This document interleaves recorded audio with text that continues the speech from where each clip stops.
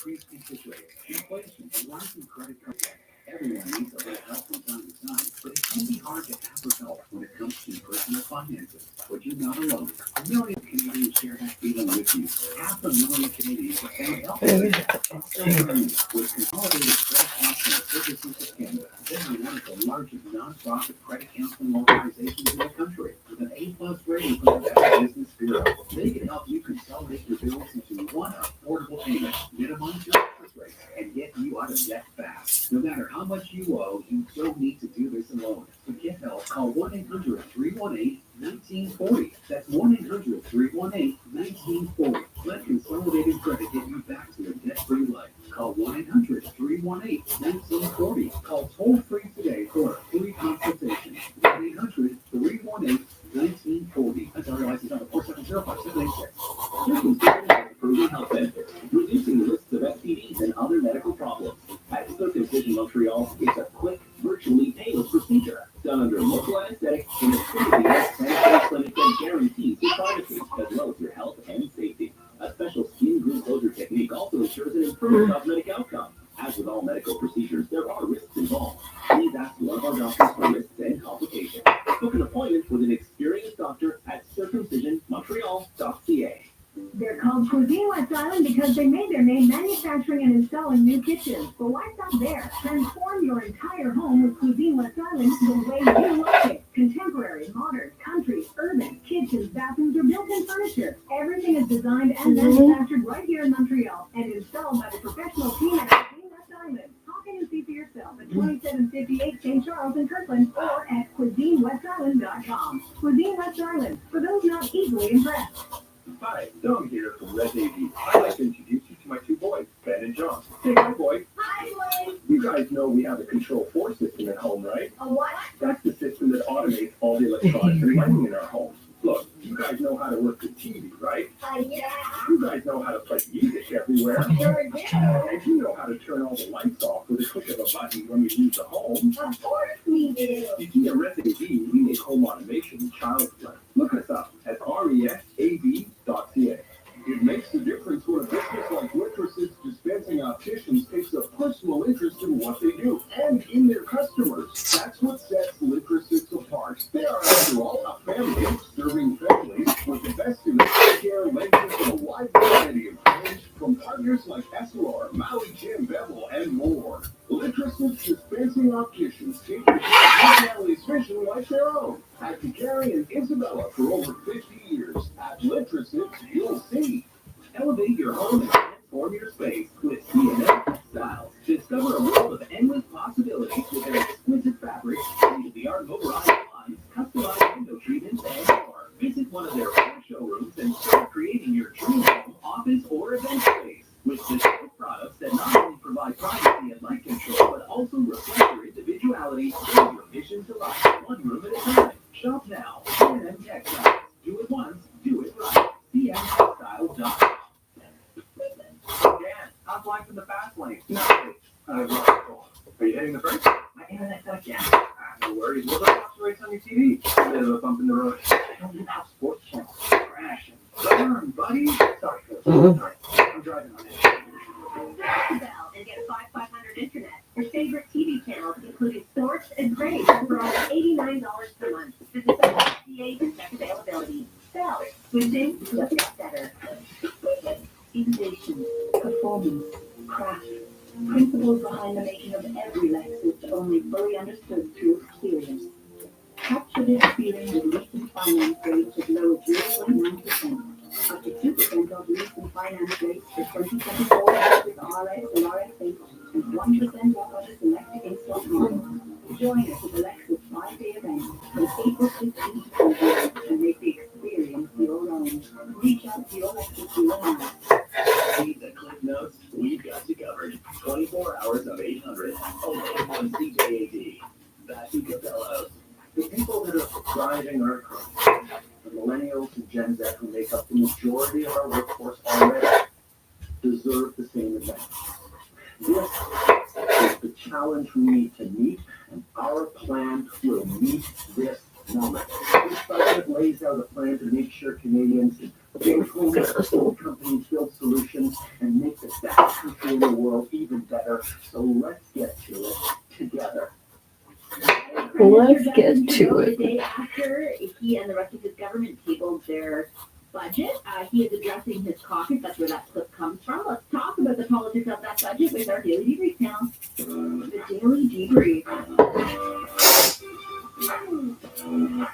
With me this afternoon, Zach Reed is the CTV News political commentator and former communications director for Prime Minister Paul Martin. Tim Powers is chairman of Summa Strategies and managing director of Abacus Data, and Tom Mulcair is the CTV political analyst and former leader of the NDP. Hi, everybody. Great to have you here. I thought I'd start with you. From a political perspective, what grade would you give the government on this budget? Political perspective, I'd say agree, but give them an A for effort in terms of the roll up this budget, and we'll see if they can squeak out a few stops by making the aftermath kind of political fight to go for. And here's what I mean by that. I don't think yesterday was as sharp as I expected it to be. We were on air while you were interviewing the finance minister. I don't think she did the fight, if you will, to the conservatives. That's what this budget has to be. And yes, it's full of different measures. Yes, they're substantively. But politically, 15 months ago as a government, they're far behind the polls. They have to draw the conservatives into the battle. And that speech from the Prime Minister is a powerful example of what they're going to have to do. To get Paulie up to accept the bait, to knock him off his carbon tax mantra, and get him into an argument whether he thinks it's fair. I know he should be. What will we do on that? It's not getting into that because we've got to get him onto the battlefield, and that's when really going to ultimately dictate not just the mark they're going to have, it's going to determine whether they can make progress prior to the next election. Can you think that's specifically that we have a creating contrast with the conservatives? Yeah, absolutely. And look, talking about grades in Belleville, but that's pretty good grading there. I mean, look, if you look at look at me, I got out of school. Listen, now I know how you got into Queens, okay, with those inflated grades in Belleville, because if you look at the opinion polls leading in, and Scott talked about the rollout, I'll give them a B for enthusiasm and intent and having fight, but the Canadian public's still giving them a D with a lot of these pre-budget announcements. I mean, we had a 20-point gap in our Abacus poll that ended last week. Now, we'll see in another week if this rollout has changed all of that, because I still think the biggest problem is the messenger. And I don't know if the ship has sailed on a messenger. Certainly the government is hoping that that's not the case. But in Freeland, again, always said this exceptionally good person, but also not an effective messenger. As we've seen so far, the two central messengers can deliver what they think is going to be the big ride, if I can be sarcastic about millennials and have them believe it.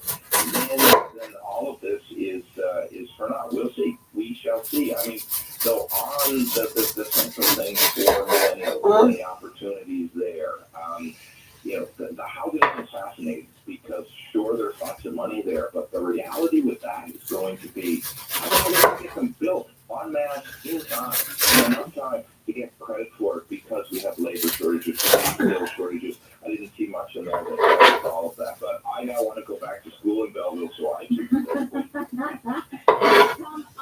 And when it comes to what they need to do politically with the budget, I've heard two things in the conversation so far. One is with conservatives. Basically, the message is that trying to set millennial voters. I think they should be doing both at the same time, or should they be prioritizing one over the other? Yeah, I just think that it's such thin when it comes to having anything in that budget that people millennials and Gen Z. And I would add to Tim's innovation, we need the labor, we need the skills, we build the houses, and we need the housing, and that's the main thing. But we also have a new approach to immigration. I've said it before, and I almost feel almost to defend what I'm say. I'm not an immigrant. My wife was an immigrant to this country. I understand that this amazing country of ours was built by immigrants. That's okay. They come in different waves and different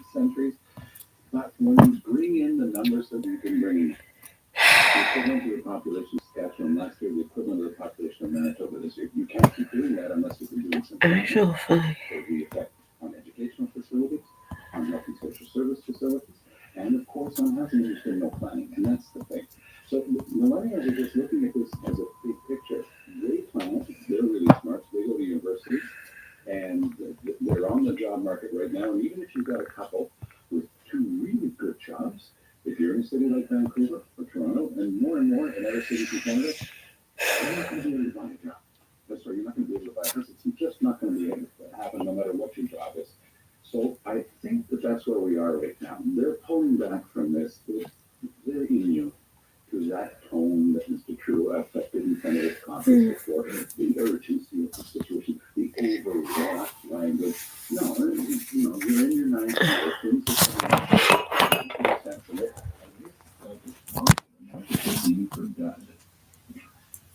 Well, I guess all have different grading strategies. So on the possibility of landing it if those voters, my sense is that I just the budget at 42, about to turn 42, so just right. My sense is, thank you, I think my sense is it's very hard to get. But also to believe government writ large, forget about the political party, government will politics. Do you have a sense of whether it is easy, possible to convince them of that? I don't think we're going to vote. So, Jason had asked you strategy. They say you want to go out and do some of that. Maybe what we're really saying is we can talk about the voters. Like, we want to go out and we want to go out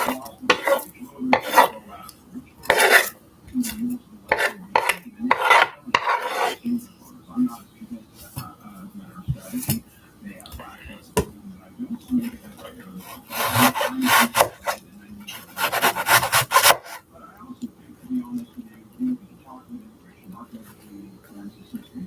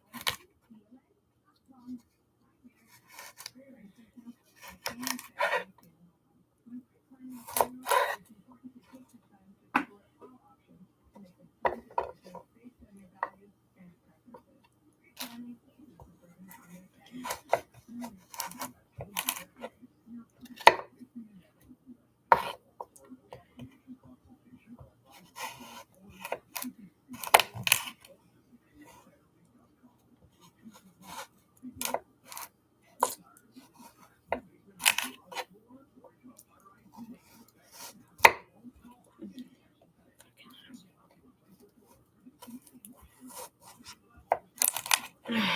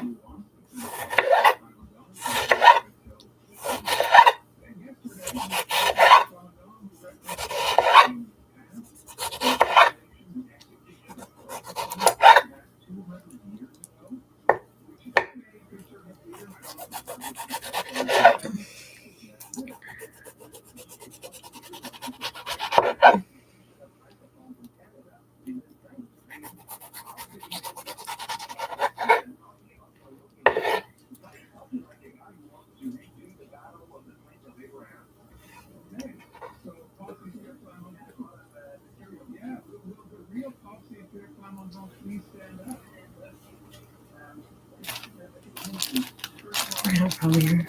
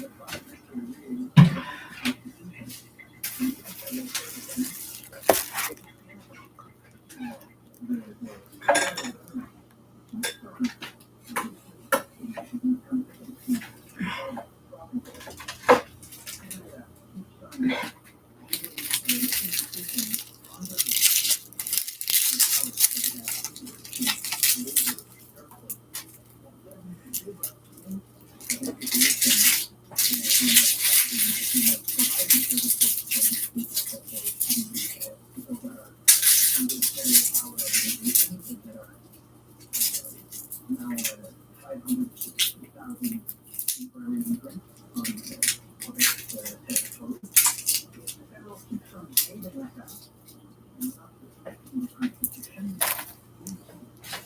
Viable even what future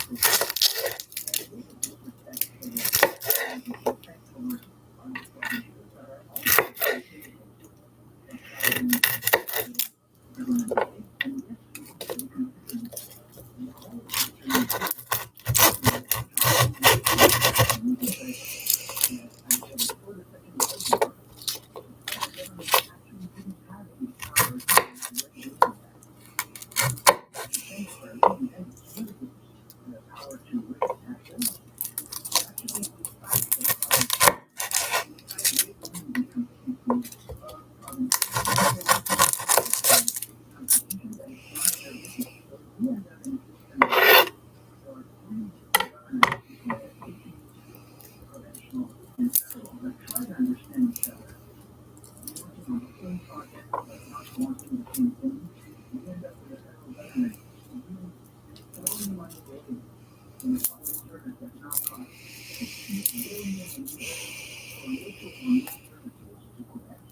In which case, I'm proposing that we decide by ourselves and that we put back completely to the and every year to our lot to provide services.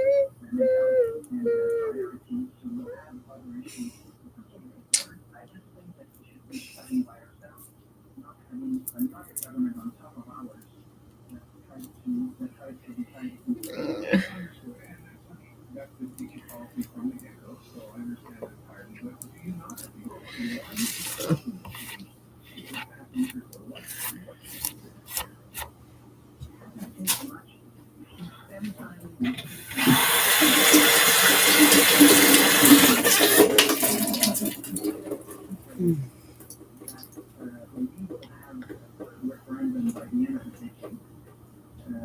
The federal side and the people affecting Liberal Party Canada, they will activate themselves and they will feel like you as many committees as they can because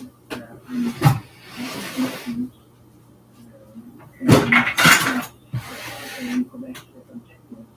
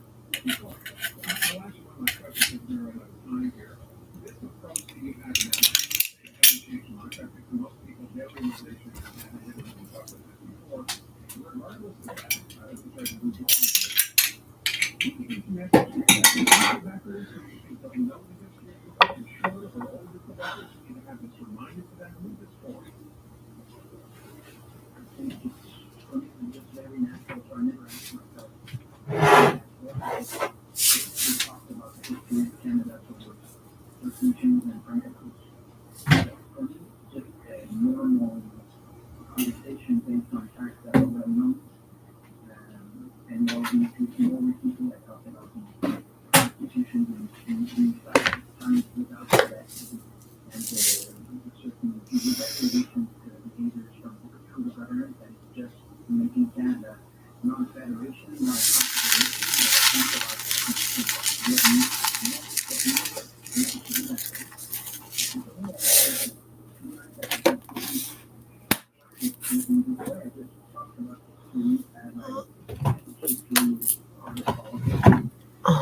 doesn't mean that next week I'll be talking about history once again. It's just in a 30-minute speech. I think it's okay to talk about history during the present teacher.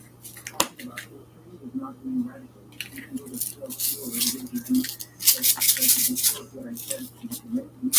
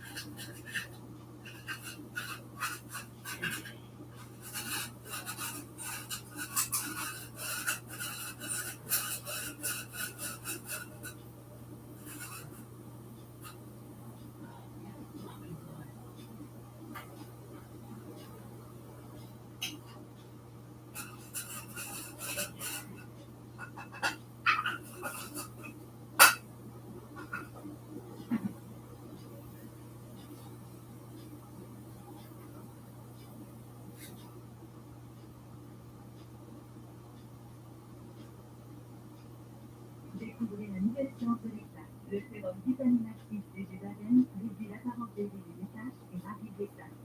Enrichi en vitamine C ultra optimisé pour une diffusion en continu. Une innovation par le laboratoire dermatologique Avon.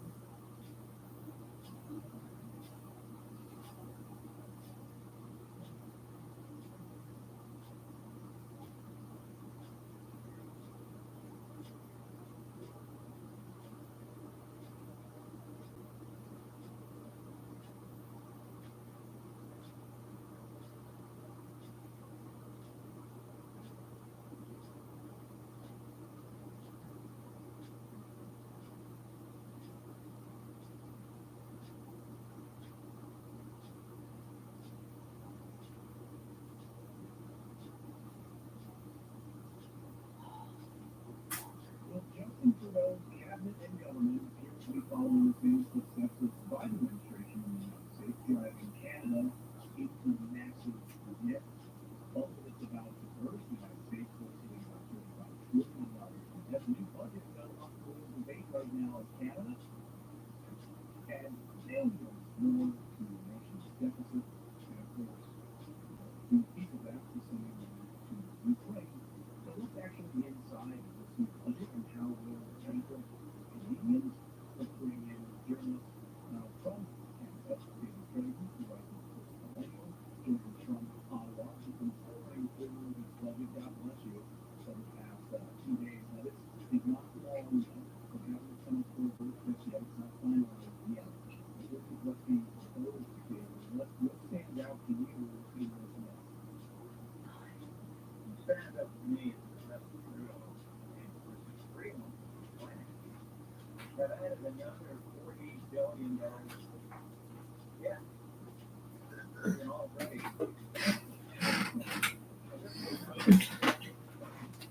Trudeau, of course, when he first came to power, said he was going to offer possible budget balance, but that's an awful moment. And of course, but he said, don't worry about that. I'll take care of it. Yeah, don't just walk into it. When you guys love your family like that, that budget will just, it'll take care of itself. Well, right.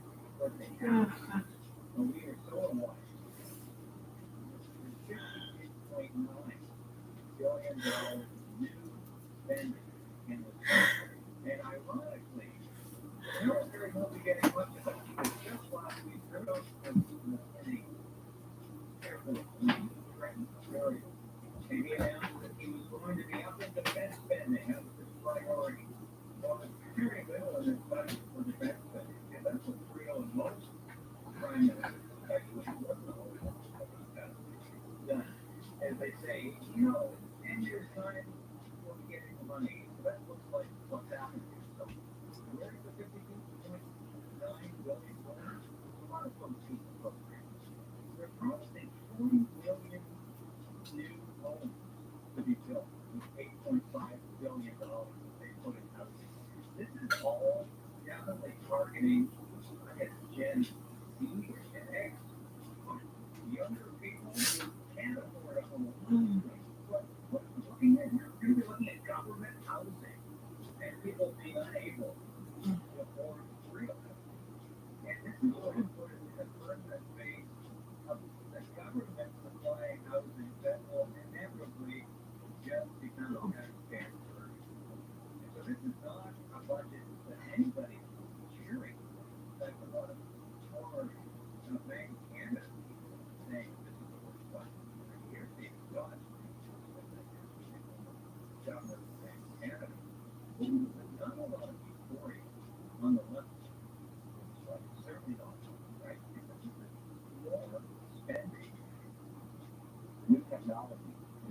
opportunity to start today and become financially independent in the near future.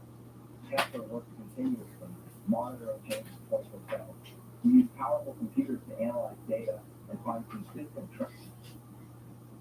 There's also a big piece of this is capital gains. Right? This is another big piece of this proposition is shopping for investors who want to build affordable housing, and then want to turn a profit, right? After all, in the United States, if you partner with the government, there's an enormous amount of tax incentives when you partner with the United States government. Very little bit of the tax code is actually what you are talking about. People don't understand that. Most of the tax code in the U.S. is for businesses, small businesses, for homeowners who build homes. And of course, if you build homes, then you partner with the government to allow tax rates, etc. People rent less capital gains, all from a whole host of issues. Now, Canada is going after reform. It's really targeting this capital gains. This is an astonishing number. Can you tell our audience about this? It is astonishing because it not only increases the percentage of capital gains transactions, basically sort of was redefining what the rich people are. Because all we heard yesterday was freelance. But we're going to tax the rich. It's like, it sounds like a bloody socialist country when you start talking like that. Tax the rich, tax the rich. How are you going to tax the rich? Well, we're going to increase the capital gains tax on transactions above $250,000 from 50% to 66.7%. So now the government's going to claw back 2/3 of that transaction. What is it? 2/3 of that transaction. And to me, it doesn't necessarily sound like the super rich when you talk about transactions above $250,000. Most people need to make that much a year just to survive in this economy. So I think the truth is really redefining what the rich are. You're now grouping at least the upper middle class, if not the middle class, into who he needs to be rich people. And this, of course, is going, and he actually has a nerve to say in this budget that the goal here is the redistribution of wealth in Canada. Now that is socialism R1. And Trudeau and his unalloyed narcissism think Canadians are going to buy into this. Like he thinks Canadians will buy into all of this. Because one of the big outlays of spending for Canada has been funding the war to Ukraine and funneling billions of dollars of money weapons to Ukraine and just changing this, of course. You guys just had a visitor up there from the UK. You really with Air a Rumble. To encourage Canadians, make sure you're sending more money to Ukraine. Tell us about this because this is tied very closely to this budget.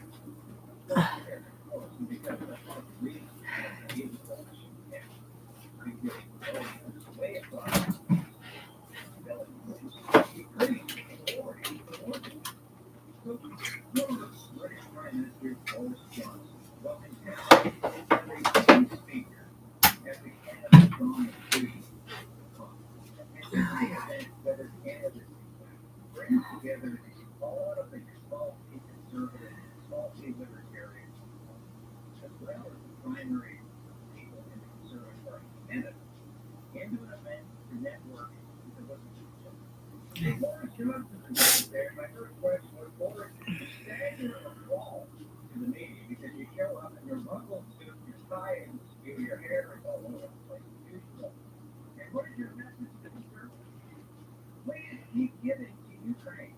Give generously, billions for you.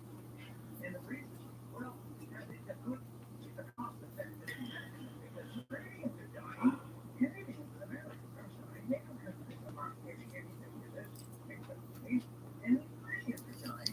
So good investment that way. And he says, besides, think about where the money is going to buy these armaments. It's the military industrial establishment in your own country, in the United States. That's where Canada has all the money. Raytheon and other plants that are American subsidiaries that operate in Canada. So he totally doesn't have a personal audience in Canada by saying, hey, the armament industry is dollars. Well, it's not like they're really leaving the country. They're going into this military industrial complex. Fuck them.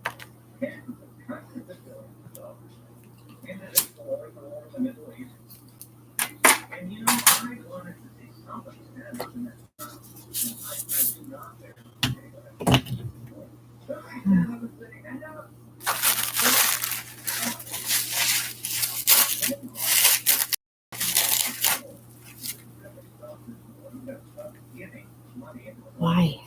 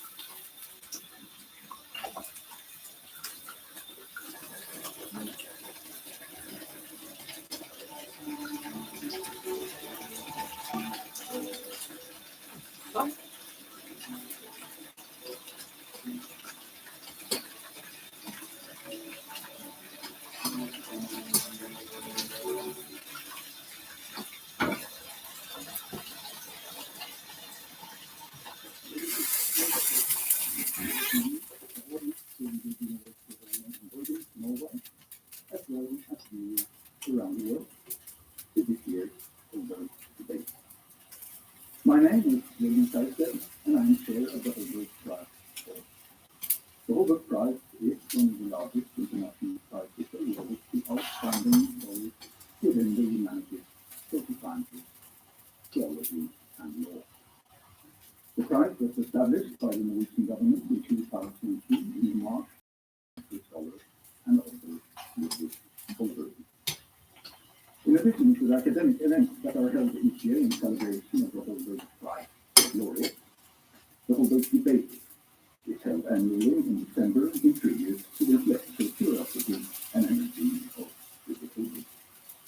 The debate aims to engage prominent academics as well as non-academics in public debates on Christian issues of our time.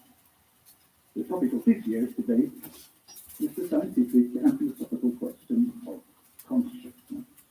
What is it? Where is it? Discussions of consciousness go back far and have acquired new urgency with modern scientific and philosophical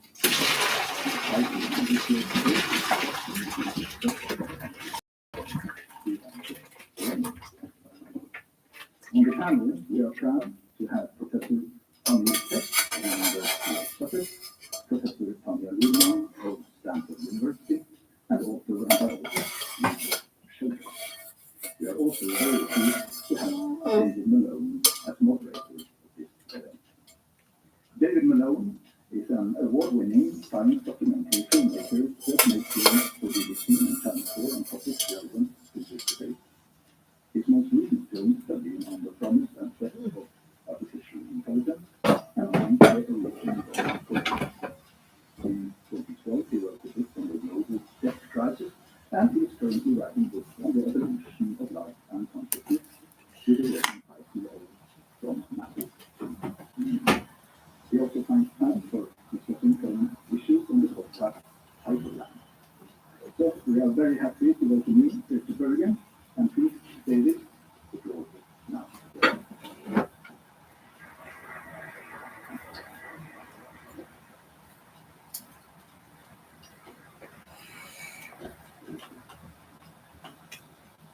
Thank you, Dr. Felker. Good evening, ladies and gentlemen, and welcome to this year's Holberg debate. As I've spent a lot of time making science the actual issues issues, and over the years I've made about 10 topic. I've also over the years chaired dozens of debates, so I've also taken a moment to explain structure of systems.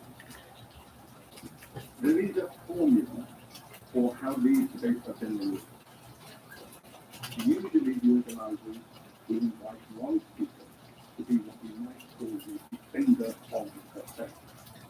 And their job is to explain to you all of the key wisdom and all of the unquestionable certainties which everyone agrees with.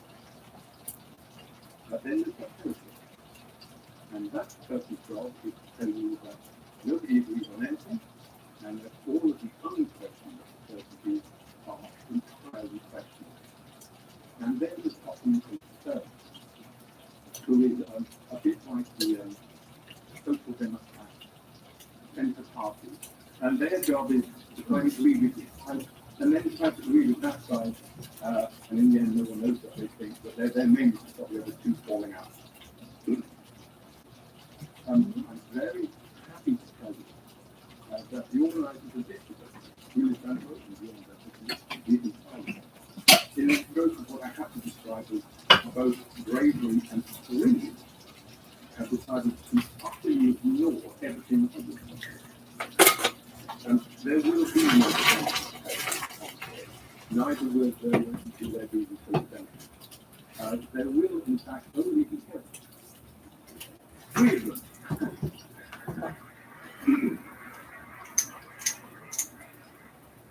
Now, it is true that some of them are more heretical than others, but they have each in their own way questioned some of the long-held assumptions of modern science, chipped away at the articles of faith. One might even say the dogmas of conventional science, which form the battlements of that truth. But our feelings this evening are not here simply to tell us they disagree with conventional wisdom or remove each other. They're here to find some question light on why. Because all ideas have a consciousness.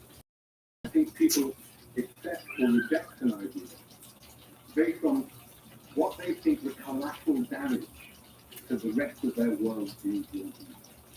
Because if you accept something, sometimes you find that that idea then forces you to give up another idea. You're really not happy about something else. And if that's the case, then people say, oh, that's rubbish. If it's not going to do much damage, then that's terrible.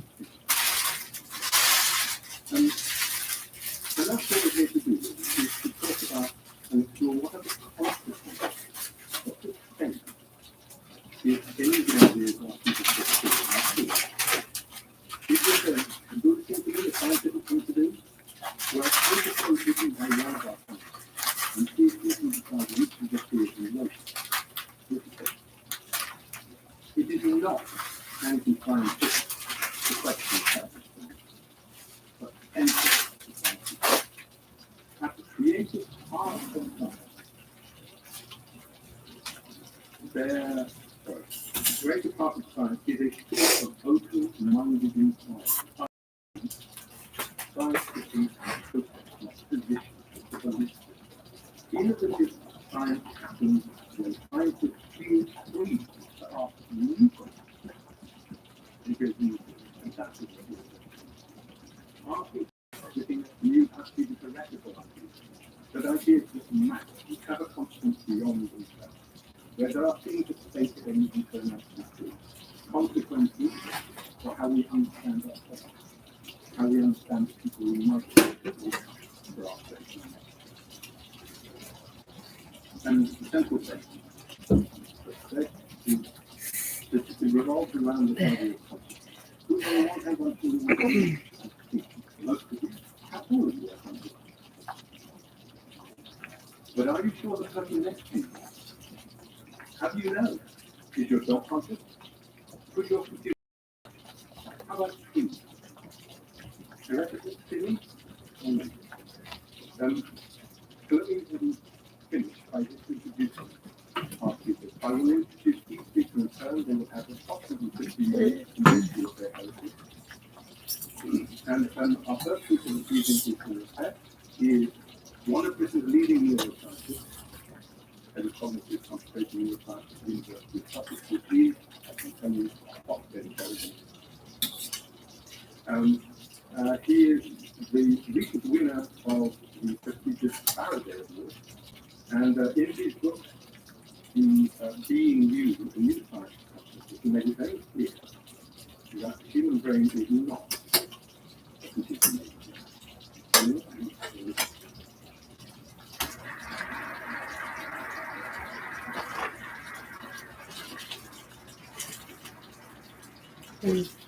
Thank you, Deborah. Good afternoon, everybody. Thank you also to the Holberg Prize Foundation for inviting me here to putting on this wonderful event. When I first heard how it can be organised, I hadn't heard about it before. What a wonderful thing to start with. I'm very, very happy to be here. I need to see the first snow of the year in Bergen. Beautiful. Right, 15 minutes to convince you of my error. We will first start. At the beginning, I want to start 7 years ago.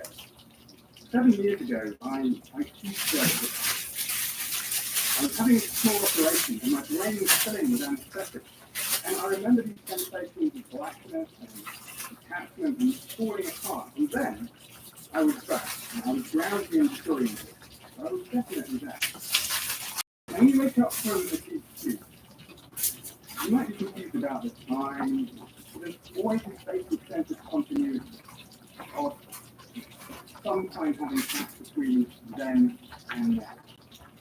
But just out of interest, how many people in the audience have had general anesthesia? Quite a lot. Okay, for those that haven't, I highly recommend it. Really interesting non-experience. That's because when you come around from anesthesia, from general anesthesia, very different. I could have been under for 5 minutes, 5 hours, or even 16 years. I just wasn't there. Under isn't undertaken, because it's so difficult. Anesthesia is a modern kind of magic to take people sensing the object. And when we come around and open our eyes, our brains do much more than merely process information. We are not computers made of it. Our mind is filled with light and colour, space and space. We experience the world around us and be ourselves. How does this happen? What makes us more than merely complex biological objects? This is a challenge to understand consciousness. In my view, one of the most exciting and vibrant frontiers of modern science. I'm very honoured to participate in this new debate along with Dr. Shelbrook, Dr. Lemon, and David. And we'll be discussing two questions, I think. One is, do conscious experiences happen both within and beyond the brain? And also, can science evolve its hard problems, hard problems? And in the remainder of my opening remarks, we'll talk more about the solving the hard problems of consciousness, but I'll say a little bit about what consciousness is. Let's start with what is consciousness? Well, philosopher Thomas Nagel defines it this way, and it's a good starting point for me. He says for a conscious organism, there is something it is like to be that organism. It feels like something to be me. It feels like something to be one of you. Probably feels like something to be a bat, or an ape, or a kangaroo. But it doesn't feel like anything to be a table, or this lecture, or a blade of grass, or a laptop computer. To be things, there's probably no experience going on at all. At least this is a reasonable starting point. Now, from the standard perspective of Western science and philosophy, there are other options I'm sure we'll come to. The challenge is to explain how and why it's so. Now, the origins of this challenge go back as far as the 19th history, but a useful modern landmark is with the philosopher David Chalmers and his hard problem of consciousness. He puts it like this. It is widely agreed that consciousness arises from a physical basis, but we have no good explanation of why and how it so arises. Why should physical processing give rise to a rich inner life at all? It seems objectively unreasonable that it should, and yet it does.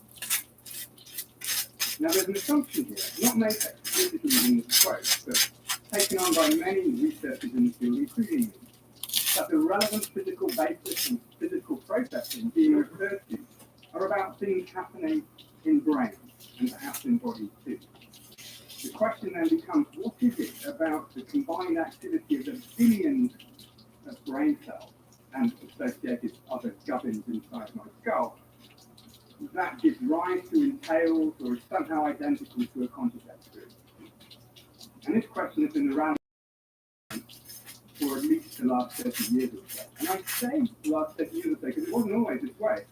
Despite consciousness being a central question when neuroscience and psychology first emerged as coherent academic disciplines, for a good part of the last century, the topic was pushed to or beyond the fringes. It was heretical to want to study it at all. The suspicion dominated that consciousness, being intrinsically subjective and private, as well as mysterious in some way, could not be usefully studied with a tool of science at all. The psychologist Stuart Sutherland wrote in the International Dictionary of Psychology in 1989, just before I started my undergraduate degree, that consciousness is a fascinating but elusive phenomenon. It is impossible to specify what it is, what it does, or how it evolves. Nothing worth reading has been written on it. Pessimistic outlook. Fortunately, things have changed, and I feel lucky these days to have been part of a renaissance in the scientific study of consciousness. And it's not just science, it brings together scientists of all stripes, mathematicians, psychologists, neuroscientists, psychiatrists, computer scientists, physicists, with philosophers, also with anthropologists and other social scientists, all trying to tackle this fundamental problem. And while no one has yet cracked it, exciting progress has been made and continues to be. Now, the initial strategy in studying consciousness, and still a very popular approach, is to look for the so-called neural correlates. These are the parts of the brain or aspects of brain activity that change when consciousness changes. And thanks to the fancy new tools of brain imaging and other things we have available these days, we can look into the brain. These can be global changes in consciousness, what happens when we lose it, like in Or we can ask what changes in the brain when our conscious experience itself changes. There are things like binocular rivalry, where we show two images, one to each eye, and our conscious perception will flip from one to the other. Now, this is all great stuff and a lot to learn, but there are fundamental limitations to this established strategy. Significantly, correlations are not explanations, and they don't really tell us much about cause either. And this is why we need theories, among other things. Theories can help us move from correlations to explanations. We can begin to chip away at David Chalmers' Oh my god, am I flipping mathematician? And there are plenty of theories, which is one reason why now is a particularly exciting time in the field. A couple of years ago, the philosopher Tim Bain and I wrote a review for the Nature Review Neuroscience on neuroscientific brain-based theories of consciousness, and we came up with 22. Some of them, all of them very different from each other, some of them more mature and more backed by evidence than others. And what's happening now in general in the field is we're getting to the stage of pitting these theories against each other to see which stand up and which fall down. Now, my own preferred theory, which I've been developing in various ways for well over a decade, is that the brain is a kind of prediction machine, and that what we experience, both the world around us and being a self within it, are forms of controlled hallucination, brain-based best guesses, tied to their causes in the world or in the body, not so much by accuracy, but by criteria of how useful they are in the business of staying alive. Now, the idea of the brain as a prediction machine, constantly estimating what's going on and calibrating its best guesses against sensory signals, this is not a new idea at all, and it's been developed in different ways by different people. And my own take is to treat it as a way of going beyond correlations between brain activity and consciousness, and instead explaining why conscious experiences are the way they are and not some other way. Why an experience of colour is different from an experience of emotion or of free will. And one implication of this is that what we do is not simply a readout of the sensory information that comes in through our eyes and our ears. It is always and everywhere an active, creative act in which the brain is continuing predictions about the way the world is and the way the body is, and updating these predictions using sensory information. And in my take on this, that is what we experience. We experience the predictions, not a readout of sensory information. Our experiences of the world and the self come from the inside out, just as much, if not more than, from the outside in. And this means that we inhabit surprisingly different inner worlds, as I'm sure Tanya Lemon will explain next, even for the same shared objective reality. But what this does not mean, at least in my view, is that consciousness itself extends beyond brain, or that our vision, for example, is a force emitted from the eye. Another implication is perhaps even more controversial, which is that, unlike the majority of my colleagues, and this is where my heresy takes place, I think that consciousness is intimately connected to our nature as living creatures, so that life may be a necessary condition for consciousness. And this pushes back on the tired old metaphor of the brain as a computer, really highlights how different we are to the large language models and other artifacts that continue to dominate our societies and our lives. And I mention this in part to underline that even within the constraints of what's often called mainstream neuroscience, there is a lot of variety and controversy. Some other prominent theories, such as neuroscientist Giulio Tononi, who has a theory called the integrated information theory of consciousness. This makes other incredibly counterintuitive predictions, such as that vivid conscious experiences might happen with no neural activity at all. There's lots of controversy. Will any of these theories solve the heart problem? Well, from where we are now, I think it's too early to say, but I'm optimistic. And there's a lesson here from how our understanding of life developed. It wasn't so long ago, maybe 150 years, the challenge of understanding life seemed to be beyond the reach of science, perhaps as mysterious as the challenge of consciousness seems to us today. And according to the dominant, at the time, philosophy of vitalism, there's something almost supernatural, a spark of life, an element of power, to explain the difference between the living and the non-living. But things didn't turn out that way. Instead of treating life as one big scary mystery, we started explaining the properties of living systems, metabolism, homeostasis, reproduction, in terms of the underlying physics and chemistry. And bit by bit, our conceptions of what life is changed, and the need to appeal to some special source began to fade away. The hard problem of life wasn't solved, it was dissolved. And I think the same may well happen with consciousness. By chipping away at its various properties, how conscious we are, what we're conscious of, the nature of ourselves, the nature of volition. The hard problem of consciousness too is already seeming less mysterious and less monolithic than once it did. And perhaps one day, perhaps not so far away, it too might vanish in a puff of metaphysical smoke. And of course I might be wrong, both in my own theory and in this optimistic view of the future of consciousness science, but that's okay. The beauty of science is the ability to be productively wrong, so that our collective understanding always wraps us up. And even if we don't fully understand the problem of consciousness, what we're learning along already radically changing how we think about the nature of how we experience the world, perception, self, and others. And this is having major implications in society, something I hope we'll talk about later. In ethics, in medicine, in animal welfare, in law, in how we deal with AI, and in much more to come. It is a very exciting place. Now, just as astronomy takes the challenges are very far away and quantum physics the challenges are very small, neuroscience faces the unique challenges are very complex. And we are just now developing the theoretical and experimental tools to get to grips. And if it still seems difficult to understand or imagine how any kind of physical stuff could give rise to any kind of experience, well, this could well be because our imaginations are just not yet built for this job, in envisaging what such a complex system as an embodied brain might be capable of. But when they're empowered with the tools of science and philosophy, bootstraps and insights of those colleagues now and before, our imagination will be stretched. And just like the apparent mystery of life, this one imagination may not always remain so. And I'll finish by very briefly addressing this question about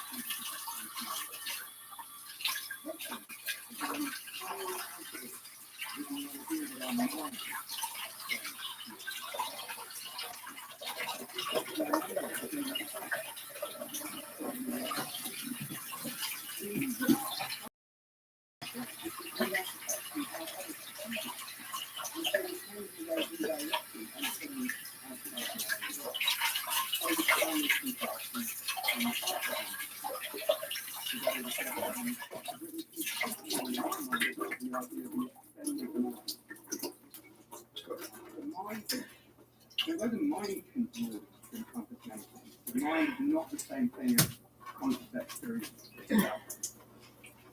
Now, when I look around me, the contents of my consciousness, let's say colors, they seem to be out there in the world. Does this mean that my consciousness itself is out there in the world too? Well, I don't think so.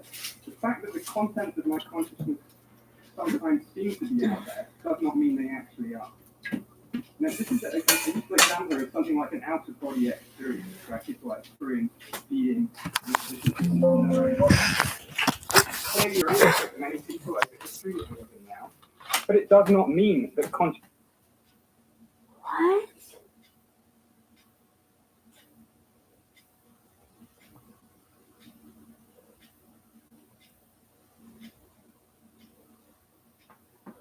How actual fuck? Oh my god. My hands are right. They're trying to fucking brainwash people into sleep.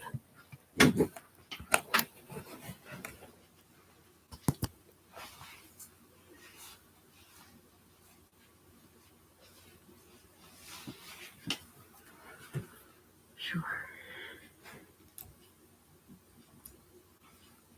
Le spectacle Don Juan tourne les 20e anniversaire. Dès le 7 août à la salle Wilfrid Pelletier.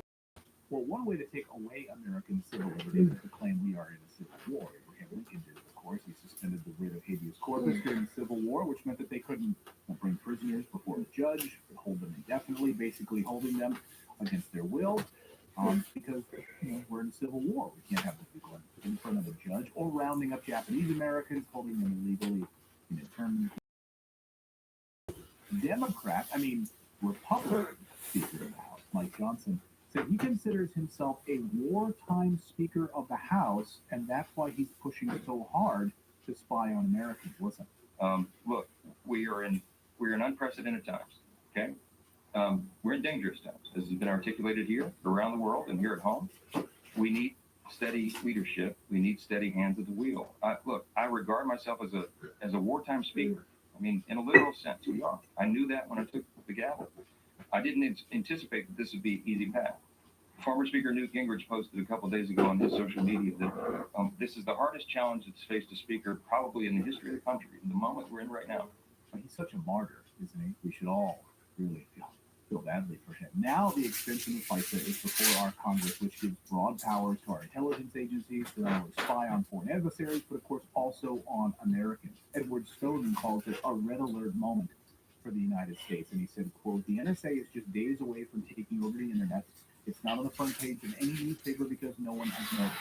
He said, "If you work as a U.S. tech firm, this bill could transform your whole company into a spy machine, whether you like it or not, and will be voted on in days. The entire industry needs to be lobbying to kill this thing.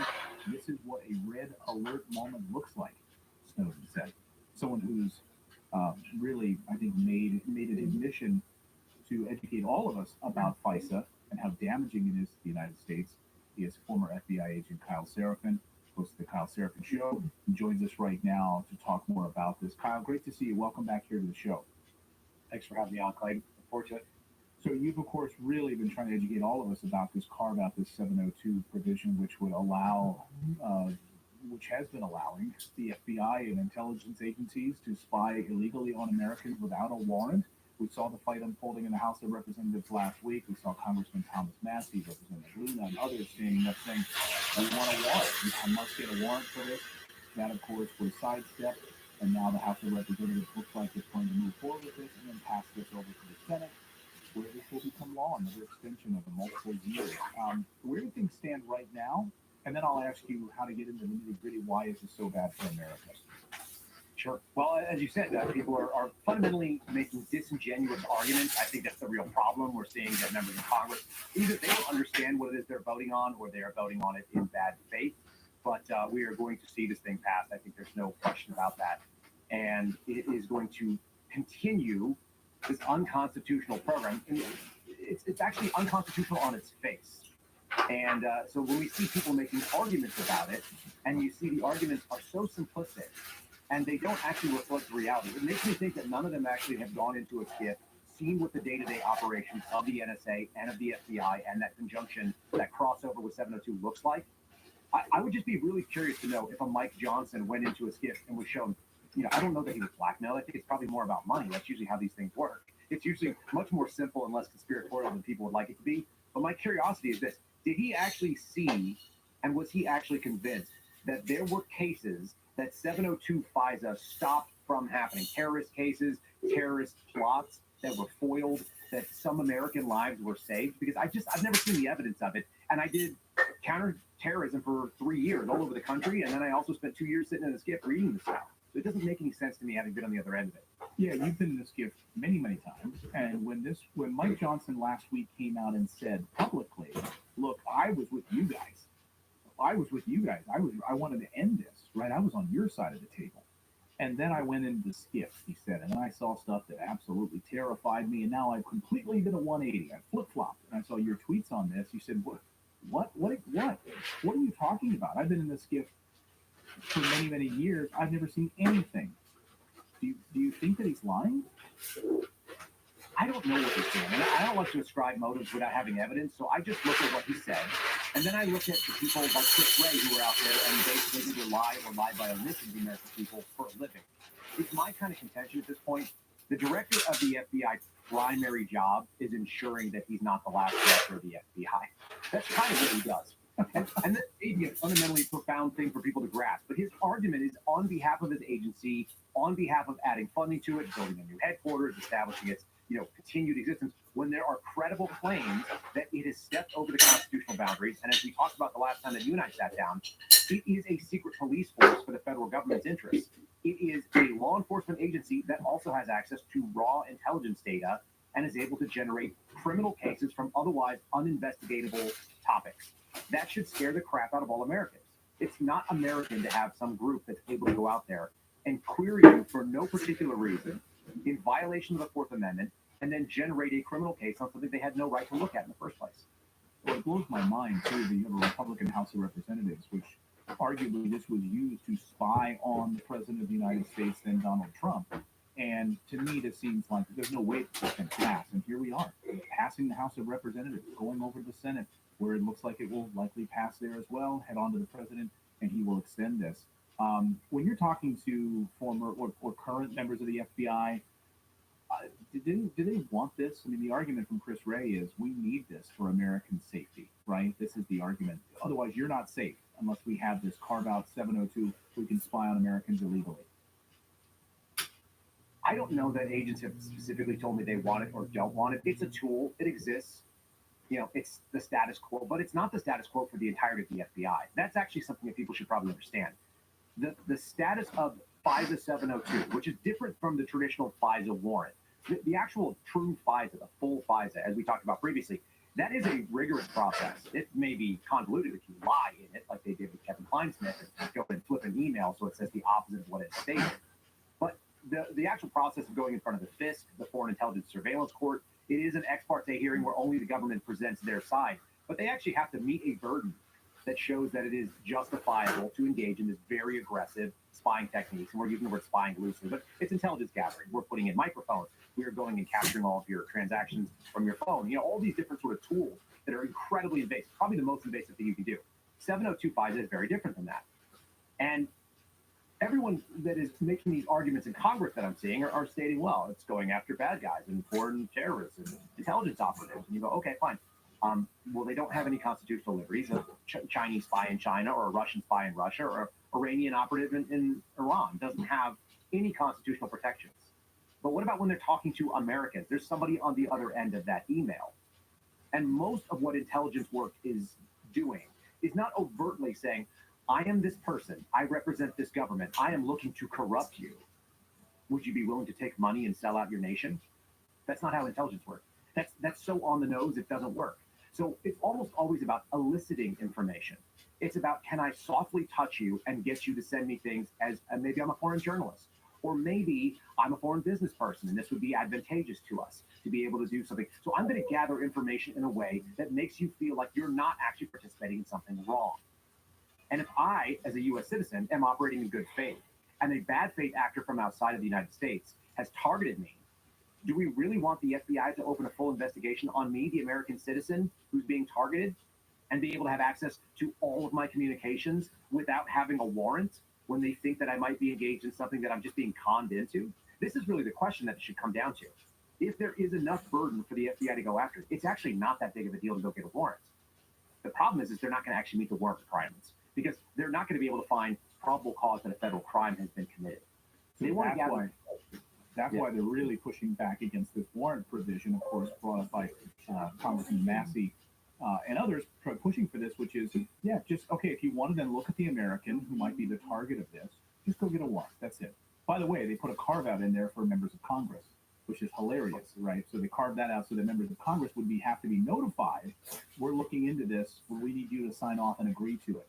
Why not for regular Americans? Why just this carve out for members of Congress? It's absurd. It looks like they're buying them off. The other thing is that this actually changed fundamentally. You can actually find things on articles like TechCrunch. I'll send you a link to it.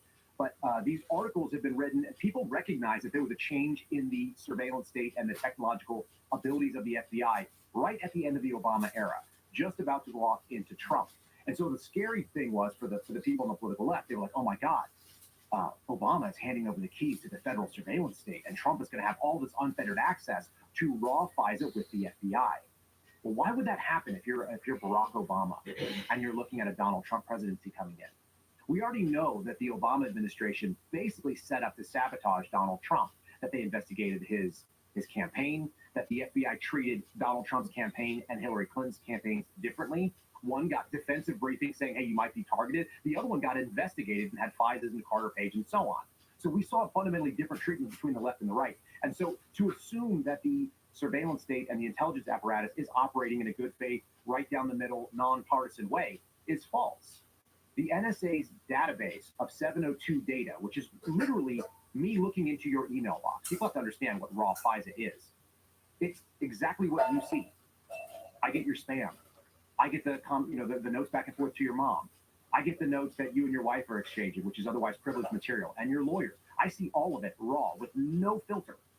And then I, as an FBI agent, have to decide whether or not it is, in fact, something that I have to quote unquote minimize. And I'll just tell you, as someone who did this for 2 years in a skiff, working against the Chinese threat, I have a pretty high IQ. I'm a better than average learner. And I sat in that skiff and I thought I was minimizing things appropriately by using the protocols that were taught to me. By the way, I had a native Chinese speaking agent as a training agent who didn't know how to use the programs either. And it didn't seem like anybody on my squad knew how to use them. So when they did a FISA audit of me on my squad about what I had been doing with 702 FISA, I failed it miserably, and so did everybody else, because we weren't minimizing it properly, because it doesn't even do the thing you think. When you click through the minimization process, it doesn't result in it actually doing the thing that it's supposed to do within that software. So that's fairly incredible. Wow. But we failed FISA audits over and over again because the software may have failed us. But then you're just basically relying on, is Kyle Seraphin, is fill-in-the-blank FBI agent that is looking at this stuff, a person of good moral repute who is not going to go out and abuse the process and build criminal investigations when they should be looking for intelligence. And that's literally a gamble on every single person's character. When we know that they have unfettered access to raw intelligence, it's not like it shows up and it says, person A instead of Clayton Morris. It shows up and it says Clayton Morris at your Yahoo, at your Gmail, at your fill-in-the-blank email address. And I'm reading what's in your box. And then I have to decide whether or not I'm going to handle it properly. And if I choose not to, there's no guardrails to stop it. That happened in 2016 going into the Trump presidency before he was inaugurated. And people were worried, oh my God, will he abuse it? The answer was it was put in place to abuse the process and go after him. And we saw that happen. That's what Crossfire Hurricane was all about. It was about seeing a weaponized DOJ that never was handed over to another administration. It never answered to Donald Trump, maybe nominally, but not in functionality. That's what a deep state is. And when people understand that, it makes far more sense. Look, if the political left, like the far wing of the political left, and the people on the ACLU, and the people on the far end of the right, which is people who just believe in the Constitution now, like me, are in total agreement, and the 80% of Congress in the middle wants to vote for this package and wants to move it forward, you know something is wrong. That's sort of what we talk about with a uniparty. The status quo is more accurate than uniparty. The status quo people are keeping it status quo, but that's a new status quo since 2016.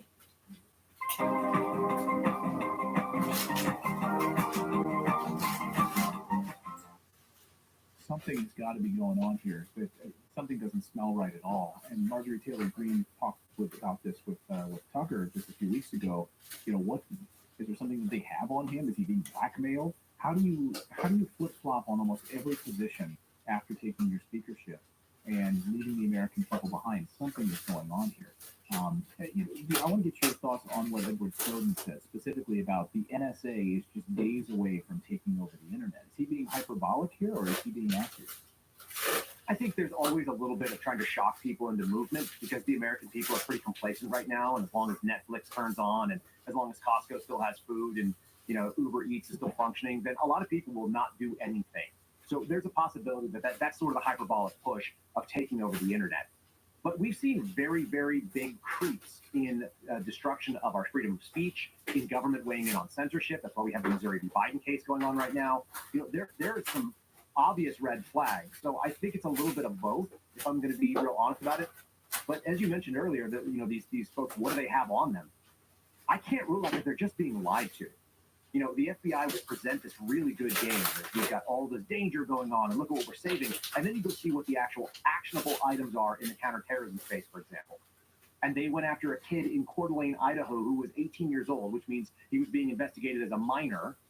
And the first line of the probable cause statement in his arrest warrant states that he was making contact with an online CHS, a confidential human source, who worked for the FBI, representing that person to be ISIS. So, the threat isn't really that big when your big arrest in the terrorism world is that you found an 18-year-old kid whose claim was he was going to light a sword on fire. He was going to use flaming weapons. That's an actual quote from the probable cause statement. And he was going to obtain firearms by hitting his dad in the head with a lead pipe, because apparently he, watches Clue or played the board game and thought that was the way that you obtain weapons, right? This is not serious stuff. If you have to manufacture terrorism in order to show people how bad the terrorism problem is, That's the self-licking ice cream cone of Washington, D.C. That's that belt mentality, which is like, we've been doing this forever. Why would we not do it? And then you just look and what are Johnson's priorities? $100 million in Ukrainian aid and Israeli aid and so on, funding a foreign war, and then calling yourself a wartime president. I mean, is he talking about the American Civil War? Is he talking about the foreign wars? And if he's serious, why not just a declaration of war? Because that's actually in the Constitution. They could do that. Unbelievable. Well, this is about to happen, and I don't know if there's anything that we can do to stop it. I mean, we've been calling on everyone to call their representatives, call their members of the Senate, call their offices, flood their offices with it. And you have a Speaker of the House that knows that the American people don't want this, and he's still tabled motions to vacate. He's putting all of this through to ram it through because he saw something. He saw something that terrified him. Kyle, great to see you as always. I encourage all of our audience to pay attention to what Kyle says on his show. Very, very lucid on this, and really one of the loud voices on trying to stop this 702 carve out of this. We really appreciate it, Kyle, as always. Thanks so much. Thank you.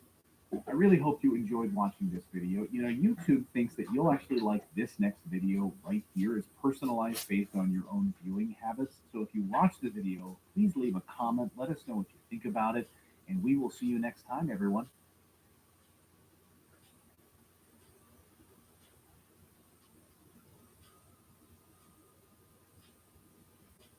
When I moved from Iceland, I found the yogurts to be too sweet and artificial tasting. So I created my own. Sickies. On average, 35% less sugar and 75% more protein than eating yogurt. I'm goofy, and if people are mad at me, they look stupid sometimes because of how over the top I am about certain things and how wild.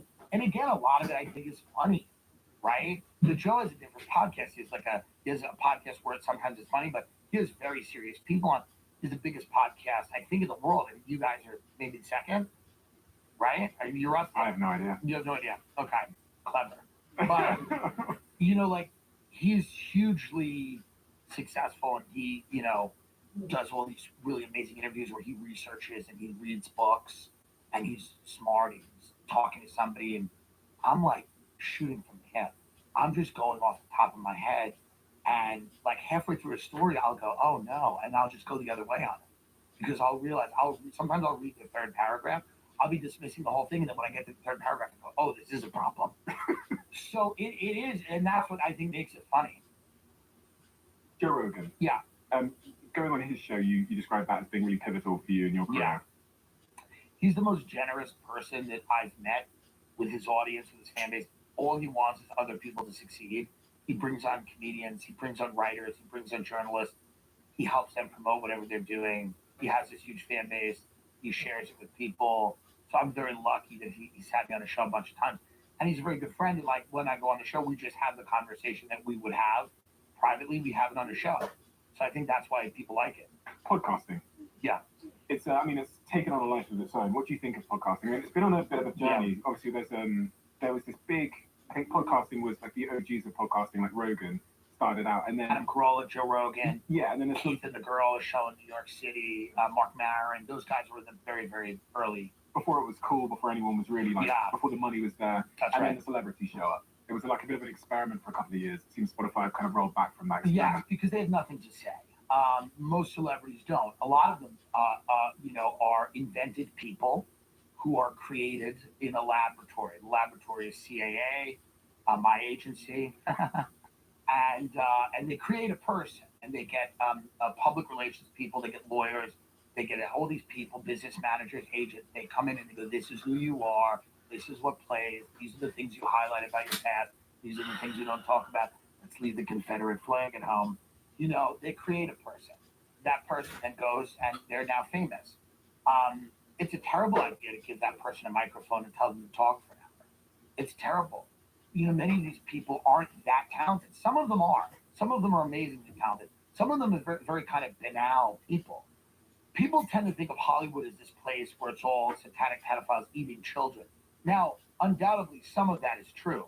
But a lot of it is just very banal, boring people that have been created by these corporations that when you realize how boring they are, and then you look at how much money they have and where they live, that's what will drive you nuts. You'll go, oh my God.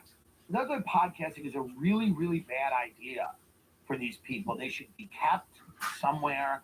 They should have very managed things when they come out on the red carpet and they go, how are you doing? And they just go, climate change, and then walk into the auditorium and get an award. They should be allowed to speak 2 to 3 words at once, and they should know what those words are beforehand. It is a terrible idea to give someone, again, these people that all of their interactions are with other famous people. All of their thoughts are filtered through a prism of, corporate lawyers before they can say anything. This is not what podcasting is, in my estimation. Is there any celebrity podcast that you think is? I'm sure there's some that are really good. This is not everyone, right? I'm sure there are people that have really good podcasts, but like, if we're just talking in general about let's give A-list actors a microphone, probably not the best idea. Just probably not the best idea. What's your Because I know they gave Meghan Markle money. They gave a lot of people money there at Spotify, and and so I don't know that then they came out and said we made a mistake. We shouldn't have given these people money. Do you think you should have gotten the money instead? Of course, I absolutely believe that, but I can't compel them to give me the money. I can't compel them. I can't get a member of the royal family to marry me, and I would have stayed in that castle no matter what was said. But I can't have that happen, so I can't. Oprah doesn't interview me, so you. I have enough. But sure, I think it's podcasting. To me, the fun of podcasting is being unfiltered, free, and just having fun. What's your assessment of these sort of different generations? We have these Gen Zs, millennials, and we have the boomers. What's your read on? Well, we've given up on the children. The future is not the children. The children are no longer the future. The future is AI. The future is robotics. We're very clear on that. We don't even talk about the children anymore. We talk mainly about AI. No one's even said anything about the children in months, years, really. We've given up on the children. They're dead-eyed little monsters. They're running around killing each other. We can't deal with it. It's very traumatic. I've even stopped thinking about what they're doing because it's crazy. I'm more excited about AI than the children, just like anyone else. Who's reviving the economy of San Francisco? The children? No, AI. So AI's next. We don't know what we're going to do with the children. Build prisons. That's what I say for children. They're crazy. They're being raised by algorithms. They're all on fentanyl. They're all on drugs. They're all running around trying to kill each other and record it. There was a case in Phoenix, Arizona. These rich white kids running around, beating up kids at random, filming it and putting it on TikTok. No motive, nothing. Just for clout, just for the psych. And they killed a kid. And finally, now because they're all white, of course, the cops didn't do anything for a year. And they were like, wow, just a couple of kids having fun killing the other kids. This is how people grow up. So the Gilbert, Arizona Police Department does nothing about the whole thing. Finally, they just arrested these kids because they killed somebody. But this is not only there. I mean, it's kind of an epidemic where, like, all over the place, you see, like, young people, unfortunately, these crazy acts of violence that are now being uploaded for clout. People go and look at what I did, and what they did was, like, assault someone or kill someone. This is a real problem. So we have to deal with the kids in some way, jail them. But I don't know what to do with them. But AI is big. Robotics is big. That's what is next. The boomers, I have a book coming out about them. I love the boomers. They're a selfish generation of people. The state of the boomers, these paranoid people who refuse to leave their McMansions. They will not leave. They will not retire. They lord around their houses. They diminish their children. They say, I can't believe you don't own something like this.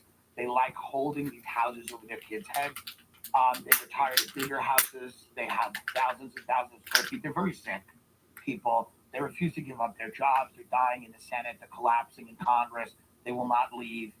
They will not cede any of their power. They're emotional terrorists. And I grew up with them. They're very interesting people. They've proven the lie of the 60s. These hippies that everybody thought were like progressive, they're actually not. They were always just selfish drug addicts. They never cared about anything they purported to care about. They just wanted to get high and roll around in the mud. And then as soon as the drugs changed from, whatever, from, acid to money, they, became this very like materialistic, soulless group of people. But the funniest generation that has ever lived, nobody's funnier. Nobody's funnier because to be funny, like, to just not care about anything. And there's no generation of people that have cared less about the future of this planet, about their children, about anything than the boomers. They're all little islands, and they all are about themselves forever and ever. And there's something actually refreshing about that, funny. And they're holding the planet hostage. They won't die. They won't leave. I've suggested they be forcibly evicted from their homes and committed to mental institutions. Legally, we have some problems. That's not easy to do. I've spoken to some lawyers. There are problems doing that. And then the millennials were this very shitty generation of like, pin a medal on me, pin a ribbon on me. I'm right. I went to the right college. I got the right internship. I believe the right things. I tweeted the right thing. I did the right thing. I have all the right beliefs. I have the good politics. I have this. Shower me with, tell me I'm good. Because my boomer parents, they don't care about me. But you tell me I'm good. The world needs to fill the void that exists inside of me. And these millennials are these kind of ambitious people that want to constantly be patted on the back and told how great they are. So they're kind of shapeshifters that conform to any popular sentiment. They crowdsource all of their opinions. They just want. Whereas the boomers just kind of didn't care about anyone or anything. You know, the millennials who are kind of like more like, I am good, and you tell me that I'm good, because they're not. They're good to be told to be good. Their politics are aesthetic. They want everyone to look at them, to tell them how great they are. And then the Zoomers are the younger generation after the millennials. They seem to be, somewhat like they're self-starters. They're very skeptical of institutions. They're a little more cynical. That's some of their positive qualities, that they're more independent-minded. The negative qualities are the aforementioned murder and the filming of the murders and the killings and the drugs and the fentanyl vapes and all of that. That seems to be less. I mean, we need a draft, to be honest. Now that I'm kind of older and fat, now we need a draft. Young people should probably just go into the military. I know that's going to be a controversial thing to say, but if they're just going to do fentanyl and attack each other in malls and put it on TikTok, they can go die in the Ukraine so that Bowen can make some money. Are we still on YouTube? So would you consider yourself to be optimistic about the future? There's a lot going on in the world. No, I don't. I'm sane. So I don't. I think there's good things happening, but I mean, optimistic for the future overall. I don't know. That's up to date, maybe, right? I mean, you've got elections coming up this year as well here in the US. Well, we all know elections solve everything. We all know that's where the real power lies, the elections. Yeah. When you're talking about refusing to relinquish control and power, the boomer generation, I was thinking a lot about Biden there. Sure. Because it seems like your president's getting older and older and refusing to. Yeah, I mean, Biden seems to be a bit old. Trump's old. Biden seems to be in a stage of mental decline now. He was really good at the State of the Union.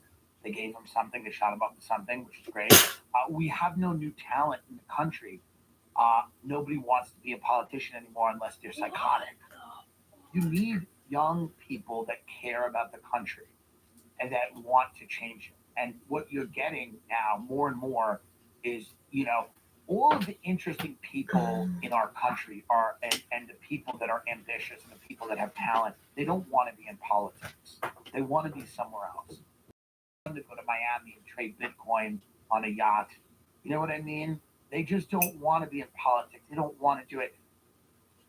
So you end up with these octogenarian, drooling, somewhat, like dementia, elderly people who are incapable of even understanding what's happening because they don't even know what it is. They barely know what TikTok is. TikTok is something their grandchild shows them, at some party they're having in Maine. They're sitting on a hill in Maine eating lobsters falling out of their mouth. They go, look, Grandpa, look at the TikTok. And then they have to then go into Congress and hash this out. No, so I mean, the problem really is we just don't have young people that care enough about the country because the press is going to rip their lives apart, right? there's so much more money elsewhere.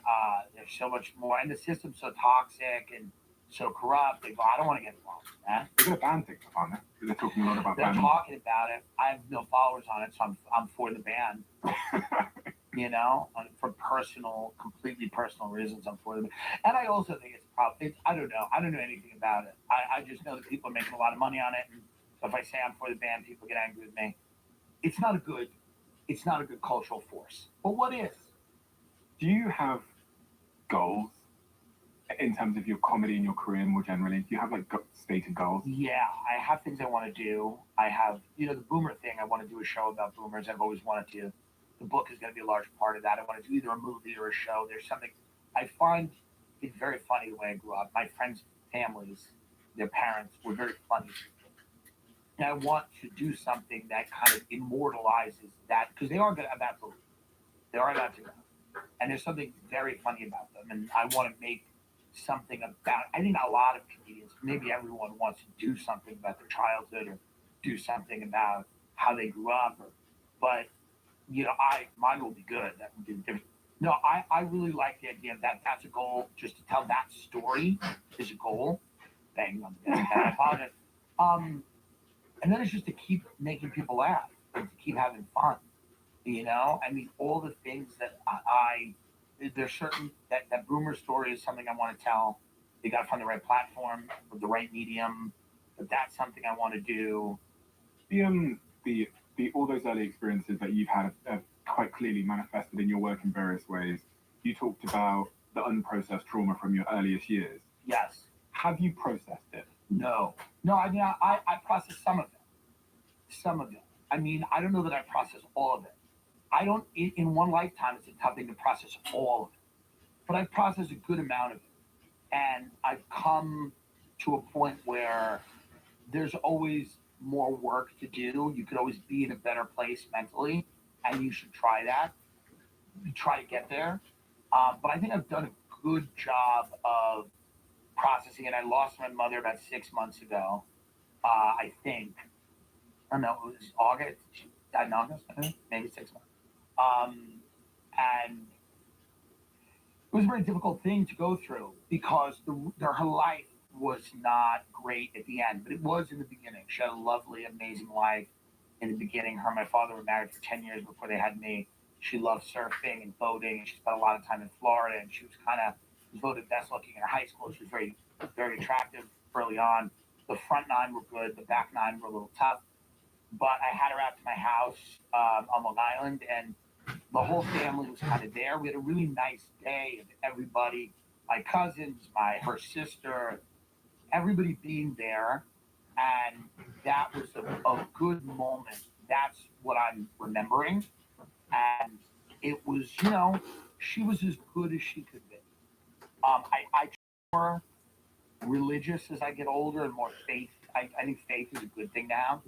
Obviously, religion being a human institution, there's pitfalls, there's problems.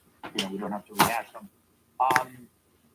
The idea of there being a spiritual realm to me is, I think, very interesting. I think it seems to be quite possible. I think that people are more than their bodies, they're more than the flesh, they're more than, there's a spirit there, and I think there was a spirit in my mother that was trapped in a very difficult situation, and I think that spirit is free. And I think that's the way that I feel about a lot of things now, is that I seem to be getting more into this idea of, the physical not being everything, and that we should develop a spiritual side of ourselves. And I look at the struggle that she had later on in her life, and I was like, keeping her in a body and in a mind that is actively fighting against her was a selfish thing. So having her be free, I think is the best, outcome. It's a complex set of feelings. It is. Because there's grief on one end and then there's something else on the other, right? There's there's relief because she was in pain. So when someone's in pain and they depart this world, or there's a relief that you have because watching them go through that is terrible. It's hard. And this is people that suffer in all kinds of ways. So, again, I think people are more than their bodies. And, I think they are, the soul, I believe, is a real thing, and the spirit is real. And I was raised Catholic. There's parts of Catholicism I don't vibe with as much, obviously, terrible lineage of abuses.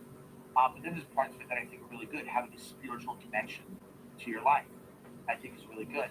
So, I look at it, I would never say, like, it was time, but she had suffered greatly for a while. And having her out of the house and having her be with everybody kind of for the last time, nobody knew she was going to die, but, like, that was just kind of a moment where I think she might have felt like it was okay to let go. I don't know if that's true or not. Yep, it's 100% true. I have. I've been currently, because I'm on tour, but I haven't been in any yet, but I certainly have. And I think it can be very good. I've been to therapy. Yeah. It can also not be. Yeah, it can also be. Yeah. It can also not be. But it can be. Because you, presumably, you want to have your own family someday. Presumably. Perhaps. Yeah. I mean, I don't know. I've done a lot of career stuff for a very long time, and I think at the age I'm at, in the late 30s, you kind of start realizing that there's just a ceiling. Not even career-wise, but maybe how happy it is. So my career might get a lot better, but the amount of joy you derive from accomplishments as you get older, you start to begin, and you actually start enjoying other people's accomplishments. You start looking around. Community makes you happy. Being involved in things makes you happy. Helping people makes you happy. It starts to shift if you are, on good path. Maybe like, hey, can I help somebody? Or can I be part of something that has a value? What's the biggest side of you that you already don't understand or don't know? Because I've watched you for years, and I think I've watched a one dimension of you. Yes. A funny one, hopefully. It's really funny, but I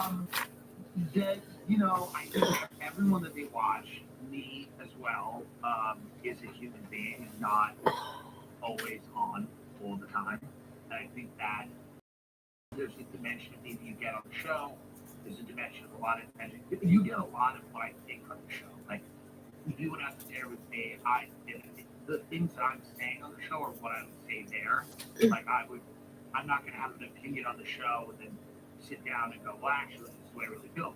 Everything here is what I think, and some of it's really funny, some of it's not. But I think it's just the dimension of, like, being a human being, apart from being, right? Where people just consume the things you're saying and doing. A lot of people probably didn't know a lot of it. Some of them did, so I'm pretty open about it. But, like, I think that a lot of people just see one side of you where here's a guy who makes everything funny or tries to make everything funny, but there are a lot of things too where, I'm interested in art, comedy, I'm interested or not, my career, I'm interested or not. I like to, talk about the spirituality stuff. That's probably something that I don't talk about.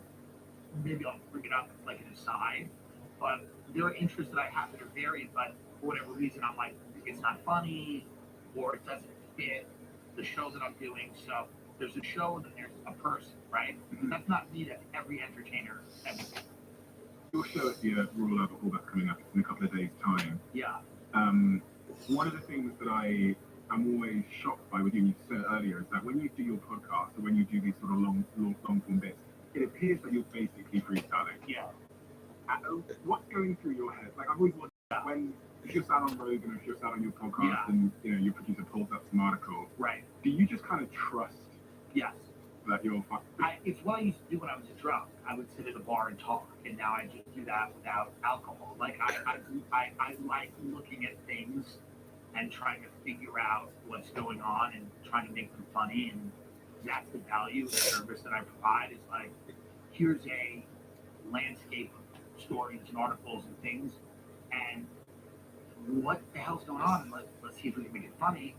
And let's see if we can understand it on a deeper level, because there's so, the press has all these agendas about like what they want you to believe all over the place.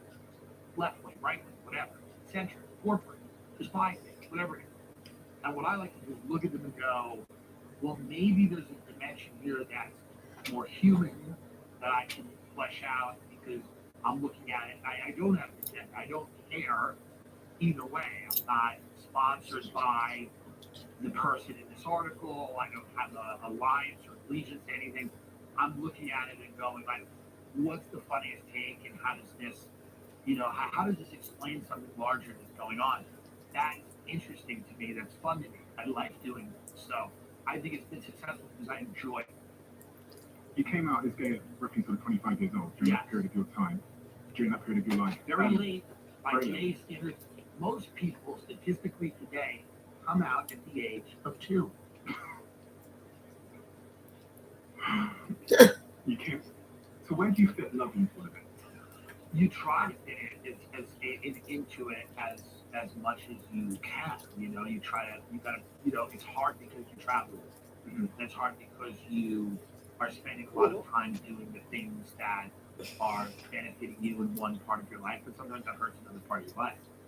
So you try to, and again, like once you start, like, having success, there's a lot of comics like marry other comedians or somebody in that world who gets it, who understands it. So, I think, that's something I've seen, and that works a lot of times. Like, people are really happy and bring up great families kind of in the world of comedy because their partner gets it. But for me, I don't know if that's I don't want that really. I would like somebody who's completely like not involved with this at all. You dating? Yeah, but not one person in like a serious way. Like it's just around and kind of meeting people and seeing like what's fun. Homosexuality is slightly different. So it's not like a whole, you know what I mean? It's not the royal wedding per se. It's not like moving to the castle. But maybe one day, Have you ever been in a long-term relationship? On and off, but not serious where it's like, again, like it's going to lead to marriage and children. There is kind of that difference where like, not that gay people can't get married and have kids. They can and have, blah, blah, blah. We know that. But I personally have not been in a relationship where it was like, this is where it's going. And I think a lot of it is because I was just so hyper-focused on like trying to figure out a way to do this really hard thing, which was like be a comedian. And now I think I'm more open to that stuff because, like I said, you do some stuff, do some cool stuff, and then you like want to enlarge those other parts of your life that you like. I was the same for most of my life, but I actually think when I look back, I just had, I think the first model of what love is you learn from observing your parents. Yeah, yeah, you're right. And then you go, okay, this is love. Okay, so this man, this woman, how they interact. And then you grow up and you go, that never leaves your brain. You think about what I want. That's right. Yeah, it is. It is not. But you're right, and a lot of it is an excuse. When I go, oh, it's all the relationship, it's all the career. That's me being kind of a selfish person. That I needed to be selfish to figure out a way to like get to where I wanted to go. But I could have taken more time, but I didn't. Right. So it's like you battle in life with like the things you want, the things you think you want. It's kind of, you want the thing, you want the nice stuff, you want the nice cars, you want the nice life, that the things you really like are the things that you feel drawn to. And you feel drawn to, obviously, making people laugh, but you also feel drawn to being, in a situation where you're being appreciated, loved, and, taken care of. What do you love about yourself? My ability to do it, and keep doing it, and I'm not an excuse person. I don't, I take rejection. I kind of move on pretty quickly. I've done that since I was a kid. I have a lot of the qualities that a lot of the YouTube guys try to, not go to the gym every day and do this and that, obviously, but like, I don't let someone tell me something's not going to happen. I'll just keep going until I figure out a way to make it happen on my terms, and I like that about myself at all. About myself a lot. I think that that's a good quality to have.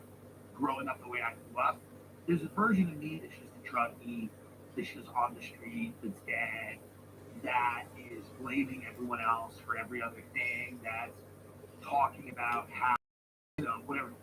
So many people had it so much harder than me, right? I had a mom that was sick, and a dad was maybe not as involved as maybe he could have been, but they're both really good people, both very supportive with me. The drugs were something that I did, and you know what I mean? Like, so many people grow up in genuinely abusive environments, and they succeed wildly. So I'm inspired by people like that. So I'm not trying to say like it's woe is me or anything, but like I did come from an environment, and I do have that thing in me. We all do, where I could just offload everything and say, "Hey, I didn't get what I wanted. It wasn't a perfect scenario. I'm gonna do drugs for the rest of my life. I'm gonna mismanage my money. I'm gonna go broke. I'm gonna, blame everybody else." I could have been that guy. I was that guy for many years, and I know who that guy is.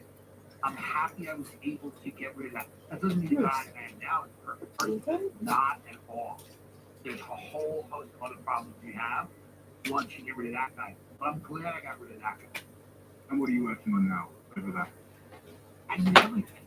Eating better, sleeping better, either spending more time playing on games and listening to actually what people say. Even if they're terribly uninteresting, as most of them are, right?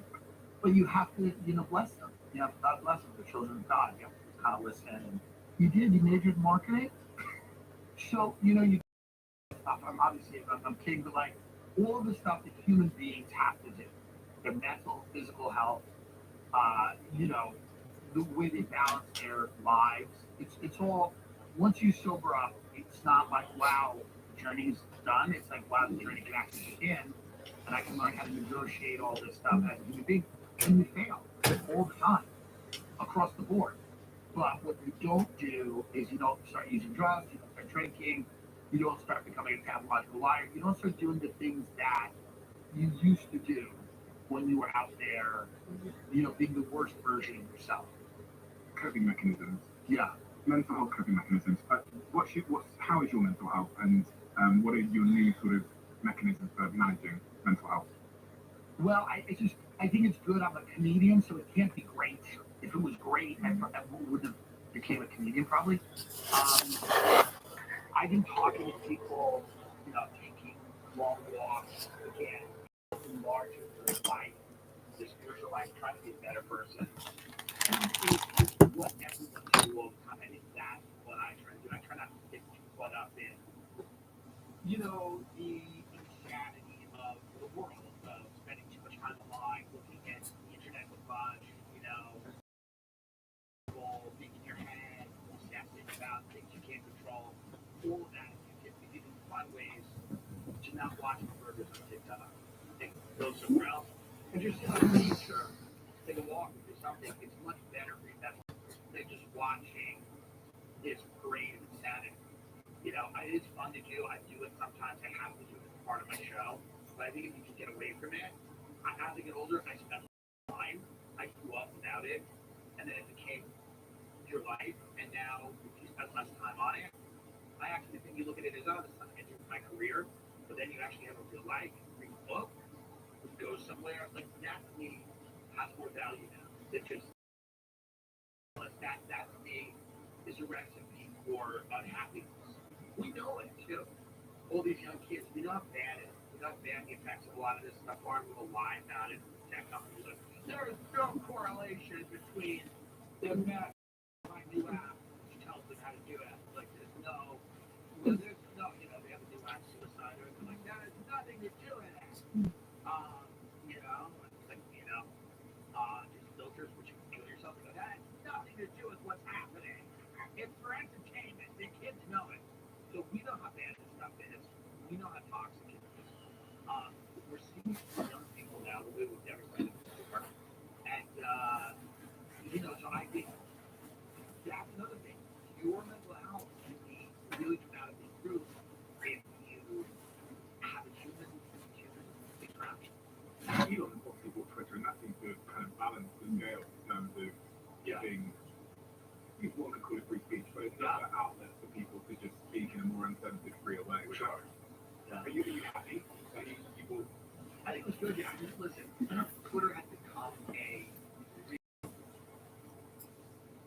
unfortunate example of censorship in American society.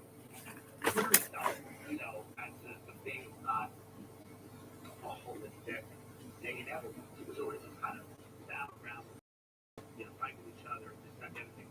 I don't know if it is, if people say town square, it might be. I don't know if it is.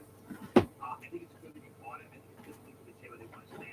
But again, I think that at the end of the day, it's like, whatever Twitter is for people, if they really enjoy it or they like it, use it.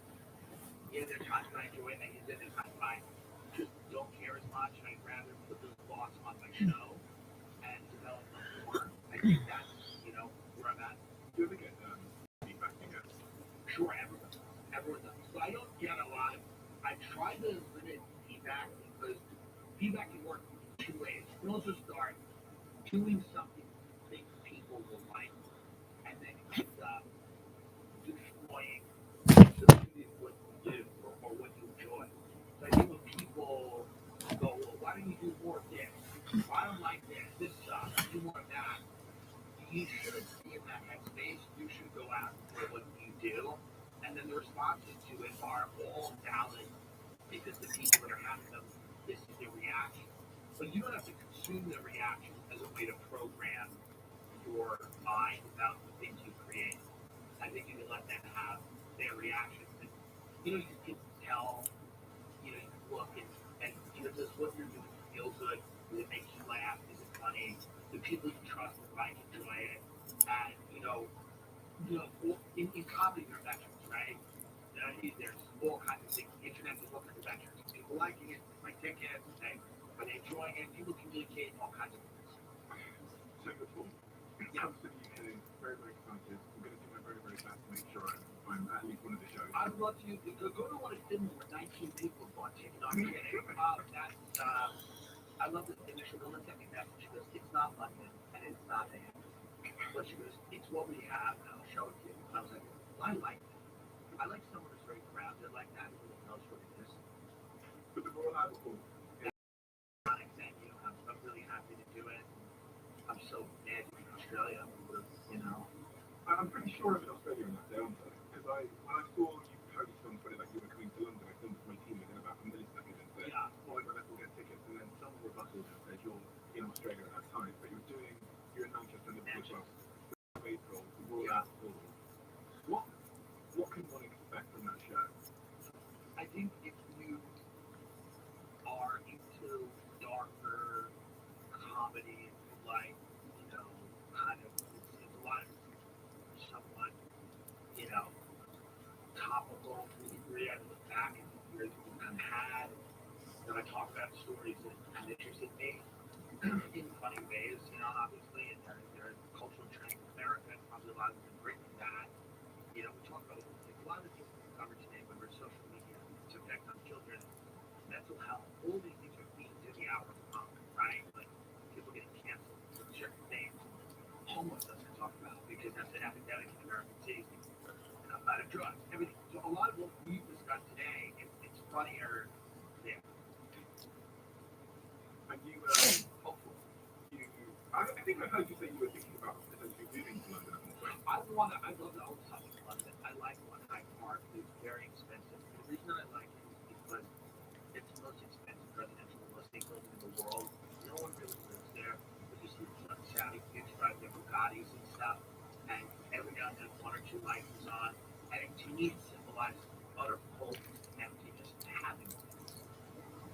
And I think there's a beauty to that. There's something very interesting about it. You know, that whole city of London interests me. And I don't mean the city of London, I mean that city of London, that city within the city, which most people don't know about. Read it or not. The point is, that whole area at night is very interesting in what I park with because the banality and the hollowness of extreme wealth really shocks me. We can, and listen, we know you're crazy, right? The next thing crazy, yachts, this, that, yes, stuff. A lot of it, not good, regrettable. We understand it. There's also an element I think people don't understand it. That's the banality, how boring, how passionless,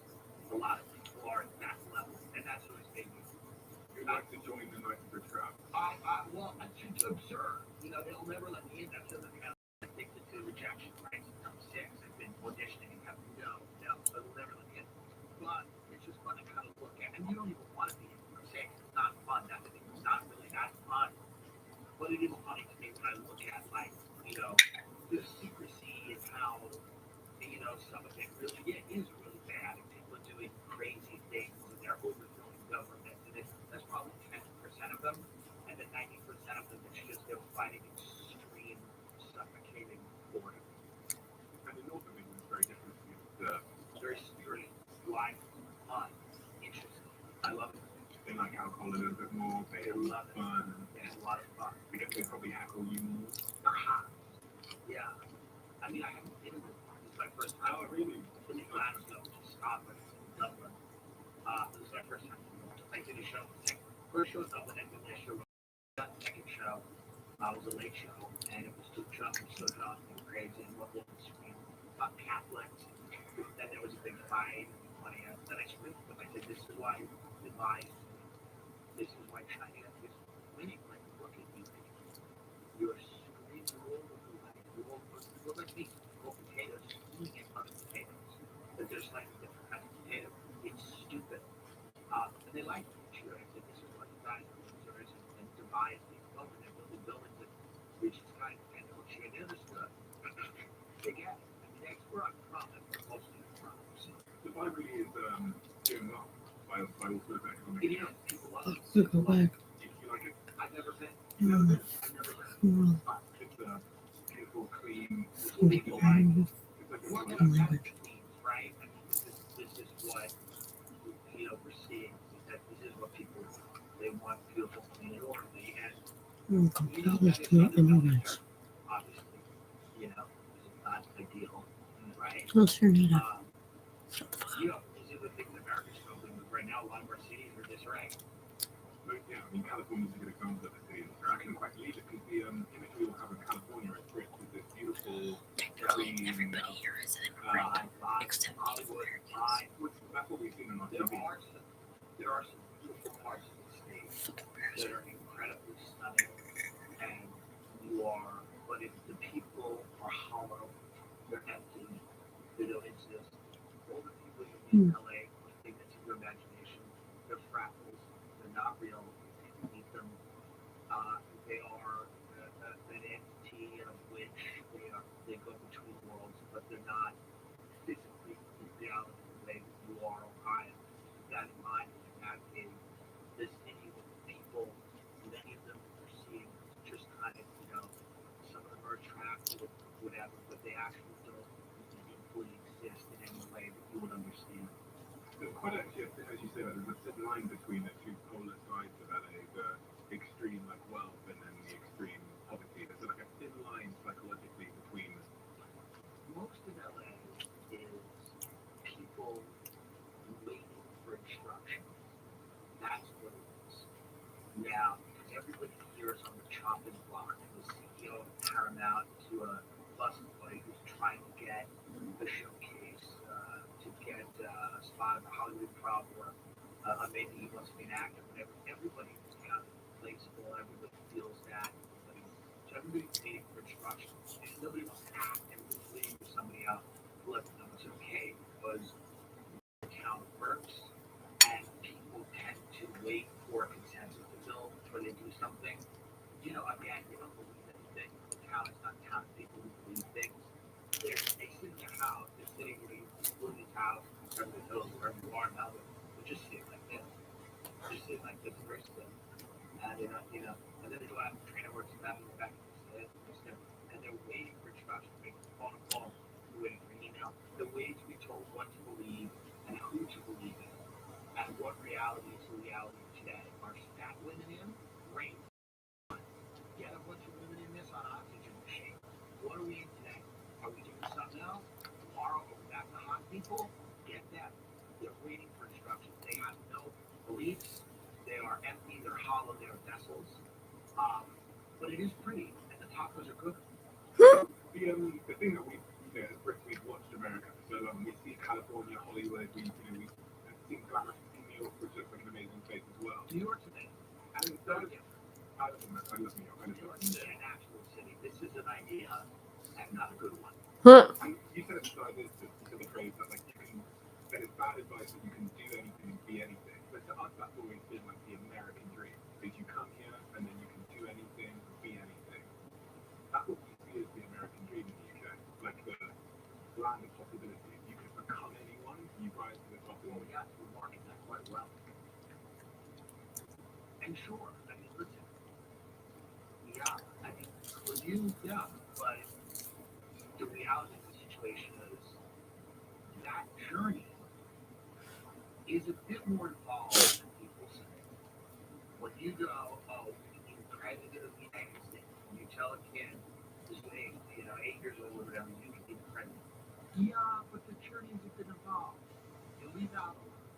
You leave out a lot about the compromises that you have to make to become the president of the United States. It's kind of like telling someone they can be a superhero. Yes, I'm sure they can be a version of that, but there's a little thing they're going to have to do. Um, I think it's a very bad overall thing to tell masses of people that they should, without regard to reality, without regard to their own limitations or their own, without regard to their own tolerance for work, how much work they want to, without regard for any of that, telling them that they could just be anything they want to be. It's such a deeper conversation, and it's a catchphrase. It's a license plate. It's something to put on a shirt. It's a bumper sticker. It's not a philosophy for life because there's a lot more. There's a lot more that goes into that statement. And I think that's what I mean. Not that people can't do great things. People can absolutely do great things. I think people can do great things in the UK too, right? People can do things in the UK. I mean, maybe the class system's a little more stratified there than it is here. But I just think that, like, what we need to say you can do whatever you want in America, you can make as much money as you want.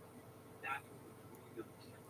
We're really pushing this idea that the only route to happiness is this upwardly mobile vertical where you have to grab everything, be a boss, be an entrepreneur, run an empire. That's the way to happiness.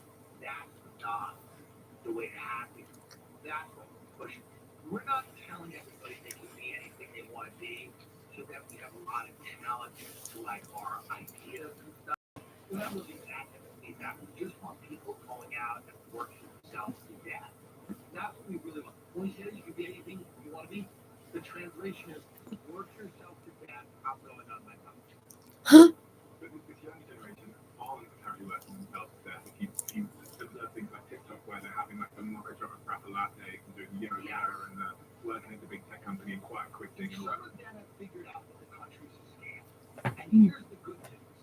They're not wrong. And when you figured out the country is a scam, you can approach it the way a con artist or a scammer would approach it, which is what a lot of them do. They invent mental health ailments they don't have. They take days off on end. They terrify their superiors into respecting their mediocre, shoddy quality of work. This is something that Jesse has latched onto. This is something that I fully support.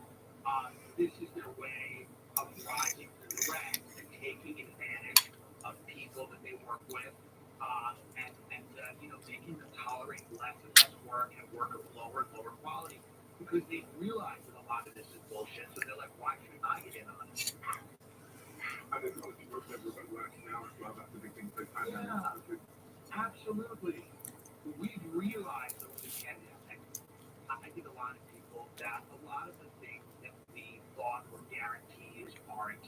And a lot of the things we tended to believe in fervently, we at the very least right now question. I think young people are like, why in the hell should I spend 40 hours doing a job I hate, but I can pretend to do it and threaten my boss if they try to fire me and fake a mental illness that I don't have and demand everybody conform to what I want and then use whatever diversity chips I have to go out and throw a scare at anyone that tries to call me to account for any of my behavior. And I think that's a beautiful thing. I mean, it's very interesting. It's really destabilizing a lot of society. Now, obviously, the same thing is to shut those people up and say, shut up. You have to do these things. Work it out. nobody's going to do that. They found the flaw in the system. They kind of exposed the scam. Once the scam is exposed for all to be seen, now everybody can kind of just approach it the way everybody now is kind of like, even big companies, everybody's like in it for themselves and just trying to figure out like how I get the most. And there's nothing wrong with that. That's the most American thing ever, right? Is to try to get stuff for yourself. There shouldn't be any hate for that. It's a bit silly, ridiculous, and crazy how they do it, but they're only taking the tools that you've given to them and that you've allowed them to use, right? So they use these things, you know? They go, why are you late today? They go, I'm gay. You know, don't worry about it. You know, like, what, it's the most American thing ever to use the playbook that someone hands you. Here's the playbook, and you go, great. I have anxiety. You keep coming into my physical space. Great word. You keep coming into my physical space. You're using volume right now. I have anxiety. This report is not ready, but I need time right now. And you know what I need right now is to be a little quiet. So it's great. I mean, I'm for it. Let's talk about Zoe, who you may know because they're a sponsor of this podcast and I'm an investing company. You guys know health is my number one priority. Zoe's growth story has been absolutely incredible so far. They're doing size at a scale that I've never seen before. Because of their numbers and recent breakthroughs in research, they can now continue to offer you scientifically advanced gut health tests on the market. Previously, the test allowed them to analyze 30 bacterial types in your gut, but now, thanks to new science, they've identified 100 bacteria types. This is a huge step health that's available even closer to the market at To find out more and get started on your Zoe journey, visit zoe.com/Stephen. You can use my exclusive code CEO10 for 10% off. Don't tell everybody about that, okay? You go. I've been thinking a lot of people about AI. Experts at the very top of these AI companies, but you mentioned it earlier. When I knew you were coming down, this is the guy to ask about the future of AI. Because as it relates to that generation, I think that's going to disrupt them, but also many other generations is the advent of super intelligence, where apparently that report can be done by some kind of robot or AI. So you have to have a pretty, informed view about artificial intelligence. Well, it's exactly the industry that I'm in greatly. I think I'm lucky enough, and Canadians are lucky enough that we won't be replaced as quickly, perhaps, as other people, but it's certainly going to disrupt the world of writing, the world of acting. Certainly, Tyler Perry just canceled an $800 million expansion because he looked at this new AI that was generating locations. He goes, why do we have to have on-location shoots? Then you start thinking about set dressers, prop companies, all these things that will be, maybe unnecessary now with AI. The business that I'm in, it seems like, and again, not to be overly dramatic about it, but people are looking at it like an apocalyptic event because there are jobs that, when you look at how profoundly AI is going to impact the business, it just simply won't exist. We have AI influencers now that are actually, because we've bred in this country some of the least interesting people on the planet, and some of the most interesting. But some of the least interesting people, the most generic people, are making millions and millions of dollars essentially walking products on the internet. So what they do, they go, someone asked me about my skincare routine, and I thought I would share something with you guys. I'd share a promo code with you guys, because a lot of people come up to me and they go, your skin is really glistening, it looks really good. So I'm really excited to share this promo code. So those people don't need to exist. In fact, they really don't. They don't exist to exist. So they need to be just replaced by a pixelated version of that and that. There's that. Now, going from Robert Stewart to AI, that's going to be a thing. Going from Tina Turner to AI, that's a big deal. Going from these Oh my god, my feet are so bad. generic barcodes with these promo codes, going from AI is going to be literally unnoticed. Fucking scream calluses on my feet, and I was like, oh, my feet don't look like Joy Bears. That bitch is fucking nice feet. Oh.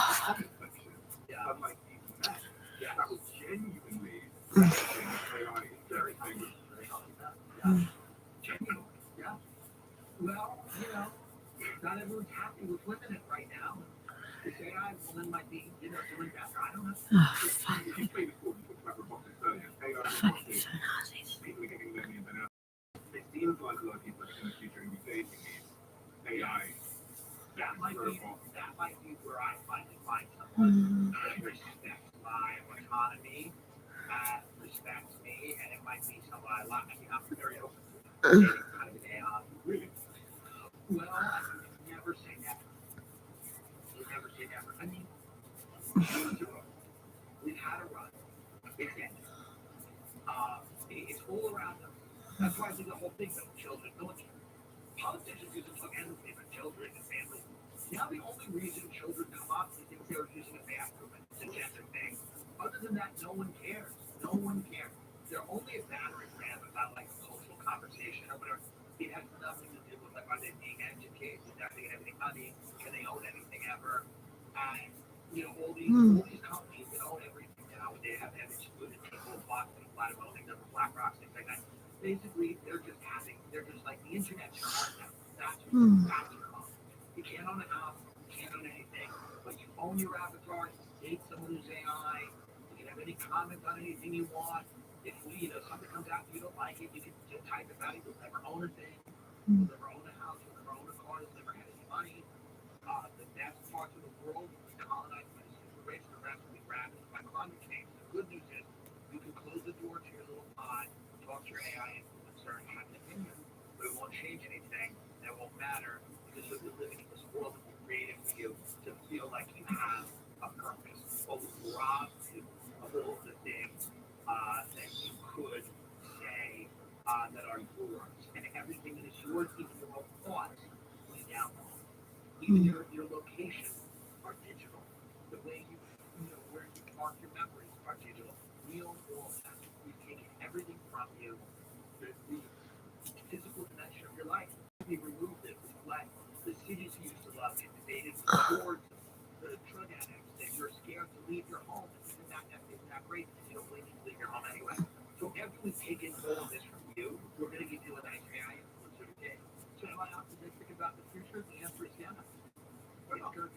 What about men? Men struggling, it seems. Yeah. If you look at the data, that men seem to be learning to have this high rate of suicidality, disorders, pornography addictions and stuff like that. Now we have quote unquote masculine influences emerging, presenting a set of answers and telling them that they're losers. Right. And those people seem to be the most compelling in that group. Yeah, well, I think it's, again, I think that dividing the world into interest groups and having only the interest groups and, giving our humanity away to this idea that we should all be pitted against each other, whether it's men and women, whether it's different races, whether it's different religions. At the end of the day, it all needs the same type of isolation that you're seeing now, right? It needs that. It is an ideology that is not about building anything, it's not about constructing something, it's about tearing something apart. So when everybody endlessly talks about how terrible men are, or that men are the result of all these horrible things happen because of men, and that, having a man in something, or giving a man an opportunity for whatever reason, now obviously men have to do great, right? So even as people hear me say this, they're going to get angry, they're going to go, yeah, every president says that way. But no, the reality is, hearing that you're a young guy, you're a young boy that goes to school, you hear that you're toxic, there's traits about you that are toxic, and that you're contributing to an overall view that is unknowingly, or that you're inherently racist, or that you're inherently sexist. You're learning that, you're hearing that, feeling that, and everything else I just talked about, this world that is harder and harder to stand out in. It's harder and harder to get something that feels like it's worthwhile. More difficult now to carve out a space for yourself, for everybody, But I think nobody wants to hear men talk about it. Nobody wants to hear men commiserate about the difficulties, the challenges they're having, because I think a lot of people's knee-jerk reaction is to just tell men, how to go, shut up, nobody wants to hear you. That's terrible. These are also the same people who talk about the importance of mental health, and how important it is to talk about mental health. But I think we have to stop pitting people against each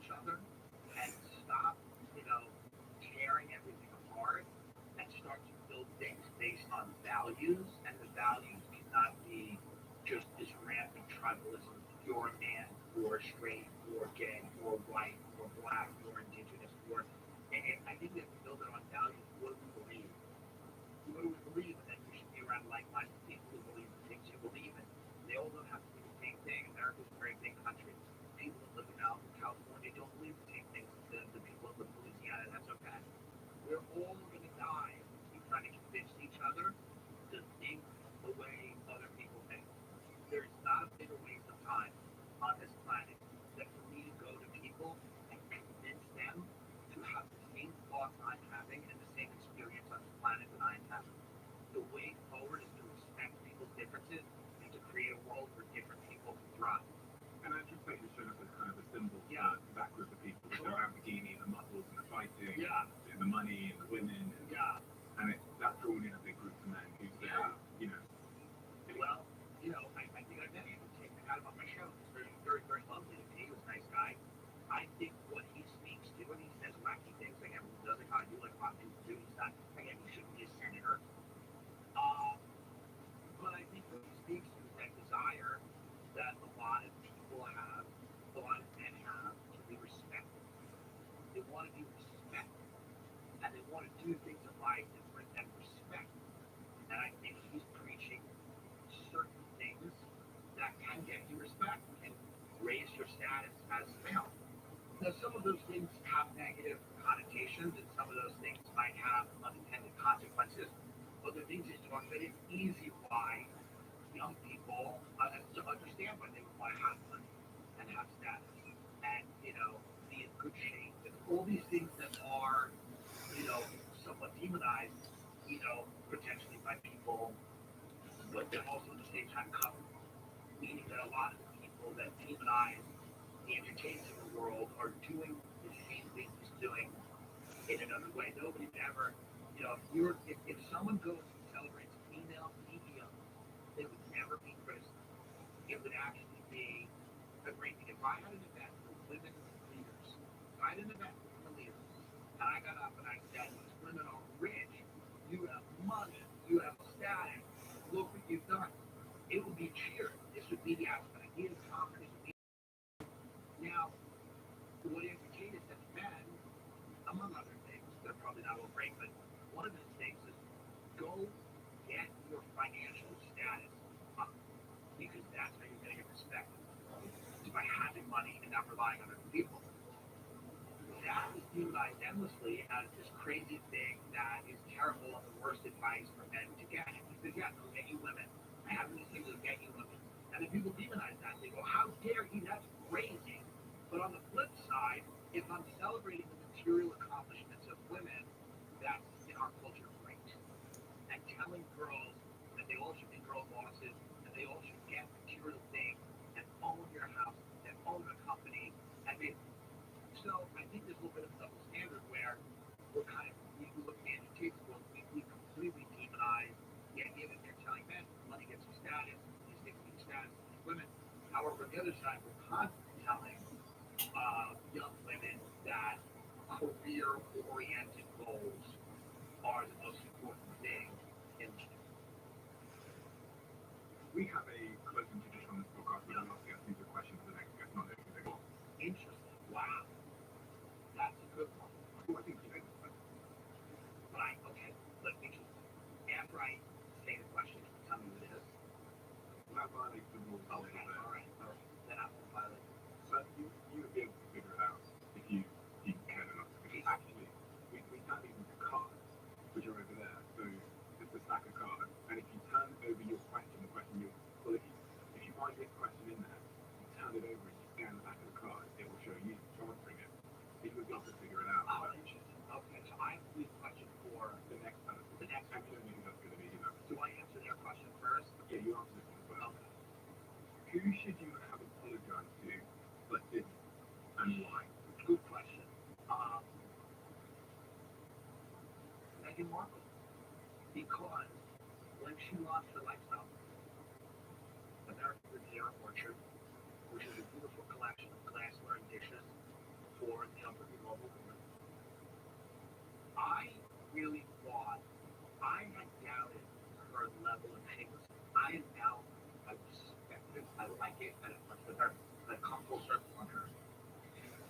Using all of that social capital about this supposed racist treatment you receive, using all of that social capital to launch a lifestyle brand so that people have glasses of which they can drink Chardonnay in Santa Barbara. Perfect. So I'm sorry, Megan, that I had ever doubted you. I'm on board now in a major way. If there is a job for me in American Riviera Orchard, 3 words that don't really make sense together, but yet sound lovely, I would love to. I would love to be. I'd love to be considered for the position. But you're a fan of Meghan Markle, that's Big time. Big time. Tell me the other way. Often with me, I'll criticize a person for being sort of grotesque, and then they start to own their grotesque, and it makes them. You inevitably have to like them because they're just so shameless to just go, I like them. I adore them. You know, like I saw her, she's like American Riviera Orchard, Montecito. It's just so funny. It's everything she supposedly hates, which is privilege and class and all this stuff, and it's just right there. You know, it's great. It's actually fun, and it gives me hope for the future. and then she went there for that answer. But I would apologize. I would say to her, I doubted you, and you know, and I am kind of deadly serious about that. Meghan Markle is at her essence, okay, a climber. This is all she's a Hollywood actress, a climber. Look where she's gone. Look where she's gone. She lived in a mansion in Montecito. She's got all these idiots. Like, she is gone. And we're not talking about her character. We're not talking about that. And I'm big with this. We're not talking about her character. We're talking only about the result. You have to give it to her. A lot end up a lot of places. Very few of them end up at Buckingham Palace or our version of Buckingham Palace, which is Montecito. So good for her. I'm not going to let you leave until you give me another answer. Another answer about who I should have apologized to. I don't know. I've apologized to so many people. I guess my grandmother died. I should have been more apologetic about, you know, when I was a druggie and when I was out there and how much worried about me. I think people tend to not realize how much anxiety their behavior causes. Like, I didn't realize how me going out, staying out late, doing these things, she just spent a lot of time worrying about me. And she was such a positive force in my life. If I could speak to her again, I would apologize for, you know, how you know, inconsiderate I was. So thank you. Thank you. And thank you so much. You know, you're essentially my favorite comedian. And I only say that because I've never seen you live, but I absolutely, you've given me so many moments of joy, laughter, amongst a life that's sometimes difficult. I'm not going to say I've got a very difficult life these days, but sometimes I struggle like everyone else. And in those moments, I actually find myself gravitating towards you because I think you represent the other side of my brain, which I'm not sort of publicly allowed to, you know, investigate. Because your humour is so unacceptable at times that it is so wonderful. Well, thank you so much. And it's rare in the world where people are increasingly scared. It's funny, the amount of times I've played clips or videos of yours all over my team here, way before, you know, we were sitting down together. It's incredible. And to hear that you're coming to London and you're going to be doing a show is very, very exciting. And I would recommend everybody, every single person, to go and get tickets to Timberland's tour called American Royalty. It's the American Royalty Tour, and we're all over the UK, Royal Albert, you know, Penultimate, the really great one, you know, but then there's also places like Finland and other places that, you know, are of less importance to me in the world. Thank you so much. Thank you. I'll put it below in the description below so everyone can go get those tickets right now before they all sell out. So, Tim, thank you. Thank you Thank you very much. Thank you for everything you do. I don't think you're probably not very good at speaking confidence. I can kind of see that. Yeah, I'm not great at it, but I'm usually being yelled at. But thank you. Thank you for having me on. I really enjoyed it.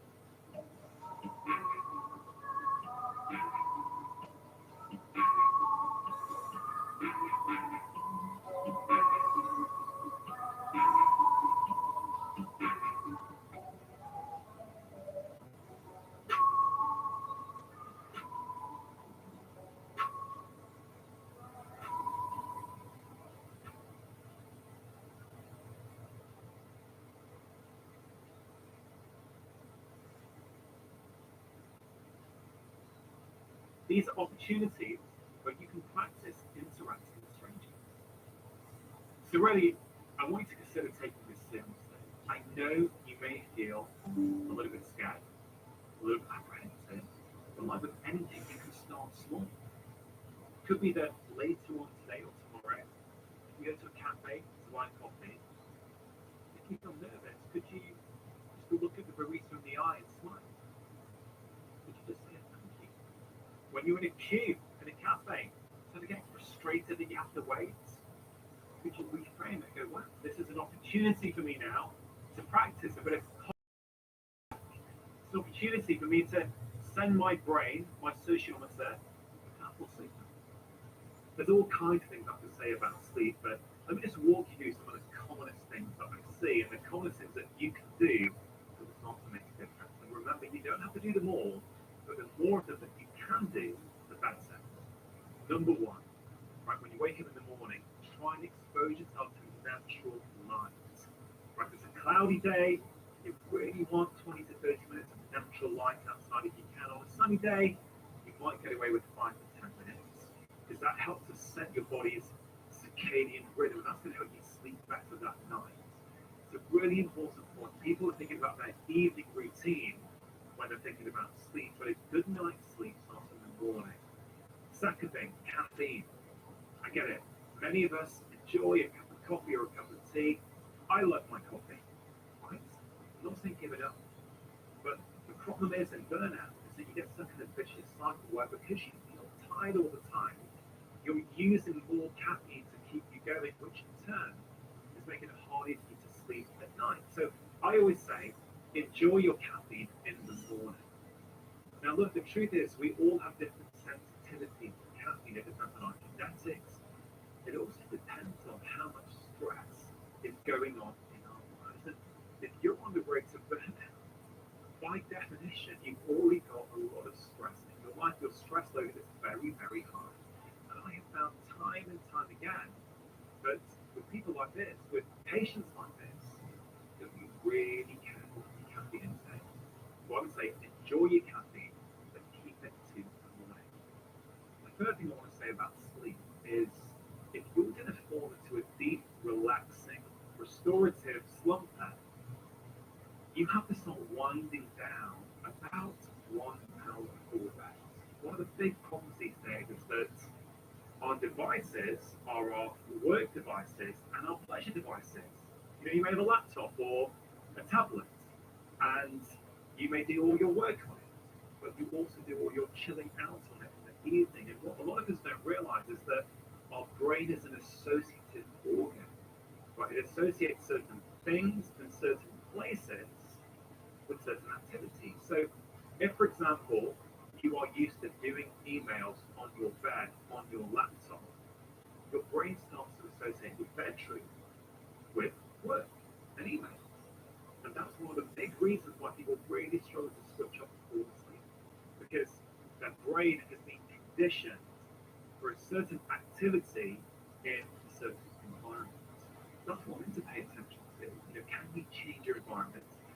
Appreciate not everyone has space, but if you are working from home, are you able to work outside your bedroom?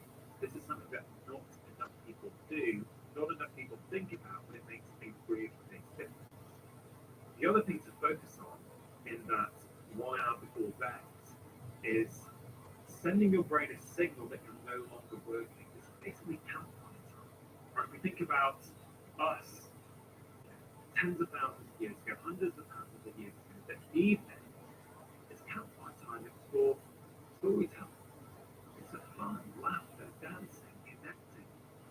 So if you are not giving your brain that signal, if you're still on your emails after dinner, right, you've got to be really careful what signal are you sending your brain. So one thing that I find helpful, and many of my patients find helpful, is you have a cut-off time in the evening. Right? Maybe you want to set an alarm.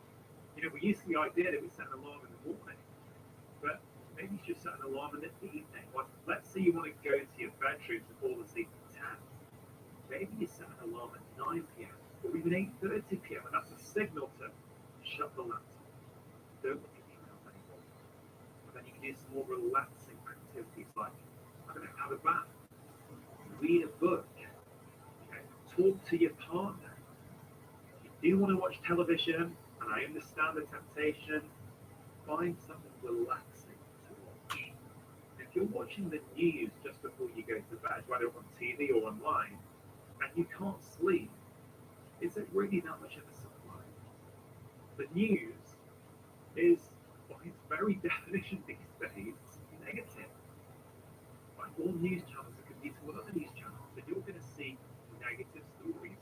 If that's what you are infusing into your brain and mind in the minutes or hour before bed, it's no surprise really that your mind's going to be racing. And you're going to be thinking about the worst possible outcomes.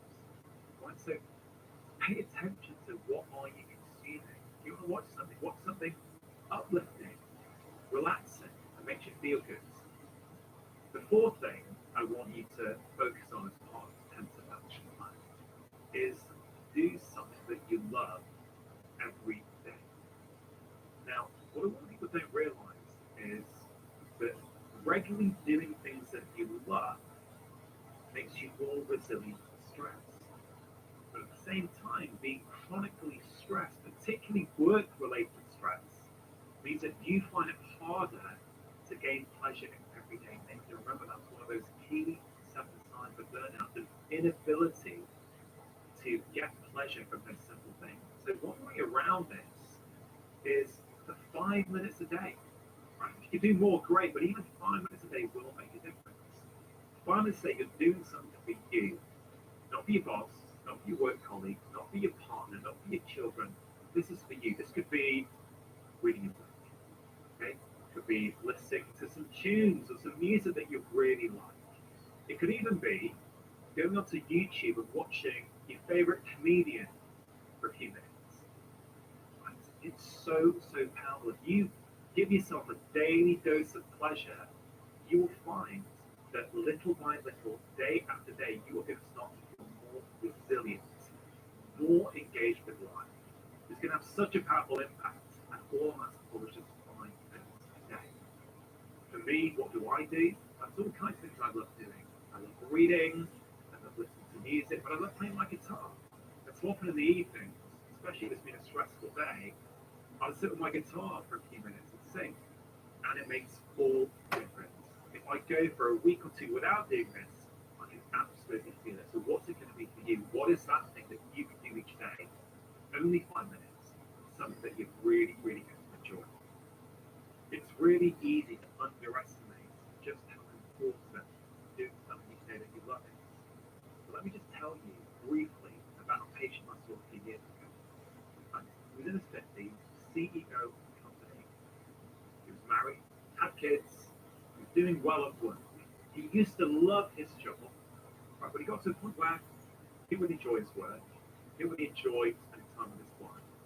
He didn't really enjoy doing that much with his kids. He felt flat. He came to see me. He was worried.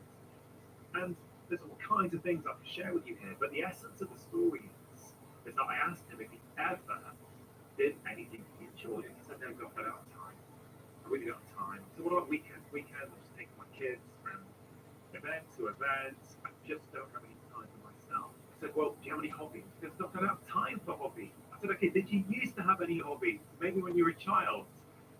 He said, yeah, I used to love playing with train sets. I said, okay, great. Do you have a train set? He said, hey, look, I do, but it's in my loft, in my attic. I haven't looked at it for years. So I said, listen, what I think would be really helpful for you is to go into your loft, get it out. And again, I didn't see him for a few months.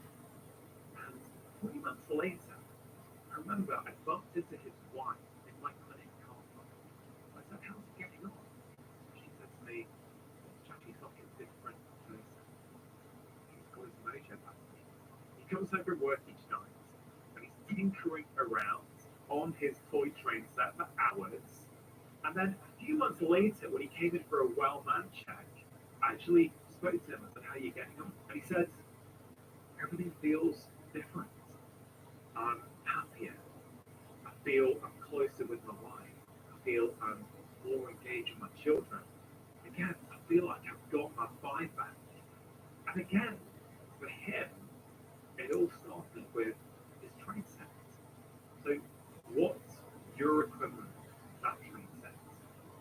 hobby or passion have you let fall by the wayside? And which one do you think you can bring into your life right now? The fifth step to start introducing into your life is about learning how to say no. Now, this is easy to say, a lot harder to do in practice. It's something many of us struggle with. I've struggled with this for much of my life. But we have to be able to say no. And often we're doing things, but helping other people, but it's coming at the cost of ourselves. Now, listen, I get it. It's nice to be there for other people. It's good to do things for other people. But if it's happening all the time and it's coming at the cost of your physical, mental, and emotional well-being, I think it's time to ask yourself some questions of what's going on. Now, the truth is that for many of us, the reason we struggle to say no is because we're people pleasers. We don't feel good enough who we are. Often this starts in childhood. We feel that in order to be liked and loved, we have to do things for other people's approval. If we're not careful, that continues into adulthood. We put our own needs last and everyone else's needs first. As I say, this often comes from insecurity. We don't feel good enough in ourselves. We feel that we need the other person's validation in order to feel good. But this is toxic and it is very, very problematic. So you're not going to change this overnight. Again, simply being aware that you may have some people-pleasing tendencies, which is getting in the way of your ability to say no, is really, really powerful. Another thing you may find helpful when thinking about saying no is weighing up the consequences of your decision on both sides. Now, a lot of the time we just look at things from one side. Okay, I've been asked to give a meeting or let's say give a presentation at a weekend. Oh, this is a great opportunity for us. Okay, this is wonderful.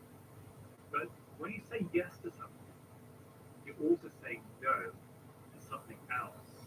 And what you're saying no to, you're not thinking about. You just think about the pros of what you're saying yes to. Oh, if I do this, it'll help me with my job. My boss will like me.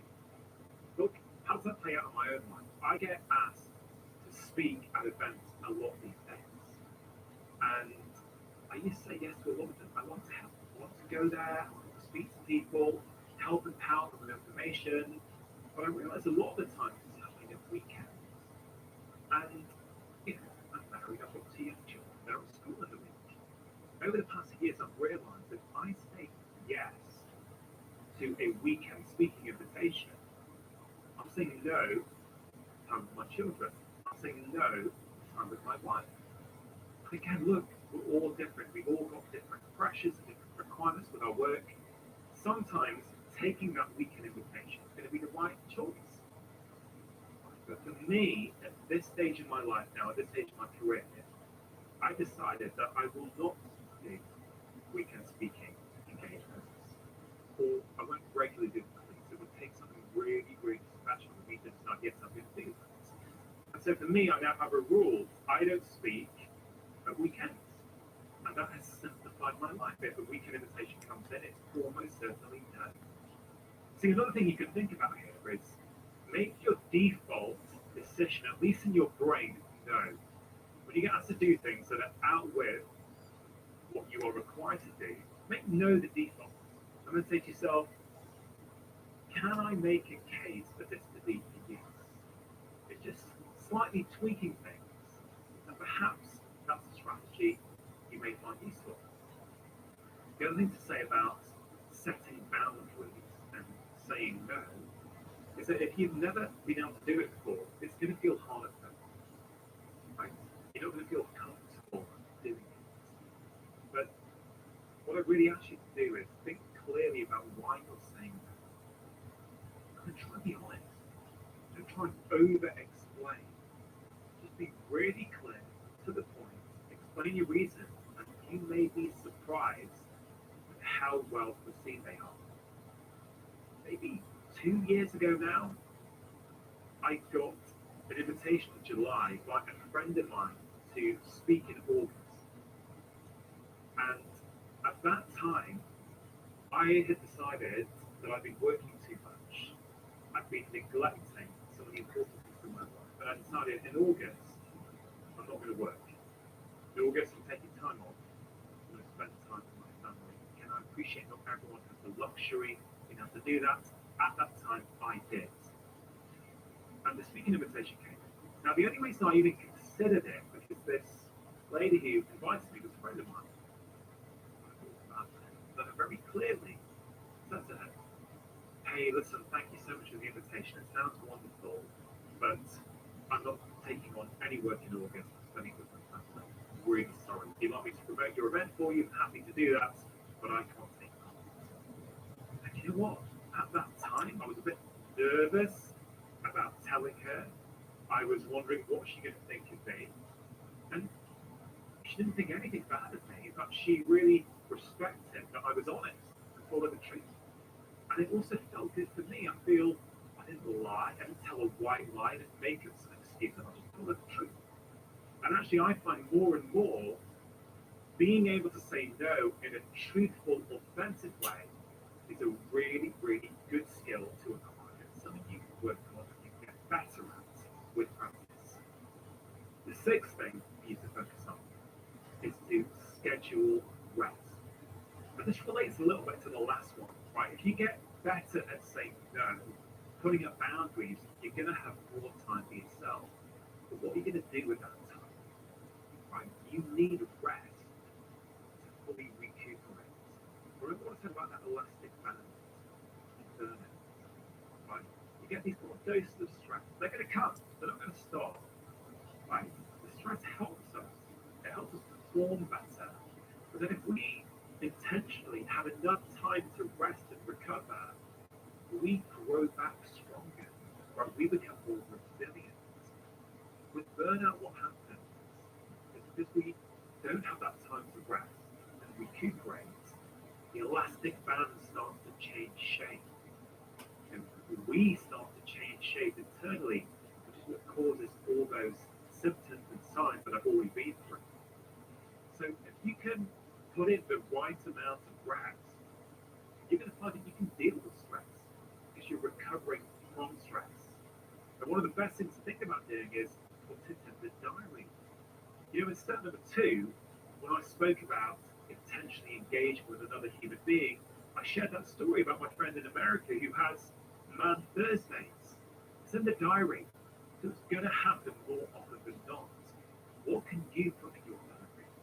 Maybe it's a yoga class midweek on a Wednesday night after work. Maybe it's a relaxing Epsom salt bath every Tuesday and Friday evening. You know, it's the interesting thing, isn't it? We put our work commitments in our diary because we're prioritizing them and we know we have to do them. But you also have to do rest. And let's just think about it for a minute. What does it really say about the quality of life when all our work commitments are not done? All the commitments we have for other people going on that week. But those specific things that sort of work stuff. We're back. Maybe our yoga class. No. It's a very simple move that can be really, really effective. Now I just want to quickly mention something about walking. Because I go to a lot of companies these days, I speak to a lot of people about burnout, stress. And one of the most useful and effective things I recommend is a 15-minute walk at lunchtime with no technology. Why is that so powerful? Well, if you have a walking break at lunchtime, you're going to come back, be more creative and better able to solve problems. That's the thing a lot of people don't realize. Burnout affects us at work, right? Our work performance goes down. And when we're feeling like that, we've got a problem to solve, we get stuck.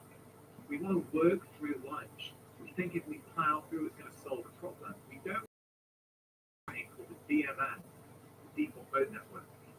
But what does that do? Well, it does many things. But 2 things it does is it helps us solve problems and it helps us be more creative.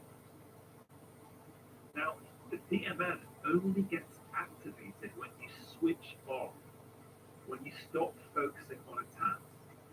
This is why some of us have our very best ideas when we're out for a walk or when we're in the shower. I know for me, some of my best ideas come when I'm in the shower each morning because you've switched off. You don't have any reason. You're not focused on anything, so your brain tries to solve those problems for you. So again, diary in that 10 or 15-minute walking break every lunchtime. In the moment, it will feel like nothing. If you do that 5 days a week, even 7 days a week, you will very quickly start to notice a big, big difference. The other thing I want to mention on rest, let's say you like to watch documentaries, for example, after relaxation. I'm okay with that. I'm not saying don't do that. But start to pay attention to how you feel after particular genre, right? If you watch quite an agitating one with a lot of anger and judgment, how do you feel? You feel as though you've rested, you're kind of agitated in your body. And then contrast that to when you're watching something relaxing, maybe something with nature, maybe a feel-good story. How do you feel in your body then? Because then you'll start to educate yourself on what the right kind of rest is for you. Now, I just want to mention something here that's relevant to some of the things I've just been talking about. I recently spoke to a chap called Stephen Copeland. He's a human performance expert, and he co-founded the Flow Research Collective in Canada. And him and his team have done some research, and they have shown that it is almost impossible to burn out if you do three things. Number one, if you get 7 to 8 hours sleep. Number two, if you access flow 1 to 2 times a week. So what's flow? Well, flow is an altered state of consciousness. It's a state you get in when you'll feel as though your perception of time is changing. Some people will say time just stood still. And it's usually those activities that you enjoy that you're fully immersed in. But usually it's when the focus that's required to do it is a little bit more than your ability level. So you have to stay focused. But it's not so hard that you think this is unachievable to switch on. And if you're struggling to know what your flow activities are, think about the sorts of things you used to enjoy as a child or a teenager. Common examples are playing musical instruments, skiing, rock climbing, could be reading, all kinds of things. But again, Stephen says if you can access flow once to twice a week, it really helps prevent burnout. The third thing he says that really helps you avoid burnout is regular active recovery. Well, passive recovery, as Stephen puts it, is a glass of wine and a TV show. That's very different for your body than active recovery, which is more like yoga or a walk in nature or an exercise. So just remember that. Those are three things that if you do regularly, make it very unlikely you'll get to burnout. I think that helps to bring some of the ideas I've already mentioned together to one place. The seventh thing I want you to think about is movement. One of the problems when people are on the road to burnout, or even when they've got all out burnout, is that they don't move. I've already mentioned one of the signs of burnout is when we start to neglect our self-care. And because people feel lacking in motivation, low in energy, and procrastinating, they can't make decisions, they end up not moving their bodies. They often think, I don't have energy to move. And the interesting thing about movement is that it will change your state. Guaranteed. Right? Sometimes when we're feeling stressed and agitated and anxious, getting out there and moving our body, let's say with a walk or even 2 minutes of skipping or jumping jacks, will calm everything down. You'll burn off that stress. But also it's the other way. If you're feeling low energy, you're struggling with motivation, sometimes movement will give you energy. Just think, when the last time you couldn't be bothered going to the gym,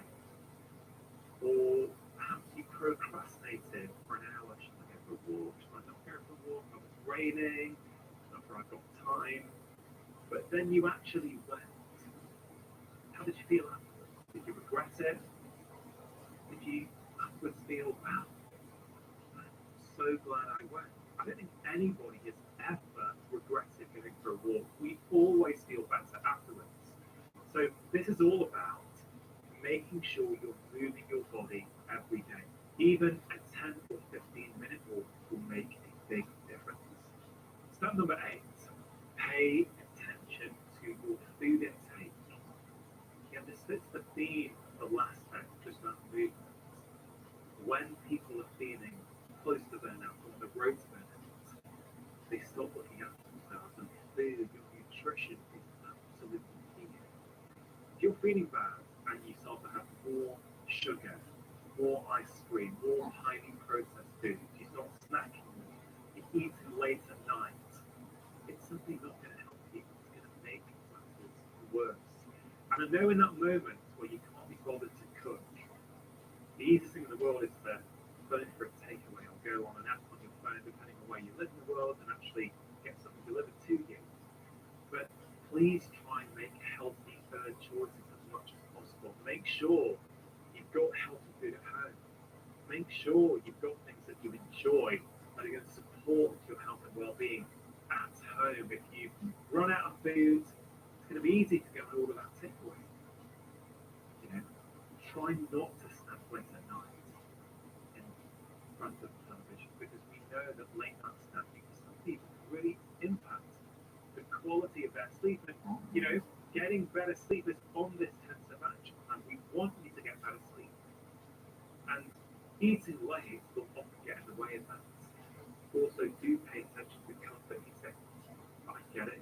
Those moments when you've got no energy and you feel low, you think, I just feel bad. And I guess in the moment it does make it, but it comes with a long-term cost. If you do this all the time, it's going to keep you locked in a vicious cycle. So the next time you have that urge to open that pantry fridge with biscuits, just try that. Take a quick pause and ask yourself, what am I really feeling here? Is this physical hunger or emotional hunger? You know, a lot of the time, when we turn to food, it's because there's something emotional going on. Maybe you feel lonely. Maybe you want to say hi to your partner or give a friend a call instead. Maybe you feel like you have no time for yourself all day. Right?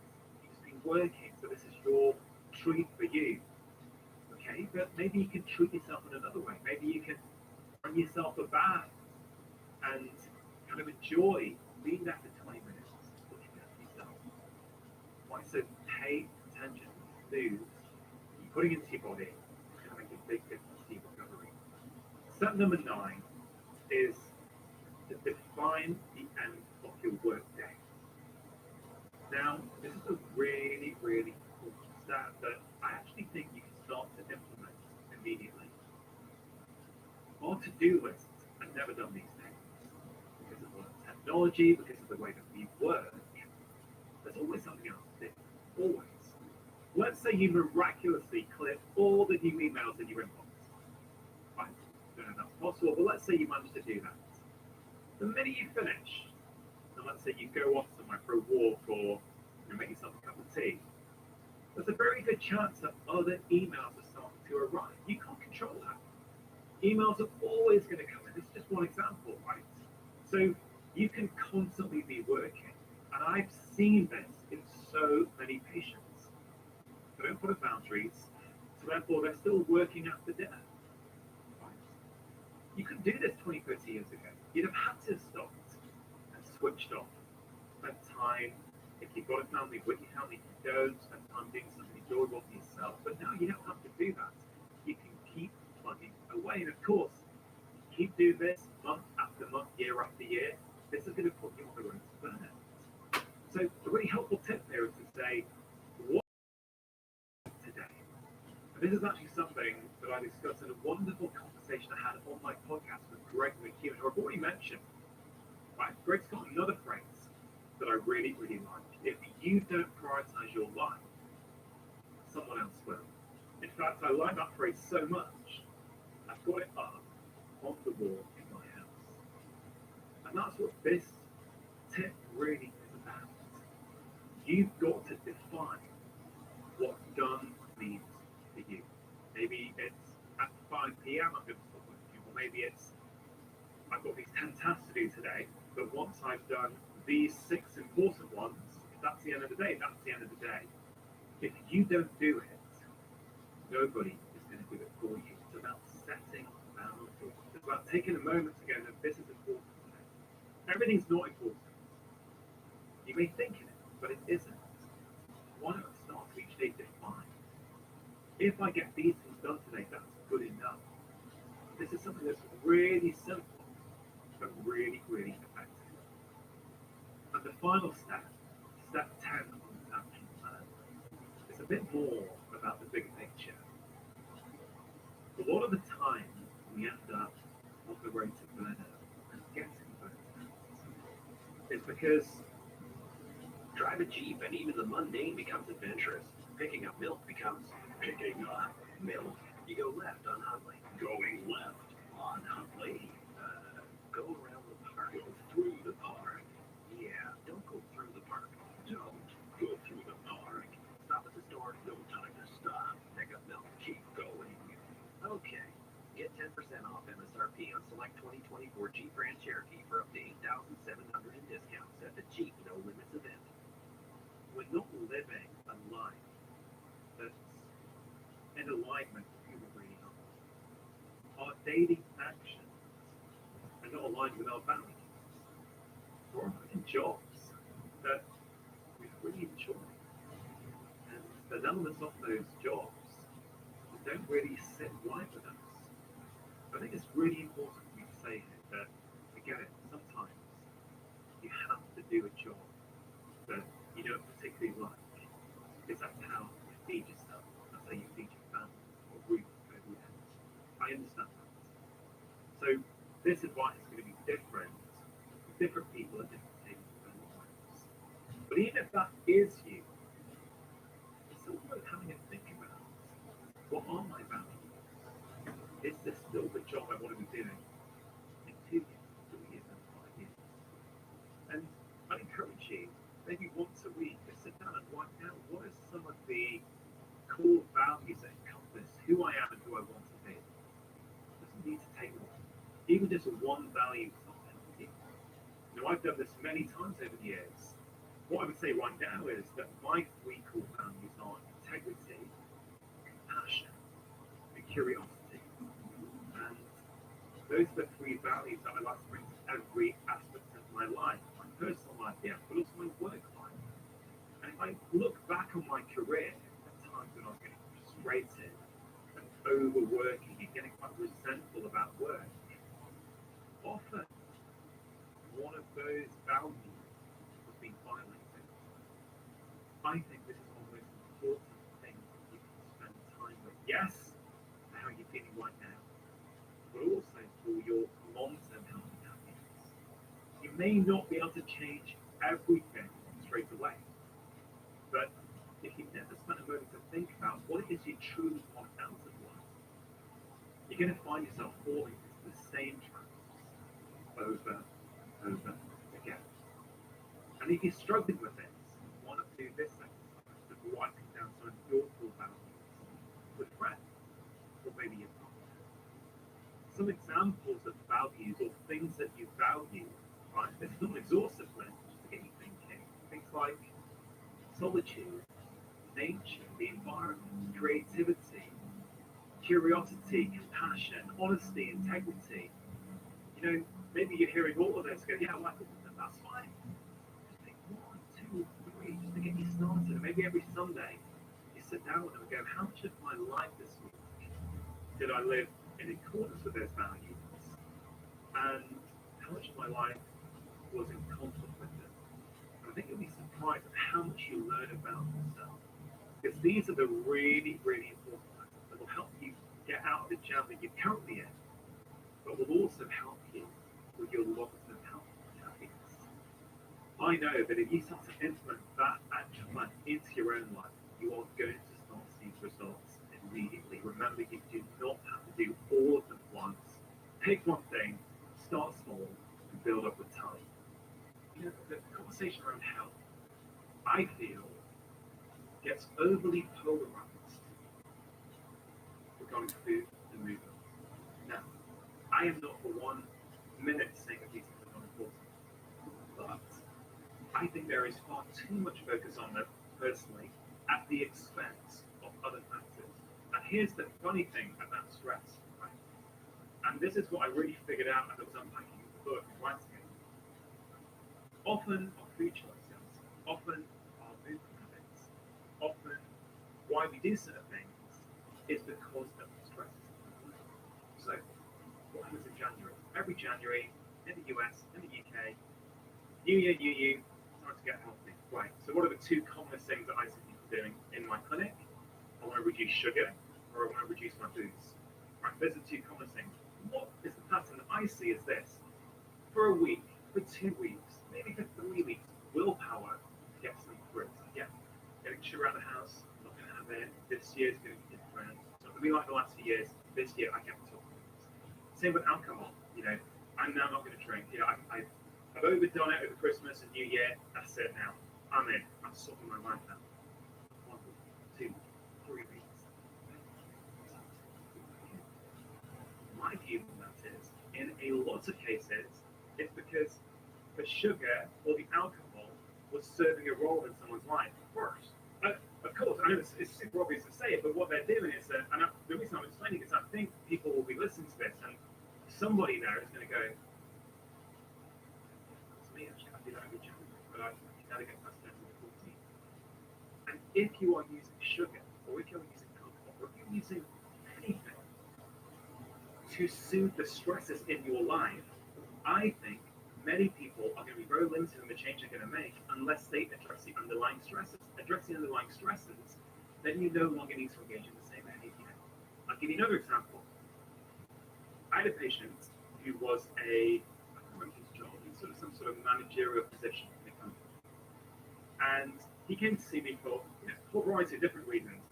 The point was that when we looked at his lifestyle, it was quite clear to me what was happening. So he would drink a lot of alcohol, and it was affecting his relationship. It was affecting the sleep, it was affecting his performance, right?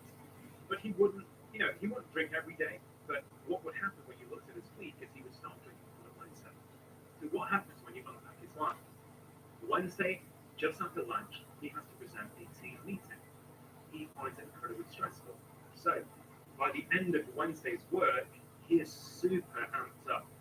He goes straight home and he wants to unwind. So he opens a bottle of wine, has a glass, 1 glass turns into 2, 2 turns into 3. Before you know it, Wednesday, he has a whole bottle of wine. Therefore, doesn't sleep well, wakes up tired, feeling a bit angsty, needs more caffeine to get him through. By default of that happening, he's quite anxious throughout the day, feeling stressed throughout the day. Because he's drinking caffeine all the way to the afternoon, he then drinks more alcohol on Thursday, affects his sleep, and this pattern continues whereby come Friday, it's 2 bottles of wine, come Saturday, it's 2 bottles of wine, and Sunday he spends just recovering for the week ahead. Now, what would I do? Of course, as you well know, there are multiple things at play here, but in this particular instance, I helped him. We sort of unpacked this week. I helped to say, hey, look, it seems that on Wednesdays, things start to go wrong. So, is there something else that we can maybe think about doing to these friends? And he said, well, we looked at a few options. There was a yoga class. I was just going to say, there you go. We should swap places, man. Matt, you go to my guy. I'll come and live in sunny California. So what happens next is that he goes, okay, fine. So Wednesday, straight after work, before going home, what does he do? He goes to yoga. He was a little resistant, but again, he was seeking help, so he came to see me. So he goes to yoga. Within weeks, everything changes. When he comes back, he reports what happens. On a Wednesday now, he relieves that stress at yoga. He goes home feeling calm, feeling present. Changes his relationship with his wife. He still has a glass of wine on a Wednesday night, but it's 1 glass. It doesn't affect his sleep as much. He feels good on Thursday. Again, he'll have a glass of wine on Thursday, not the whole bottle. And ultimately, over the course of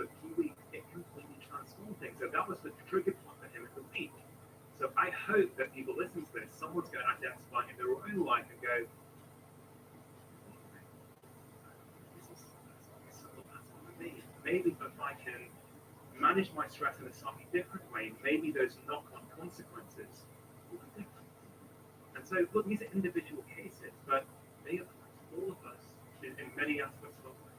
Yeah, I think basically what you're doing is you're telescoping up on the whole situation and trying to get at the root cause of these things so that the solutions that you're implementing are taking into consideration the downstream impact of these behaviors. So instead of just saying, well, don't drink a bottle of wine, you're looking at what's causing a person to take that choice in the first place. And then you see the domino impact either way, either positive or negative.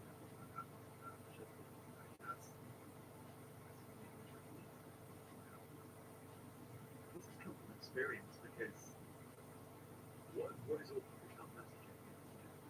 Eat less of this, move more.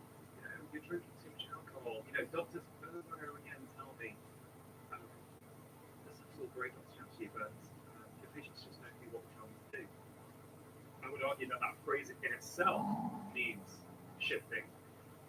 I generally get really good advice from my patients. I do not say that to boast. I say that because I really think that when you communicate effectively with them, people really change. People don't want to come in and not follow your advice. You don't want to take half a day off work to come and sit in a waiting room, wait for 20 minutes whilst you're running late to come in and see you, so that they can ignore your advice. People want to feel better. That is my number one belief in my job, is that people fundamentally want to feel better. They don't really want to be there. So let me help them feel better. So what is leading to that idea that patients don't take the doctor's advice? Is it the delivery, the manner in which these practitioners are trying to advise the patients? Like, where is that communication breakdown? I think conventionally, if we look back over the last 30, 40 years, there's been a tradition in medicine, this very paternalistic relationship that I have a problem, I can tell the doctor he or she is going to figure out what the problem is, give me a diagnosis, and then give me some form of prescription, usually a pill to take to get rid of it. And again, I would make the case that maybe 30, 40 years ago, that worked super well. Like, if you were coming in with an acute problem, like a pneumonia, and you're coughing, you can't sleep, you've got sweats, hey, doctor, help me. They listen, they make some tests, hey, you've got pneumonia, that's the overgrowth of this bug. I've got a pill for you that is going to kill that bug and you will be better. That approach has worked. It does work. Of course, there are unintended consequences of that in the example I gave, but that approach, I think, does work. And the whole medical system, as you've alluded to already, is set up around that model.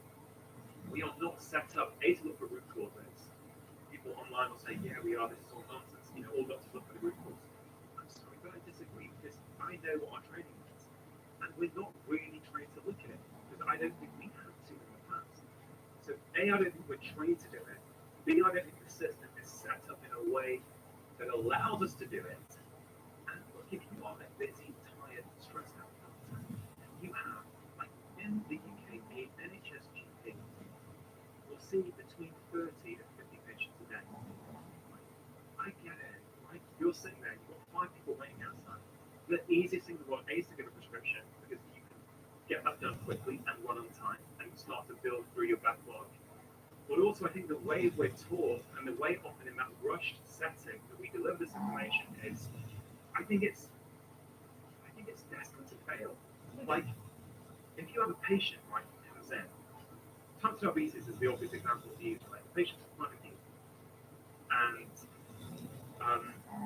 you've got their tests, right? Let's say they're coming in for some blood tests, they're trying to figure out what's wrong with them, why they're so tired. You run some blood tests, and they've got type 2 diabetes, but they don't know.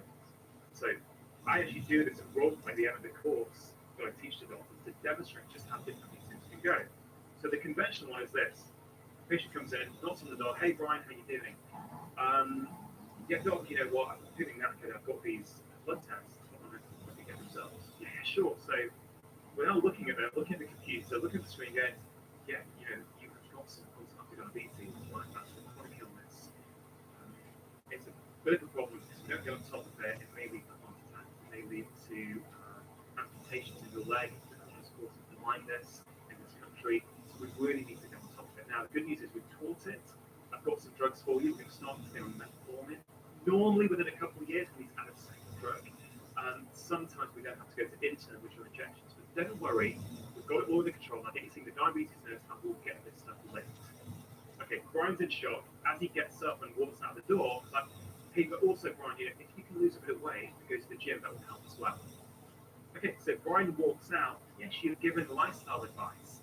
But what does he take away? He takes away that 99% of that conversation was that they mentioned lifestyle, mentioned this drug, and that they've got this under control for me. Cool, well, I can keep going doing what I'm doing. That sounds like I'm making this up, but that's an extreme example. I can guarantee you that is how some of these conversations go down. There'll be people listening to this who have been in that conversation. Now, I'm not having to go with a doctor because I do recognize that things are challenging. But what about the same scenario where Brian comes in, you make eye contact with him, you don't look at your computer screen, you have a conversation with him, like what are you concerned about? And then you say, hey, look, something actually has come up. Do you know anything about blood sugar? A little bit. Your blood sugar is a little bit higher than we would ideally want. You know, it's actually gone into the range of something that we call cardiomyopathy. Look, it's a condition that actually you have not just got this in the last week or maybe look, there are a couple of options. Yeah, there are some drugs that we sometimes need to use. But if you're open to this, I can help you look at your lifestyle and try and figure out with you what are the various factors that may affect this. Are you interested? And yeah, if you can let me know what I can do, that'd be amazing. And if you go down that road and you spend the time connecting and spend the time explaining to them what they can do and what they feel is achievable, I think even within 10 minutes you can get a good result. But this is communication. Yeah, right? So why aren't medical schools training doctors to better communicate with patients, particularly if compliance is an issue? It seems like that should be part and parcel of, you know, to be trained as a doctor. Like you're gonna spend your entire career communicating with patients, telling them what to do, what's wrong with them, etc. Shouldn't there be there's a skill to that, right? To do it effectively. Yeah. You know, one of the things I'd say, certainly when I was going through med school applications, and from what I understand, it's not really changed that much, but they have tried to evolve. That is not anywhere in literally how you are assessed. Because what are your grades, right? What is your interview like? Now, I guess an interview on some level is looking at your ability to communicate. I get that. But I think the whole landscape has changed. What we needed in doctors 30 years ago is frankly not what we need in the bulk of our doctors today. It has moved on. And therefore the skill set that a doctor requires in the 21st century is fundamentally different in my eyes than the skill set a doctor needed in the 20th century. So yes, we should be assessing it. I think that's important. But also we should look at how to train it. Train it. You can teach people some skills of how you do it. How do you actively listen? How do you not interrupt the patient's story? You know, basic things that frankly I would argue it's not just about the doctor. If you want to communicate with your partner, with your wife, with your children, right? It's the same skill set. So given that most of what we now see as doctors is driven by collective modern lifestyles, I say 80% is driven by collective modern lifestyles. Well, doesn't it not stand to reason that actually these sort of life skills that we need to be able to communicate effectively are probably taught to the tree when it comes to being a doctor? Well, I think it is changing slowly. We're seeing the growth in the advent of functional medicine, and there are more and more people like yourselves who understand this and are stepping into a new way of practicing medicine. So I'm hopeful in that regard, but it does seem like there needs to be some systemic changes and updating the education and also the continuing education. Right? I mean, you have to do all this continuing education all the time. Like, couldn't that be built? I mean, Rich, what I'm trying to do to help this problem is was talking about it in the media for years. So I'm saying this is a problem. We need to change this. And I'm thinking, yeah, but what do you do? It's very well talking about it, but then what is the solution?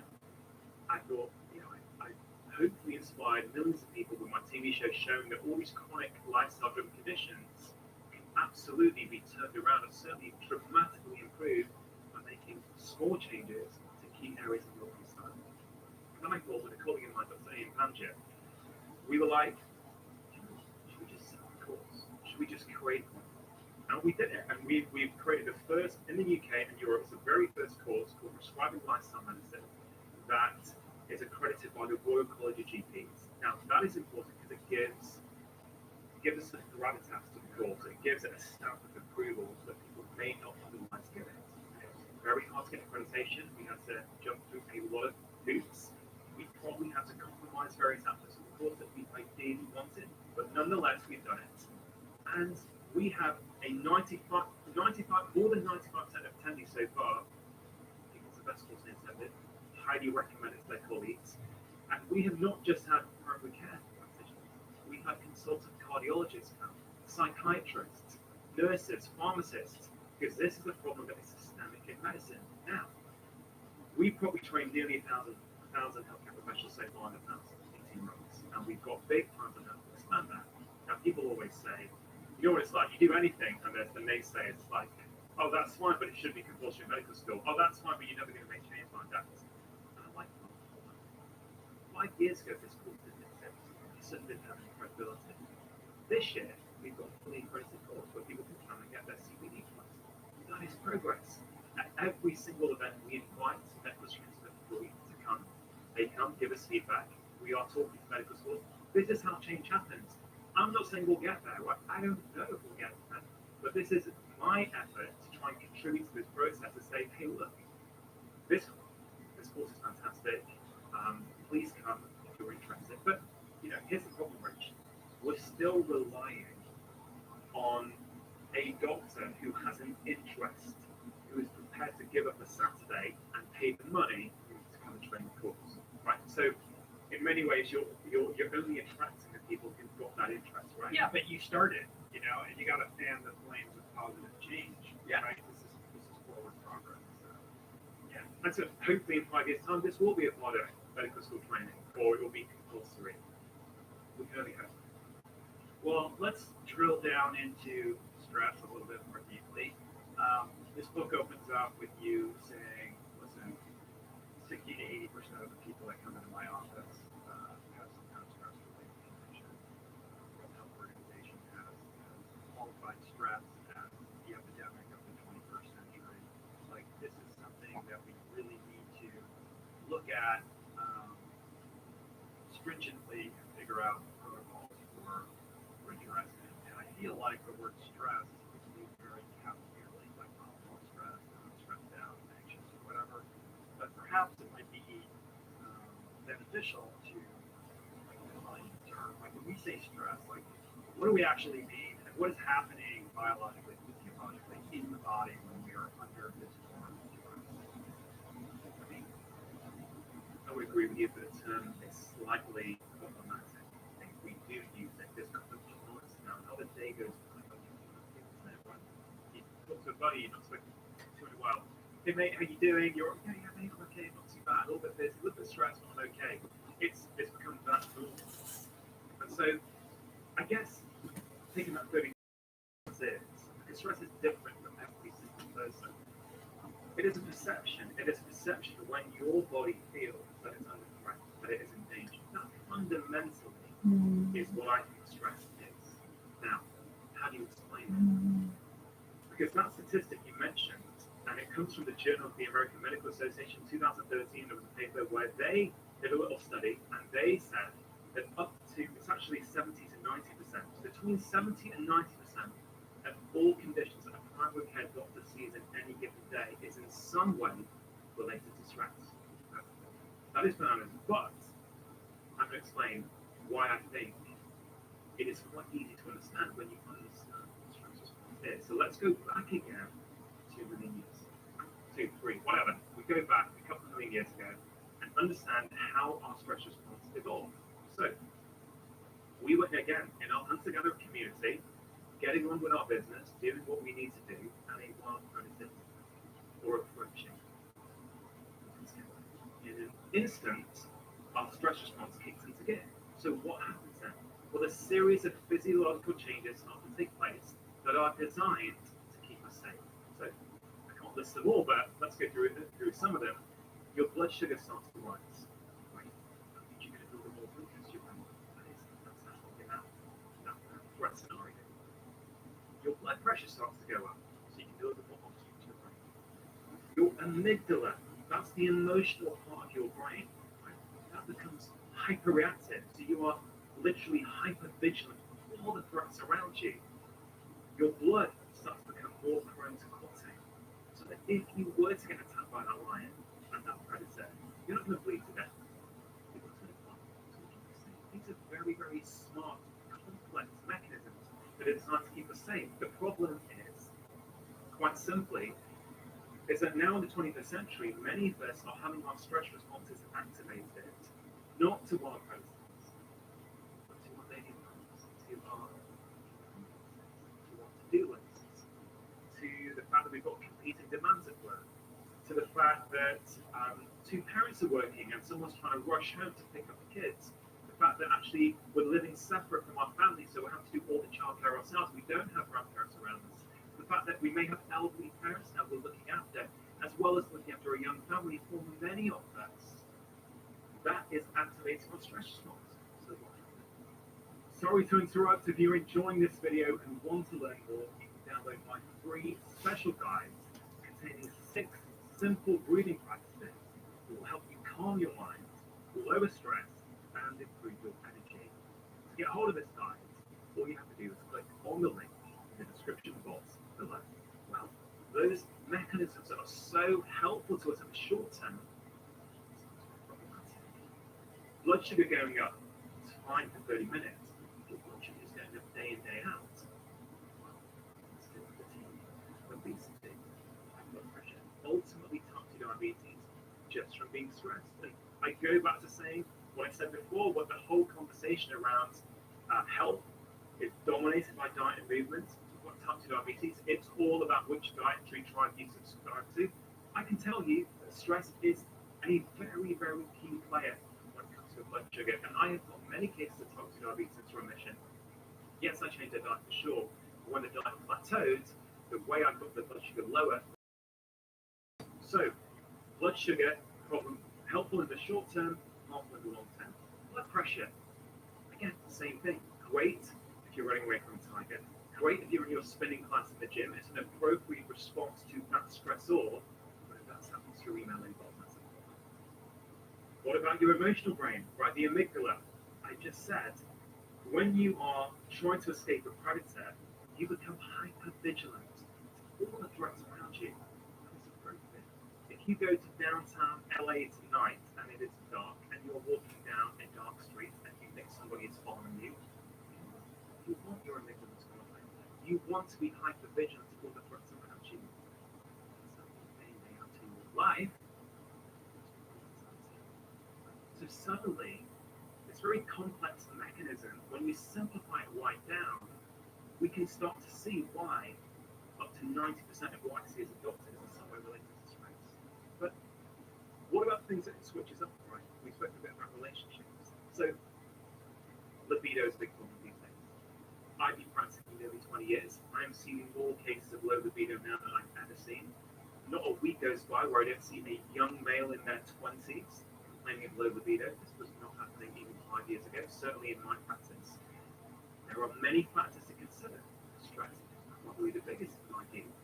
Again, go back too many years. You are running away from a threat. In that moment, you need to prioritize survival.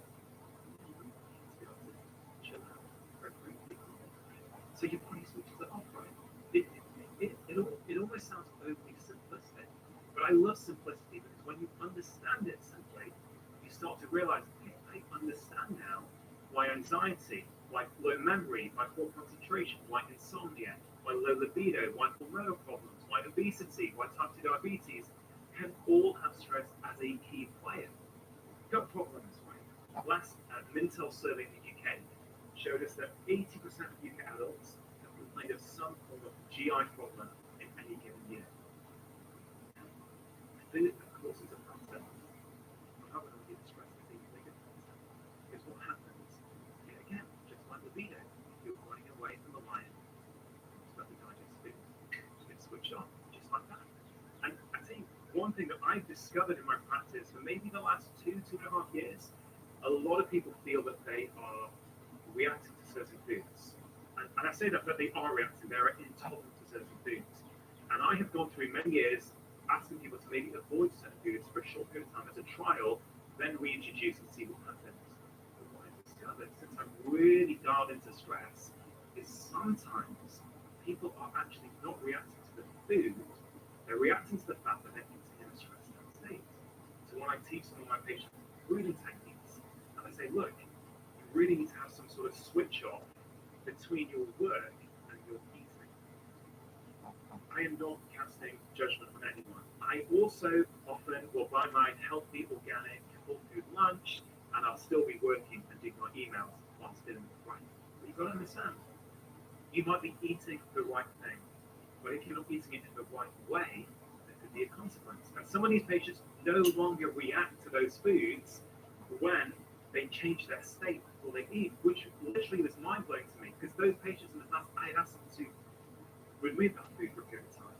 So it is so powerful. And I kind of reflect on the French when I think about this, because there is this whole French paradox, right? You've heard of this, right? It's Right. Well, they eat all these crazy foods, and they don't have the obesity problem and the chronic disease problem that we have. And so why is their stress lifestyle? They take, their meal times are sacred and elongated compared to America. in the UK, look, I've recently been thinking about this a lot because there are multiple theories why French paradox exists. But with the knowledge I now have with stress, I would have to say that there's a very powerful case to be made that actually the way they are eating means that actually the food is going to have a different impact. It's going to do something different. If you prioritize a 90-minute lunch break where, hey, you know what, it's lunchtime, we're not being that cool, we're closing the computer, sitting down, we're chilling, and we are now going to have lunchtime. Because when you understand the stress response, it do something different. And I actually had an interview with a French journalist last week. My first book has just come out in France. And I asked her at the end of that interview, I said, hey, look, I'm asking you, does that still go on? I've spent a lot of time in France skiing, sure, but I was thinking, does that still go on? By and large, that is still what goes on. Now, in some of the heavily urbanized places like Paris, in some of the companies where there's a lot of international people working there, it is starting to get eroded away, which kind of makes sense. Anyway, that's interesting. Well, I get the idea that when you're in a stress state, it restricts blood flow to your digestive system. But what is the impact on the microbiome, or why would that lead to some kind of allergic reaction to a certain type of food? Yeah, well, first of all, I'm not saying true allergy. We've got to be very careful that we distinguish allergy from intolerance. It's a very different biological mechanism. So, I think it's important just to clarify that. If you have a true allergy, that when you eat some food, you get, red cheeks and your lips start to swell. I'm not saying in that instant.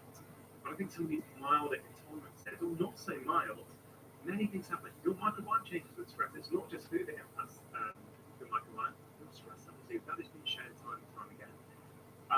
Your digestive enzymes. So, in order to digest food, whatever it is you're eating, you need the correct set of digestive enzymes to digest that food.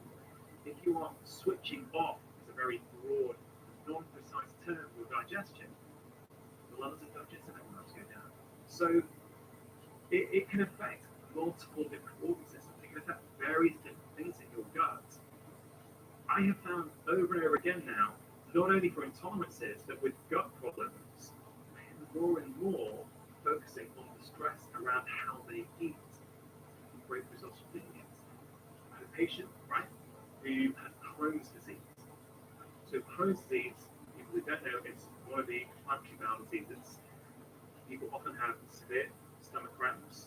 I will often have visit the toilet, maybe 15, 20 times a day, of blood there. It can be very physically unpleasant, socially unpleasant. A few years ago, I had a patient who was under the gastroenterologists. She had tried the various drugs. They didn't work that well for her. She didn't like the way that they made her feel, so she had some complaints. I started trying to help her. Now, granted, I did start with diet. I thought, okay, let's see if we can change some things. Let's see what happens. And we got a bit of an improvement, for sure. She was feeling motivated and inspired. This is great, I'm finally getting some control over this condition. Then I don't see her for a little while and she plateaus. She comes in to see me. I haven't seen her in 6 months. And I'm talking to her, and she's like, "Listen, you've got to do something. What else do I need to do? What do I need to ask about? What do I need to cut out?" She's talking really fast. And I started to unpick her life a little bit. It wasn't clear to me. I was just picking up on this sense of background anxiety. She was rushing around. She was like many of the female patients I see in my practice. They were so caring. They were nurturing. She was looking after her husband. She was looking after the kids. Everything she did in her life was for somebody else. And she was not doing anything for herself. And many things to do, but the first thing I started with her was with, I said, look, I know you want me to give you some advice. I know you might want me to refer you to a nutrition professional able to go deeper with it, but just hear me out. I think that's not the lever to turn at the moment. I think the background stress levels in your life are playing a role here. And I wonder if we could try something out. She was resistant because in her head it was all about diet. So she wanted more dietary advice. And I said, look, all I want you to do is I want you to take a bit of time for yourself every day, just 15 minutes. So this is not deep reading before me. This is just saying, look, do something for yourself. 15 minutes a day, and if you can, once a week, do something that you're really, really passionate about, that you've always wanted to do and you've never done. Anyway, so we also did what's called an MSQ, a medical symptom questionnaire. So I scored the level of her symptoms. She goes fine. A month later, she comes back. She goes like a different person. Her symptoms have gone down by 50%. 50%. Now, she still has Crohn's disease. She still has symptoms. It's just significantly better. So what have you been doing? I said, well, you know what? Every morning when I drop the kids at school, I now park the car, leave the phone in the car, and go for a walk and look up 15 minutes.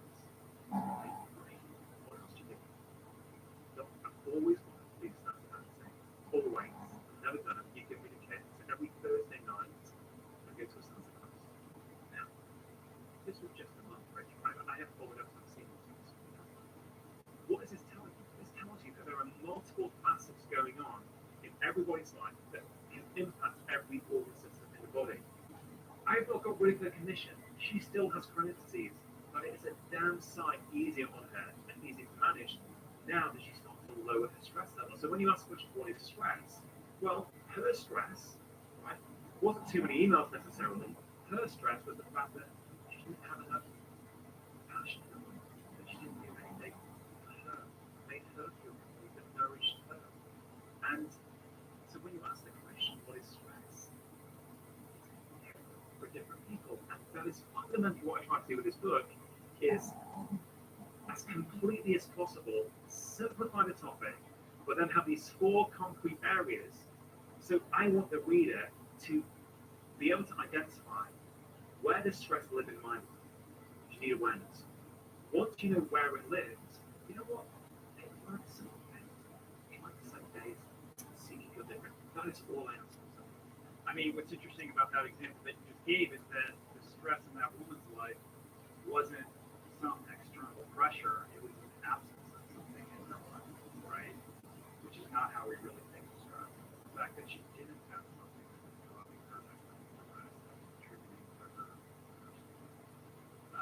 And it is interesting to kind of deconstruct stress and look at the different bases that it has. You talk about like the MSD, the micro stress doses that we get throughout the day. It's not that stress is inherently bad. It's the chronic stress, or the repetitive nature of these little micro doses of stress that we're getting all day long throughout our day, within moments of waking up in the morning, that culminate in this chronic stress condition that's creating all these problems.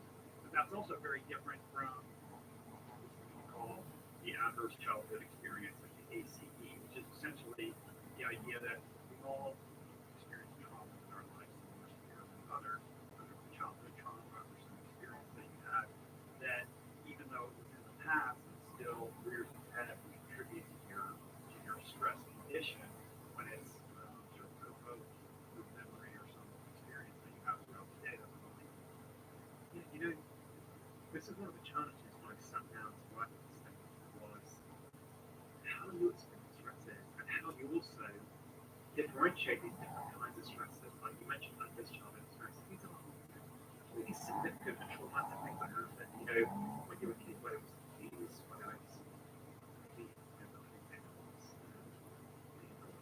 kinds of things that we know impact all of your life outcomes. And I was trying to figure out how can you describe this?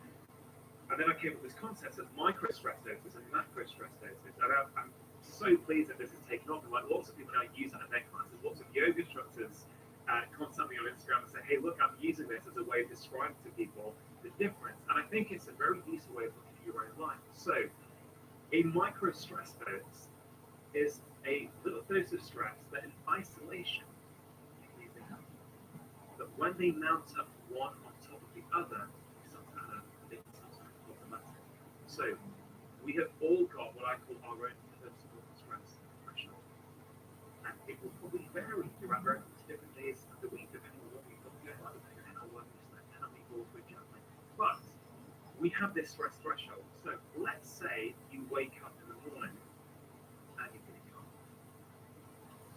You can start accumulating micro stress doses bit by bit. And the more of them you accumulate, the closer you get to your own stress threshold. When you get to your stress threshold, that is when things start to go wrong. That is when you have an unreasonable reaction to an email you receive. That is when you have an argument with your partner. That is when you scream at your kids when they haven't actually done anything because you have passed your threshold. And I've made the case that many of us have had 10 to 15 hits of micro stress before we walk out the door in the morning. So what is the conventional, not the conventional, what is a common scenario these days? Work stressful. Come back, knackered, I want to unwind. I don't want to go to bed because it all starts tomorrow. So I'm going to stay up late on Netflix, unwinding and numbing what is going on in my life. So I go to bed late. Right. I set my alarm for 6:30 in the morning because I've got work the next day. Okay, so you're in a deep sleep, and at 6:30 your alarm goes off. Boom. Micro stress says number one, because waking you, jolting you from a deep sleep is a stressor on the body. You look at the time, which will be on your phone, you look at it, you know, I've got a few more minutes. You press snooze. At 6:36, boom, your alarm hits again, micro stress says number two. Then you think, you know what, yeah, now. Grab your phone, whilst you're sort of stretching your bed, just an email. Man, there's 3 work emails yesterday, I didn't get around to doing them, I've got to do that today. MSD, micro stress says number 3. Then you quickly go onto social media. Someone's been mean to me on my last post. MSD number 4. Then you realize, oh my god, I've been in bed for 20 minutes. I'm running late now. I really need to get a move on. And I'm not going to keep sort of laboring the points, but you can very easily see how before you even leave the house in the morning, you've picked up 15 MSDs. That means you are closer to your threshold, which means it's going to take less little hits of micro stress in the day to tip you over. This is why I'm so passionate about having some downtime, having some space in the morning to insulate yourself, make you more resilient. It's not just about reducing the stress in our life where we can. I get some people live difficult lives. Some people don't earn much money. They're working 2 jobs. That is fundamentally stressful. But if you can adopt some of these techniques, and pretty much every single tip in the book is free, and I'm super passionate about that they are accessible to everyone. You know what? You can apply these tools to make yourself more resilient to the stress. So let's say you've got a stressful life. If you're going out of the house with only 2 micro stress doses as opposed to 15, you've got a much bigger buffer before you start to have problems. And so I think that's a useful analogy. I will say though, even if you have had a macro stress dose, one of these big hits of stress, like, you know,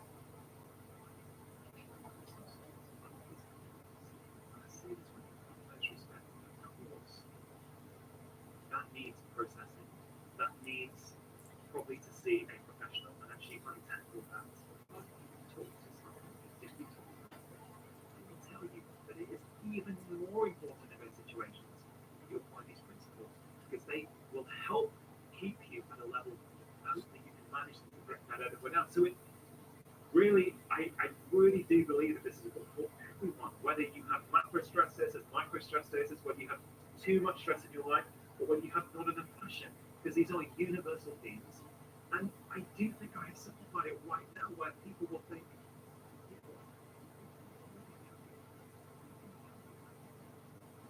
yeah, I think that you're absolutely right. And what I like about the book is that it's very practical solution stress solution. Now, solutions, right? And some of these are very easy to implement in your life, like that are like we're very, very like simple tools, morning routine, whatever that may look like for you, meditation, mindfulness practices.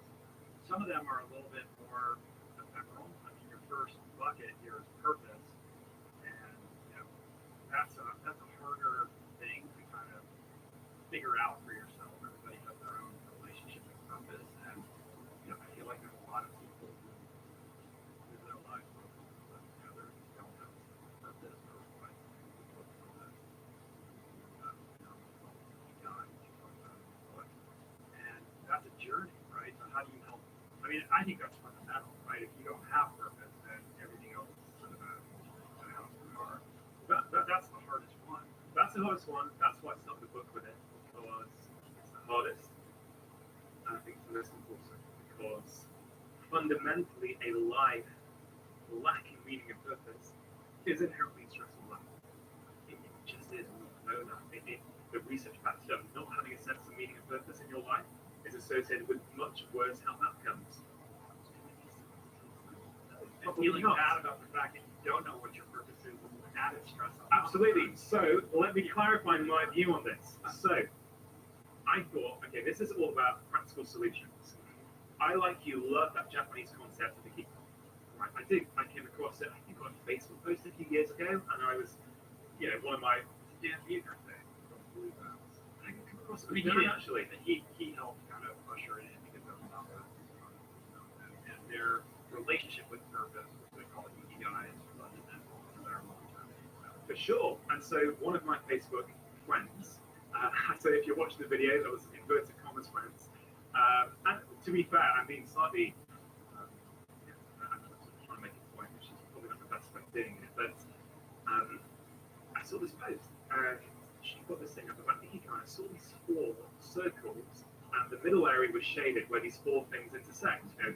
Ikigai is when you find something in your life to do, something that you love, something that you're good at, and something that the world needs, and something that pays you money.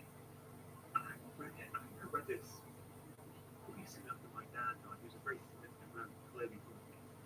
And I remember reading that, and I thought, I want that. And I started to reflect on it, think about it. I thought, well, this could be useful for my patients.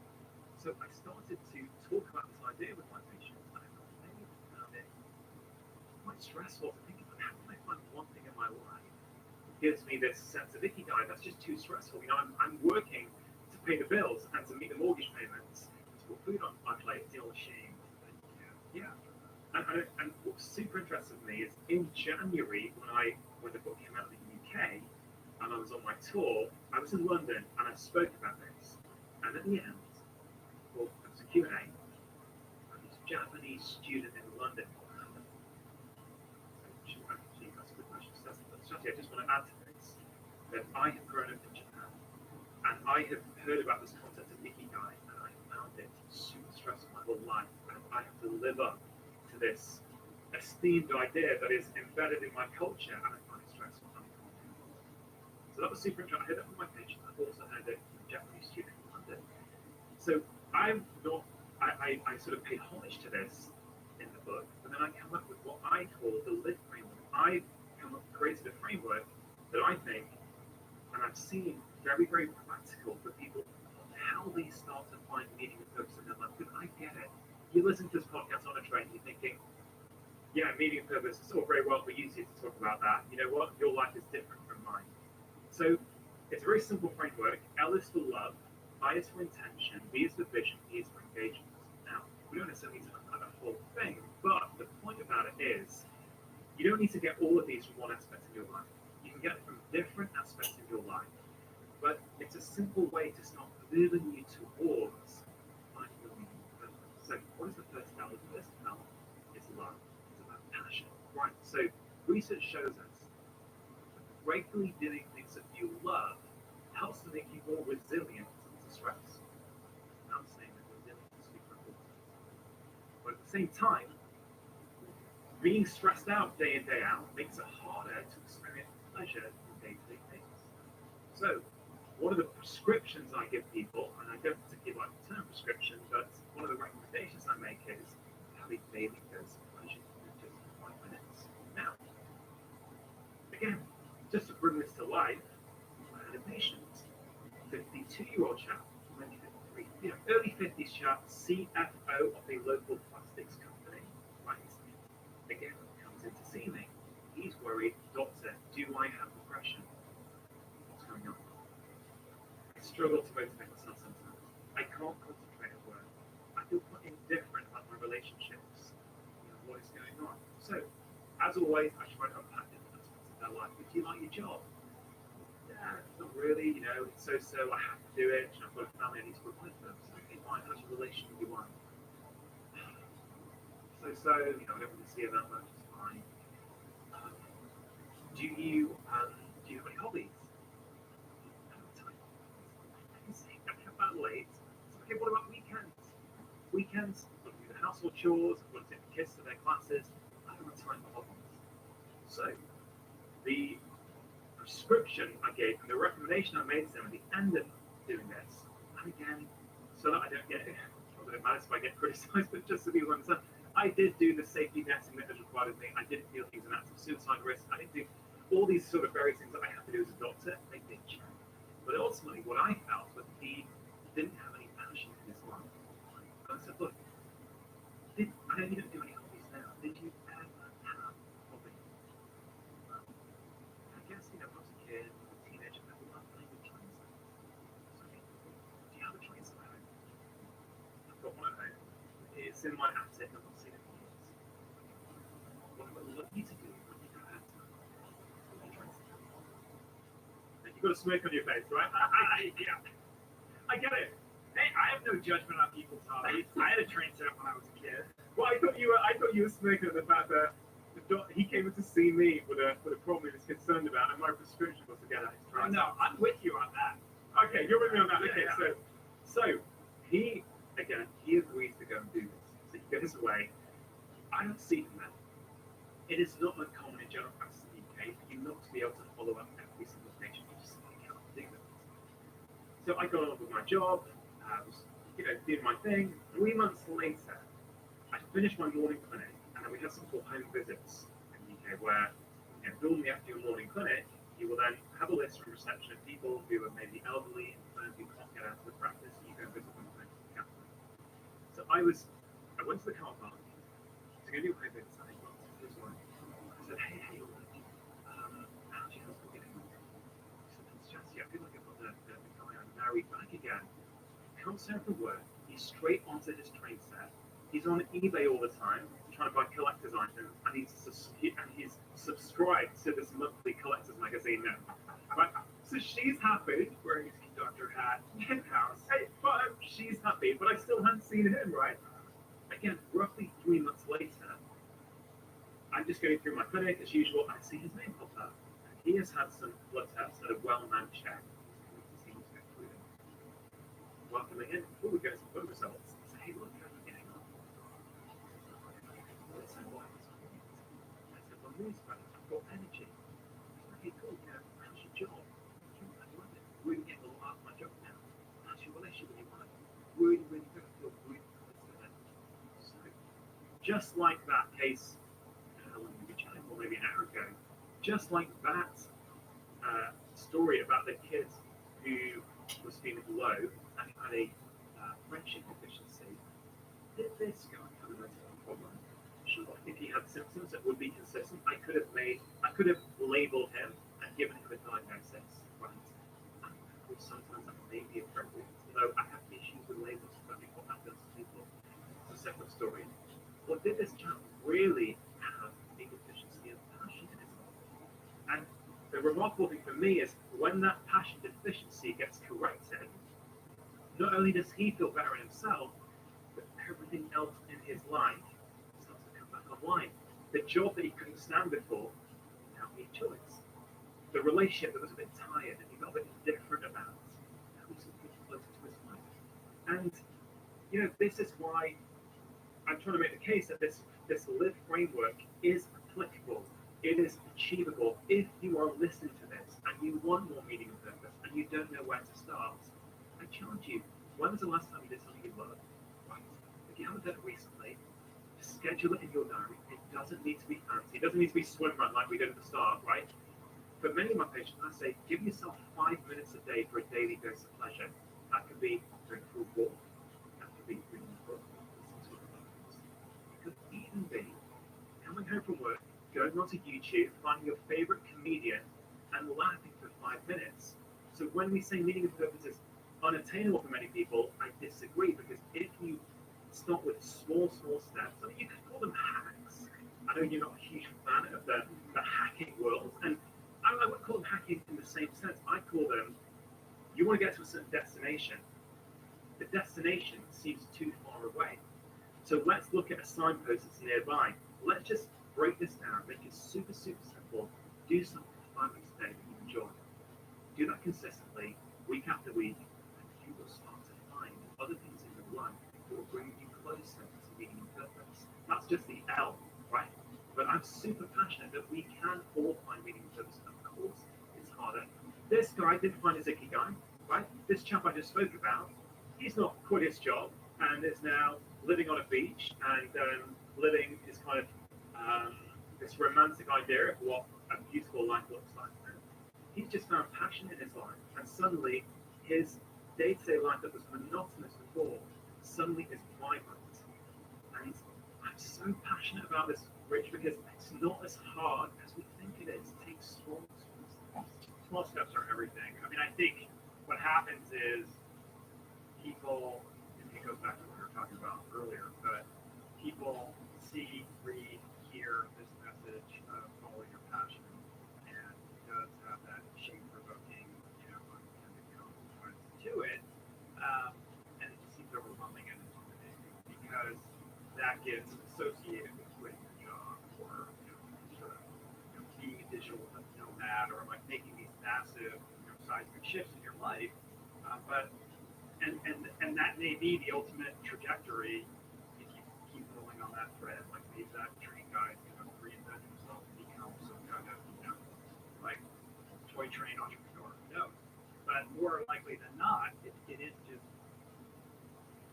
having the wherewithal to set aside a little bit of time for tiny stuff going and embrace the aspect of stuff with love. I mean, that's how it started with me. Like I was back to the swimming pool and jumped in the water. Nothing more than that. And it led to me sitting here with you and interacting with never predicted it in a year. But the tiny first step that seems meaningless and unconnected to ephemeral concepts like guide, passion, where all these things are seen. Sure. And, this is such a fundamentally important point. Not only under the umbrella term of stress, just for overall well-being, how we feel about ourselves. It's very hard to do that without passion. It's very hard to do that unless there is some overarching objective or direction in your life where you are going. And I get it. Many people don't feel that they can have it. This is why I drill down, I think so hard, how do you make this achievable? How do you bring these kind of really lofty concepts and ideals, how do you bring them right down to something that someone who's working in a council flat, who's working 2 jobs, feels that there is no way out, to something that they can apply? And I know this stuff works because I've been using these tips with real people, busy people with busy lives, and you pointed it out. That's it. It's not about necessarily that first step. Of course, that's very important. But who knows what the hell we're doing in 5 years? He's now on the road to that destination. Well, there is no destination, but he's on that road, on that journey towards meeting the purpose. So we are headed into holiday season. Stressful time of year. By the time this podcast comes out, this is the moment where stress peaks. People are with their relatives, they're in high stress situations, there's a lot of pressure to show up for other people, and pushes people over the edge. So I think it would be really helpful and constructive to kind of provide some guidance for how people can better navigate the minefield. So, yeah, sure, you're right. It is all over the world, I think, certainly in the countries in which we live. It's a time for pressures, external pressures, things that we feel we have to do. There are so many things that we can do, but the thing that is rising to the surface in me now is think about downtime. Right? We need downtime. We thrive on downtime. Our brains thrive on downtime. You simply cannot get up, go on your phone, consume, watch what the world is giving you, reacting, go to after work drinks, go to all these family engagements, come back, lie in bed, consume more. You simply just cannot do that without there being a consequence. You will be accumulating micro-stressors after micro-stressors, and you will go over, and it will lead to family arguments. It will lead to a row with your partner. It will lead to you getting stressed out at work and falling out with your boss. It is all the consequence of that framework of micro-stress doses. Where is your stress threshold? You need to minimize the micro-stress doses, and you need to take active steps to increase your resilience. So, let's keep it simple. You mentioned morning routine. I'm a huge fan of morning routines. And the framework I create for people is a morning routine has 3 M's, the way I see it. Mindfulness, movement, and mindset. So if you want a morning routine, you don't know where to start, think about those 3 M's. Now, you can personalize them to your own life. If you have got an hour in the morning, great. If you've got 5 minutes, you can still do it in 5 minutes. Mindfulness, that could be meditation. It could be breathing. Whatever you want can be mindfulness, whatever appeals to you. Movement, anything you want. Do some push-ups, do some stretches. And then mindset. Mindset is do something to put you in a positive frame of mind. That can be reading a book that you enjoy that makes you feel good. It can be some affirmations like I would do with my daughter. Now, to really clear on this, I have a patient in particular who says, this sounds great. I'm too busy. I've got to get kids. I don't have time for this. She now, I have persuaded her to try it. She now sticks to a religiously 5-minute morning routine. Right? But my own routine has to be about half an hour. I have that luxury now. I did always. But hers is 5 minutes. So what does she do? Let's break those 3 M's down. First step, mindfulness. She does deep breathing for 1 minute when she gets up. Right? She does a breath that I taught her that I really like called the 3, 4, 5 breath. When she breathes in for 3, she holds it 4, she breathes out like 5. Now, 3, 4 breath. In the book, there is a whole breathing menu with 6 different breaths. If you don't like that one, don't do it. Choose one that you do like. That's her 1 minute breathing. Then what she do for the next 2 minutes, she does some sun salutations. She learned in a yoga class. Just 2 minutes. Then what she does, she reads a book that she likes. She keeps 5 books down. And she picks one. She reads a few pages. Just the act of having 5 minutes to herself in that morning actually transforms the rest of the day. This particular patient had really bad eczema. Her eczema has gone down dramatically since she started doing this morning routine. When you understand physiology, of course that makes sense. Stress ultimately impacts the immune system.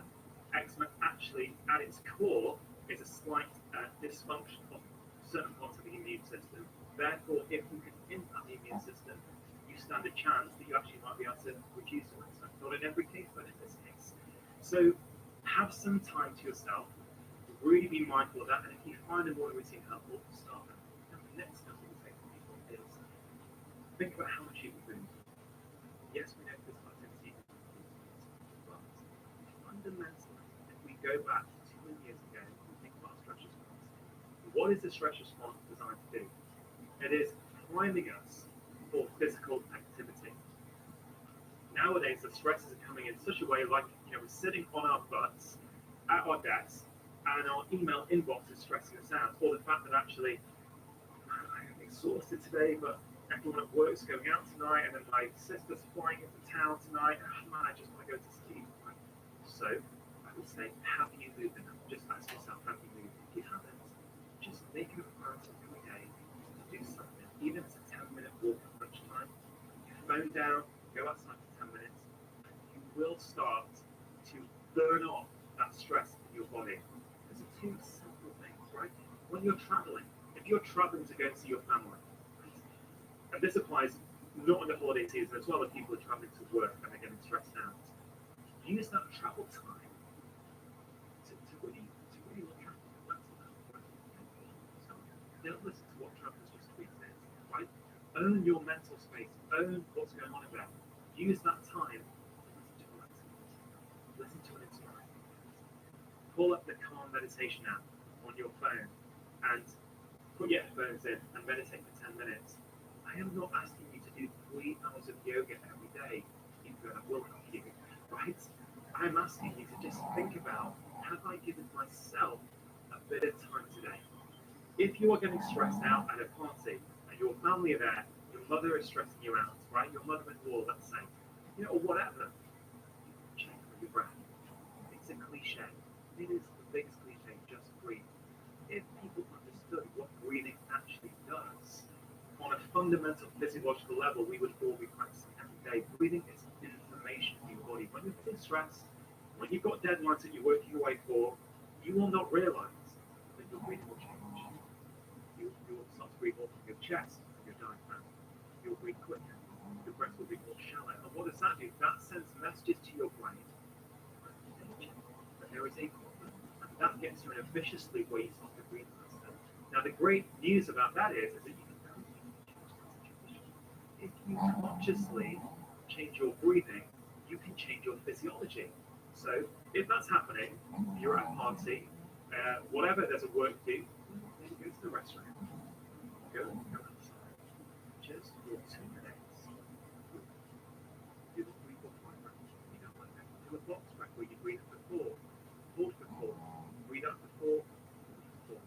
I guarantee if you do that for 1 minute or 2 minutes, you will feel calmer, and the way you deal with that situation will absolutely, it will change. You will be less reactive.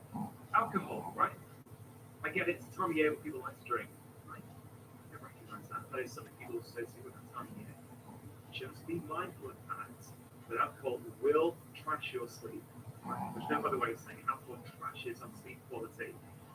If you've been out for a few nights on the bounce and you're tired, you know what?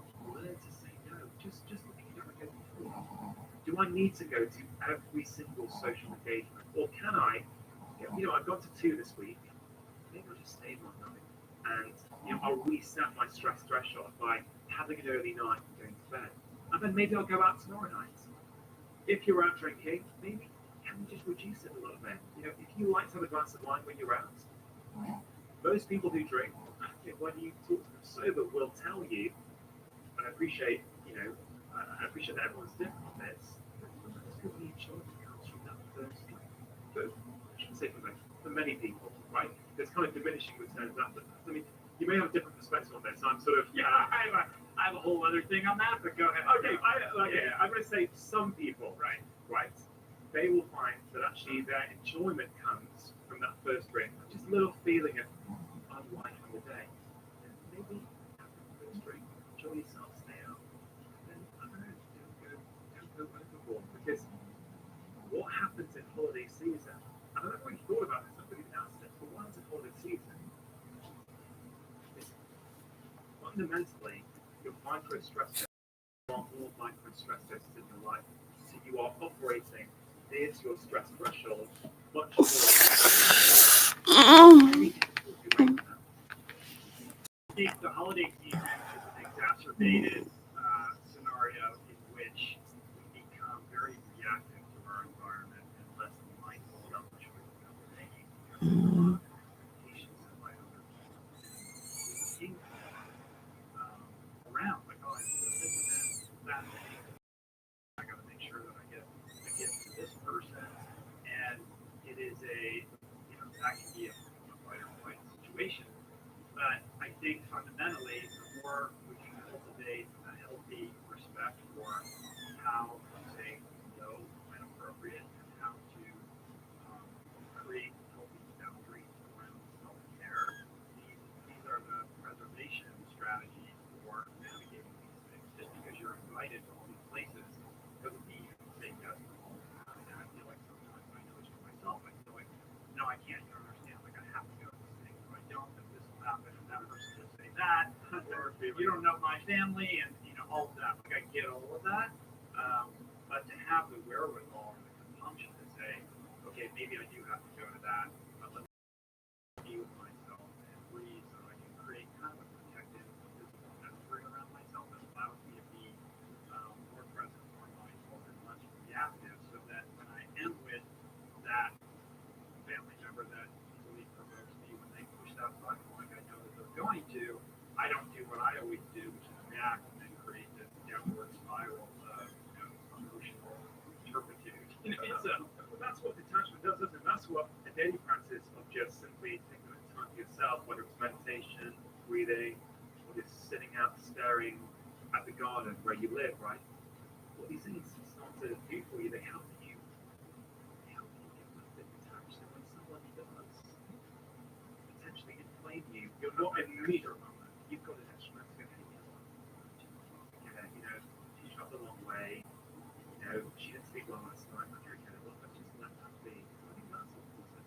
The other thing, thinking about holiday season, it's hard to think about it because I've been walking on the beach this morning. I don't know what the temperature is. It's sunny outside. 75 degrees over. Yeah, it's so gorgeous, and it feels like hard to be talking about this. But thinking about it, I think over the last 2 years, what we have done with my lifestyle around Christmas time, the holiday season in the UK, is, it's not the holiday season, this is particularly around Christmas, is that for us, many people, this whole idea of gift buying is incredibly stressful. So I must get people a gift. I need to care.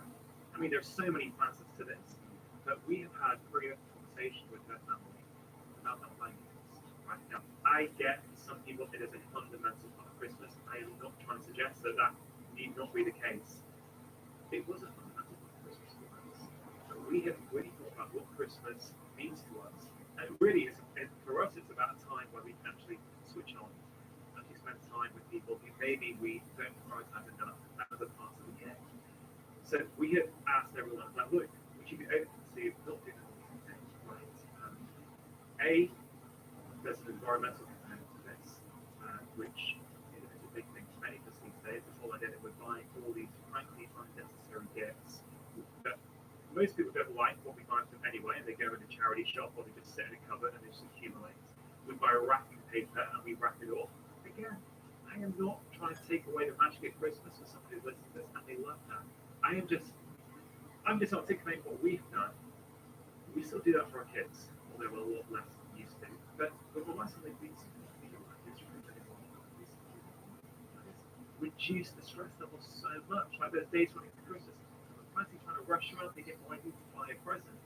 But you buy something just so you can give them the present and say Happy Christmas. I check the box and then it ends up in the landfill.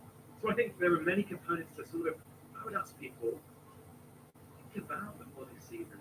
What is it really about for you? Not what is it about the way you just, gut reaction sort of, oh, it is about presents, it's about going out, it's about seeing my friends. When you take a step back and maybe wind down, actually, what is it I love about the holiday season?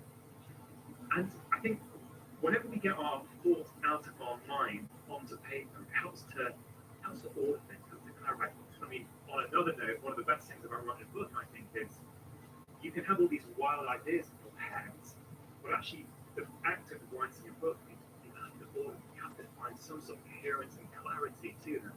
And I think we can apply the same thing to the festive season. Write down what you like out of it, what it means to you, and then think about all these engagements, all these things you've got to do. Which ones actually truly match what gives you joy about that part of the season?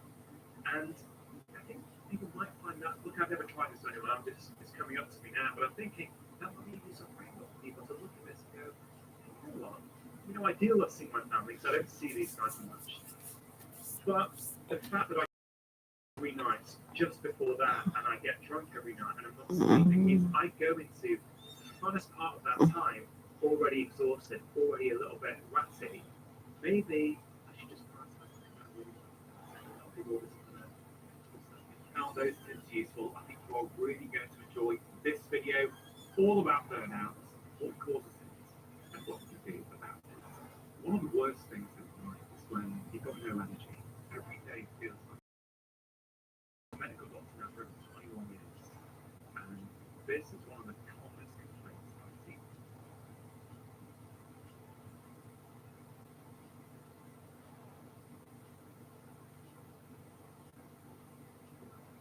What is it about the coffee that you enjoy so much? I like the fact that it's hot. Okay. I've always found hot drinks comforting. So when, let's say, I'm on a book deadline, as I am at the moment, right, trying to finish my next book, I notice that my emotional crutch is coffee. So my coffee intake starts to go up, and I convince myself, yeah, I need to stay focused because I've got to get the book in. That's the story I'm telling myself. Yeah. I know it's not helping. Right. Right. So what I'll do then is I will just have hot water. Okay. Or I really like chopped ginger and hot water. That's one of my favorite drinks. So in terms of answering your question, I like the fact that it's a hot drink. Yeah, there's probably a little bit of a buzz from coffee because it's a psychoactive stimulant. Yeah. Right? So it gives me that little buzz. I don't know what else. Okay. Do you like the taste? Yeah, I do like the taste. Do you? I love the taste. Yeah. Yeah, I think people that love coffee, they love the taste of coffee. Yeah. So I hear 3 rewards that coffee is delivered to you: taste, hot drink, a hot beverage, and a little bit of a buzz. And so if we want to find a new drink for you to consume that is healthier than coffee, coffee's pretty healthy. So I don't know that you need to do this, but let's use it. This is more, I'm using it as a theoretical thought experiment. So what I would say is you need to do some experiments. Okay, so the hot beverage, we know that we can replicate the hot beverage, right? We put ginger and hot water. So I would say 2 mornings in a row when you normally make your coffee, make hot water and ginger. And then afterwards, 20 minutes after you drink that, ask yourself, am I craving coffee right now? Like, is this satisfy the reward that I'm seeking? Or does the hot water and ginger do the trick? Now, it might not do the trick, right? Because there's these 2 other things that coffee's providing. If taste is one of the huge rewards that's really driving you, then hot water and ginger might not be enough. You might need to do hot water and ginger and some citrus, something that makes it taste, or perhaps some bitters, right? Something that gives it a coffee-like sense. And you can definitely, and again, you experiment with it. A couple of days, you put bitters in your hot water and ginger to see if that satisfies your taste sensation, the taste craving that you have. Now, the caffeine is the harder one, right?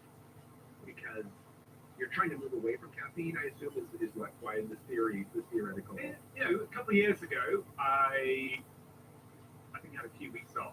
Yeah. And it was great. I went through the withdrawal. Right. And it was just fantastic. So I think, it's definitely something I'll be thinking about recently. Yeah.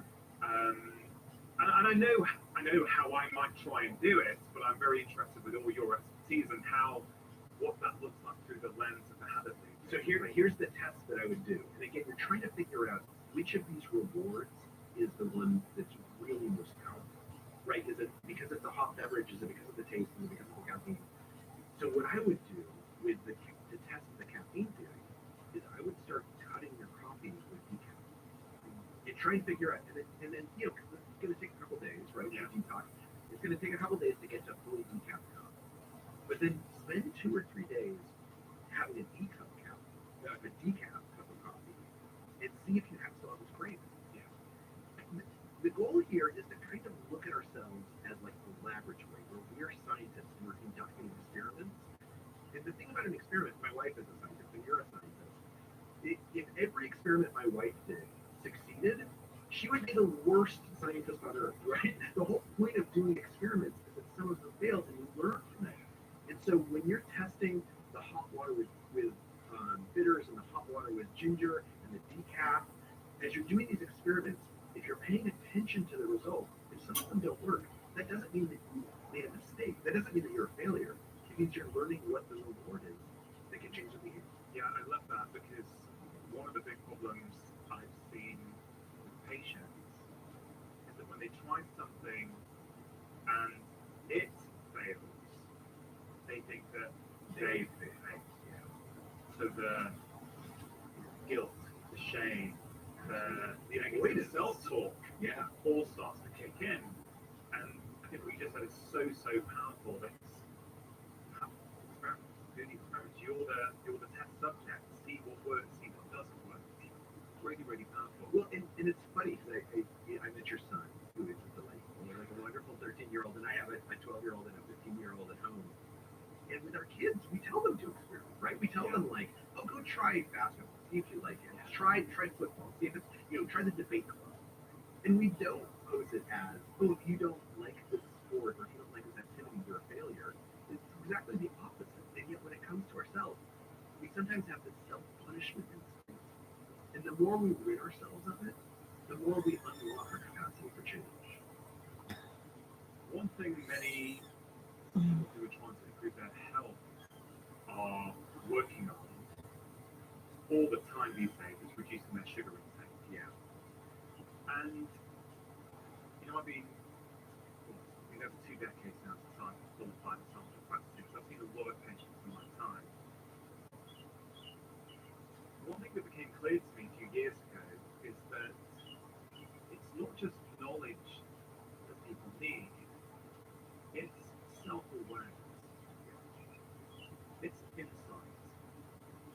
And this little exercise I created helped some of my patients who were, despite their best intentions, ending up on the sofa at 9:30 in the evening, stuck in a tub of ice cream, right?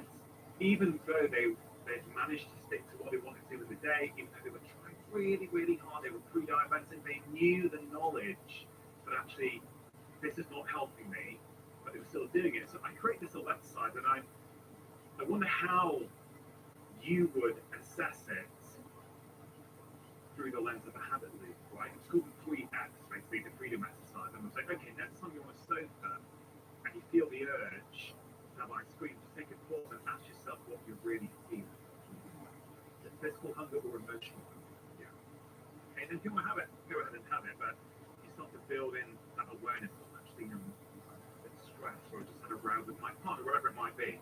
Okay, next time, then you do the first step, then you do the second step, which is, okay, now that you know the feeling, how does food feed that feeling? Oh, okay, so I'm feeling stressed, I've had a row with my partner. When I have the ice cream, I feel less stressed, at least for a few seconds, for a few minutes. Yeah. And then the third act is, okay, now that you know what the feeling is, now that you know how food feeds the feeling, the third act is find. Can you now find an alternative behavior to feed that same feeling? So, how are we going to steal this? This is so good. Oh, you're like, okay, good. So it was kind of like you're feeling stressed. So maybe instead of going to sugar, maybe you can do 10 minutes of yoga. Yeah. Or maybe you run yourself a bath.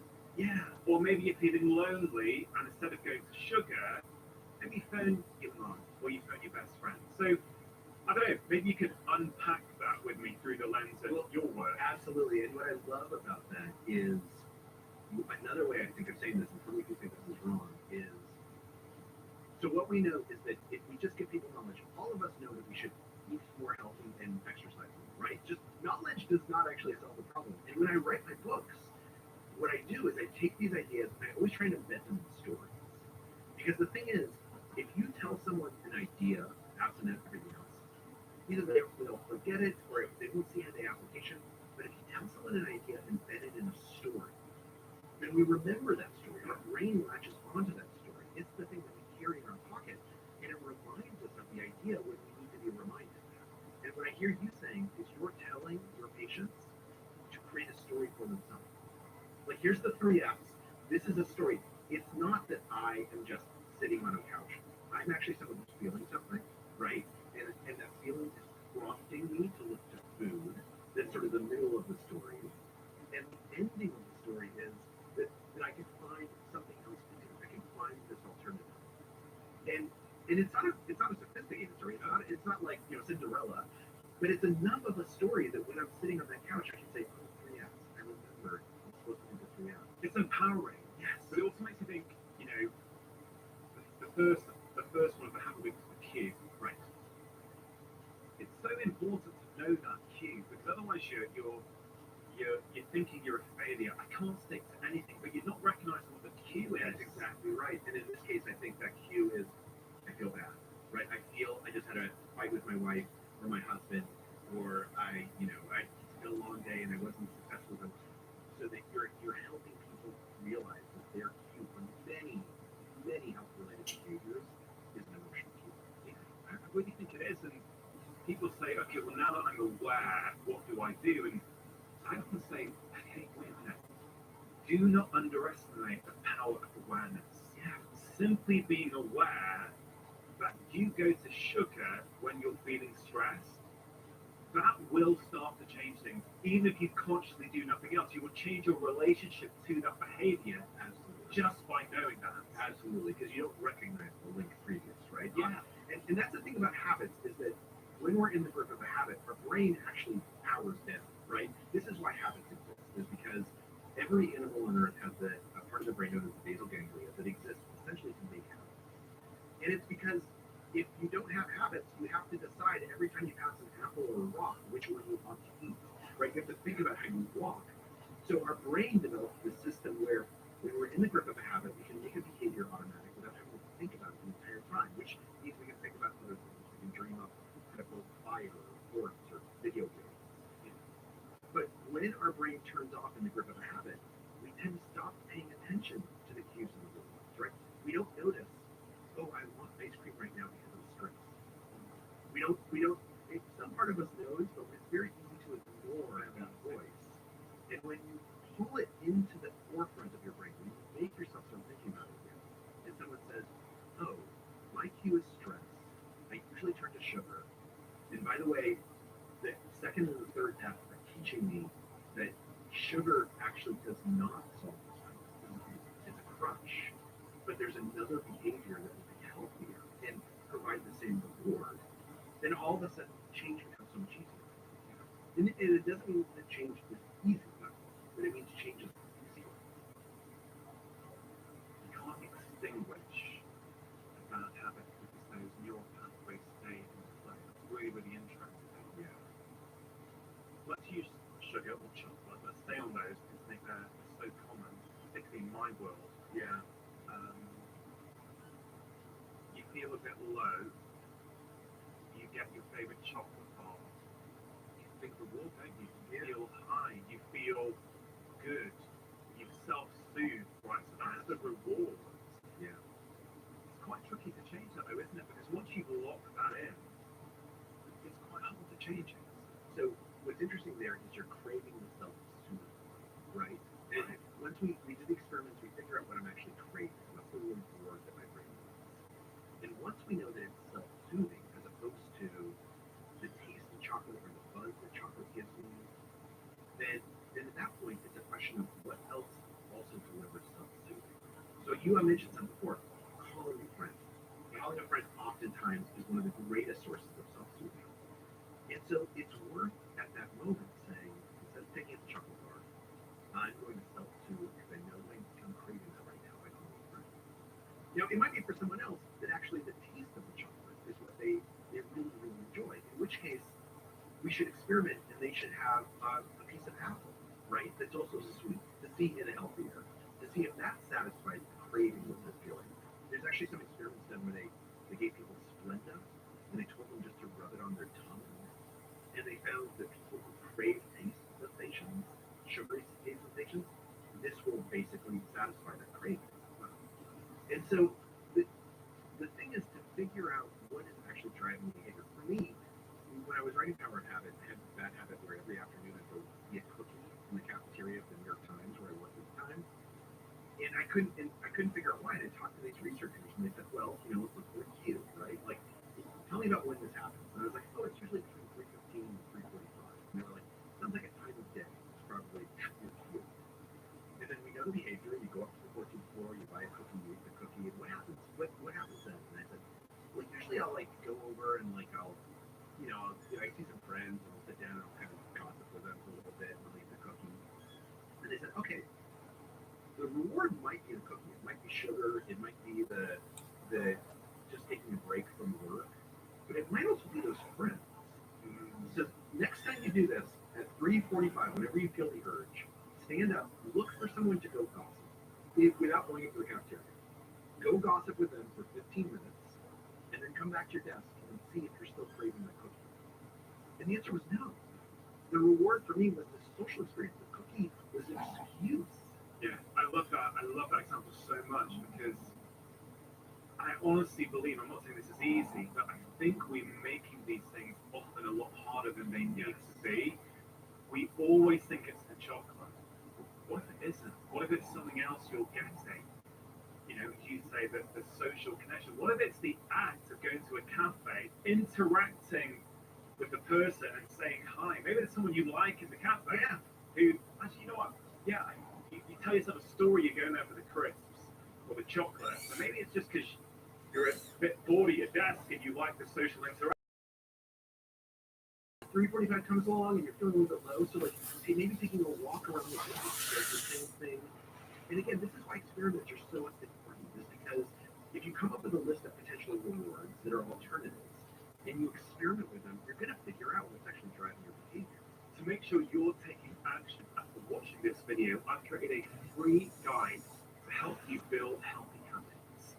We can all make short-term change, but can those changes become a fundamental part of our life? Often they don't. And that's why in this free guide, I share with you the 6 crucial steps you need to take that really, really effective. If you want to get hold of that free guide right now, all you have to do is click the link in the description box below. Now, so this is for changing behaviors. The other question often is how do we create a new habit? And in that case, it's very similar, but a little bit different in that we need to choose a cue, right? So for me, it was running. I was never athletic before I started running the power classes, and I really wanted to get a better shape. And so my goal was I was going to run a half marathon. Okay. So I needed to choose a cue. So what I would do is I'd put my running shoes next to my bed, so I saw them as soon as I woke up, and that became a cue for me. And I would run before work. So that's a visual cue. I was using a visual cue of one time of day. Also, I'd lay out my clothes, so it's very easy to get into my running clothes. Okay, and it's good to have more than one cue. One of them is really going to be the powerful one, but you don't know ahead of time what it might be. Oh, so I like that. So you're peppering in a few cues. Right. See, one of these is going to stick. One of these is going to stick. One of these is going to stick. And it turns out it was the shoe.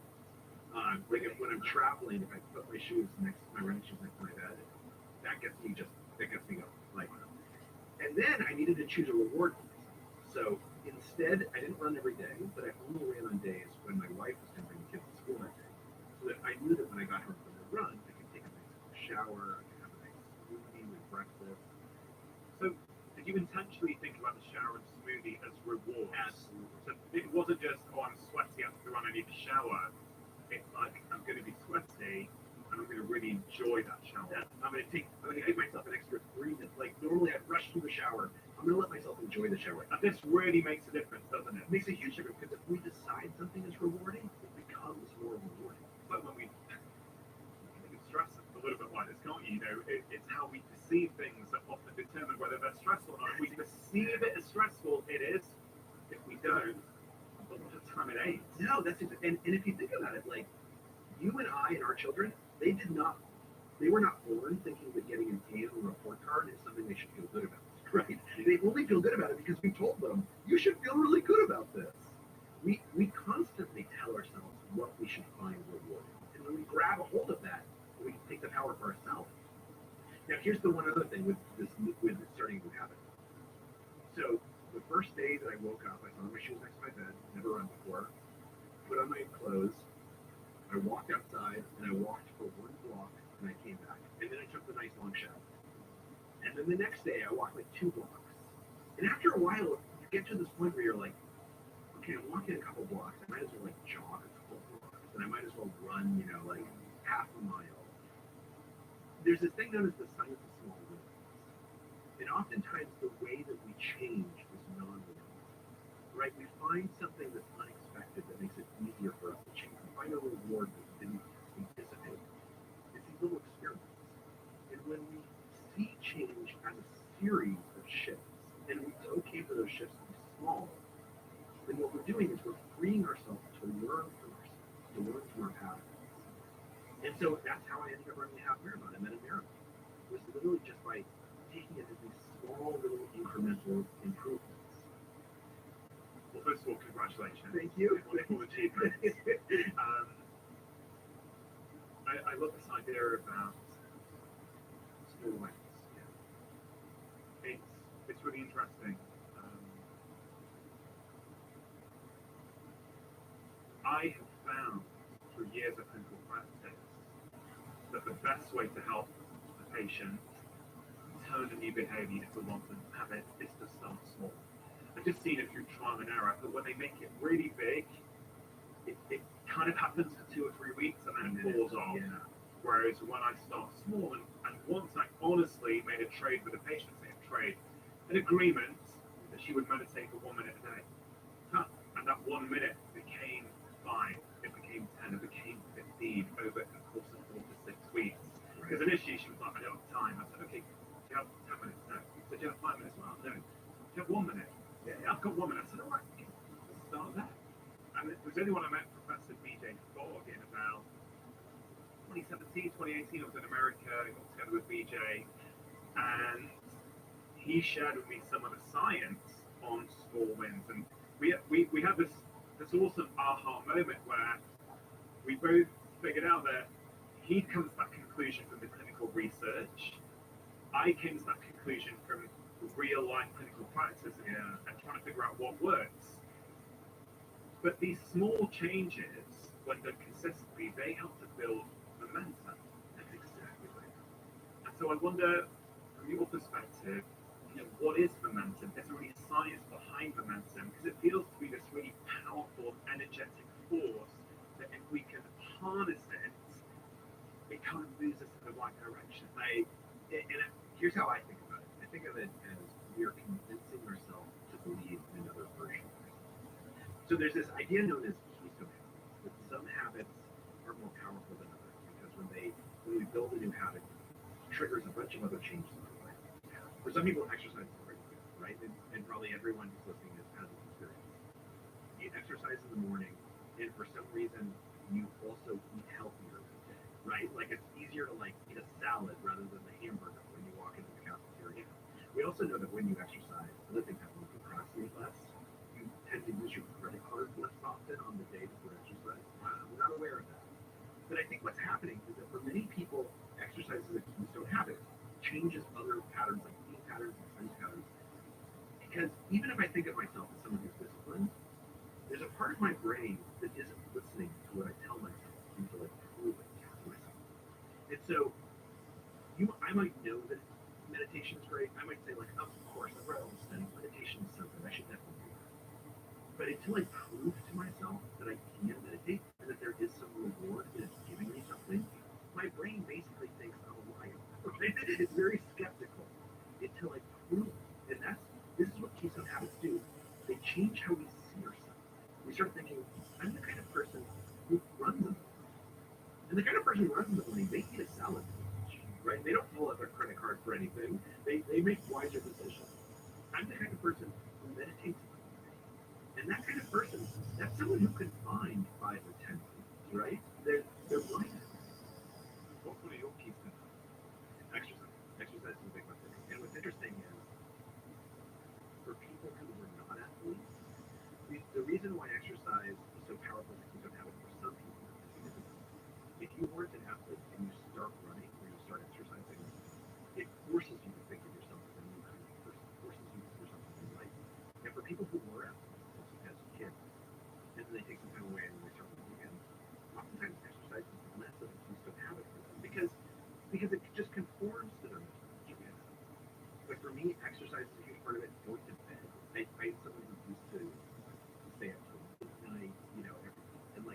right? So, exactly. It's what writers do. And right, I'm supposed to. And my wife goes to bed at like 9 or 9:15, and so I go to bed at 9:30 with her, and that's a keystone habit for me. Like it makes me feel like I am in control of my life. I am making good choices, setting up the next day for success by doing it. And again, it's the story that we tell ourselves, right? Stories are so powerful. We start to tell ourselves a story about ourselves, and that's how change happens.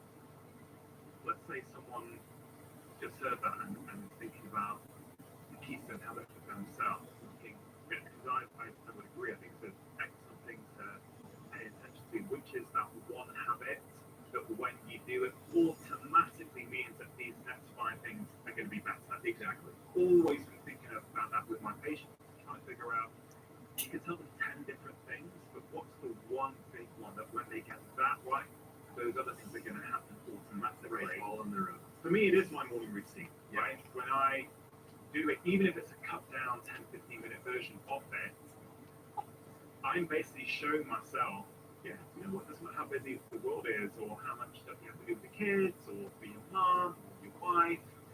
You know, I still make time for myself. I'm worth it.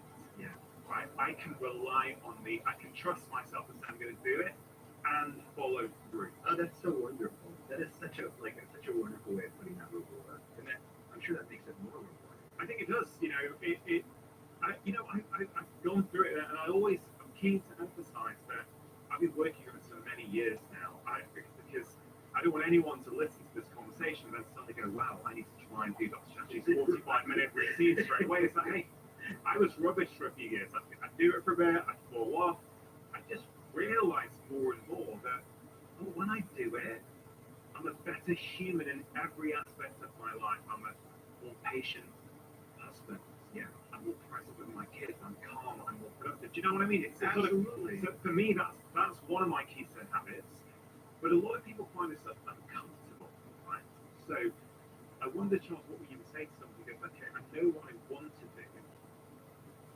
Am I going to find it hard forever, or is it just going to be hard for a few weeks? At some point, will it no longer feel hard and it will become automatic? You know, how do you help them think about that? So I'd say 2 things. Number one is trying to figure out what your keystone habit ought to be. One way that you can do that is ask yourself, what kind of change seems irrationally frightening to me?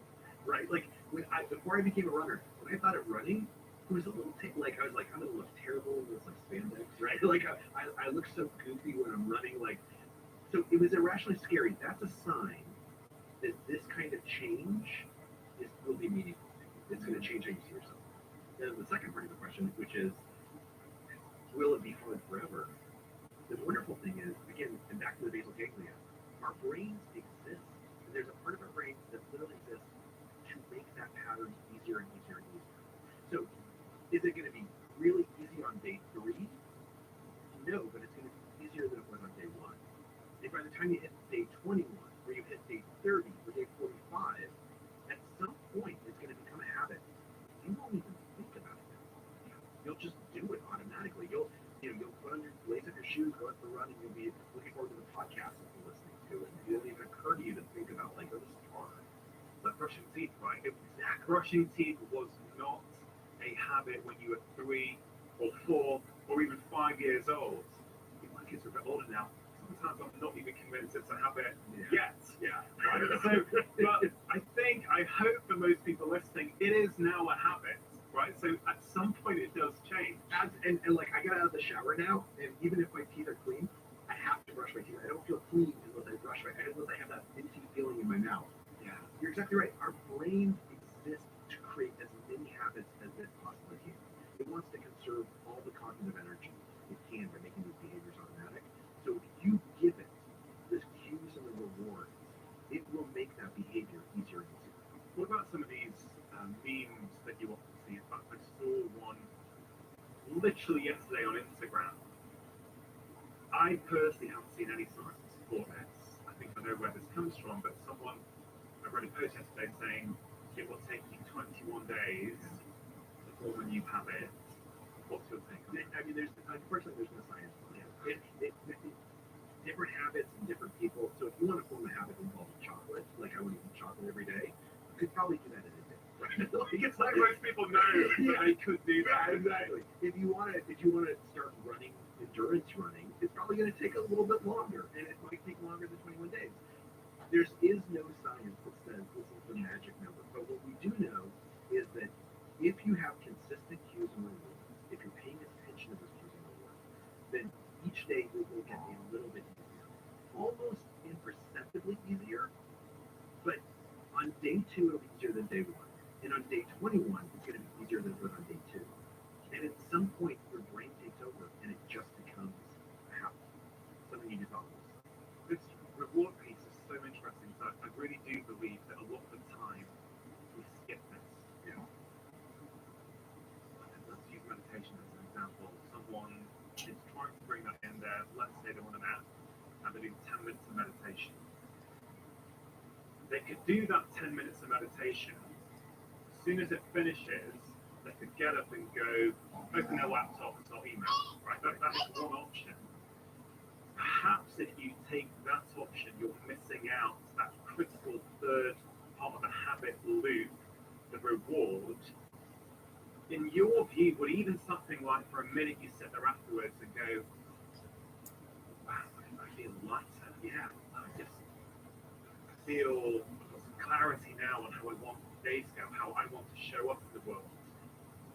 That counts as reward, doesn't it? Absolutely. We're just congratulating yourself. Taking a minute and saying, like, you know what?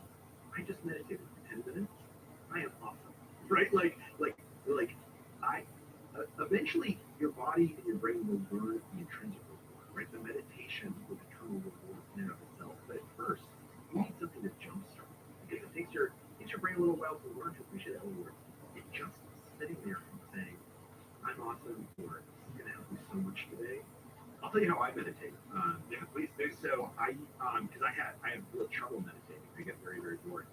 And so I use this biofeedback tool that gives me little rewards if I'm meditating well, which is of course exactly the opposite of what meditation is supposed to be. But what I find is that looking for those rewards, it makes it so much easier for me to fall into the sort of meditation state. And so it's called a muse band that I use, and again, it's about giving ourselves that reward. When we decide something is rewarding, it becomes more rewarding. But we have to let ourselves enjoy it. We have to let ourselves indulge it. I know I'm focusing a lot on the mornings with these habits. That, I guess, is what's worked for me, but I've also seen it change the trajectory of people's days. Yeah. You know, what they do for 10 or 15 minutes in the morning, I think, can have significant downstream consequences.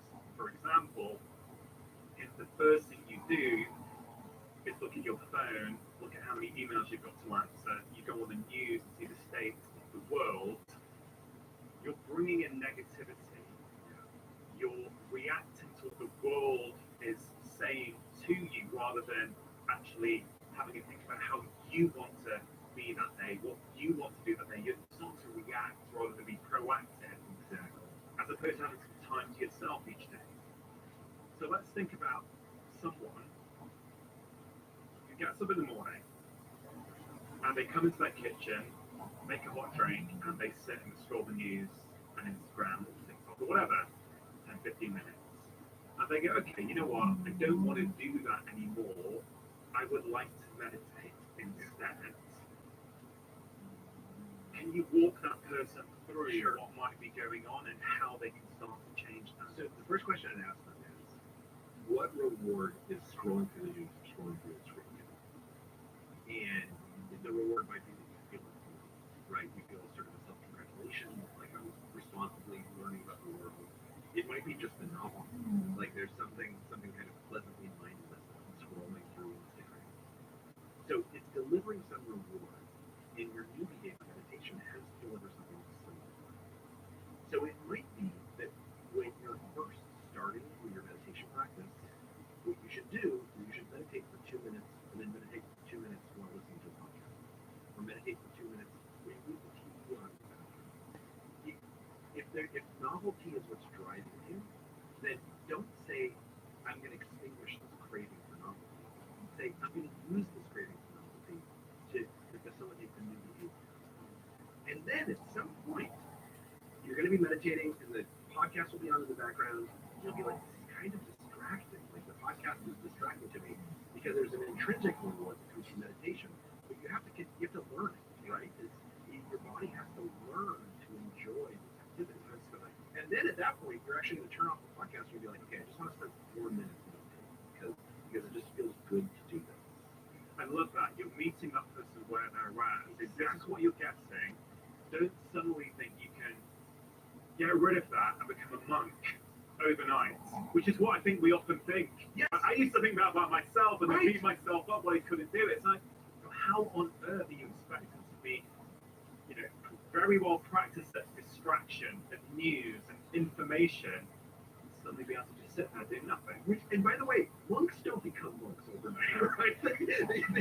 They go to the seminary and they're forced into like learning these patterns, and it's hard. But what I love about that is, so for me these days, I no longer use an app to meditate. Yeah. But I used to, right? Because on that journey,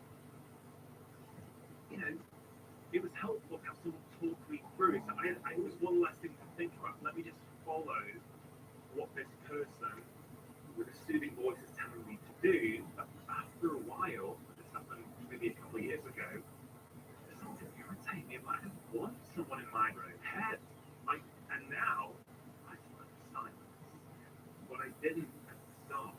And I think this is the thing for people to recognize. Just because you're walking one block instead of running a mile, just because you're meditating with the app on or with the podcast on, it doesn't mean it's going to go like that forever. It means that you're helping yourself get to that eventual goal.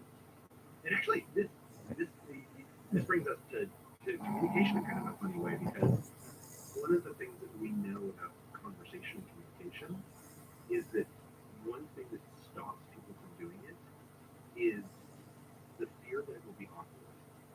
And the fact that sometimes conversations aren't awkward, and they get out of the habit of talking to other people because they think about the negative examples that they have, and don't think enough about the positive examples. Don't say, "Oh, I had an awkward conversation with someone.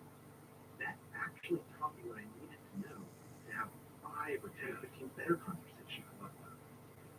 Before we go on to the new book, Super Communicators, when did you write the Power of Habit? So I wrote The Power of Habit. It came out in 2013. So I wrote it in the 2 years preceding that. Okay, 2011, 2012, something like that. Okay, so we are well over 10 years on from you writing that book. And I would say that these principles of human behavior have probably always been there, right? Yeah. They've always been the same. Absolutely. It's who we are. It's how we're wired, essentially. If you were writing the book today, what would you add to it? So the thing I would add, I think, is probably talking about digital life, which were less of an issue in 2013 than they are today, particularly with kids and teenagers. And, you have kids, I have kids. Does your son use his phone obsessively? Like, would you have a phone? He does, but he does not use it obsessively. And I place that in shared life. Why I think that is that look, the truth is that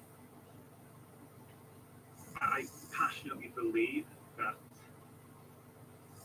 the most important thing, or one of the most important things for our children, is what they see us doing. So one of the big drives for me to be a lot more mindful with my phone use, especially in the house, is I want to model really good behaviors and habits around digital screens. So it is very, very rare for me. I'm not saying this to make anyone else feel bad, okay? I'm doing what I feel is right for me, as I think all parents are. But I very rarely use my phones or scroll social media or anything in front of my children. Very, very rarely, because I don't want them to ever think. Maybe I'm over the top about this, but I never want them to think that what's on my phone is more important than that. I think that that's really important. And if I was writing the Power App today, it would have an extra chapter talking about one of the hard things is that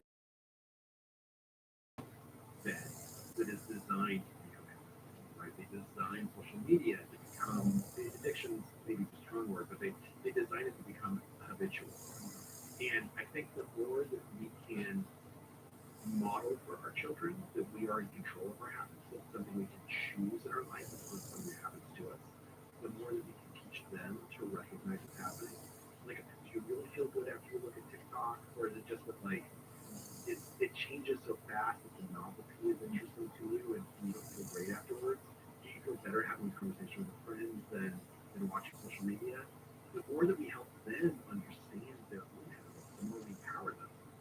Because these devices are going to be around. Yeah, it's interesting. We haven't really spoken about how our environment influences our behavior, but one conversation currently going on in my household is whether we should have a smart TV or not. Now, you know, maybe I sound like a Luddite stuck in the dark ages, but I'm often quite slow to adopt new technologies. And I'm quite happy with that approach.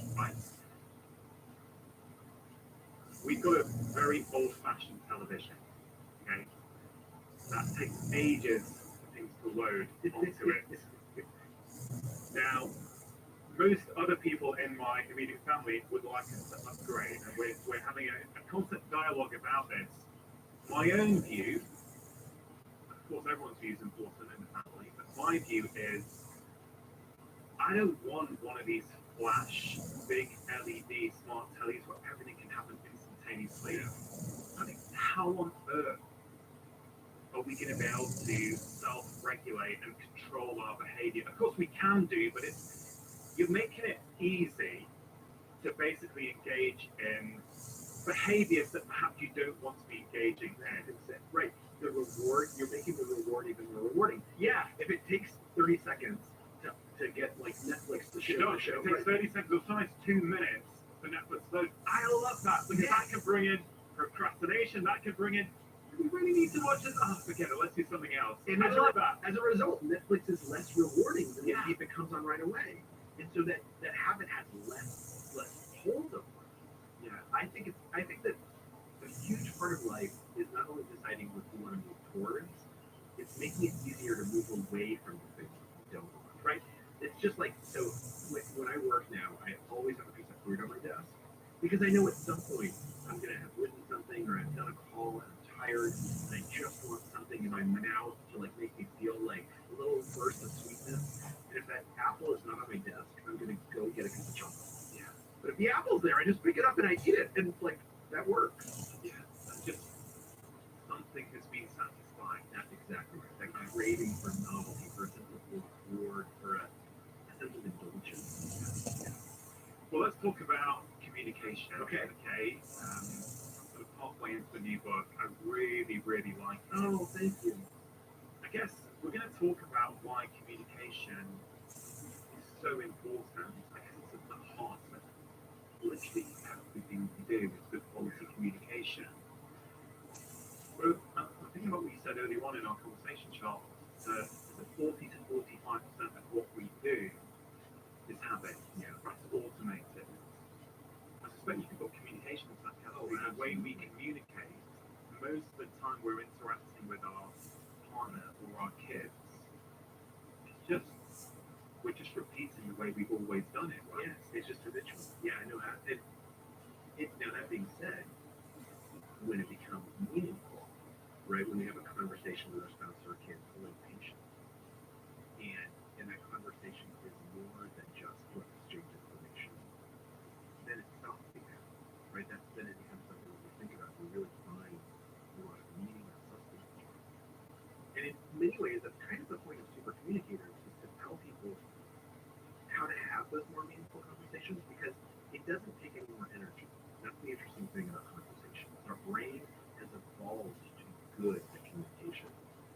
And so it doesn't take more energy to have a meaningful conversation than it does to have an automatic sort of thoughtless conversation. But the meaningful conversation makes our life so much better. I went to your TED talk yesterday in Manchester, which was fantastic.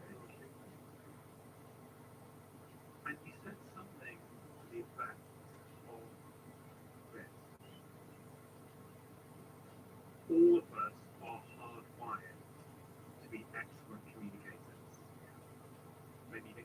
phrase it like that, but it was something to that effect. What did you mean by that? So if you think about it, communication is Homo sapiens' superpower, right? It is the reason why our species has succeeded so much better than every other animal species, and why we're at the top. It is because our ability to communicate allows us to form families, it allows us to form villages, towns, cities, it allows us to share information. You don't have to experience it yourself. It allows us to connect with each other in a profound way. And because it's been so beneficial to us, our brains have evolved to be very good at communication. In fact, our brains have evolved to be communication machines. Now, of course, we evolved in a very different time. Right? We evolved before computers, before phones, but our brains have this ability, have this craving to connect with other people through language, through conversation. And part of it is just learning the basic rules, reminding ourselves the basic rules of how communication works. And then once we are reminded of those rules, our brains will actually make these rules into habits very, very quickly. Because we're hardwired. We're hardwired to grasp onto good communication tactics, and because they're inherently rewarding. Did we always need to learn the rules of communication? That's a really good question. Well, can I ask you a question, Richard? Also, as a physician, if one of your family members was sick and you couldn't treat them yourself, or if you were sick, would you rather go to a physician who clinically had learned an enormous amount, but was terrible at communication, or a physician who was middle of the road clinically, but really, really good at communication? I know the answer. Middle of the road clinically, yeah, an excellent communicator. No question. I mean, where do I start? So many patients tell me that life is feel like a blur because of the pressures so many of us face, the busyness, the overwhelm, the endless to-do list. I've heard it time and time again. Why haven't things changed? Why can't I bring these healthy habits into my life effectively? I've been a medical doctor for over 2 decades, and I have to say one of the most transformative practices I have ever seen is the practice in general. Subconscious patterns running our lives. We don't realize how many anxieties and worries and concerns we have whirring around. And journaling is very help your brain get it down to paper.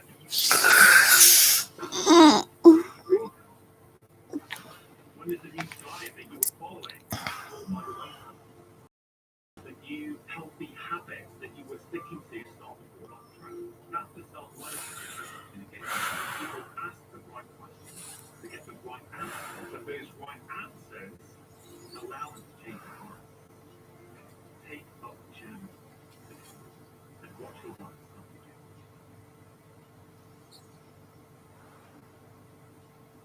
Good communication, in my view, is the most important skill of any healthcare professional. Now, you could argue, let's say, in intensive care, right, when people are acutely unwell, with life-threatening illnesses, and you know what? You probably want a doctor or a healthcare professional who is excellent at reading the blood test and knowing what the right medical intervention is. Okay, let's just park that for a moment. In most scenarios where people go and see their healthcare professionals today, which are generally situations where we become sick in some way because of the way that we live modern lives now. It's stressful, there's pollution everywhere, there's diesel fumes, it's hard to get healthy. It's hard to eat well with our bodies, right? You're having to go against the norm. I have learned myself that the ability to communicate well with a patient is the most important skill, and it shocks me that this isn't one of the top criteria for choosing which doctor.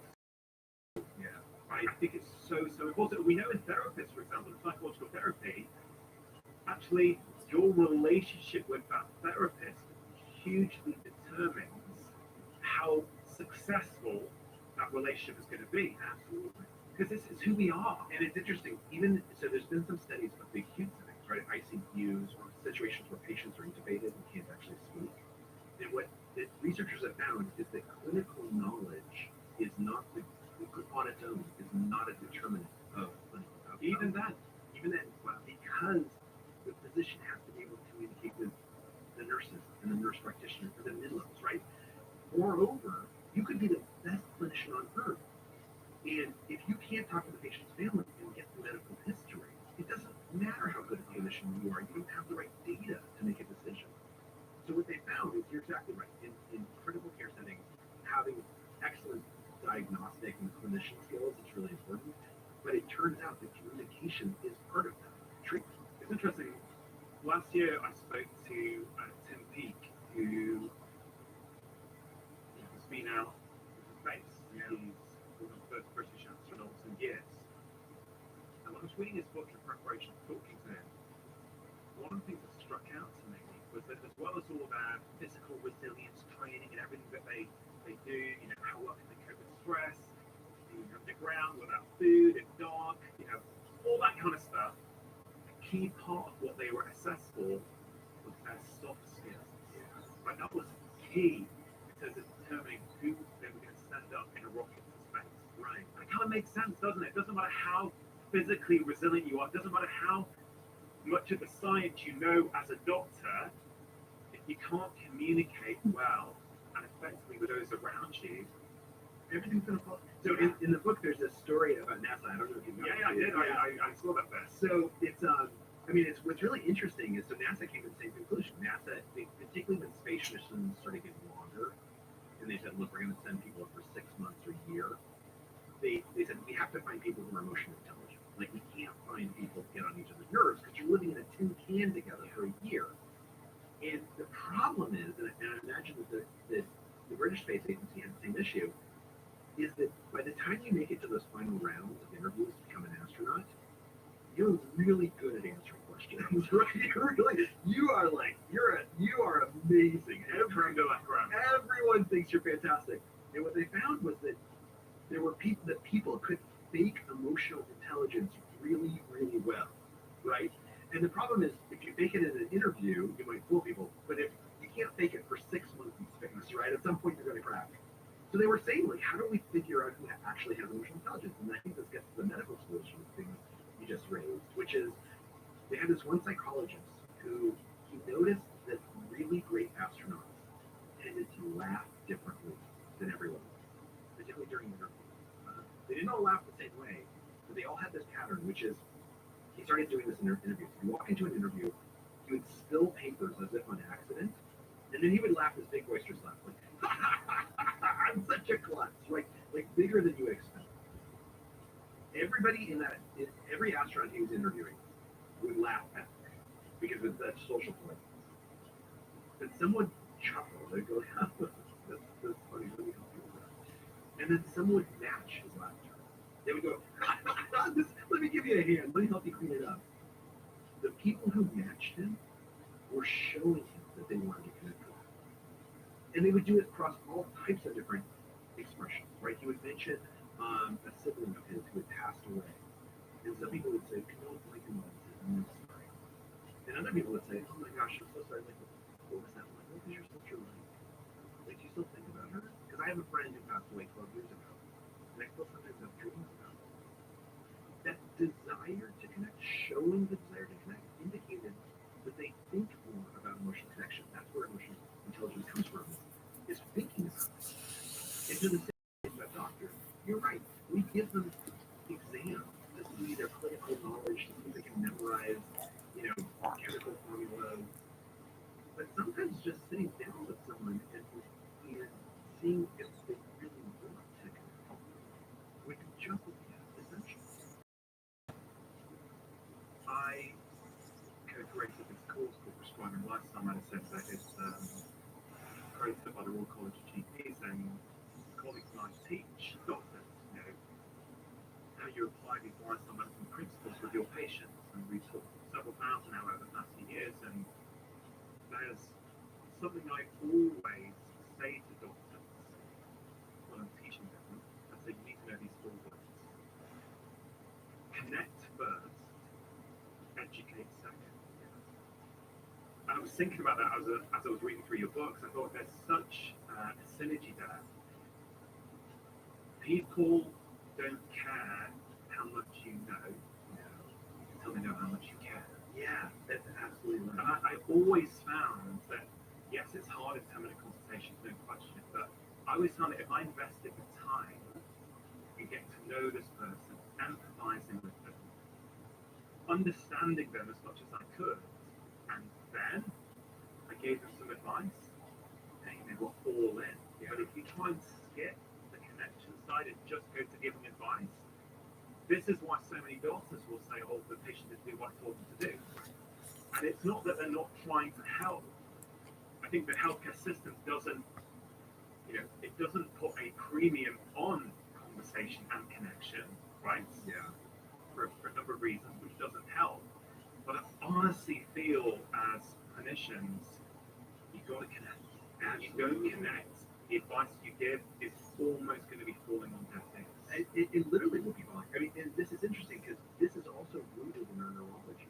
So in this conversation we're having right now, in any conversation, our brains and bodies are starting to match each other. We're not aware of it, but our pupils are dilating similarly. And that would be true even if we were talking on Zoom. We're separating by 3 miles. Yeah. Our breath patterns are becoming much more sensitive. Our heart rates are matching each other. But most importantly, the activity within our brain is becoming more and more similar. Right? If we could do neural scans of both of us, what we would see is that our thoughts are starting to align. And this actually kind of makes sense because when I describe an emotion to you, or I describe an idea, you actually experience that emotion. You experience that idea. The goal of communication is to bring our brains into what's known as neural entrainment or neural alignment. To have the same thought at the same time is what communication is. So when you go into that room and you just start by giving someone advice, you're not aligned with them at all. They're terrified. They're emotional. They're worried. They are thinking about 1,000 other things. You're just thinking about science. You guys, your brains are not linked up at all. But if you take a minute and you connect with someone, and more importantly, and I think this is probably something you do because I see it in this conversation, you show the person you want to connect with them, and then that our reciprocity indicates that like pushes us to connect back. Once you're neurally aligned, then you give them the advice. They can really hear what you're saying. The idea of showing you want to connect. It's interesting. We'll have this conversation in my podcast studio. And this studio has been put together with a lot of intention to facilitate intimate conversation. Yeah. So I've always been very clear that my podcast, despite me being a doctor, is not an education delivery mechanism. It's about a connection with my guest. If I can connect well with my guest, the helpful information spills out as a side effect. And this is really, really important to me. This podcast that I host, these are not interviews. I'm very clear on that. I do not interview a guest. If people want interviews, they should probably choose a different podcast. Yeah. This podcast is about meaningful conversation, right? So in this room, the desk is very narrow on purpose.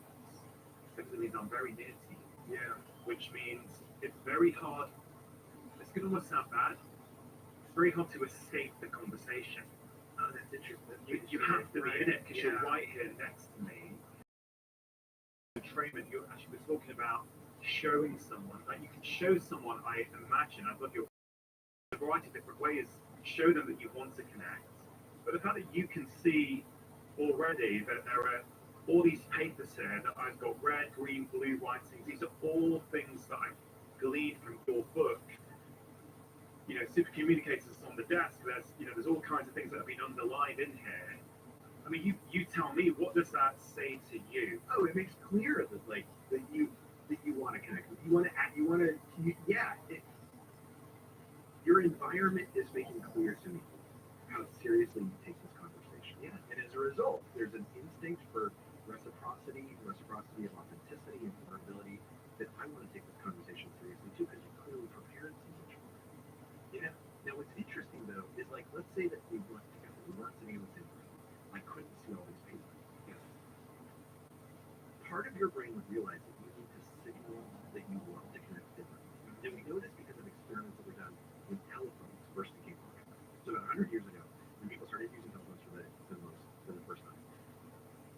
all these studies where people said, we don't think anyone's going to be able to ever have a real conversation on the telephone. Because if you can't see each other, you can't engage in all that nonverbal communication. Nonverbal communication is critical. And what's interesting is that at the time they were right. If you read transcripts of people from those early telephone conversations, they use them like telegraphs.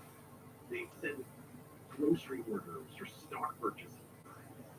But then by the time you and I are a teenager, we can talk on the phone for like 7 hours a night, right? So there's some of the most meaningful conversations of our lives.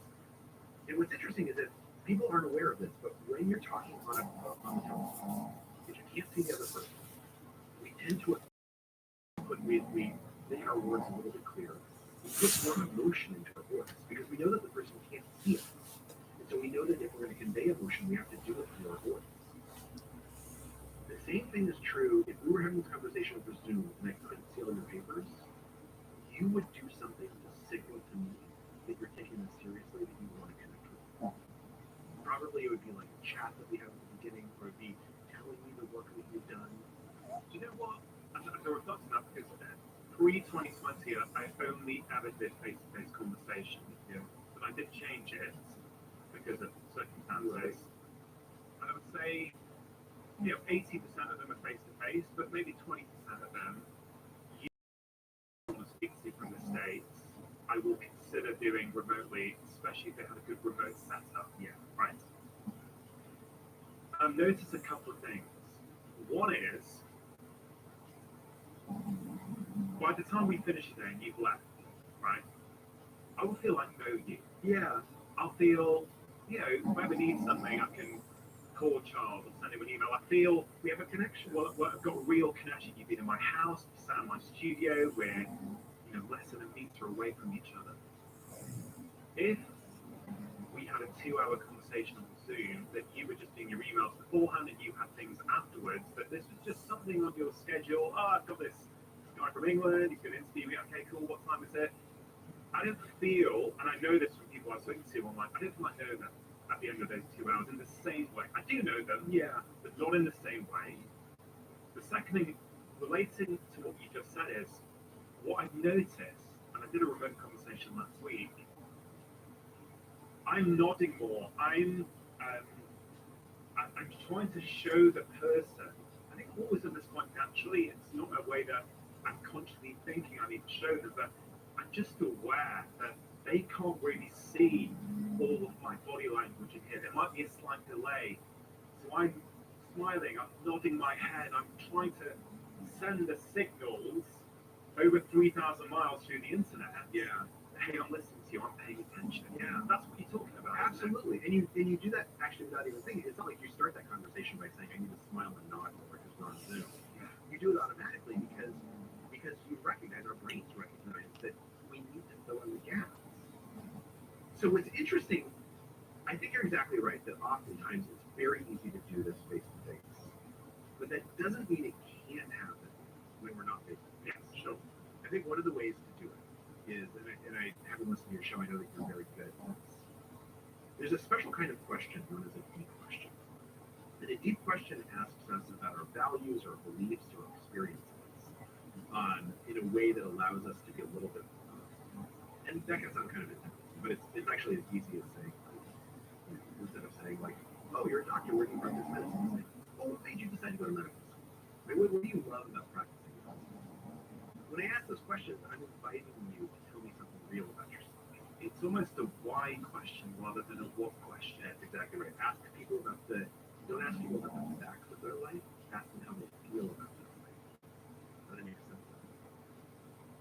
I love this idea about asking deep questions. I know from your workshops that super communicators tend to ask more questions than those who are not. Yeah. But this idea of this deep question is something I was thinking a lot about yesterday evening.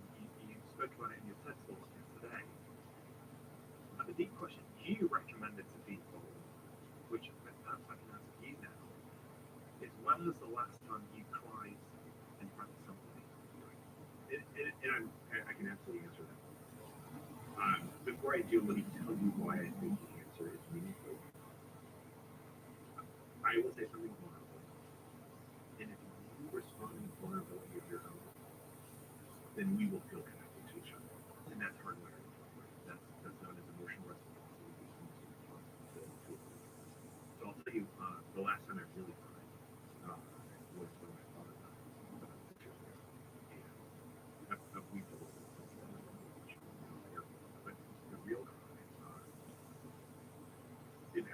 Both your parents are still alive? No, first of all, I'm really sorry to hear that. My dad died just over 10 years ago. So it's massive, right? Yeah, huge moment. Yeah, it's complicated. Like it was obviously sad, but it's also interesting, right? Like you experience these things that you don't anticipate, and your relationship with your father, at least in my case, continues after they pass, right? It changes, and so that's the last time, the evening that he passed away. I was in the hospital room with him, like in a hotel room where the whole night, like sob, like that, like ugly sobbing and crying, right, where you're powerless against. And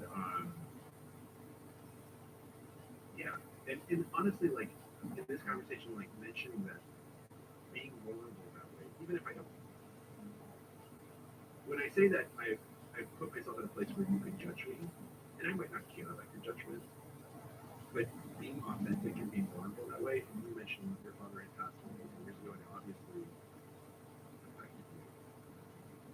That is how we connect with people. We share something that's over something history, and we see each other through as more human. Come on, you can. That is, how about you? Yeah, I have. And it's interesting. I think for much of my life, I would want to display a front of the world. Be very careful about what signals I'm giving to the world outside of me or the immediate family. I know that came from huge belief insecurity and a desire to be liked by other people, like not a healthy desire, like almost change who you are so that you fit in and you accept it. And I think there's multiple reasons for that, including coming from an immigrant family, from growing up in very white neighborhoods. I think you would. I think there's multiple reasons for that, but I think many people face that, to be fair. But I do remember about just over a year ago, my mum was really badly unwell Christmas Day night. Ended up in the ER basically for 3 days. Oh my gosh, it was touch and go for a while, but after 3 weeks, mum did come out, but she wasn't the same person. But it's interesting. The reason I asked about kids is because I can remember between Christmas and New Year that I've always been the one in my family to make sure everyone's okay, right? I'm the one, or I certainly perceive myself to be the one, maybe everyone doesn't, and maybe it's a story I tell myself, that I'm the one who has to make sure everyone's okay. So my dad was alive, it was the same, and now with mum, like I was going to the hospital 4 times a day, I was phoning the consultant, I was trying to figure out what was going on, I was on top of everything in the hospital when things weren't happening, because they were overrun at Christmas, for the course of my mum, so I'm like, okay, but I'm still going to maybe be the annoying son, because ultimately it's my mum's health and her life that's at risk here. And I remember coming back and I probably couldn't stop crying sometimes for 20 minutes in front of my children.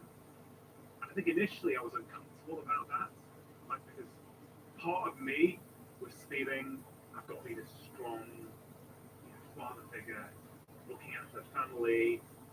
What will they be thinking with daddy crumbling like this? But that's his story, isn't it? Because ultimately it's probably a really good thing that they see you as a human being. Absolutely. And they know that like having emotions are normal. And have you ever asked your kids about that? That's really like if you ask them to say, I think I did at the time. I think, I'd like to think I'm pretty tuned in to emotion and emotional intelligence. So I remember thinking at the time, it's probably really good for them. It's probably really good that they see me just lose it basically in sort of grief and worry that I may not have a mum, alive. But and they know that means that like when they feel that way, it's okay. It's not unnatural. It's not that they're like not living up to the standard that you push that before them. It's very human. We don't have to talk more about that, but I do have a question. When your father passed away, what did other, and you went and you told people, what would they say?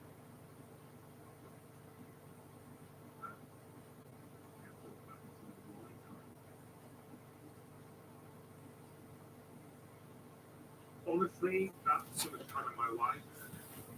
Because that's what I'm learning now. So I feel like I'm a very different person. You know, my dad dying was the first time I think I honestly felt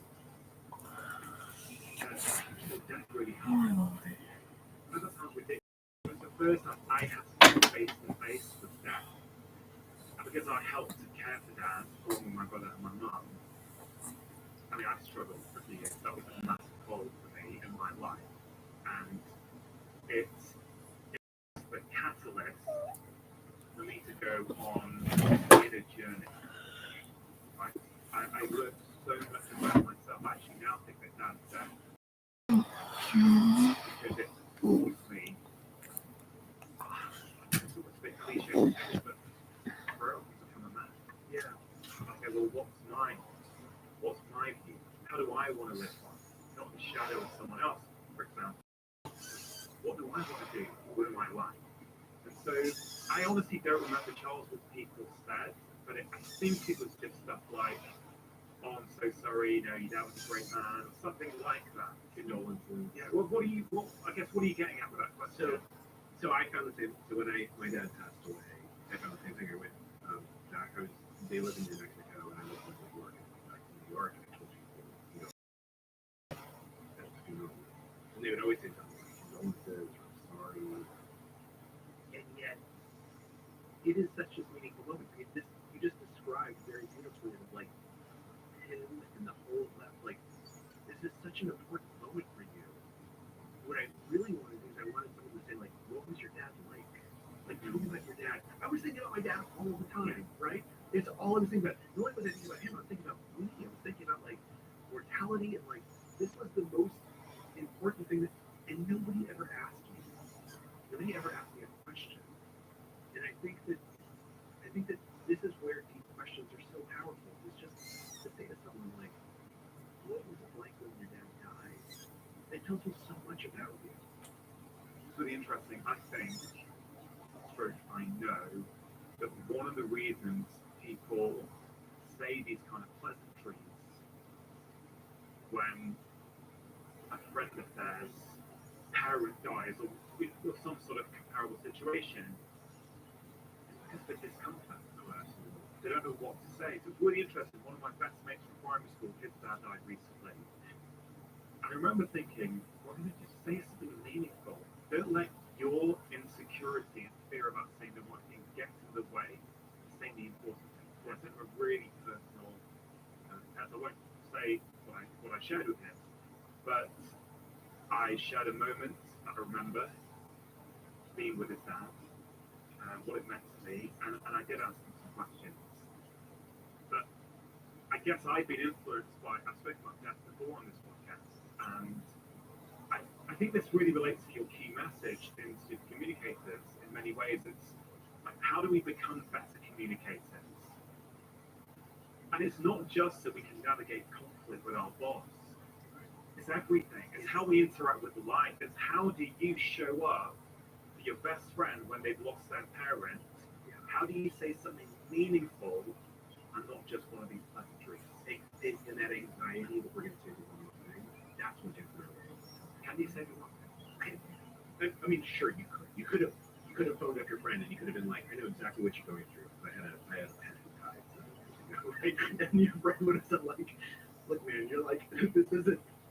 You're not trying to connect with me. You're trying to steal the spotlight from me. You're trying to, like. But if we say something meaningful, if we call up or we send a note and we do exactly what you said, and we say, like, look, this is what I'm feeling authentically with you and your dad right now, and I just want you to know that, like, it's not just in your life that was important, it's in my life, and here's the thing that I carry from it. That's so meaningful, right? And my guess is, like,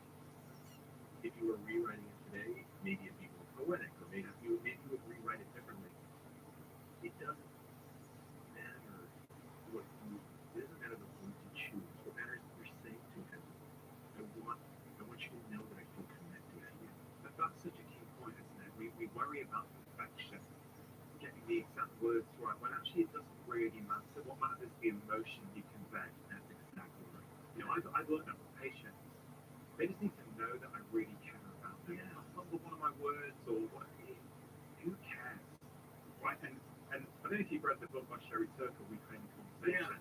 I really like that book, and one of the things she said in that was about, she spoke about how when a lot of teenagers now, they are preferring to communicate on, let's say, text message or WhatsApp, whatever it might be, because it's much more controllable. Right? In real time, you have to answer immediately. Right. But on a text, you can edit it, reword it, and it's just right before you send it. But you don't have that opportunity in real life conversation, so it's safer to communicate electronically. But safety is not everything, is it? Safety is not everything. So where I think we really see this conversations about things like race, right? Where there's been a bunch of experiments that have been done about why do we avoid conversations about race or about religion or about sexual orientation. Like the fact that you grew up the son of Indian immigrants, like that's a huge part, I imagine, who you are and your experience. And yet, to bring it up feels so dangerous, right? In a casual conversation. And it's because people think like, I'm going to say the wrong thing. I'm going to say something that seems racist. I'm going to make this person feel uncomfortable. But the truth of the matter is that what we know is that to acknowledge that awkwardness, and that doesn't mean we should bring this all the time, but if we're having a real conversation, if we start the conversation, and the experiments have shown this by saying, look, there's something I want to ask you about, and I want to warn you that this conversation might be kind of awkward, and I might say the wrong thing. I might ask you a question that seems so nice, and I hope you'll forgive me, and I promise if you say the wrong thing, I'll forgive you. If we take that anxiety off the table, the conversation becomes so much easier, and inevitably, if we were talking about you growing up and what it's like to be the children of Indian immigrants, that would be so much more fascinating. That's who you are, right? Yeah, I love that. You're setting the parameters at the start. You're opening up and saying, listen, I may get this wrong, but I really want to understand. Yeah. You also said something, Charles. You said, we may feel uncomfortable talking about race. Of course, it doesn't mean we need to talk about race all the time, Right. but just on that. Right? I think this is something that has really helped my life over the last few years, is this curiosity with everything and everyone. Yes. So, for example, let's say somebody is talking about race all the time, and we don't think they should. Well, instead of judging that, I think it's much more helpful to say, well, why is this person doing that? What is their life experience? Maybe if I had their life experience, maybe if I had gone through all the life experiences they had gone through, maybe I'd also be talking about race all the time. Oh, absolutely. You know what I mean? So I think we love to judge others and say, well, this is okay, this is not okay. But if you lead with curiosity, and I know this is something you're very passionate about, you're trying to understand that person, not change their mind. I know there's a section of your book on that, right? Yeah. What is the goal of meaningful conversation? It's to understand the other person, not to change their mind. In fact, there's a chapter in there about Netflix, this controversy that they had with Netflix. If you could talk about that, that'd be really interesting. I didn't know any of that. It was fascinating. So at Netflix, there was an executive who, in a meeting, used the N-word, and he ended up getting fired. So it was obviously a terrible thing to do. But it set off a civil war inside the company because some people, particularly people who were people of color, said, like, this is evidence that Netflix is a racist workplace. Like, this is a problem that we have not acknowledged. And then there were a bunch of other people who said things like, I'm not racist. Like, don't call me racist. The only reason you haven't gotten promoted here is not because of the color of your skin, because you're not prepared for success. You're not willing to make the sacrifices that I'm willing to make. And people were just going at each other's throats again and again and again. And it would have been the most natural thing on earth would have been for Reed Hastings, the head of the company, to say, look, keep politics. Like, this is not, like, we are a business place. This is not a place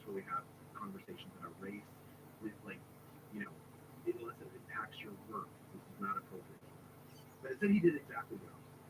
What he did is he said, we are going to talk about this. And the way we're going to talk about it is we're going to create an environment where everyone belongs in this conversation. Because if you're black, you've had a racial experience.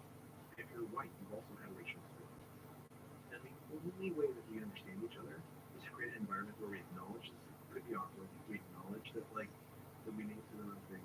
And I want to ask you, I want to understand what it's like to be a black person, or a gay person, or an Indian person at this company. And I want you to really share with me. And if you're willing to share with me, I have to be willing to share with you. And that's what ended up resolving this crisis. So what they found at Netflix is that if you have this conversation where you try, where your goal is understanding, your goal is not to convince someone of something, your goal is not to even find common ground, but your goal is simply, I want to understand you, and I want to speak in a way that you can understand me. That is actually how we work through our most difficult problems. And it's true for medical providers too, right? In the book, there's this story about this guy, Dr. Zafar Adad, who's right. And this really speaks to what we were talking about before, right? Connect first, educate second. Absolutely. It kind of plays in. That's exactly what he had to learn. So he's a prostate surgeon. He removes prostate tumors from prostate. And he had this problem, which is when he would get a new patient comes in every day, and he tells them, look, hey, you have a slow-growing tumor. I know that, the most certain way we can treat it is to cut it out. I'm a surgeon. I love surgery. But he says, but look, as many in your audience know, the problem with prostate surgery is that the prostate surgery is very close to the nerves of control, urination. For some percentage of men, there's a side effect, lifelong. So what he would say, and he said, prostate tumors are very slow growing.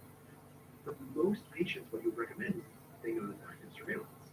You basically don't do anything. You take blood samples every 6 months, you look for PSA indicators, you do a biopsy every 2 years, you do an MRI if it looks like the tumor's getting bigger.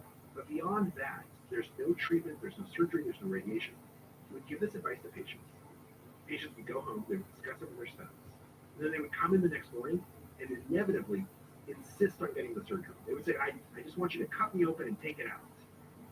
And Dr. Adai was bewildered by this because these are really the easiest conversations of his life, to tell someone that they don't have to have surgery. So he realizes this is a problem with him, like he's doing something wrong in this conversation. So he goes and he talks to these professors at Harvard Business School, and what they tell him is, the mistake you are making is assuming we know what patients want. You're assuming when they walk in, they want medical advice.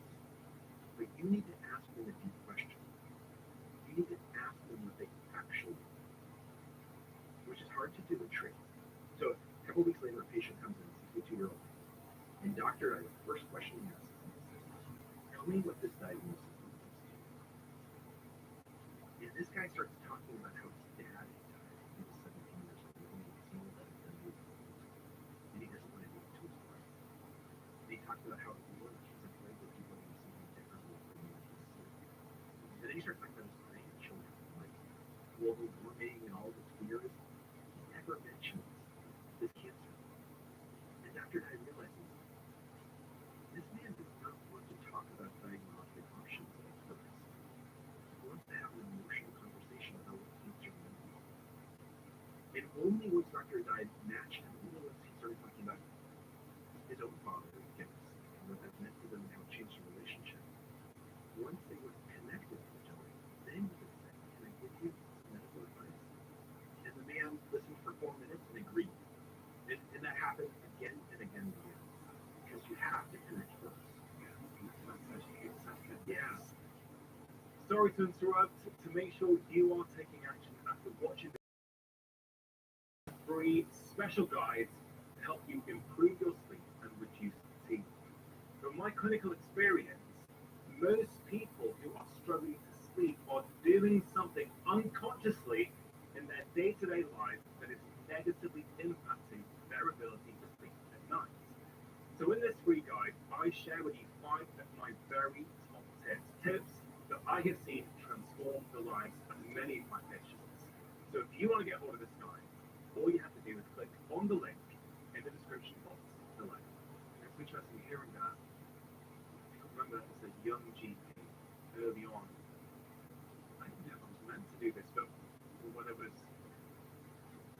right thing, the professional boundary. But often if the patient would share something, and if there was something that I could connect with from my own life, I'd share it. Absolutely. Say, you know what, I don't know what it's like for you, but I can tell you, when I was caring for my dad, I also really struggled with that. But I felt guilty about taking time for myself, whatever it might be. I would also naturally, the posture would change. Yeah. You'd come in. Yeah. It's really interesting actually, because I filmed a BBC One documentary series back in 2015 and 2017 called Doctor in the House, and I would go and live alongside families who were struggling with their health. I've got some vague recollection. I'm a tall guy, right? You know, I'm 6'6.5", almost 2 meters. And so I remember, I can't remember which episode it was, but I was basically talking to a patient. And you know, I think on Twitter afterwards, people were criticizing my posture. Which is really interesting, and I get it, right? People love to criticize all kinds of things. I'm totally okay with that these days. Which is really interesting because I thought, you know what, if I was in that situation again, I wouldn't do anything different. Because actually, the patient was 5'4", I'm 6'6.5". I'm not going to sit upright and be miles away from that patient because there's a distance there. Absolutely. But if I slouch, come in, and my back's rounded and I'm on their eye level, you know, that's showing them something, that's connecting with them. And in that moment, that's more important than my posture. 1,000%. And I'm sure that the patient trusted you so much more. Or when you're talking to as an early GP, and you're talking to your patients and you're sharing things about your dad, like at that point, they trust the advice. They're just against me. Yeah. Okay, what's he got to say now? Yeah. So he said with this prostate surgeon, so we spoke to those guys at Yale, they said that you are, was it Yale? Harvard School, yeah. Sorry, excuse me, especially when you were a Yale graduate. Okay. Yeah, I went to Harvard Business School too. So Okay, yeah, tick both of those boxes. Okay. They said to him, the problem you've got is that you're assuming you know what your patient wants. So let's zoom out from the doctor-patient relationship for a minute. Isn't that one of the causes of conflicts? All the time, or with our partner? Yeah, all the time. Same thing, we assume we know what they want, but we haven't asked. That's exactly right. And think about how frequently our kids come to us with a question, and we think what they want is advice, but what they actually want is praise, or they want understanding, or they want consolation. And unless we ask them, what kind of conversation are we having? What do you want? And it's hard to ask, right? So one of the things that makes it a little bit easier is, you mentioned partners. I got into this bad pattern with my wife, which exactly has to do with assuming with each other. Where I'd come home from work after one day, and I'd complain to her about my day, and she would propose a solution. And that would make me even more upset, right? Like, instead of hearing her good advice, I would, take your boss out to lunch to get to know each other. I would be like, why aren't you supporting me? You're supposed to be on my side. Like, why aren't you outraged on my behalf? And then she would get upset that I was attacking her for giving me good advice. And so I called up these researchers and I asked them what's going on. And they said, well, here's a way to sort of short term, because we're assuming that your wife knows that you want comfort, and your wife is assuming you actually want a solution. And the problem is that you're having different conversations. That we can see these assumptions of the kind of conversation you're having. Is that a discussion is not about one thing. A discussion is made up of different kinds of conversation. And they tend to fall into one of three buckets.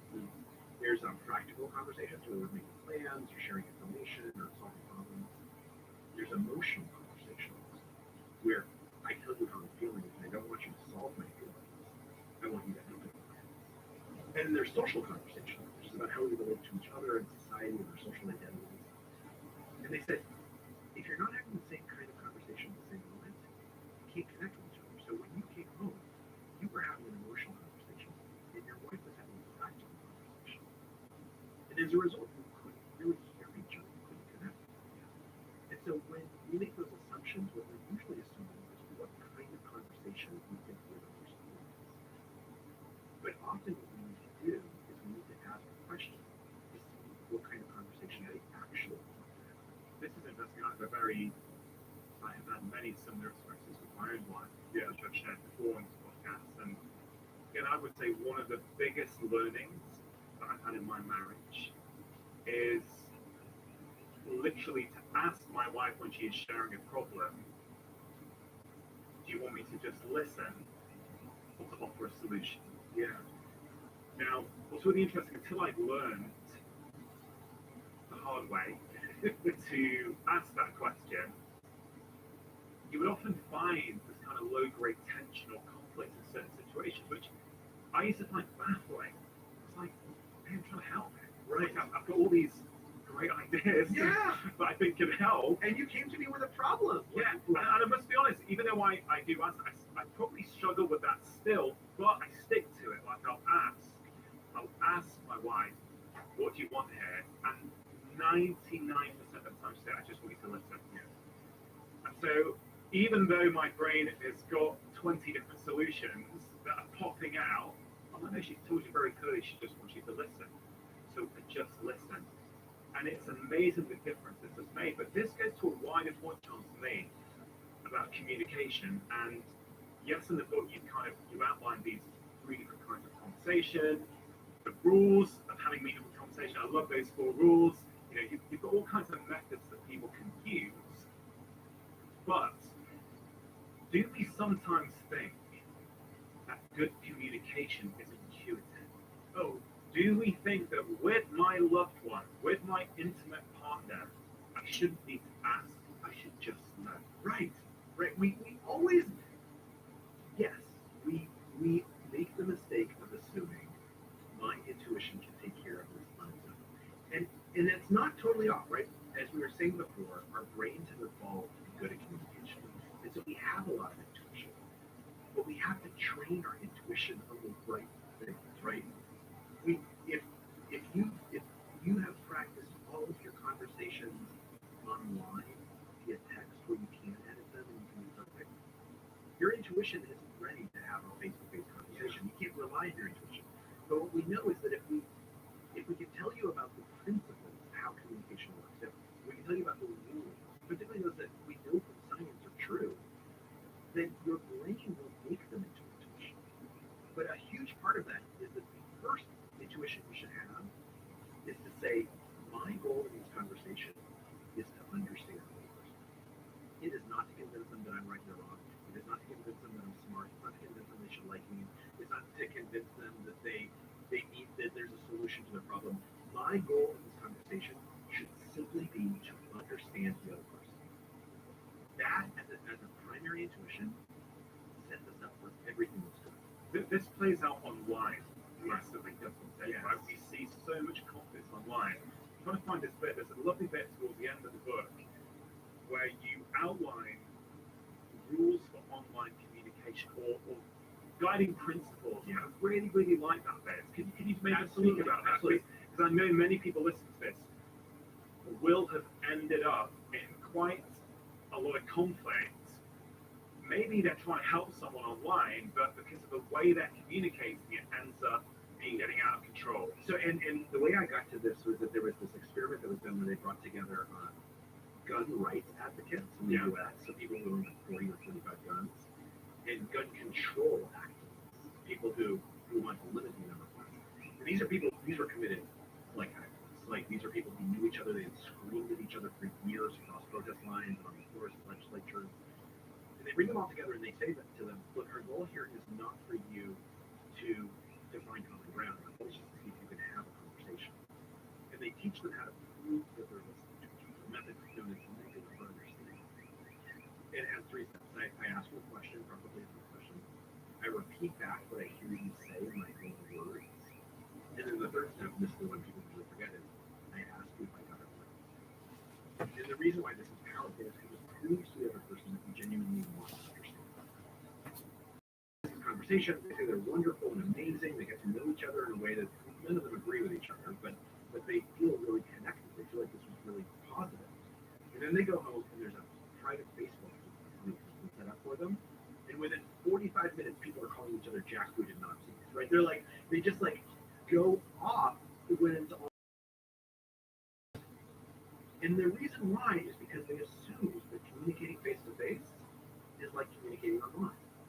But actually, every form of communication has its own rules, right? We know that if you say something sarcastic, I can hear the sarcasm in your voice. And if you type something sarcastic, I'm not going to hear that sarcasm. And if you're serious, I'm going to get upset. And so what we have to do, the rules of talking online, is to remind ourselves that this form of communication is slightly different from a phone call, it's slightly different from texting, it's slightly different from face-to-face. Each form of communication has its own rules. And online, one of them is I have to be more polite. I have to go out of my way to show you that I'm polite. Studies have done show that when people are fighting online, if just one person, this like groups of 30 people arguing with each other, if just one person starts saying please and thank you, the entire conversation is better. Yeah, I can believe that. I mean, I get sent a lot of DMs on Instagram. It's amazing how often people don't say stuff like, oh, hi, Rocket. Right. It's just like, can't believe you spoke to that gas. It's really interesting to me. Like, I've seen this enough times, so I'm like, I feel I can really start to make, you know, a pretty good guess of what's going on in someone's head based on how they're communicating. Now, I will always, maybe not 100% of the time, but if I do reply to someone, and you often can't tell their name from the handle, I'll go into their account, find out what their first name is, and I will say, oh, hi Sandra, thanks so much for your message. And then that's how I'll interact. And it's amazing what happens when you do that. In fact, this happened a few weeks ago. Someone who I think is a fan of mine was unhappy with something and put this kind of one-line message in my DMs with no anything. I was feeling quite good at Chara School that day, so I replied really nicely. I looked up the name, I said hi, and I explained my perspective on something. And then, you know, it's funny, a couple of days later, I got a message back from saying something like, you really made me reflect on how rude my last message was, and how it's so wrong to just judge based on that. And she sent me a really nice message. Yeah. That wasn't my goal. Right. But I thought, wow, it reminds me of what you said when you start using pleases.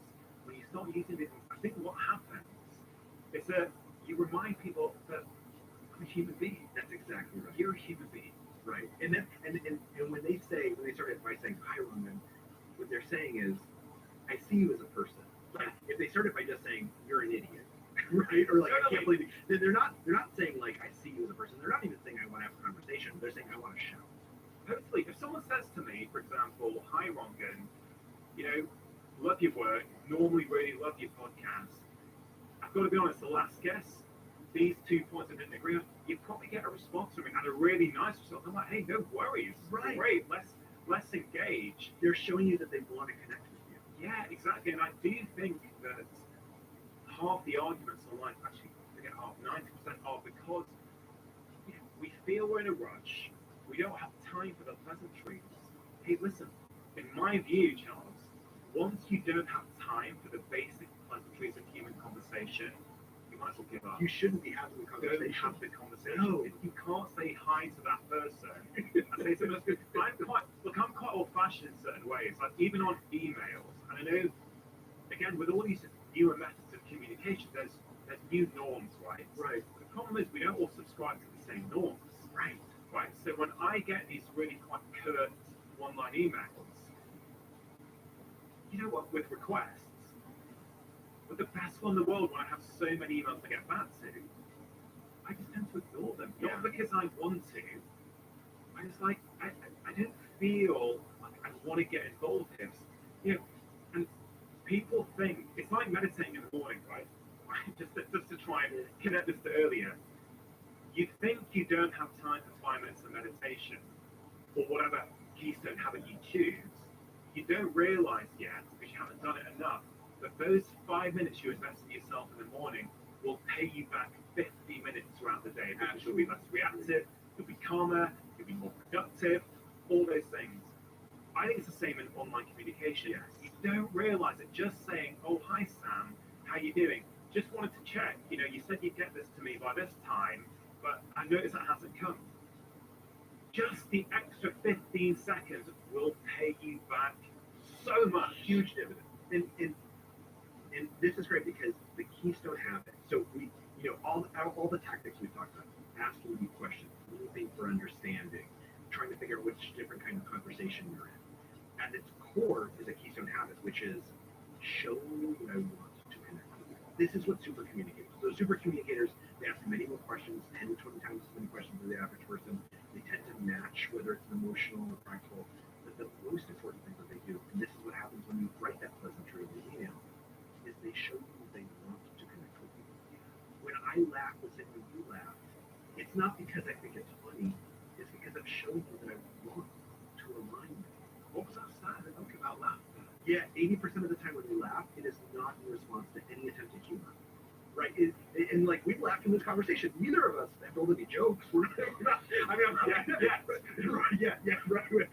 I'm not a comedian. And yet, when I laugh, it's because I've shown you I want to connect with you. And when you laugh back, you're showing you want to connect with me.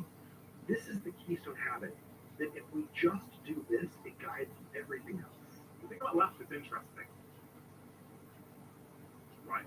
I was thinking about this recently. But, and look, my wife produces this show, so she's tired of the mentions of her in this conversation. She'll just cut it out. Okay, so let's get this going. But laughter is interesting, right? Because I believe I can tell the same joke, right, in our kitchen, and sometimes she'll laugh and sometimes she won't. Yeah. And my current working hypothesis is that it's dependent on her mood. Yeah. Not in a bad way, but if she's busy with stuff for the kids or at work or whatever, it kind of speaks to what you're saying. In that moment, she probably doesn't want to connect. Yeah. She's doing other stuff, other important stuff, to be clear. But at other times, that's on a Sunday when maybe there's less admin to do. For example, I'll notice she laughs at the same joke. So I guess what we're saying is that it's not inherently that what we're saying or the joke that's funny or not. It's kind of the laughter often is a signal that, oh yeah, okay, I'm open to what you're saying now. I want to show you that I'm ready to have a conversation. I don't mean to dash your hopes as a comedian. Okay, come on. But probably the joke isn't that funny, right? I tell the same joke over and over and over again to my kids. You're exactly right. Sometimes they laugh and sometimes they don't. And it doesn't have to do with the quality of the joke. Yeah. It has to do with me making the same joke to say, like, I want to connect with you right now. And sometimes they have time for it and they say, like, I want to connect back by laughing. And sometimes they've got their own thing going and they let me know. Chelsea, there's a lot of tips, and we've spoken about a lot of them so far about how we can become better communicators. And one of your key messages is that we can all become excellent communicators. We can all be super. Once we develop the skill, once we know the principles, once we work on it, once we cultivate that skill, I think that's a very empowering message. But what about when we're in group settings, right? So one-on-one with you, okay, I can apply these principles, okay? I can try and understand, or I can ask you, what is this conversation really about? What do you want out of this? I can try and match you, mirror what you're doing, rephrase what you've told me in my own words to show you that I've listened, right? I can do all those things. But let's say you were on my team for the podcast, right? And there were 8 of us sitting here in a room. How do these principles apply in a group setting? So what's really, really interesting is, well, let me ask you, so when you have those 8 people, your team for the podcast, some people probably talk more than others, right? That's just natural. But are there some people who ask more questions than others? Ask questions that sort of help you illuminate like what you actually want to be talking about, what's really going on?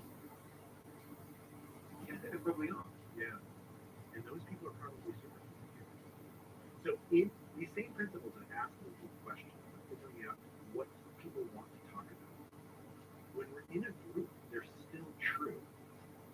Now, oftentimes, we don't have to take all the responsibility on ourselves. In a group conversation, we can be the person who asks a really smart question instead of having the really smart answer. And actually, what we'll find is that we'll get invited into those conversations more and more and more. Because no one will say, like, oh, Charles always has the right answer. But they'll say, these conversations go better when Charles is there. Like I don't know what he's doing, but what I'm doing, what you're doing, what super communicators are doing, is they're asking questions. when someone says something smart and the group hasn't heard it, they're repeating it. They're saying, Jim said this thing that's really important. Let's think about it. They're re-emphasizing what other people said. They're showing each other that they listen. They often listen ostentatiously by repeating back what people say, by saying that's a really smart idea. And when somebody gets serious, they're the first person to get serious with it. Or when someone tells a joke, let Dawn go. This is Todd. Todd is a horrible singer. Just like. Despite his tone deafness, Todd knows a good deal when he sees it. This is his first drive in his new Ram truck. He just picked it up at the Ram Power Days event, where you can get 20% off MSRP for up to $14,200 in discount on a 2023 Ram 1500 Classic. See the details. Take us away, Todd. The joke, they're the first person to laugh. They're matching other people's types of conversation. So you're right, it's a little different in groups, but it's the same basic principles. But we can wait for our opportunities to help the group understand each other. It's interesting. Communication is clearly one of the most important skills we can learn. Yeah. Because our relationships, which are one of the most important things for our health and our well-being, basically rely on good quality communication. If you can't communicate, you don't have a relationship. You're going to struggle to have good relationships. Right. But let's just stay in that team setting for a minute. If someone is a bit shy, they don't feel they're a good communicator, and they're in a team meeting at their work, like, have you got any advice for them? How can they get involved with that conversation when they feel a little bit afraid to? Yeah. So I think you mentioned before that as the team leader, someone who's guiding the conversation, good advice, and that's so helpful, right? Because what you're really showing when you say, like, Susie, we haven't heard from you in a bit, so like, what do you think about this? What you're saying is, I would want you to connect with us. I want to make it easy. I want to invite you in. But for that person themselves, I think that this is where asking questions is really powerful, because oftentimes when we're scared of speaking, it's because we're scared of saying something that makes us look dumb. But when you ask a question, you almost always don't look dumb. You oftentimes look very smart. Like, there's something about questions, people love being asked questions. They love being asked, what do you think about this? Like, what happens next? What's your thoughts on this? What plans should we? People love being asked questions. And so if you're someone who's feeling reticent in a conversation or in a group setting, don't put that pressure on yourself that you have to say the smart perfect thing. Just ask a genuinely curious question. And you're going to find that everyone around you thinks that you're so smart because you ask a smart question. It's like this magical thing that questions end up making other people like us. But we think that we have to say smart things, but actually we just have to ask questions. Super communicate with us, and to plenty of tons of questions as normal super communicate. Yeah. So asking questions is a key skill. I guess in many ways that takes the pressure off people because they don't have to think of something really smart to say. No. Maybe they missed something in the meeting or they're not following. They can just say, hey, can you just remind me, why is this so important to the team? Like, that's such a simple question. You don't need any expertise or knowledge. But probably you probably provide a ton of clarity for everyone else who is probably thinking the same thing. And they're all afraid to ask.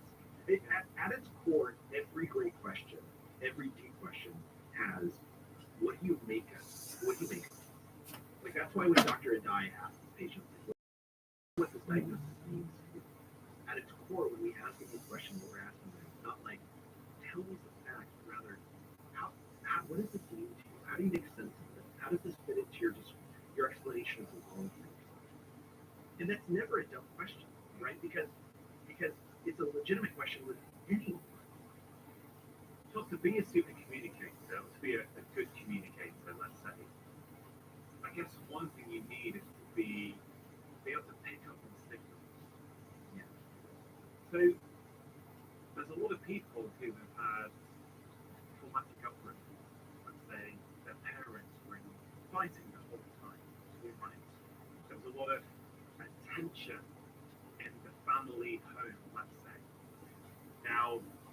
lot of the time these kids become highly attuned, picking up on body language and tone of voice, because they need to know, is there conflict?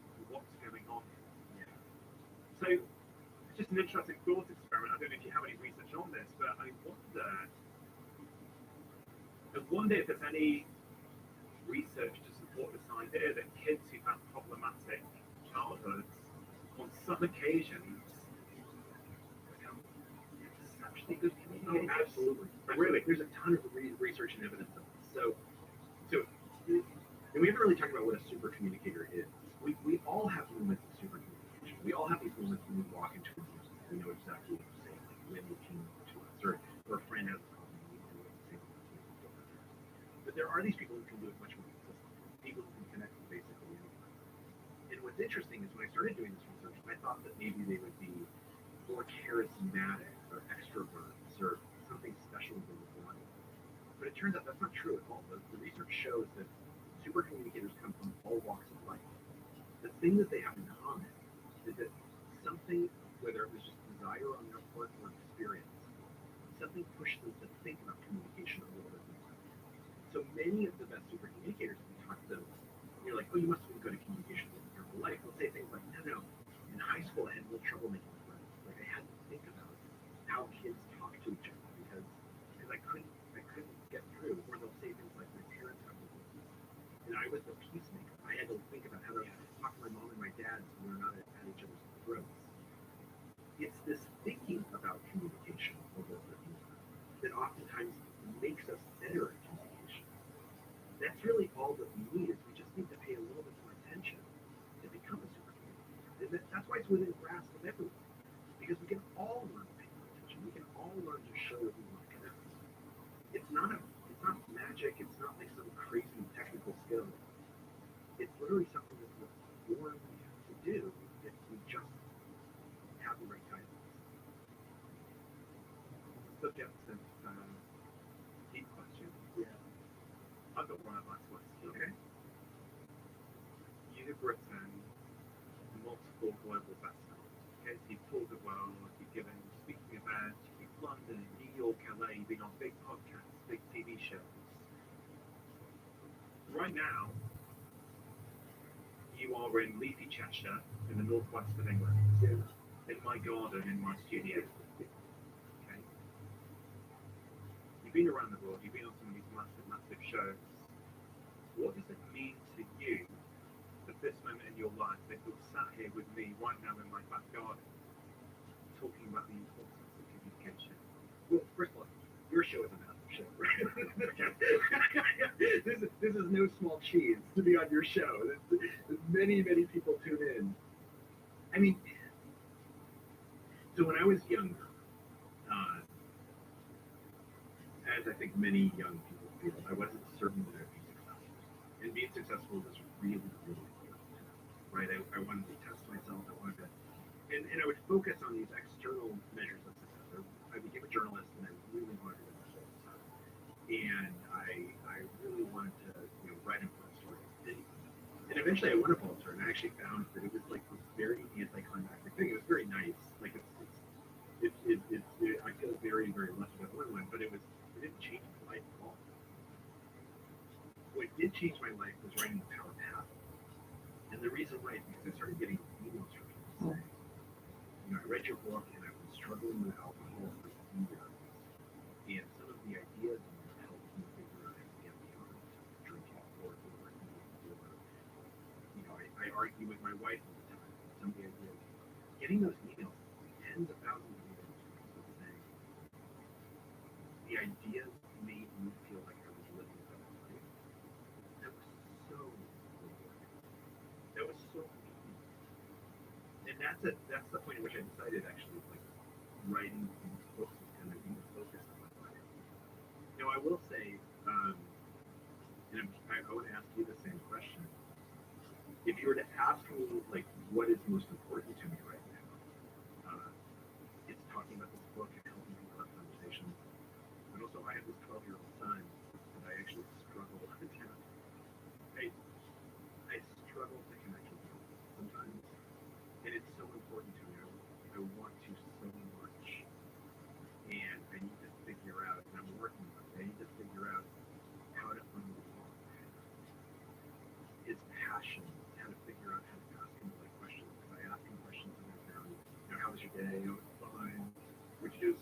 nothing. And I find if I ask these questions, and I say, like, you know, I notice you have a chess. What do you admire about chess? Why is your friend? That helps. But I think what's really important to me is trying to live these principles as much as write about them. Because you know,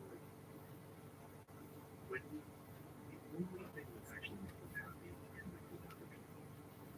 And I think that's why those emails from leaders were so meaningful to me, because they were saying, I want to connect with you. Your book connected with me. And I'm hoping that this book, Super Community, that it helps people connect with each other. And I'd love to hear from anything. I read every single email that comes. I respond to every single email that comes from a reader or listener. But also trying to embody these principles in my own life. I just, at some point, I want to, as my kids get older, I want them to be my friends. And so that's just spend a lot of time thinking about that. Do you ever go away with them one-on-one? Yeah. Yeah, do you do that with your other? Yeah, it's something I've started doing, and it's been amazing. A weekly one on the ski trip with my son, just me and him, for 2 days. It was awesome. I think it was just phenomenal. I found that we were talking about different things and connecting in ways that we don't in the normal routine of day-to-day life. And it reminds me of something we spoke about before, about how much our environment influences our behaviors and our habits. But I think our environment also influences our sensations. Yeah. And sometimes, I'm figuring this out in real time as I speak, but sometimes I think that changing the environment also is a very valuable tool, changing the types of conversations we're having. Absolutely. That's why I love last summer, my wife and I took our 2 boys to Japan. And this summer we're actually coming to London and Paris. And I love going to places that are new. I've never been to Japan before, and I don't know London and Paris very well. Because we're all amateurs, right? We're all in the same level, right? Like, I don't know how to speak French. I mean, honestly, sometimes I can't understand what someone from Scotland says to me. But when we're all equal, we're all in the same boat. It just feels so wonderful. Because usually I'm the dad and they're the kids, and I know more than they do. But now we get this chance to all be amateurs together. How about that? Charles, it's been an absolute pleasure meeting you in person and talking to you. I've really, really enjoyed our conversation together. If you were going to leave people with one tip from your latest book, Super Communicators, someone's listening to you right now and going, you know what, I'm not great at communication, but Charles has inspired me. He told me that anyone can be a good communicator. What's the one tip you would leave them with? I think the one tip I would leave them with is to. So there's this interesting study that was done by Harvard. I'm sure you've heard of it.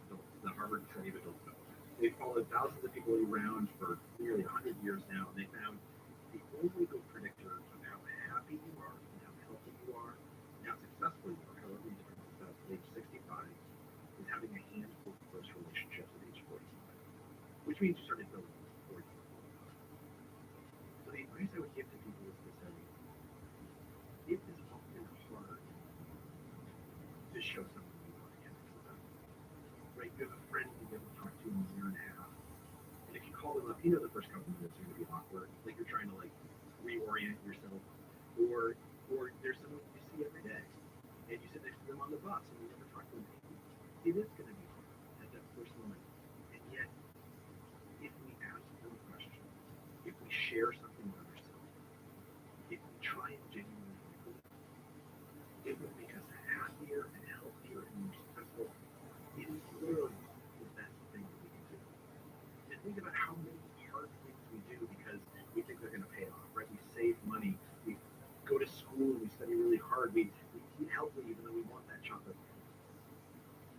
This is as important as all of those things. Decide that you want to connect with people.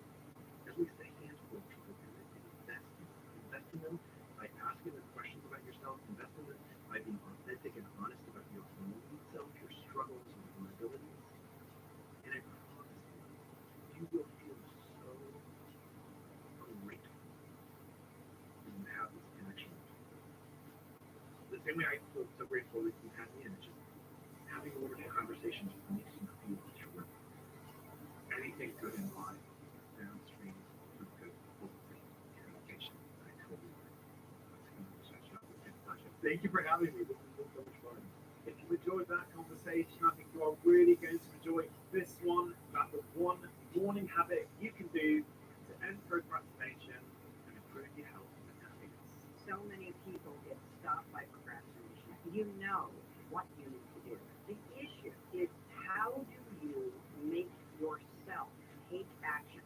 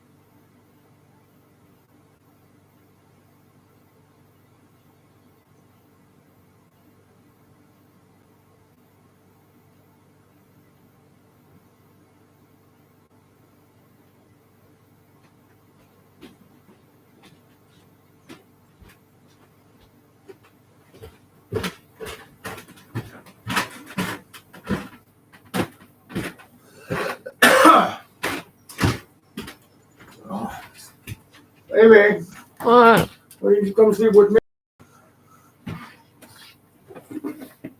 Mm.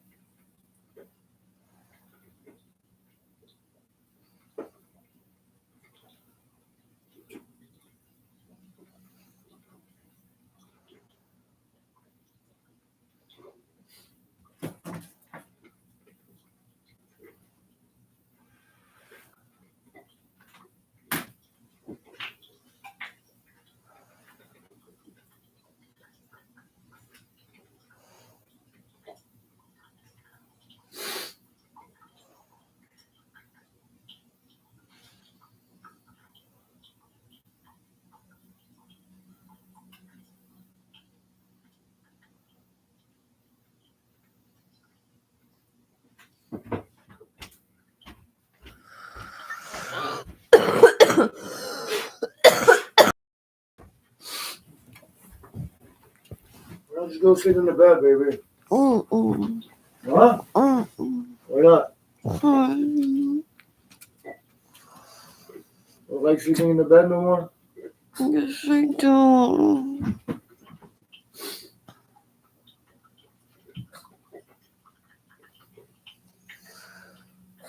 Mm.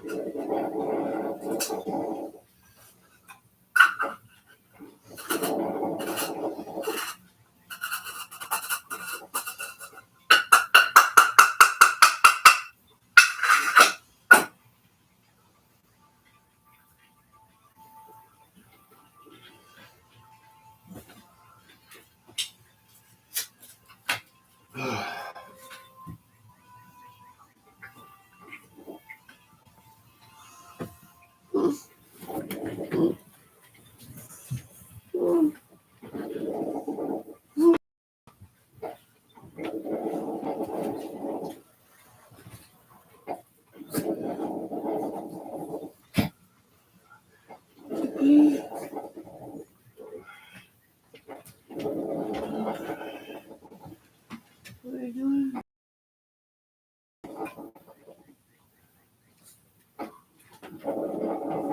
Hi, baby. Hi.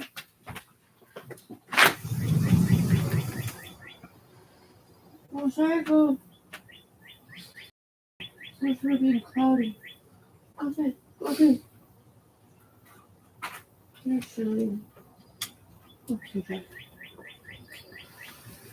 I'm so nice and fucking.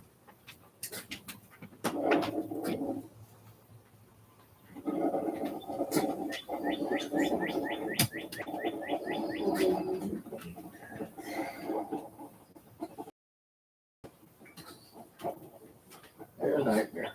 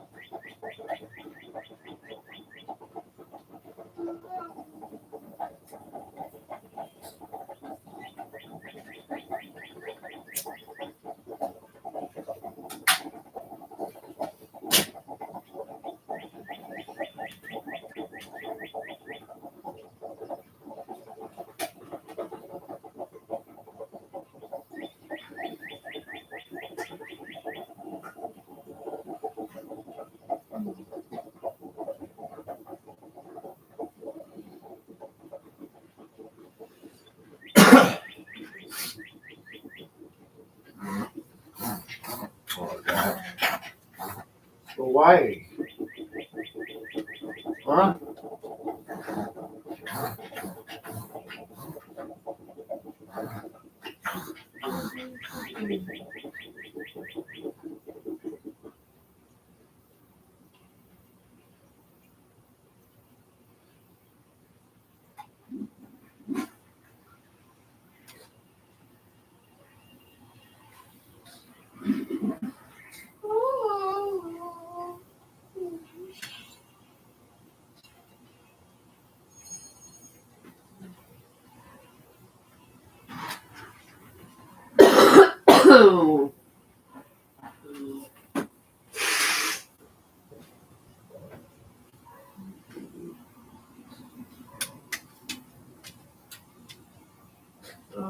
Can you choose spaghetti? I don't think you can make work. Make me a sandwich for what? Yes, sir. And it was what? I think last night I wasn't hungry because I drank that coffee and I felt really, really like uneasy.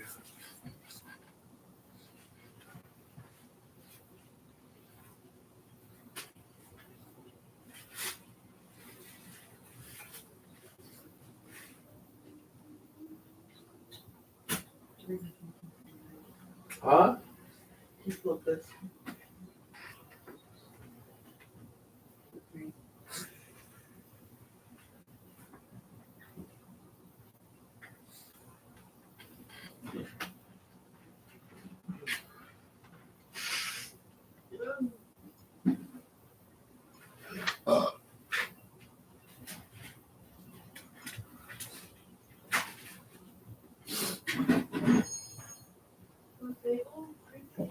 No.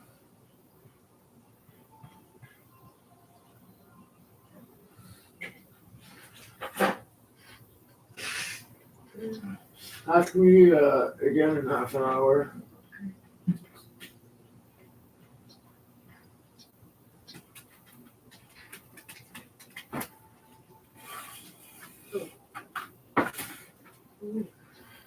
What's this? Oh, I still don't know.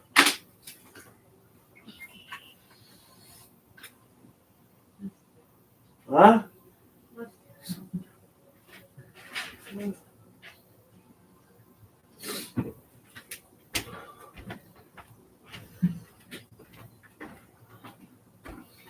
I can't fix it.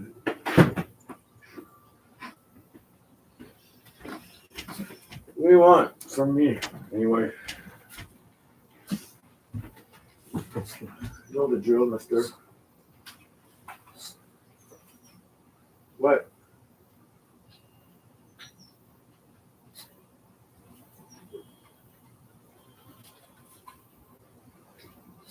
What? Yeah, I knew you were doing it on purpose.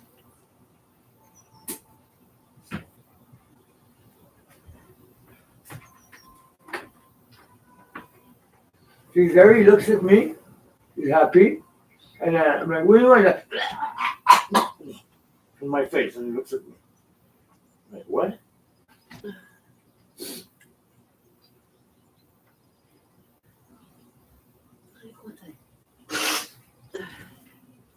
Look, babe. Come.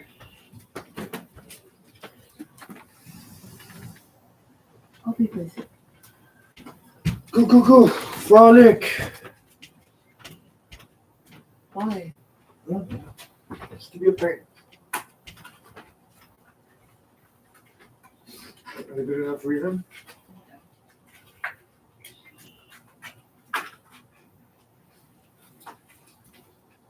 Hey, I love you. I love you. Hi. Hi. Hi, baby.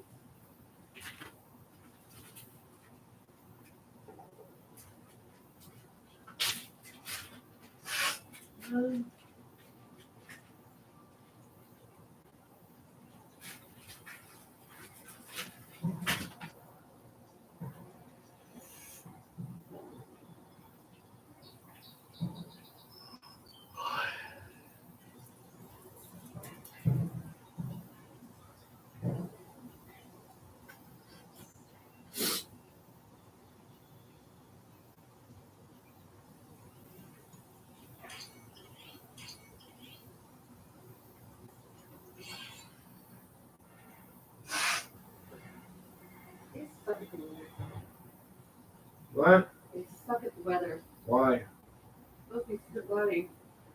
It's supposed to rain today. Yeah.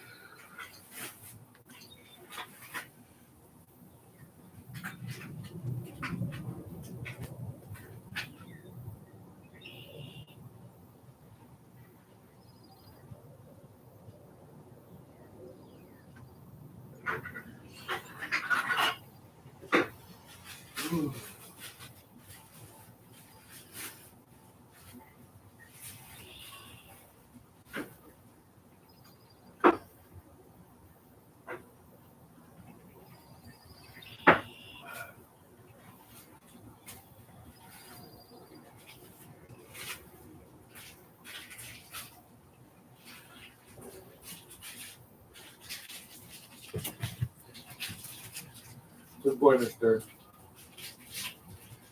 Feel better? There you go. Right on.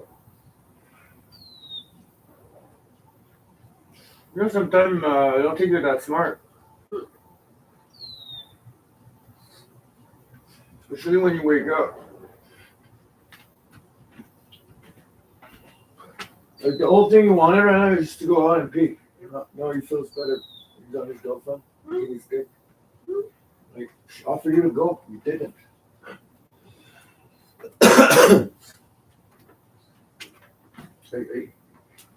Hey, you. You. Just do it.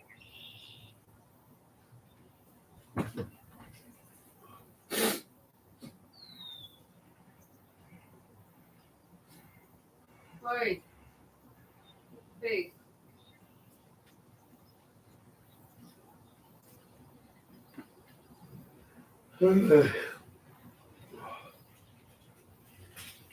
I'm sorry, Jack. I cannot help you. I'm also stupid in the morning.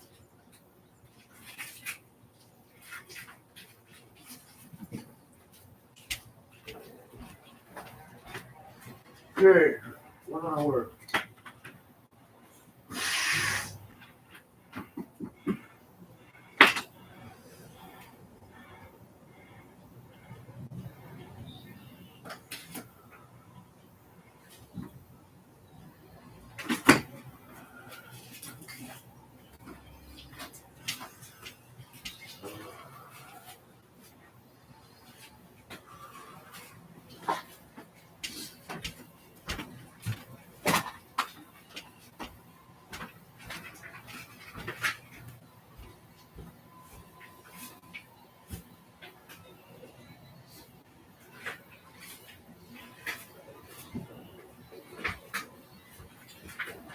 Why your boots are in my pants? What? Why is your boots on my pants? Did they fell maybe from what?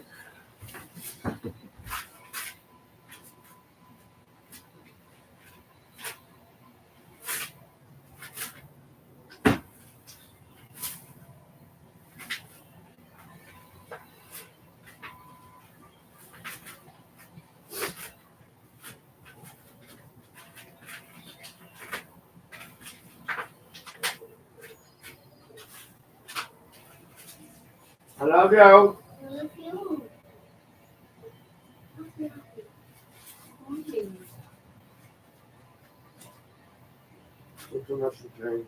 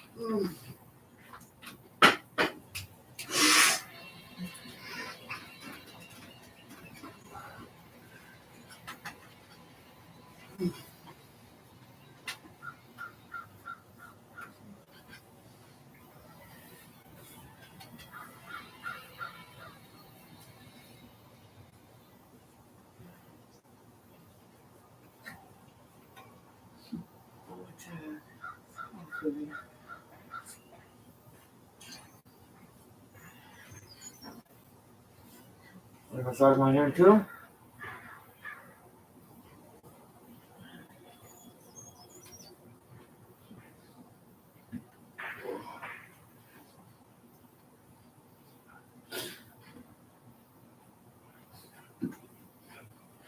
Where did you smell it?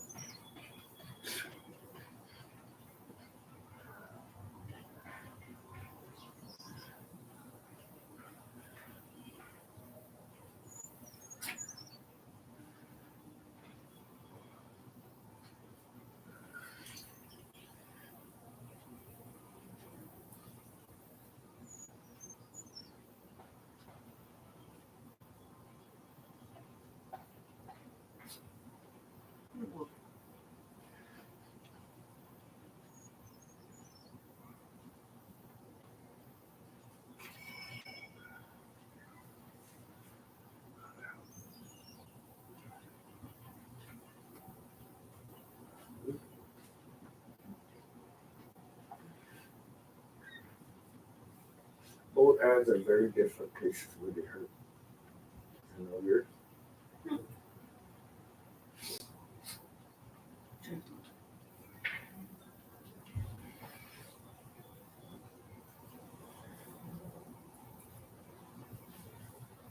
I keep scraping that.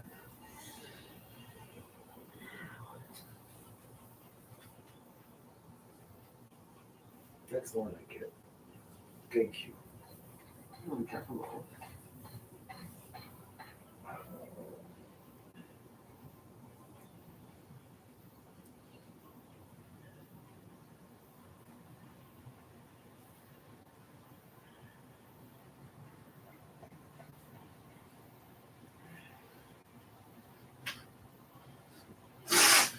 Everybody else people that kept up their hand, I was over here. Almost. Like, look off on my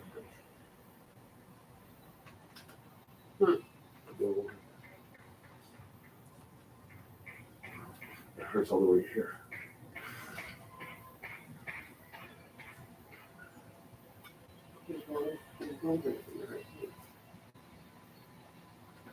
No, no. Everything's in the right place. Huh. I know.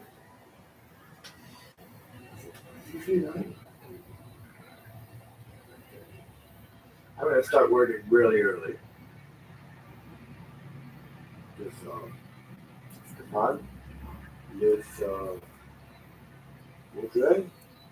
You've got that bridge, Off Miso Bridge. and then it's yeah. We went there yesterday to go to Provincial Brick, but Just start check. Provincial Brick doesn't exist in Vaudreuil anymore. It's Montreal Brick now, and they just moved close by on the 40 minutes. Well. Was it, or was it a bit? Anyway. Well. Let's see. Yeah, that is when we were going, it was fine. But looking at the other side, it was jam packed, bumper to bumper, not moving. That's what they took the truck off. This on Miso Bridge. Well, I'm gonna get really good traffic, but. That's not the bet. Still do it. What? Still do it. Okay. Nothing. Oh, fuck. Let's have to traffic.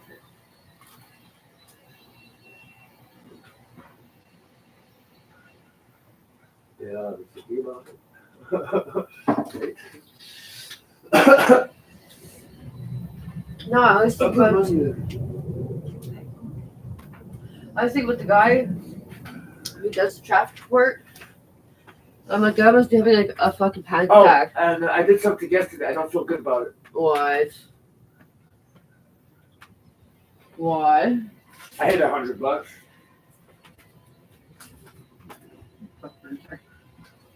I don't feel good about. I hit $100.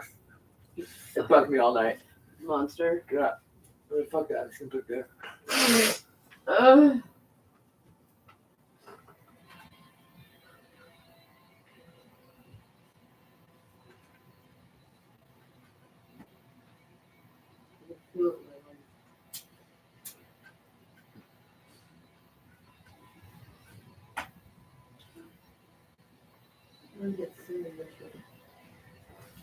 Huh?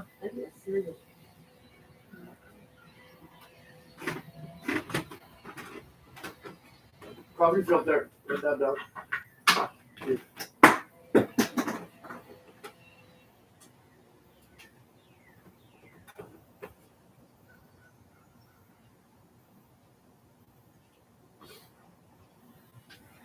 Okay, Justin. Oh, you guys don't have red on your board? I'm like, yo, it's to write list, you know, it's not like an art project.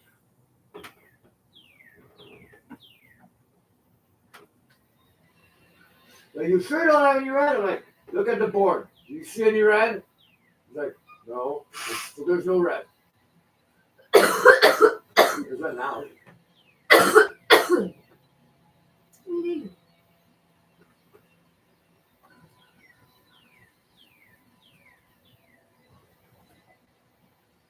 Oh my god, no, you ain't 15. Oh my god.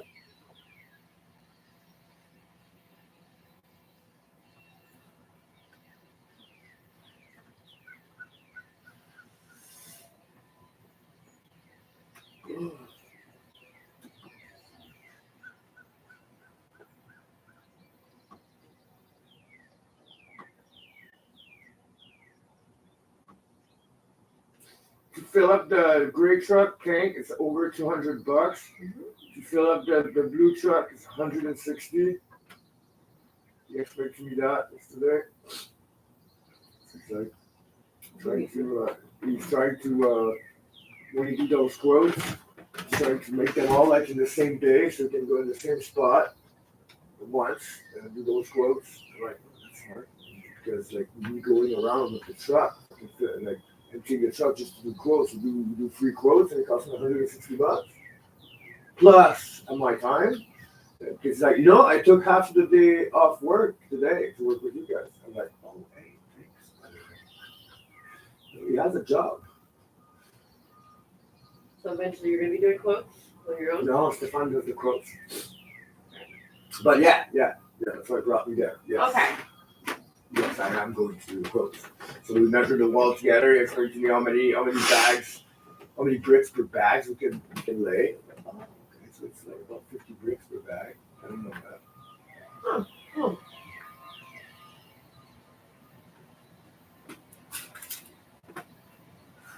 I'm repeating it, so I'm learning it, and now I remember it. You don't have to remember it. You're never gonna have a test quiz like you did to Max. Like, Max, what's the most important about this truck? Max like, the battery. He's like, good answer. He's like, test quiz for you. Sorry. He's like, shit. So much stress on one question. What's the most important about the truck? That's it. You're lucky cutting the boss, though. Well, it's being sun, so he didn't fall far from the tree. Dean started his radiation yesterday. He went well. Yeah, he's not doing so well, but I was everything gonna went say well. it's 2 days afterwards that's gonna kill him.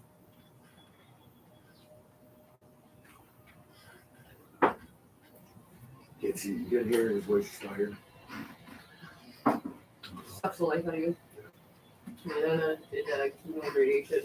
Maybe you got children's brain for him. That's not some voices. Sometimes. It's already enough. God. It's already enough that we give it the effect to the dog. You know? Hi, Dad. You're not really into the sunflower seeds, I don't think. Well, that's all we Can I got. make you toast? I'll make you toast, Rod. What? I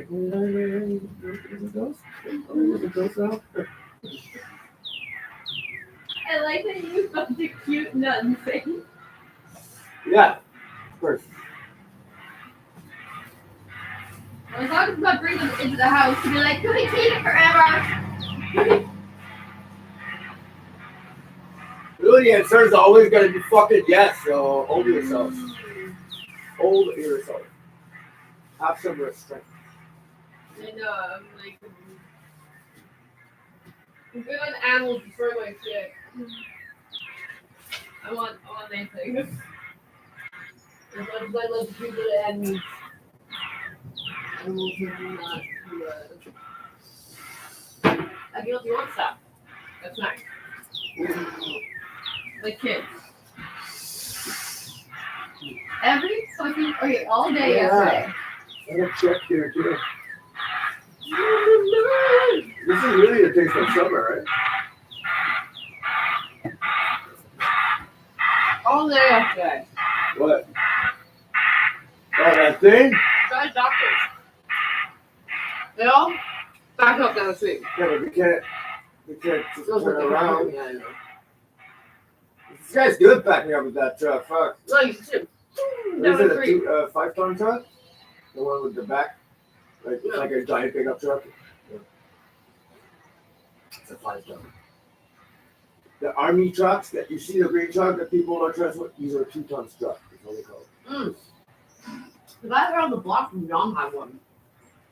An army truck. A big one with the giant wheels? Mm-hmm. Like the wheels are big like that. And you have to like the little ladder to get to the back. It's giant trucks, 2-ton trucks. They're sturdy as fuck. It was parked in the driveway, but I think that's the guy who was on the roof.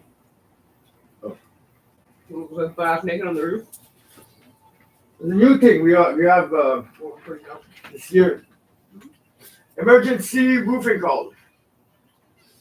So there's people sometimes they're gonna be roofing and chimney, they're gonna notice the chimney and it'll be like to the people, hey, your chimney's falling apart, so that needs to be done before we do the roof. Very cool. And then we go there and then we point the chimney super fast. That's cool, I like that. Yeah, I like that too. Only our medical systems will work that efficiently. Yeah, I like what Pierre Polyev said.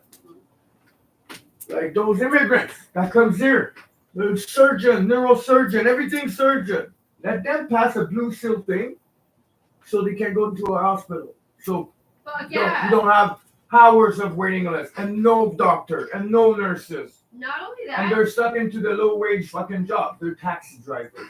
Yeah, no, the guy, the Humboldt bus crash. The guy was a fucking a doctor from India. And his wife was a doctor from India. And he's stuck being a driver. A truck driver. He had a less than 2 weeks of experience. Okay, all the trucks I saw on the highway yesterday, I kind of noticed they were all immigrants. One black person.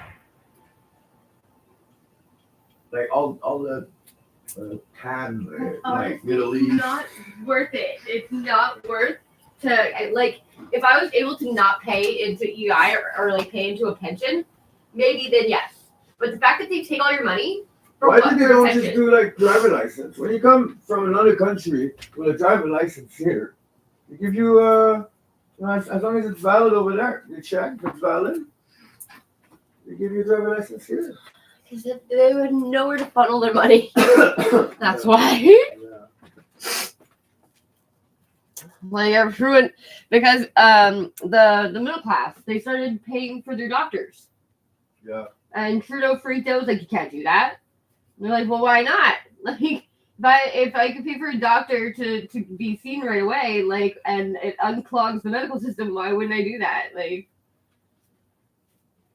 And it's now they're saying is it should Canadians have the right to have a family doctor, or like do they have a right to get like be able to pay for their healthcare if they want to?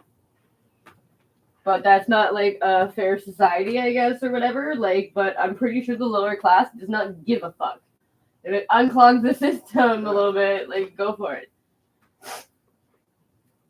Like if you could pay for better fucking healthcare, all the power to you.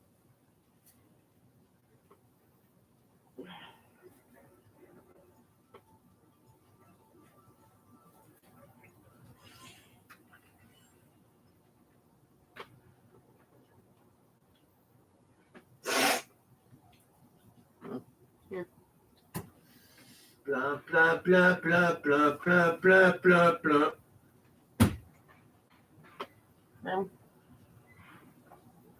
Good. Bye.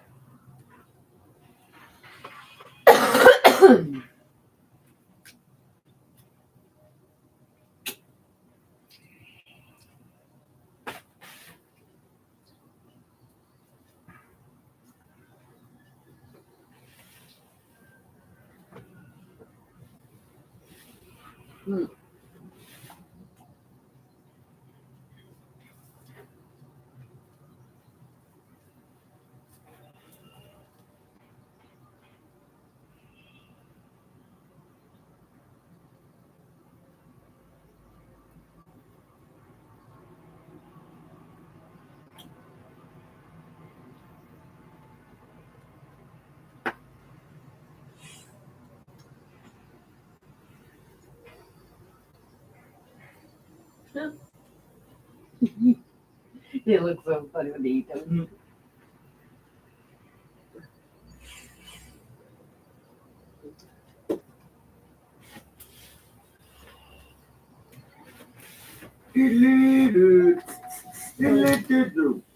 I guess Idris is still sleeping.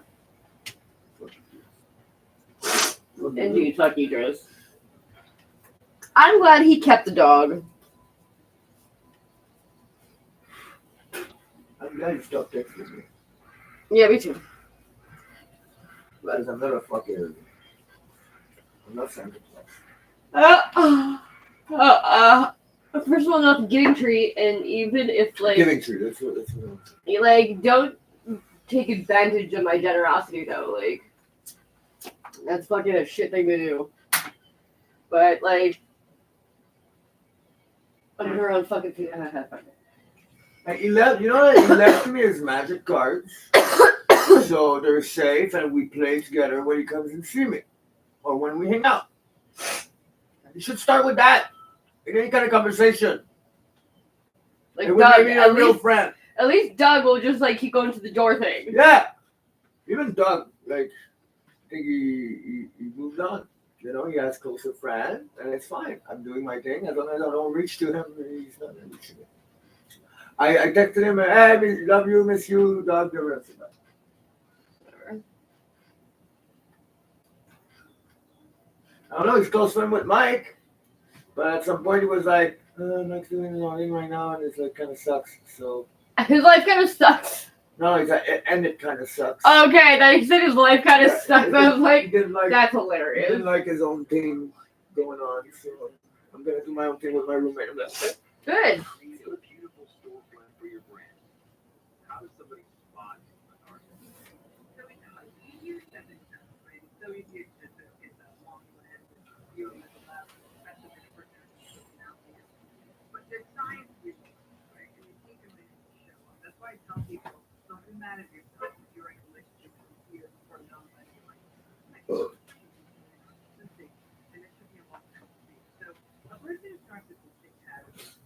Variable, inconsistent, and shallow empathy. There's little empathy. They're entitled, they're grandiose, they're arrogant, they're selfish, they are dysregulated, they can't manage things like their anger. Nice. Ow. They are they're constantly Hurt. admiration seeking, they take advantage And vibrated my tonsils. they envy other people, they can be quite manipulative. Dinosaur. They're motivated by power, dominance. Oh. So how do you get one thing to give you a laundry, it's quite another to say, how does this show up? There's different ways that it shows up. One way is that it is the narcissist. It's a good thing you put it on the poster. Huh? What the fuck is that in the window? Yeah, gutter. They're often Please. Like, oh yeah, feels like they are on the moon. You'll still see that they get impatient. They can be quite contemptuous or dismissive of a person who works like in a bar or the restaurant you go on a date. They might get really, really agitated if the reservation's not ready on time or they're being made to sit in a line or there's some kind of mistake. They get really reactive if you make even a small critique or even a piece of feedback. They'll just lose it. You know, it's like, ooh, okay, that's not the charm that I was talking We have to get a about. lawnmower. They'll often not really listen. I'll get one of those ones you drive. Even if they're looking at you, it feels like almost like they're looking through you rather than looking at you. They're not sort of like attuned is the word. So I can play bad fucking country music on it. I'm gonna take my water all down. I want to get you one just for that. And a cowboy hat. Like a gigantic cowboy hat. A ridiculously huge one. A Mexican cowboy hat. Oh yeah, like the sombrero hat. I think the best Star Wars joke and sombrero joke was like when the Star Wars episode 1 came out. It's like, what is this? And it's red lines, and you're like, a sombrero Darth Maul. I'm like, what? Like, there was sombrero jokes just with a circle and something around it. Okay. Bunch of like, what is this? A sombrero this, that. Just a circle with like a hand holding something. A Mexican Darth Maul. Yeah, that's it. Never going to be like the most toxic stuff. The stuff that really shows up with someone narcissistic isn't going to show up early on. It takes a minute. Like I said, that's why a lot of people from 6 to 12 months. These Mexican things, we are crazy in the Archer, in BC, because they come in, it's like 4 a.m. and then they pick until like 12, and then they stop, they go take a nap because it's like too sunny or whatever, and then they come back around 3 o'clock and they work until 6. Really? And then instead us, we get there at 5, 6, and then we leave at 3, 4. And they're like, we're in the sun, no shirt, and we're picking. You guys are like, you guys are crazy. It's fucking 40 degrees outside, the sun on you, and you guys are still fucking running? Us, it makes us tired. We go to bed. I'm like, okay, and you wear long sleeve, toques. I'm like, yo, it's 25 degrees and it's 6 a.m. Like, what are you doing with your toque and your long sleeve? Like, but it's cold. I'm like, wait, what? Over there it's like 50 degrees in Humidex. You come over here, it's 25 to freezing. I'm like, okay. You know that laundry list I gave you of all the things that make up a narcissist, that any one of them How was that funny story? would make someone narcissistic, right? Someone's narcissistic. Just being validation seeking. Sorry, I smoked it all. No, I don't want that. Thank I don't you. want to mention it again. One of these things. And even like you, I just started breathing normally. Yeah, okay. Just being full of yourself does not make someone narcissistic. Quit smoking. Cheating does not make I someone really narcissistic. should. That's a popular one I see. I'm like, this fool cheated on me. He's a narcissist. I'm So like, one this fool thing I cheated really on me. wish I never started. We're gonna need to a little bit of a deeper dive for me to figure out if Well, this person's narcissistic. I don't really know how to put my situation. I really wish I noticed I was starting to smoke when my mother died. It was too late when I noticed I was smoking already.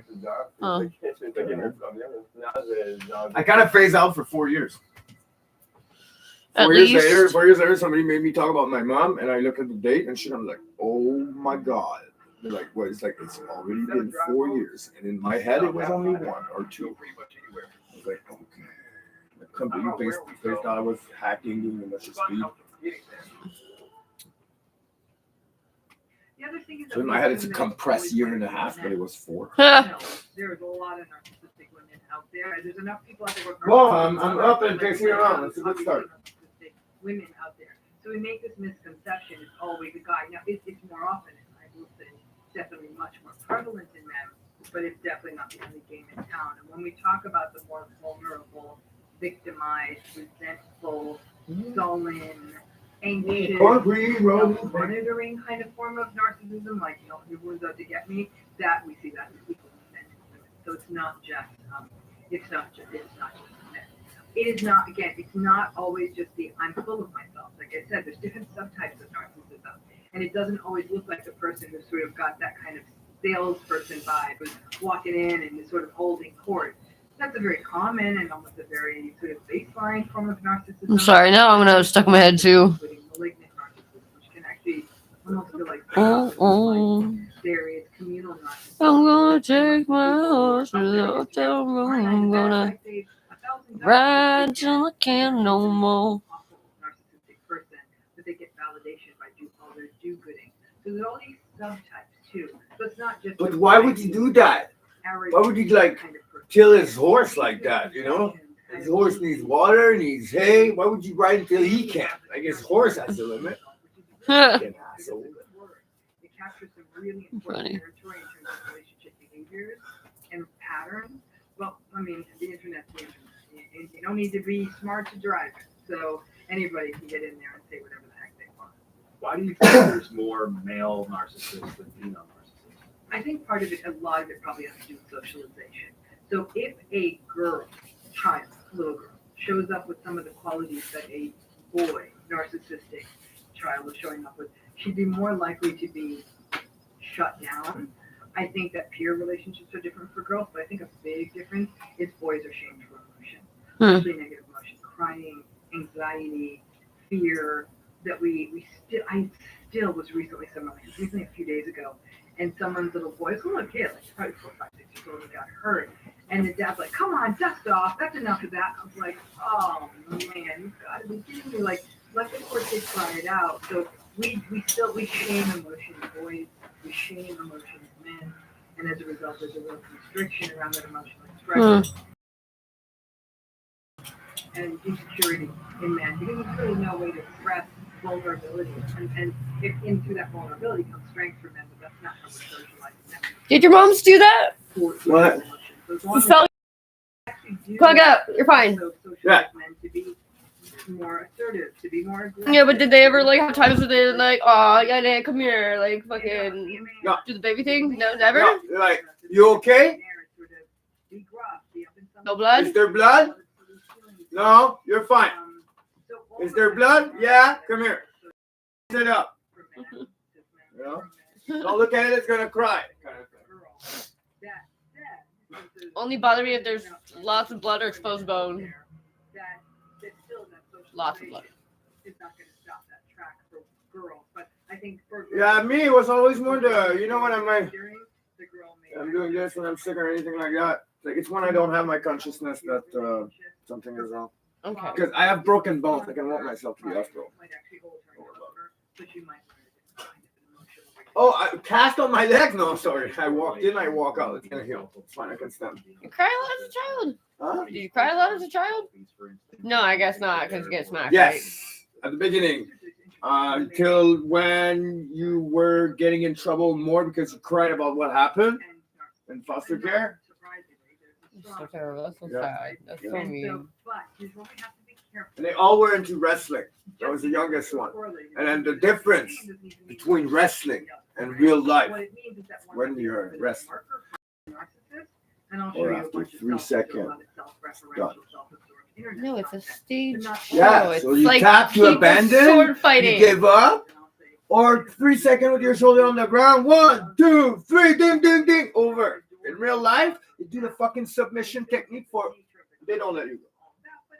So like bones, like I got tough because bone were gonna break. Literally.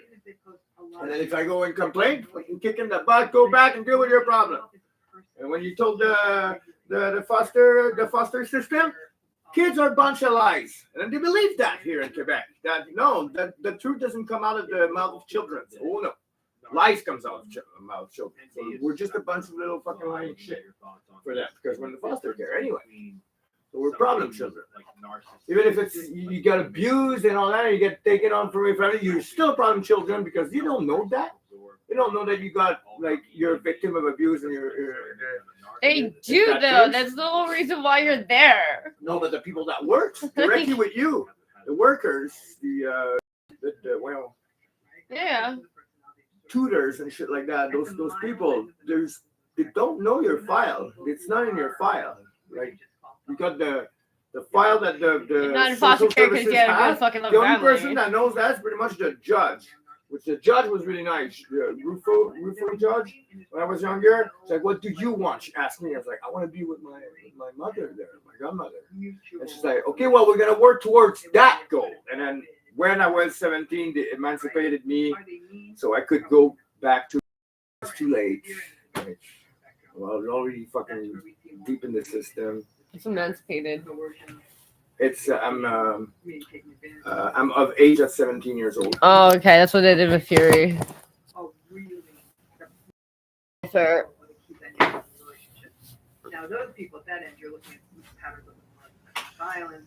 Oh, me, I got emancipated enough to get my welfare. I would have had to call back my social worker to have a filed paper written so I could have my welfare. Me, it was just so the cops stopped chasing me and bring me back in. Because I found every single way to flee a high security max jail. I'm telling you, the juvie, it's juvie. You know, you don't. They beat you up when they caught you. So, agents. Narcissistic personality disorder, like all personality disorders, takes a minute to diagnose because a personality disorder is a stable, persistent pattern over a long period of time that colors most of a person's interactions with the world, and it tends to be maladaptive. I would still really like to be your godmother. What? I really want to meet your godmother.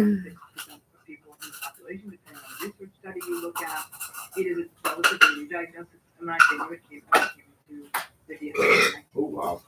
And the problem is that in order for that diagnosis to be delivered, I think she would like to see you. Time with this person and have evaluated them. And we need enough time with the person. This is what I do for a living. It would take me a minute. I'm certainly not a diagnosis I'd generate in the first session, but to be frank with you, I may never generate because it's also a stigmatizing diagnosis. And not even just because we think that they're not nice people, but and rightfully so, the literature suggests it can't really change. So insurance companies don't like it. That record can follow people through systems that are like, ooh, that makes me uncomfortable. I have to be mindful of that as a clinician. So I think there's a lot of people out there walking around with NPD and it gets called something else. So to me, we don't even use it well. And I've done research studies where we've used diagnostic instruments. And even then I'm scratching my head when I look at it. I'm not sure, and so it's but so I think that this idea, I think personally, if I ran the world, and I absolutely don't and never will, I'd get rid of the NPD diagnosis. I don't think it works. I don't think it helps. I don't think it tells us anything, and nobody really uses it right.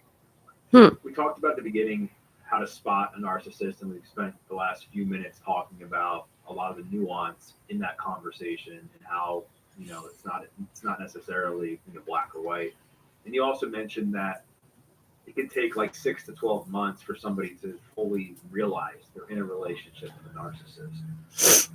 Other than like spotting some of these tendencies that you said to look out for with people, like what are some of the symptoms of the relationship if somebody's in a narcissistic dynamic within the context of that?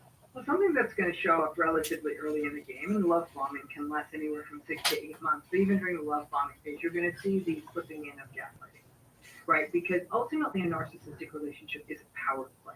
That's what it is. And their motivation in a relationship is power, dominance, and control. In a relationship may be love, affection, and closeness. You ain't playing the same game. So they're trying to dominate. Gaslighting is one of the best ways to do that with someone, right? You destabilize their reality, then you destabilize them by telling them there's something wrong with them. Rinse, lather, repeat. You do that enough times, a person completely loses, they're completely doubt themselves. Why? Because they love the person.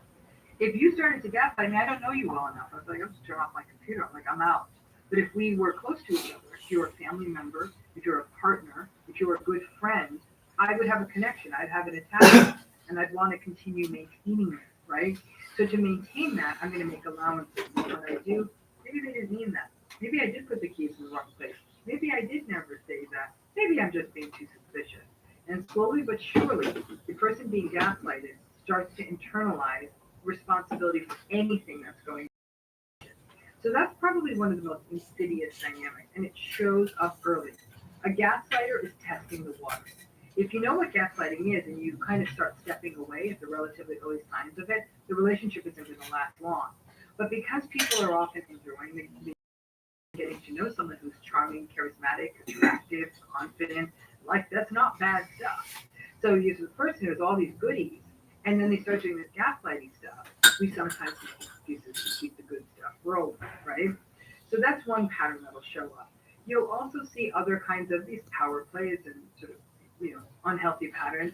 There'll be invalidation. They'll make you small so they can be big, right? Oh, like, no, yeah, you went to that school. No, this sounds like it was cool. Like, my school, we, and my job, we, and this I did, so it's always sort of, let me tell you what I did. And so there's a lot of invalidation, even a sense of dismissiveness or minimization. Your problems aren't that big a deal. You think you have problems, let me tell you about this. You often feel in these relationships, either you're trying to measure up to some weird standard they have, or you're trying to win them over. You're trying to earn them. And so, like, earn their love. And that gets tricky for people who might have an early history of these kinds of relationships. So if a person grew up with a narcissistic or invalidating or antagonistic or kind of toxic parent, these patterns are kind of not only sort of very much in your nervous system and in your body, when they start happening again, this is old school for you. And so it's easy to fall into those patterns again. It's not unusual for narcissistic people to betray your trust. It might not be as much as that they're cheating on you early in the relationship, but they might still be being shady on social media, and they'll come up with all kinds of brilliant or gaslighting excuses. And so you start feeling like you're the one who's paranoid and weird, and they continue doing shady stuff. And so you're forever sort of in this haze, never quite able to exhale sort of in the relationship. They're argumentative, and they're really good at arguing. It's back to the power play.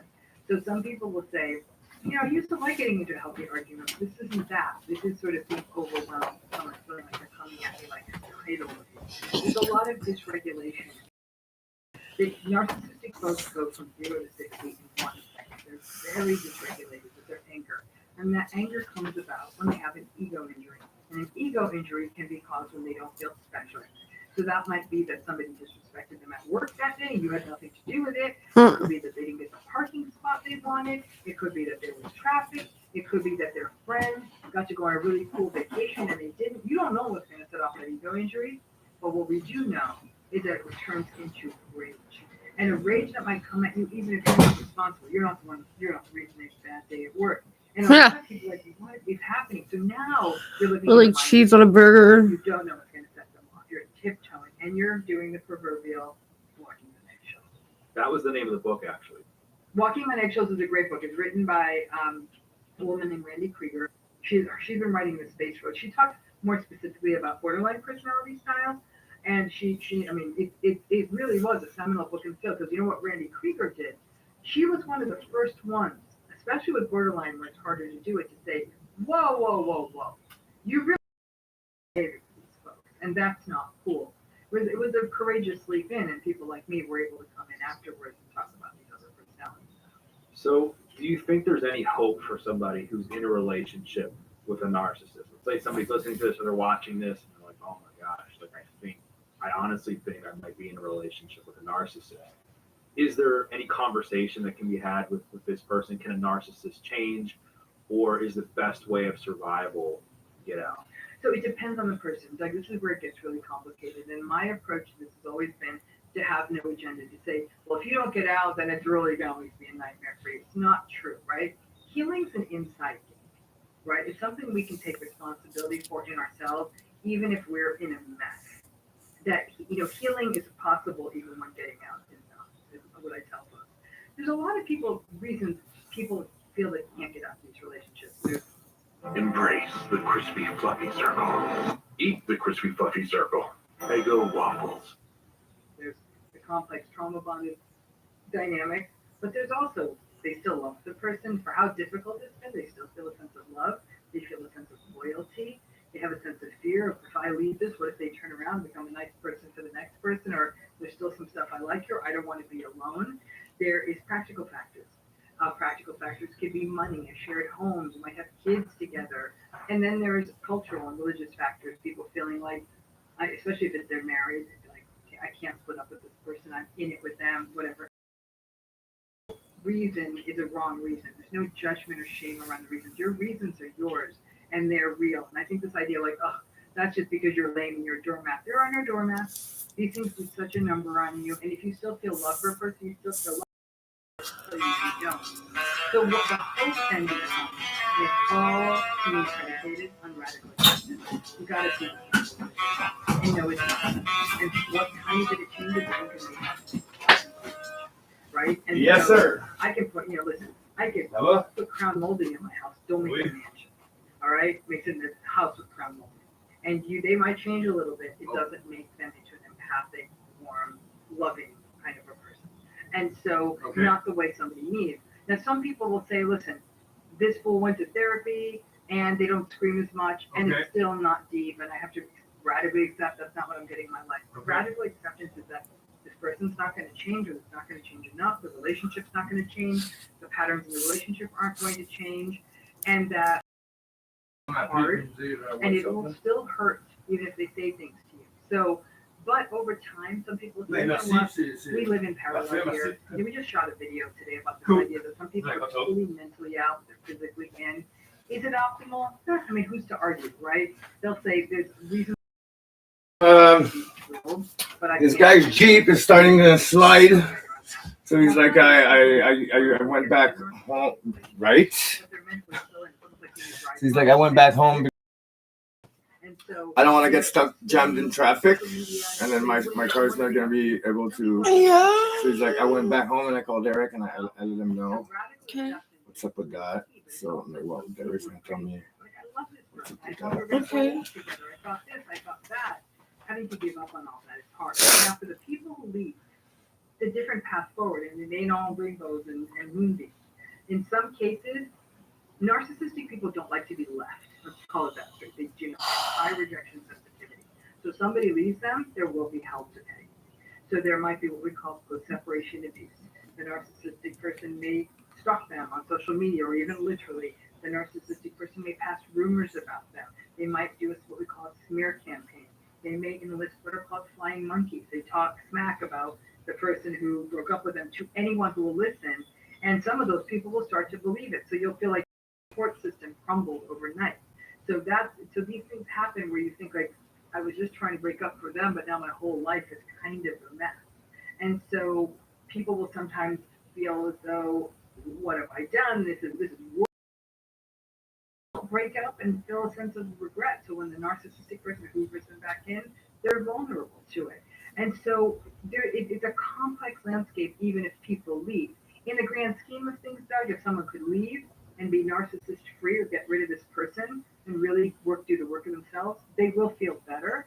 But people can heal while they're in these relationships. I've seen it happen. It happens all the time.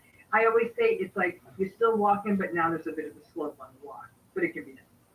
It's not the same, but there's similarities between this type of relationship dynamic and then being in a relationship with somebody who's an addict, right? Where you have to gain this radical acceptance, like you said, you have to take care of yourself. You can't create this false idea of what the relationship could be. Like you have to accept it for what it is, and if things get better, awesome. But if not, like you have to accept like it's not your fault. And I've seen people completely self-sabotage in relationships with somebody who's an addict, and it ends up impacting their own mental health, their own life. And the same thing I would imagine happens in a narcissistic relationship, and probably I would imagine it's more severe. How can if they gain radical acceptance of the situation, what are some things they should be doing on a daily basis, weekly basis?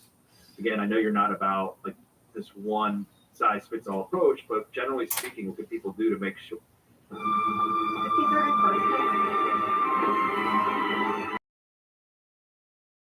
that they're not sacrificing their mental health?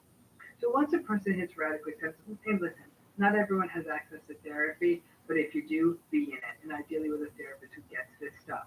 Because just simply having that validating space with somebody who's a trained ear can make a huge difference. And you also want to be shoring up your other social supports. Something that makes relationships we're in, our reality is being denied or twisted and we're being told there's something wrong. It's all our relationships are destabilizing.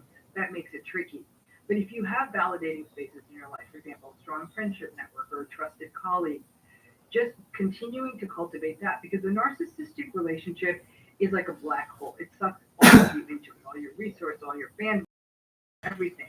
If you could, radical acceptance means thinking, I'm no longer bringing my A game to this relationship, right? I'm going to have to cultivate these other spaces in my life because these people see me, I see them. It's a mutual and reciprocal relationship.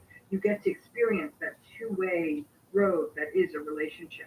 You know, again, like I said, being in therapy is also a big one. The other thing is practicing realistic expectations.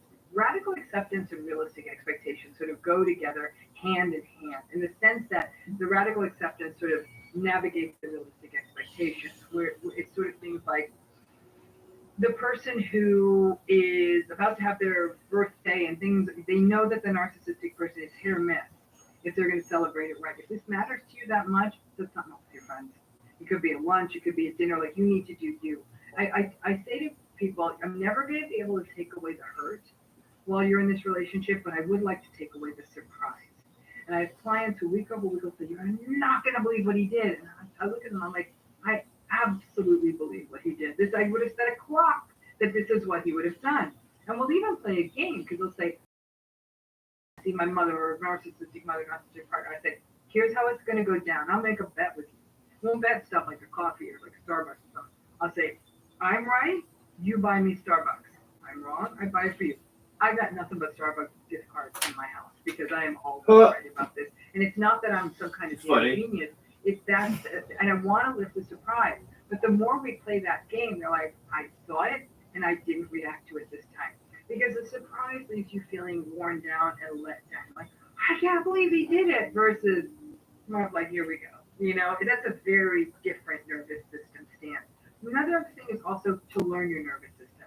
We might be fighters, we might be flighters, we might be freezers, we might be submitters, we might be fawners. Know your sort of nervous system repertoire. How do you respond to those threats? Because those often predominate. Some people feel shame, like, why didn't I say something? Their freeze response kicked in. And it's learning that self-compassion of, you were trying to keep yourself safe from what felt like a threat. It is about bringing self-compassion to yourself. But doing these things sort of all together, engaging differently. You might say, well, that's not a relationship anymore. I don't disagree, but some people don't have a choice. But now it clears out a space for them to at least not be pummeled all the time.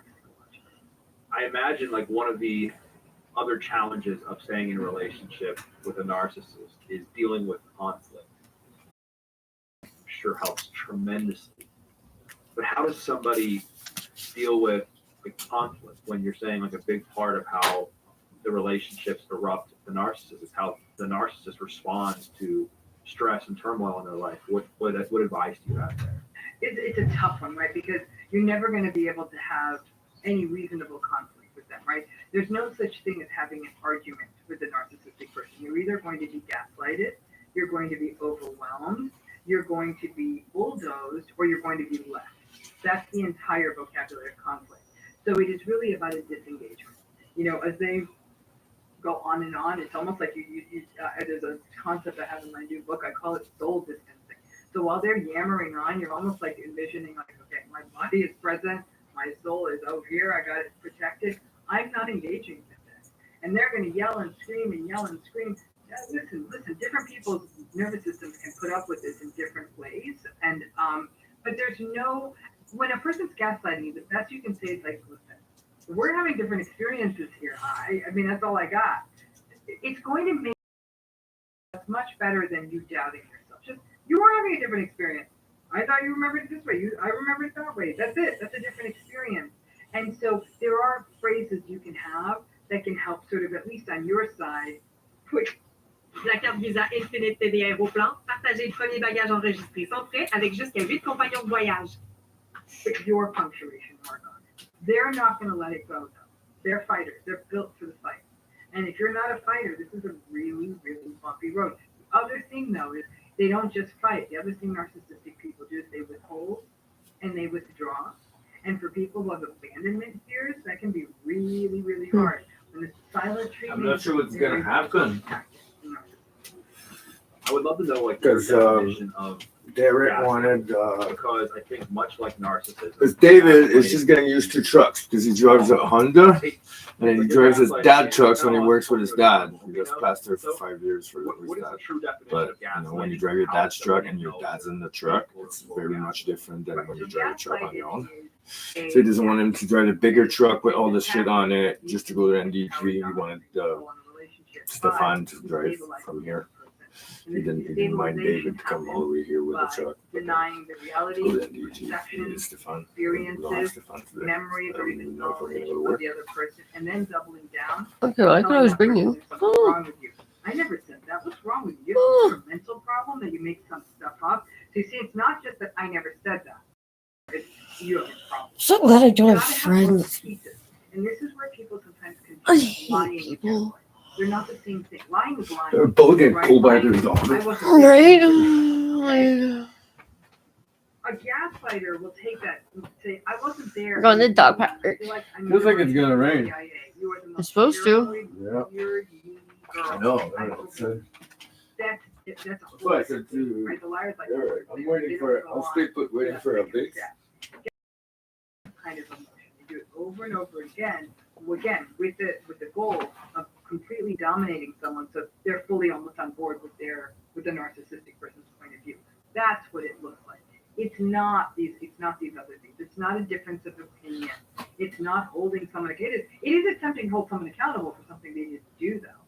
That would be gaslighting. It's a very Mason, though, I guess, huh? tactic, and not just because someone gaslights. Bricklayer, but I know masonry much more than I know bricklaying actually.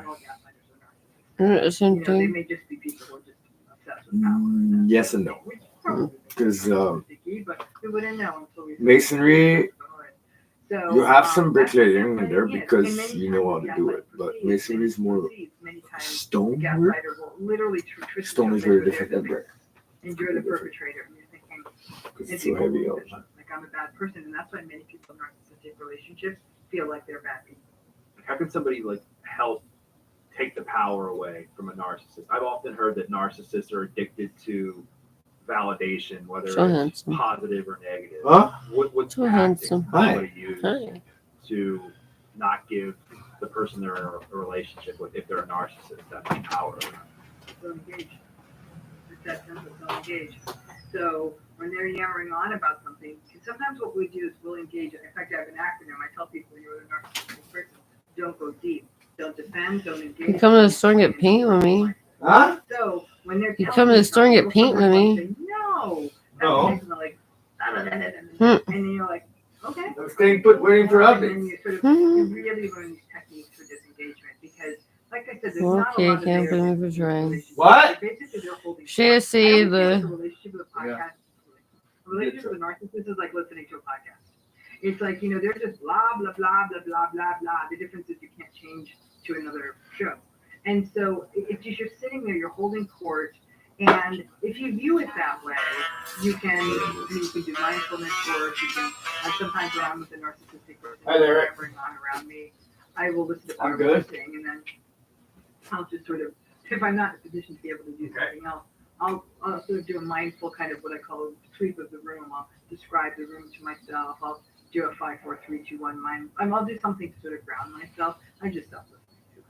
There's just noise at that point. But that's really the main way you can take away their power. There's no direct route in. It's taking away if you want to stop the fire, take away the others. And so if part of the game here in surviving this relationship is radical acceptance of the situation. Okay, so perfect. That sounds good to me. I would imagine part of that is having compassion for the narcissist. As hard as it is, being able to understand that this person is really struggling, and this person is you called me, you told me not I as was confident as they appear. How can somebody get to a place where they're having compassion for a person that treats them like garbage? You've got to go through the whole healing process first. This is very much make sure you've fully gotten your feet on that lifeboat. So David's still gonna get me? We're gonna go drive with David over there. Oh. And we're gonna set a couple to set a scaffolding. Not too high. We're gonna load the brick. And it's probably gonna be raining. Mm-hmm. Make sure you also I'm leaving before 3 o'clock from over there for sure. Most people who've been in narcissistic relationships have gobs and mountains of capacity. Cool. Far more than we have to himself. And it got tested. Get me. And even when the whole thing falls apart, many people still Let me go wild, like the blister in the sun. Let me go wild. They feel hollow inside, or some terrible things happen to them, or whatever it may be. Okay? Oh. There's an exercise I talk Hi. about in my book, which is called the exercise of multiple truths. I say, okay, I'll do this with clients. They've got a piece of paper. You're my You write boyfriend. down everything that's true about this relationship, and if you write all that down. Fuck, I think I need to go grab the other measuring tape downstairs. Okay. Because we have the gray truck and my measuring tape is in the blue truck. We have so much fun together. There still needs to be. When you start stacking it all up, you start to see how messy this is. Just because you have compassion with someone. So, Minister Charlotte, like, oh, yeah? what about the Care drug so trades? much? Then stop doing Oh, what that's you do. going well. Import, export, paying off a lot of the debt with it. Mr. Charlotte, you know that we said drug trade. Oh, no. I'm pretty sure you said truck. And you leave the stage. What it ends up being is that either It was you're Prime signing Minister Charlotte. I mean, Minister Charlotte. you know, which is in essence, you're Is he Prime Minister Charlotte? no. Okay. Or you're saying, I hope this person gets off a I'm sure you said truck. You knew. You said drugs. Oh, everyone keeps talking about the Josh right. Who Jack the Tank? Yeah. One with them back them up. Mm. One with the lip. I have a lip now too. You've always had that. Door number I've known you. Yeah. That's before when my face was big like that. I don't want that. Infection was going to my brain. I got delirium. And Went to the hospital. Like, oh my God! Right in the room, plug onto IV. Pretty much didn't even ask my name. Where we going? Looking chair. You're awake. You're alive. I'm like, yeah. It's like, lucky. I'm like, oh yeah. Yeah, you'll be able to leave in a couple hours. I'm like, oh, okay. I died again. You're so handsome. Thank you. Okay. Where is she tangled? Yeah. I did. The smolder. But waiting around and holding space for them while they're doing the change. And I'm not a ginger. You talked about that. Is Tangle a ginger? No, she's No. Yeah. A narcissistic relationship. No, it's the other one with the. Oh, Brave. Yeah, Brave's the ginger. Brave's the ginger. That I think Hi. You know, if they do what to do. What's the blueprint? If somebody's like, you know what, I think I can leave, like, what should I try to do? I want to leave a little bit of this conversation because I think that raises a whole set of specter of issues around stalking, maybe even escalation issues. Let's take them out. Let's stick with the moderate in mind. One thing you got to remind yourself is there's no person leaving this where they're okay with it. Right? So I think what people like, I want to do this so they'll be crazy. It's going to be crazy. Okay? You're going to have to, that's another thing. This is not going to be a calm, one of those rom-com moments where like, we have to go our separate pathways. Okay? So that's number one. And you almost have to gird yourself for the terrible things they're going to say to you because they're going to say terrible things to you. And that might mean that you go to therapy first. It might mean that you, as soon as this is done, you block them on your phone for a while, whatever it is, so you don't have to get that incoming message. Oh, look up. Go. You don't want this to be like, and we can sort of, let's talk this out, and then we can Come here. Let go. Come over here. You gotta have the exit strategy. Okay. Before you have this conversation. If the relationship has lasted long enough, some people have this, they take the stance of, maybe I need to give this, I need to throw the Hail Mary pass, maybe we need to Not go to fast. couples therapy, because it's tricky. If you do not have a good couples therapist, and I would say you need someone who's been doing this for a while, and who gets narcissism, which is not, a lot of couples therapists like to think most people are 50% complicit. It's not true in these relationships. So a bad couples therapist or one who doesn't get narcissism can make it from that.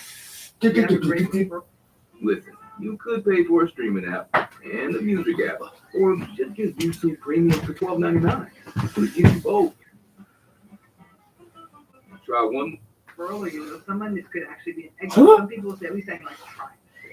Probably not. But I do think that making sure you have support, whether that's through therapy, whether that's through friends, having some sort of, if you live with this person, you have some sort of exit strategy. Being prepared to I was working clinically with a woman who's like, at the time I leave, I just don't want to do that now. So if that's what you're waiting for, you're going to be in this relationship for 16 years. And so you've got to understand that there's no, it's like trying to merge onto a really messed up freeway. At some point, you're going to have to be like, that's the situation, that's the blueprint. And it is having support and it's being realistic. And but how does somebody rebuild their self-esteem after being crushed in a narcissistic relationship after they exit? I think that there's multiple things that can happen. I think first of all, it's actually to reacquaint yourself with yourself. I tell people, if you've been in a narcissistic relationship, if it's been a year or longer, if your relationship has lasted, whether it's 12 months, 12 years, 60 years, give yourself a year off. No sex, no dating, no nothing. A year by yourself. And the reason for that is this. Whatever patterns got set in that relationship, or maybe that existed from childhood, they're still raw. And the self gets lost. And you're not going to find yourself on someone else's time. That's a solo trip. And so it is a chance to sort of cut to the heart of any trauma bonded patterns, to go through a year of anniversary dates and all of that, and come up, establish your new rituals and routines. It's about figuring out what it is you like. I always say people who come out of narcissistic relationships don't even know what temperature they want the thermostat at, or don't even know what they want on their pizza, because every decision was kind of taken away. Figure that out. What do you want on your pizza? It could be the most weird, jacked up thing you've ever eaten. That's your pizza. Because what happens after a year of doing that, you're a little bit more in your body, and you're a little bit more in your feelings. So when someone new comes around, you're in a better position to be discerning. So when that year comes up, it's almost like, okay, I'm not, all the dating apps are being deleted. No. And let's say you do meet someone worthy. You say to them, okay, I'm coming off of something, and I'm taking a year. I'm going to be friends, whatever. And the other person's like, well, hell, I'm not waiting on you. This wasn't your first one. This year is essential. Now, people might say, I was only with the narcissist for 3 months. Then you got to take 3 months off. Under a year, it's the number of months in the relationship. Over a year and longer, you need that much time. I call it a cleanse. It takes that time to get their voice kind of out of your head. And some people will say it takes longer than a year. Many clients. I am freaking stuck. No. Big part of what I understand healing from past relationships and healing in general is finding a healthy relationship and changing patterns and changing how you view this dynamic. Let's just say they've done the work and they've moved on from their ex who was a narcissist, and they're looking to re-engage in the dating world, looking to find a new healthy relationship. What's the best approach for that to make sure that they're doing it effectively? So, in that, let's say they took a year, 6 months, however long it takes, right? In that process, they've figured out who they are. They learn, like, what are their no-fly zones? What are the things that are uncomfortable? Like, you have to, you're not taught to do that. I always call it an excavation. When we think about how an anthropologist does an excavation, or an archaeologist, I should say, does an excavation, they don't just take a backhoe and sort of dig a ditch. They take tiny little shovels, and tiny little brushes, and tiny little tools, delicately. That's kind of what you're doing. You're kind of excavating all these pieces of yourself and putting it together, sometimes for the first time.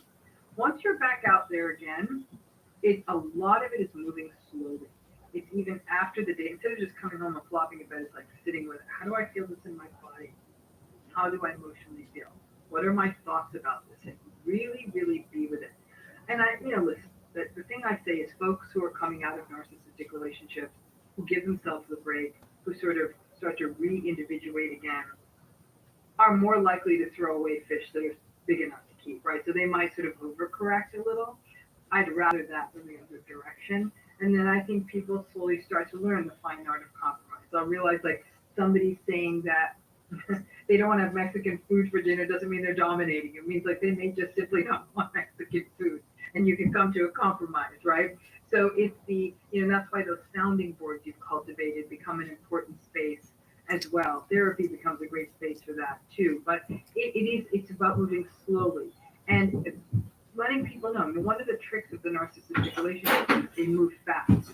Narcissistic people will meet someone and be engaged in 3 months, like a signature move, right? It's too fast.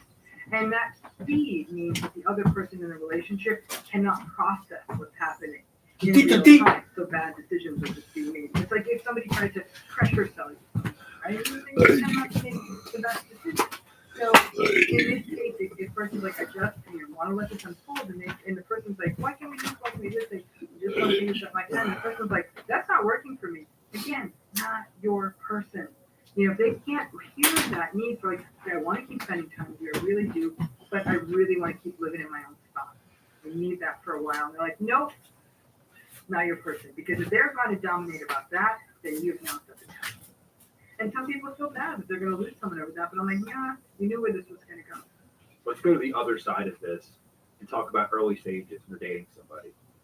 And where it's, I would imagine, much easier to walk away from somebody that could potentially be a narcissist. Is there certain things that somebody says to somebody early on in dating that they're like, if you're telling them, like, if somebody says this to you, like they should run, like what would that be? I think it's actually what might matter more than what they say is how they say it. Looking for patterns like contempt, dismissiveness, snobbery. If they're saying a lot of dismissive things about other people, if they make barbs about groups of, like, if they say things ideologically, racist, racially or social class wise or anything, something that's not aligned with your values, that's often that's a big one. And people say, well, maybe we just have different values. Like, can you live with that?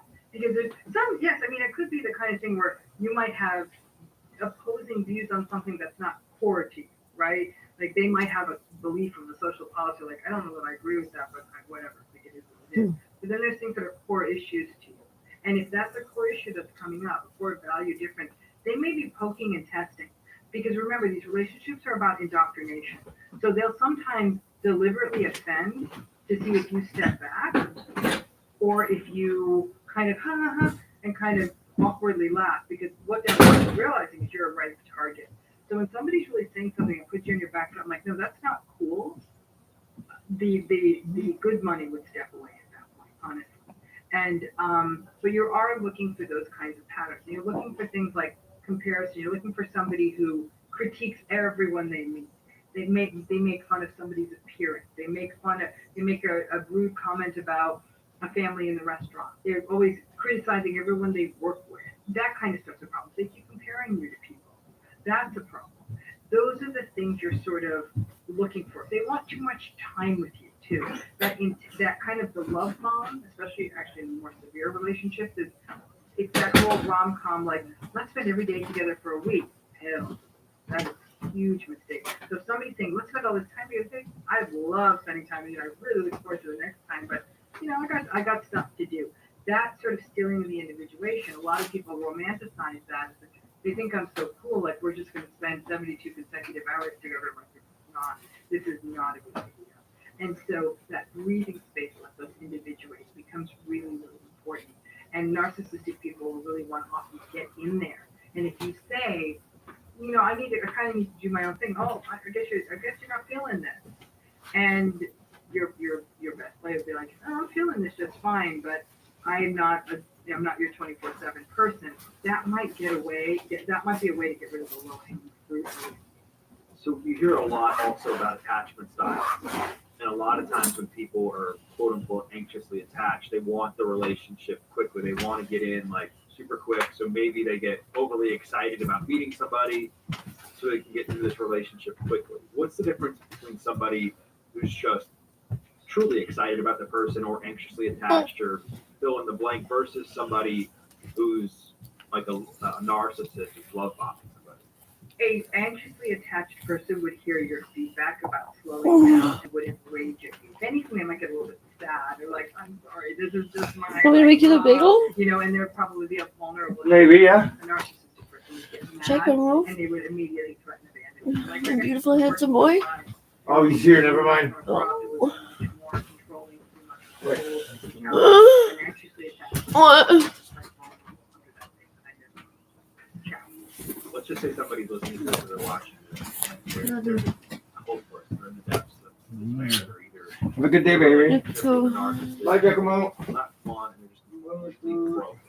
What kind kind of advice would you give them if they ran into Be safe. Just say they came up to you Huh? at a Be safe. coffee Yeah. shop, what would you say? So Always. if there's somebody who left the relationship, I would say that this is a grief like no other. Microphone. Form of grief. Okay. We all think we're sort of bigger than our emotions. One emotion was never going to be bigger than this grief. You've lost Because something. you told me What it's you've lost dead. may not be this really unhealthy relationship, Is but it? you've lost the Huh. narrative you had around it, the hopes you had for it, the good moments that were in it. Grieve those moments. Because, I mean, listen, the one friend we have on all of these experiences is time, right? The human soul, human heart is very resilient movement, and they do come back. But you do need time, and so there is a period of grief. But I do also tell people, don't be shy. Write down every terrible thing that happened in the relationship. Write it down. Because when you feel like, what have I done, or how could this happen? Subject. Maybe I dodged. Oh, don't And even. I had clients where they said writing that list was actually a bit overwhelming for them. Say if it's overwhelming, you put it down. But if you can write all that down, Jack. it makes a huge difference to say, okay, this was the right call. Or even if it happened to you, this was the right call. Make that list with friends. He'll be back in a bit. Because they probably observed a lot of this stuff too. If you can get into therapy, get into therapy. Because there's more stuff to be dug up here. There's a reason maybe this lasted so long or got so toxic. What were the stories you told yourself? I mean, we have to look back and say, what didn't we know? Some people say, you know what? It wasn't even what I told myself. I didn't know this was a thing. I didn't know this narcissism thing was real. And I had no idea what this was about. I had no idea someone who claimed to love me could do this to me. Love means different things to different people. And so I think that when you think of it's grief. It is radical acceptance. It's recognizing this is What? It's writing down the bad stuff and recognizing there's a reason I left. What movie? The thing I tell people to write down again from the book is not just the bad stuff, but write down those No, that's not for you. love that you gave up for the relationship. It might have been keeping Oreos in the house. It might have been watching films with subtitles. It might have been a Thursday night thing which you did with your friends. Whatever it was, there's some things that are going to come back into your life. And people say, oh my gosh, I can actually do this now, and I can do that now. And lean into that. Say, I couldn't do this before. I remember one person I worked with, she was a malignant narcissistic partner. A long time they were together. And she was getting ready to go on vacation. She's like, I don't know, I kind of feel bad. Like, here I am, an older person traveling alone. I said, let's do a little game here. I want you to reflect on what it was like to travel with him. How he'd scream at you, scream at the gate agent, be angry about how crowded the airport was, like, oh, you know, these disgusting people traveling in their sweatpants. Like, he was horrible. He'd be angry if he didn't get the seat he wanted. He'd be angry if there wasn't enough space in the luggage van. I want you now, when you go on this trip, to pay attention to how different it is. Just going through the airport. She texted me when she got to the other side of her trip. She said, game changer. She said, I was so aware of what it was like. Like, I was nice to the TSA guy, and I kind of enjoyed getting my little coffee and sitting at the gate. And she said, I finally got to have the aisle seat, which she always took for herself, and I was able to go to the bathroom. She said, they were all these little blessings, and all of a sudden she was like, this is good. We find it where we find it. Final thing, do you think that people, there's certain people that just tend to be attracted or attract narcissists based on their past relationship history, maybe based on their childhood, or do you think once you do the work, really work on healing yourself, understanding yourself, that you start to attract less and less people like that, of people like that? Everybody's attracted to narcissistic people. I do. And I think the people, because charm, charisma, attractiveness, confidence, like you really would be going off script to be like, no, I'm looking for someone who is socially and uninteresting and really lacks confidence, which actually is what I look for. And so I'm like, you're my person. I'm loving you, right? But that's not what people look for. They look for that other stuff. So we're all attracted. What are they attracted to? They're attracted to supply. So whatever in supply can be how you look. It could be your status. It could be, let's say you have a nice car, or you have a big job, or you're famous, or you come from a fancy family, or you live in a great place. Status means different things to different people. But if you're going to bring supply, and not like I said, it might be status, it might be attractiveness, it might be that you laugh at their jokes. Whatever it might be, that you tell them they're great. Whatever it is, if you're a supply, they are attracted to you. The challenge is supply looks different for every narcissistic person. So you might just be a super warm sweetie pie who just is like, tell me everything about you. Oh, that's so cool. You're so amazing. When I hear a person super enthusiastic, I'm like, this is person's narcissism. They're going to be very attracted to a narcissistic person. That person, though, doesn't have to give up on being themselves. They just might be enthusiastic about people. It's recognizing the signs. So when they feel like that, they might attract them, but they can also, if you catch it early enough, it's pretty easy. It's like canceling an airplane ticket. You do it the first 24 hours, you get your money back. Dr. Ramani, this has been awesome. I wanted to thank you so much for your time. I think people are going to want to connect with you. They're going to want to buy the book. If people want to do that, if they want to connect with you, if they want to get the book, where's the best place to do that? You can pre-order the book anywhere. So go out there, please pre-order it. You can also find me on my website, drramani.com. You can find me on YouTube. We have new content that comes out every day. We also have a healing program for people who are coming out of or healing from narcissistic relationships. It's a bit more of a deeper dive, a little bit more intense. And so you can go find that information on my website. You can find me on all social media at Dr. Ramani. And so there's lots of places to find me. I have other books too, and that's all on my webpage as well. Well, thank you again so much for coming on the podcast. I'll be sure to include the links to that stuff in the show notes, and I really think my audience is going to love this. So thanks again. Thank you, Doug. Thank you so much. Thank you so much for watching. If you like this video, I really think you're going to like this video as well. I'll see you there.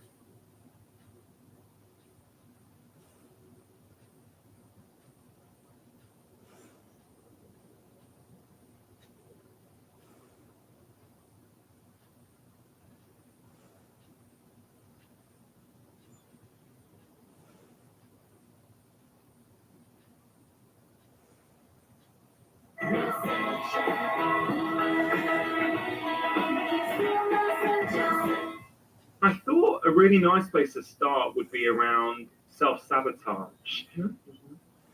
Number one, it's not something I've really spoken about much before on my show. But I think the second point is that I see this in practice. Many people want to make changes in their life. They know what they should be doing. I want to get up earlier to meditate. I want to eat better. I want to find time to exercise. Yet, despite the best intentions, they don't actually manage to follow through. Yeah. Is this something you've seen? And maybe you could talk about, what's going on here, basically. Absolutely, all the time. And I think that what ends up happening is that people will, like you said, especially we're talking at the beginning of the year, they'll set goals. They don't see the goals through, and that almost results in more distress. And so getting to the core of self-sabotage is so essential. And the challenge with self-sabotage is it's so multifaceted, right? I mean, it's like any issue relevant to mental health, it sits on the spectrum, right? It's not like you're a self-sabotager and I'm not. It's not an either or. It's not a black or white. At some level, self-sabotage is something we definitely see as part of mental health issues like depression. That a person, for example, who's depressed will have the thought of, I'm never going to amount to anything, or I have no hope in the future. And so in a way, that belief can drive behavior. So that's one sort of compartment of self-sabotage. Another way self-sabotage shows up is not, again, we don't want to simplify it. It's not like somebody wakes up one morning and says, I'm going to ruin everything I did today. It's very subtle. And so what we sort of classically see in the self-sabotage universe is stuff like procrastination, social comparison, taking on too much. It's behaviors that almost set a person up to not be able to succeed. So it would be a person, I'll give an example because I was a university professor for a very long time. I would see students who were working full time and then they would sign up for 6 classes. And I'd say, this is not possible. They say, I want to graduate early. And I'll say, everything's going to implode. You'll feel like a failure as a student. You're going to feel like a failure as an employee. Many of them had other responsibilities too.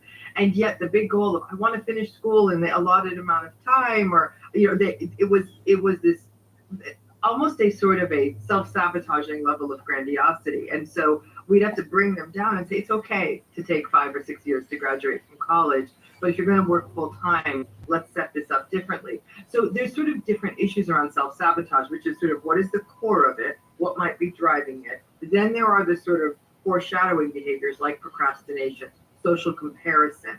A great example would be going on social media.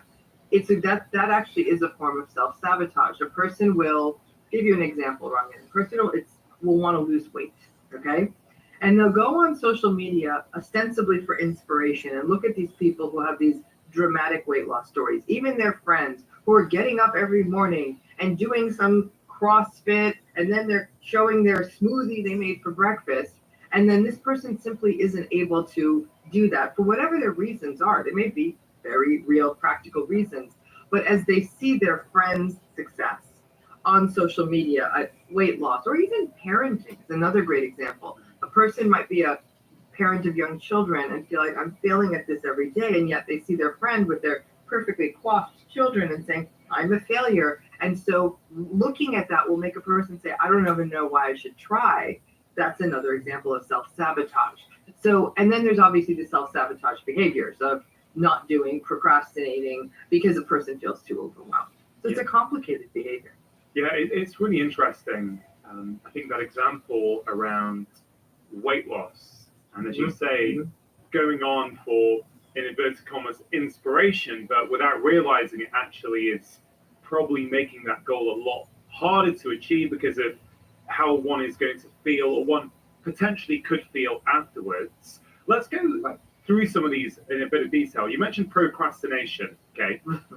This is something I think everyone, on some point has experienced. And as you say, these things are on a continuum. So a bit of procrastination, I think we all do at certain times. But for some people, it's really quite paralyzing, isn't it? This inability to make a decision is keeping them stuck in their lives. So what are some things we can think about if we're suffering from procrastination? Want 20% off every diaper order? Or 15% off all your pet food? Try Subscribe to Save. Easy repeat deliveries with free shipping. Pause, skip, or cancel anytime. Subscribe to Save today. So procrastination is a big one, right? Because it links very much to anxiety, okay? It links to another self-sabotaging pattern of perfectionism, which is a huge self-sabotage issue, right? And it is also, again, the taking on of too much. So when a person procrastinates, what you have to remember is we as human beings rarely do something unless it's rewarding. That's how people are. We are ultimately really, really smart and angsty rats in a maze. We do things that feel good or feel right or feel better. And to that end, human beings, pretty much like all life forms, avoid pain. So procrastination is a form of avoiding pain. Now you might say, what pain is someone avoiding by putting something off? Because that task may bring up feelings of inferiority. That task may bring up feelings of incompetence, of insecurity, of having to face down an uncomfortable truth, any number of things that task, that thing that needs to get done represents. So what better way to avoid the pain than to not engage in the task? Okay, so now the task isn't getting done. For the moment, you're relieved, right? I'm going to give you the tiniest, simplest example because it happened to me an hour ago. I set my alarm for 5:45 this morning, so I'd be able to get up, take a shower, put my face on, be in front of you. But I had worked late last night, and when I woke up, and it's still dark, right? So I was like, oh, I want to get out of bed. So I procrastinate 15 minutes more. Now it's 6:25. I'm reading the news, reading a book, anything to get out. It's very cold for LA here. So I get out of bed at 6:25. Now I have 20 minutes to get ready, right? Scrambling into the shower, throwing on a face. My bathroom's a mess. The cat's food is everywhere, right? And I was like, oh, I want to be really prepared for this. And ultimately, yes, I was at 6:59 setting up my Zoom, but that's not how I wanted to show up. Now that's a small example, but why didn't I get out of bed? Not because I wanted to ruin talking to you today, but because it felt good to stay in that bed. It was warm, it was cold. Do you see what I'm saying? I was avoiding the pain. That's simple. Now take that to anything else. Studying, cooking, meal prep, exercising. So I always will tell people that the most important thing to do is take a task and chop it up. Chop it up into manageable chunks. One way to do that is time. I'll tell people, set an alarm. You have to do whatever this thing is for 15 minutes. In 15 minutes, that alarm's going to go off and you can stop doing the task. In a majority of cases, a person's like, okay, 15 minutes, I can do it. I would say probably 60, 70% of people will keep going. They're like, okay, well, I'm doing it now. Yeah. And they'll turn off the alarm and they'll keep going. There is a subset that'll say, okay, the 15's done. I'm out of this task. But most people will see it through further. It can also be taking it and breaking it into component pieces. I'm just going to chop the carrots first, and then I'm going to take a break. Whatever it may be, I'm not going to go and run 5K the first day I work out. The first day I might do 10 minutes on a treadmill. What we're doing is trying to create habit versus taking on these enormous tasks. And I think the enormity of the task is also part of the issue. Is that, okay, a person saying, I have to study for the exam. Well, what does that mean? Does that mean you have to read this chapter, make an outline, take a sample test, break down the big amorphous goal or task into its component processes? But that's practical. Yeah. On the other side of this is the management of the anxiety. And that's a deeper dive. Now, ideally, if a person's in therapy, they could talk with a therapist about what they're actually anxious about. For a person who's not in therapy and this is not causing them significant distress, they can sit down and ask themselves a question. You're procrastinating. What are you afraid of? Okay? And that's the question of because that's what is the pain that's being brought out by this task? Because you're avoiding it. Yeah. And you're avoiding this because it's uncomfortable. And to really do a deep dive into what that discomfort is, and to start to sort of take apart some of those beliefs, because in understanding that, the procrastination can lose some of its power. Yeah, it's so beautiful the way you break that down. So much for me there to reflect on. The first thing is that it kind of makes sense that we procrastinate because we're trying to avoid discomfort or pain. As you say, it may be inferiority, incompetence, uncomfortable truths, whatever it might be. We're human. Of course, we have a bias to wanting to avoid that. So I guess we can be compassionate to ourselves about that. Second thing is that when you talked about breaking it down into manageable chunks, well, that's kind of what all the best behavioral change science shows us as well. If we want to make a change, you've got to start really, really small. And one thing that came up for me as you were describing that is something I have spoken about on the show before, is something my wife and I try to do every evening, which is what we call the 5-minute tea ritual. And the goal is simply that, people these days are so busy juggling work, childcare, elderly parents, whatever it might be.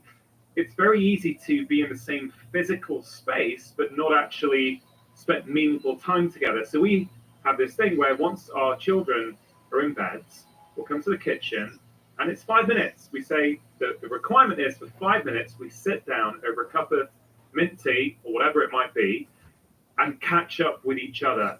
Mm-hmm. Now, when we do it regularly, our relationship is immeasurably better. There's more connection, more intimacy, everything is better. And when we think we're too busy to do it, little niggles and problems start to build up. And it's what's incredible, and what I think relates to what you just said, is if you say, for example, I need to spend more time with my partner or my flatmate, whatever it might be, and you say it's got to be an hour, I don't have time, but because it's 5 minutes, it's not as if at 5 minutes we go, hey babe, you're done now, you've had your 5 minutes. No, some days when we're busy, it will just be 5 minutes. But often, before you know it, it's 15 minutes, 20 minutes, could be an hour. Right. So I think just a couple of observations from me based on what you were saying there, I think about procrastination.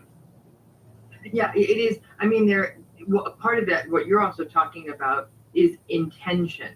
And, in procrastination sits alongside avoidance and also sits alongside intention, right? Because it could very well be that you and your wife could say, okay, let's not do it tonight. Let's put it off tomorrow. We'll do 10 minutes tomorrow. And it doesn't work that way, right? Some things do need to be touchstones every single day. They need to be things we do every day. And we do, and everyone will say, no, I'm not able to learn a habit. I said, the hell you're not. You brush your teeth every day. It's not like you say, I'm going to brush my teeth on Friday 5 times as long to make up for the other days.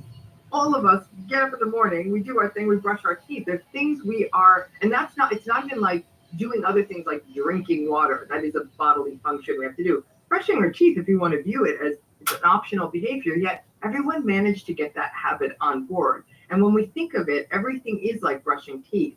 The thing is, we don't feel insecure about brushing our teeth. Yeah. We do feel insecure about other things. And so I think that that's why it's about drilling down.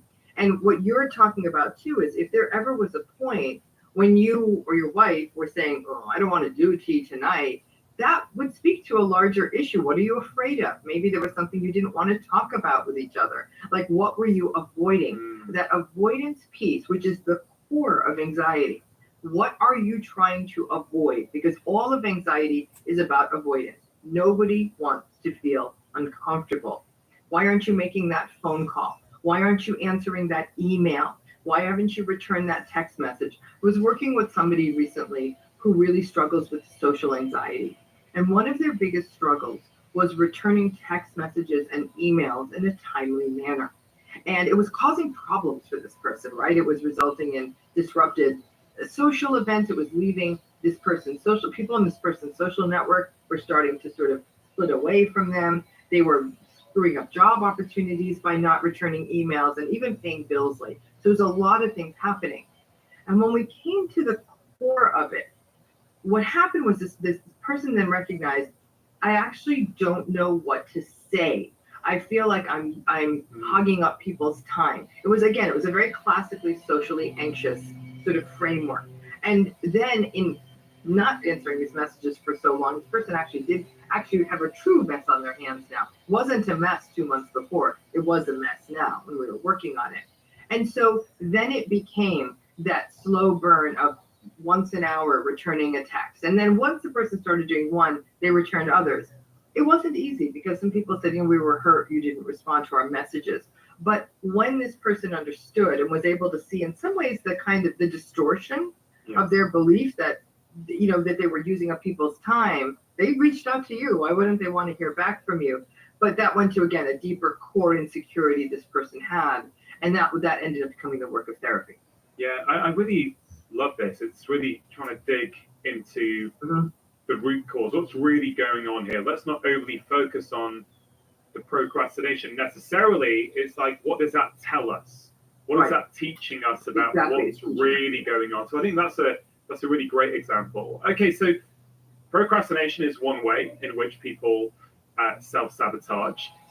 I think the other one you've already mentioned is comparing ourselves to others, right? So I imagine comparing ourselves to others was also a problem 20 years ago, pre-social media, but I suspect it's got immeasurably worse. I've had the tremendous privilege of training and practicing as a therapist before there was ever social media. Okay, and now I'm practicing with it. And I have to tell you, those of us who have been in this game long enough to understand those bookends, it's like the difference between living in a life, then an asteroid hits the Earth, and then living in a new life. Like it wasn't overnight. But when I think back to the ways we were grappling with some of these issues, you're absolutely right. Social comparison has always been an issue. Before, it might have been the person compared themselves to their neighbor and the neighbor's new car, or a cousin and the cousin's new job, or a classmate or a friend.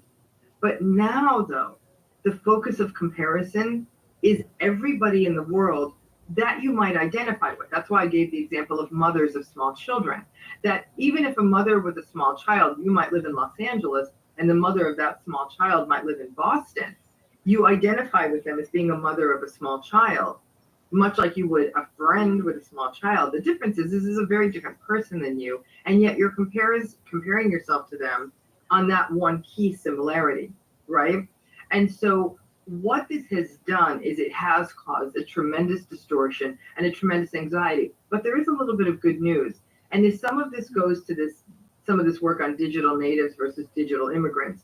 And if you talk to adolescents and people who've pretty much grown up in the social media era, so it's sort of been around since they were children, they're actually a bit more circumspect than you think. I'm the parent of an adolescent and a young adult, and I'm thinking, oh my gosh, it's going to be distorted. It's certainly distorted a little, but they are also saying, yeah, no, I get it. They're doing this, they're this, that. They're a little bit aware of some of the manipulations that happen on social media, which I actually think in a certain age group that didn't grow up with it, there's a greater vulnerability. But all of that said, whether the social comparison is happening in an online space, in your own peer group, in your family group, in your community, what it does is sets up sort of you're now using the barometer as something outside of yourself. Human beings are a social species. We are going to use other people as sort of a touchstone.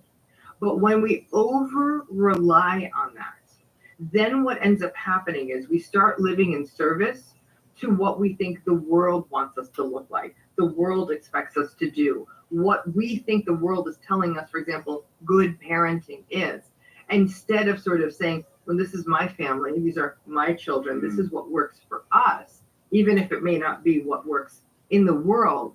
And I think that the ability to sort of separate oneself and identity from what the world is demanding from them, that's a kind of a tall order. But when people try to do what they think the world wants, right? I have to take a vacation to this place and stay in this hotel and do this activity because this is what looks good. I'm like, is that the vacation you really want to take?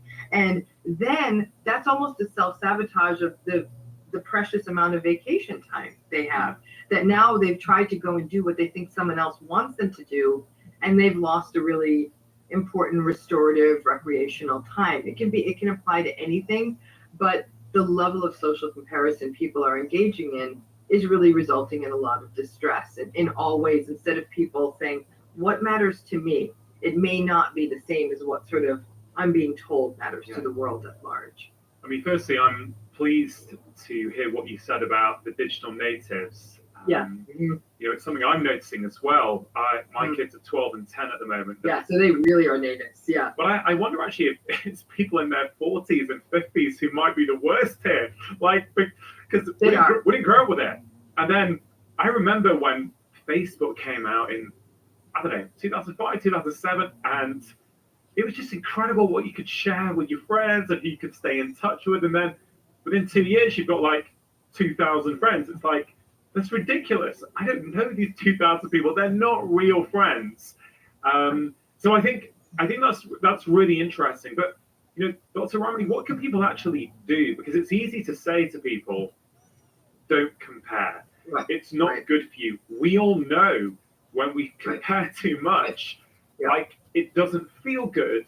Yet these platforms are so, I don't know, they're so tempting for so many of us. What do you practically do with people who are falling into that trap?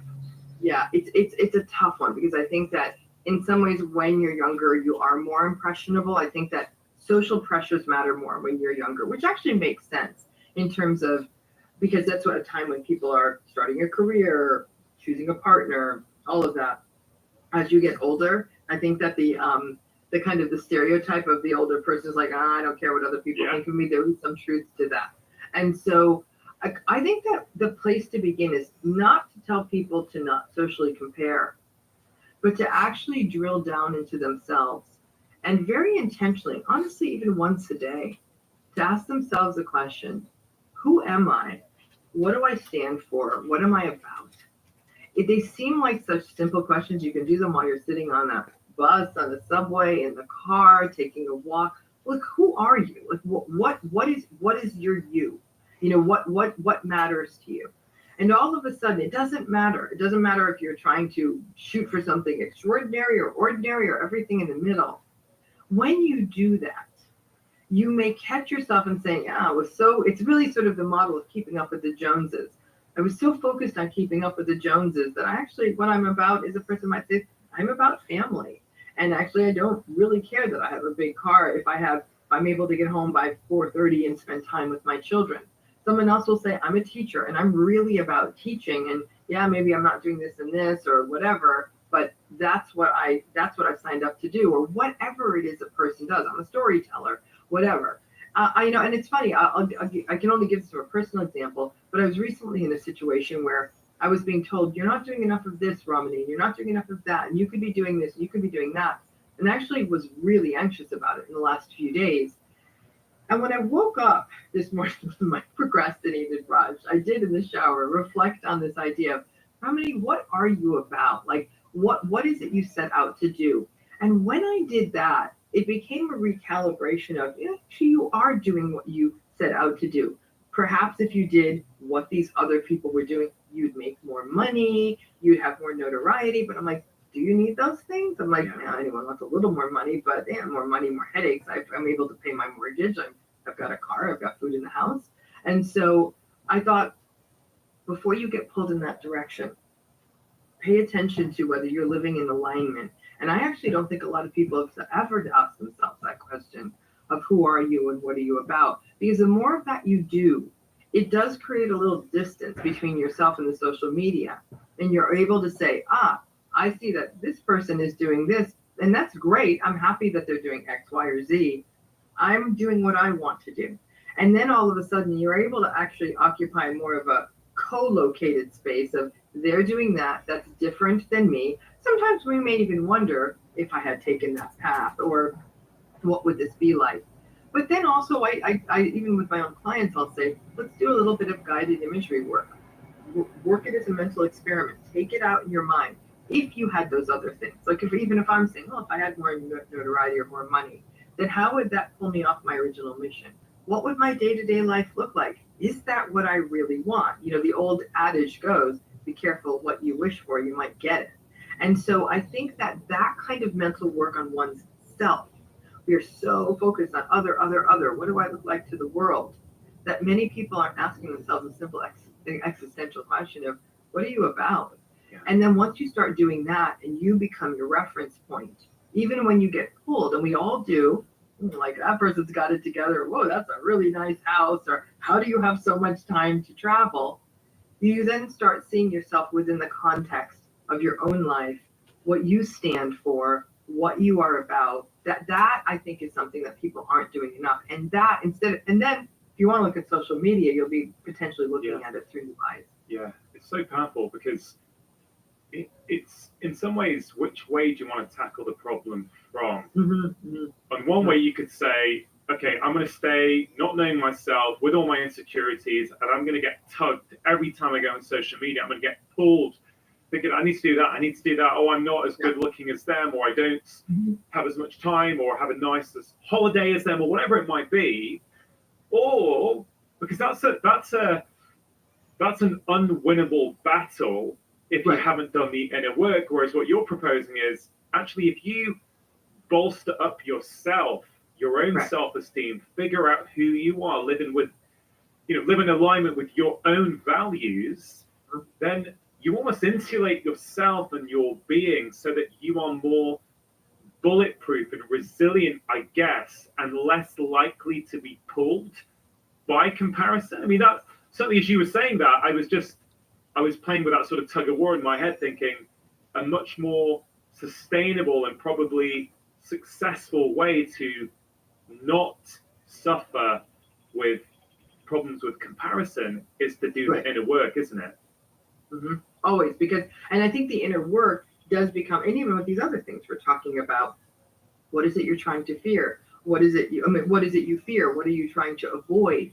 That this is reflecting on yourself. Yes, you're within a larger system, and you may even say, I feel the pressure because it's coming from my family, it's coming from my partner. You'll reflect where these external pressures are coming from, but it's also then bringing yourself back to, and what do I want this life to look like? I was speaking with somebody who actually said, they were talking to me and said, well, I work a lot. I work 7 days a week. I have zero work-life balance.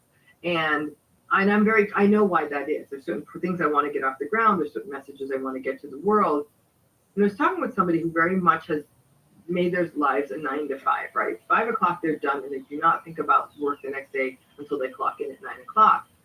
And they were very clear on who they were. They're like, I love spending time with my family and in my home, and I like reading books in the evening. And, they were talking about they said, I've had mental health struggles in the past, and pushing myself to a stressful point actually really harms my depression. And so, they're fine. They don't live in a palace. They definitely are they're financially cautious. But this person had done the work to say, I know myself. And, they said that I'd love to have some of the things you have, but it's not so important that I know also I like having my evenings and my weekends to myself. And I actually really admire the assuredness of this person. He said, yeah, sure. I would love a new car. I'm not saying that this person they weren't like an ascetic or like a monk. They were someone who's like, yeah, I like those things. But what's more important to me is this time with my child, my children, this time with my partner. We go on the weekends, we have picnics, we have beaches, and we have times at the beach. And I remember thinking like, this person actually knows themselves better than me. Like, why am I chasing my tail all the time? Yeah. And that conversation has stuck with me because there was, this person was just so very assured in almost what we could call an ordinary life, which I personally think is extraordinary because I really adore this person. But they were so clear on it, and they were also very clear of being custodians of their own mental health history. This is this person who's lived with depression and anxiety, and it said that kind of stress is going to spin me out. This is part of who I am. My depression is part of who I am, and I have to be careful. And I really, really admired that. Yeah, when I hear stories like that, it just really makes me pause, because I do think many of us end up chasing the wrong things. We, the quest for more money, more status, more holidays, whatever it might be. Often, if people end up there getting those things, they still feel empty because actually it wasn't what they really wanted. But again, comparison. This reminds me a little bit of how you finished your TEDx talk, which I thought was brilliant, by the way. You said at the conclusion, I think, the very qualities associated with material success are bad for our health. Yeah. And then you went on to say we need new metrics of success. We need to reward things like authenticity, compassion, kindness, and empathy. But that's kind of it, isn't it? The system around us, the society around us is set up to value a lot of things that just don't make us happy, basically. Right. That's right. That's it. To make sure you're taking action after watching this video, I've created a free guide to help you build healthy habits. We can all make short-term change, but can those changes become a fundamental part of our life? Often they don't.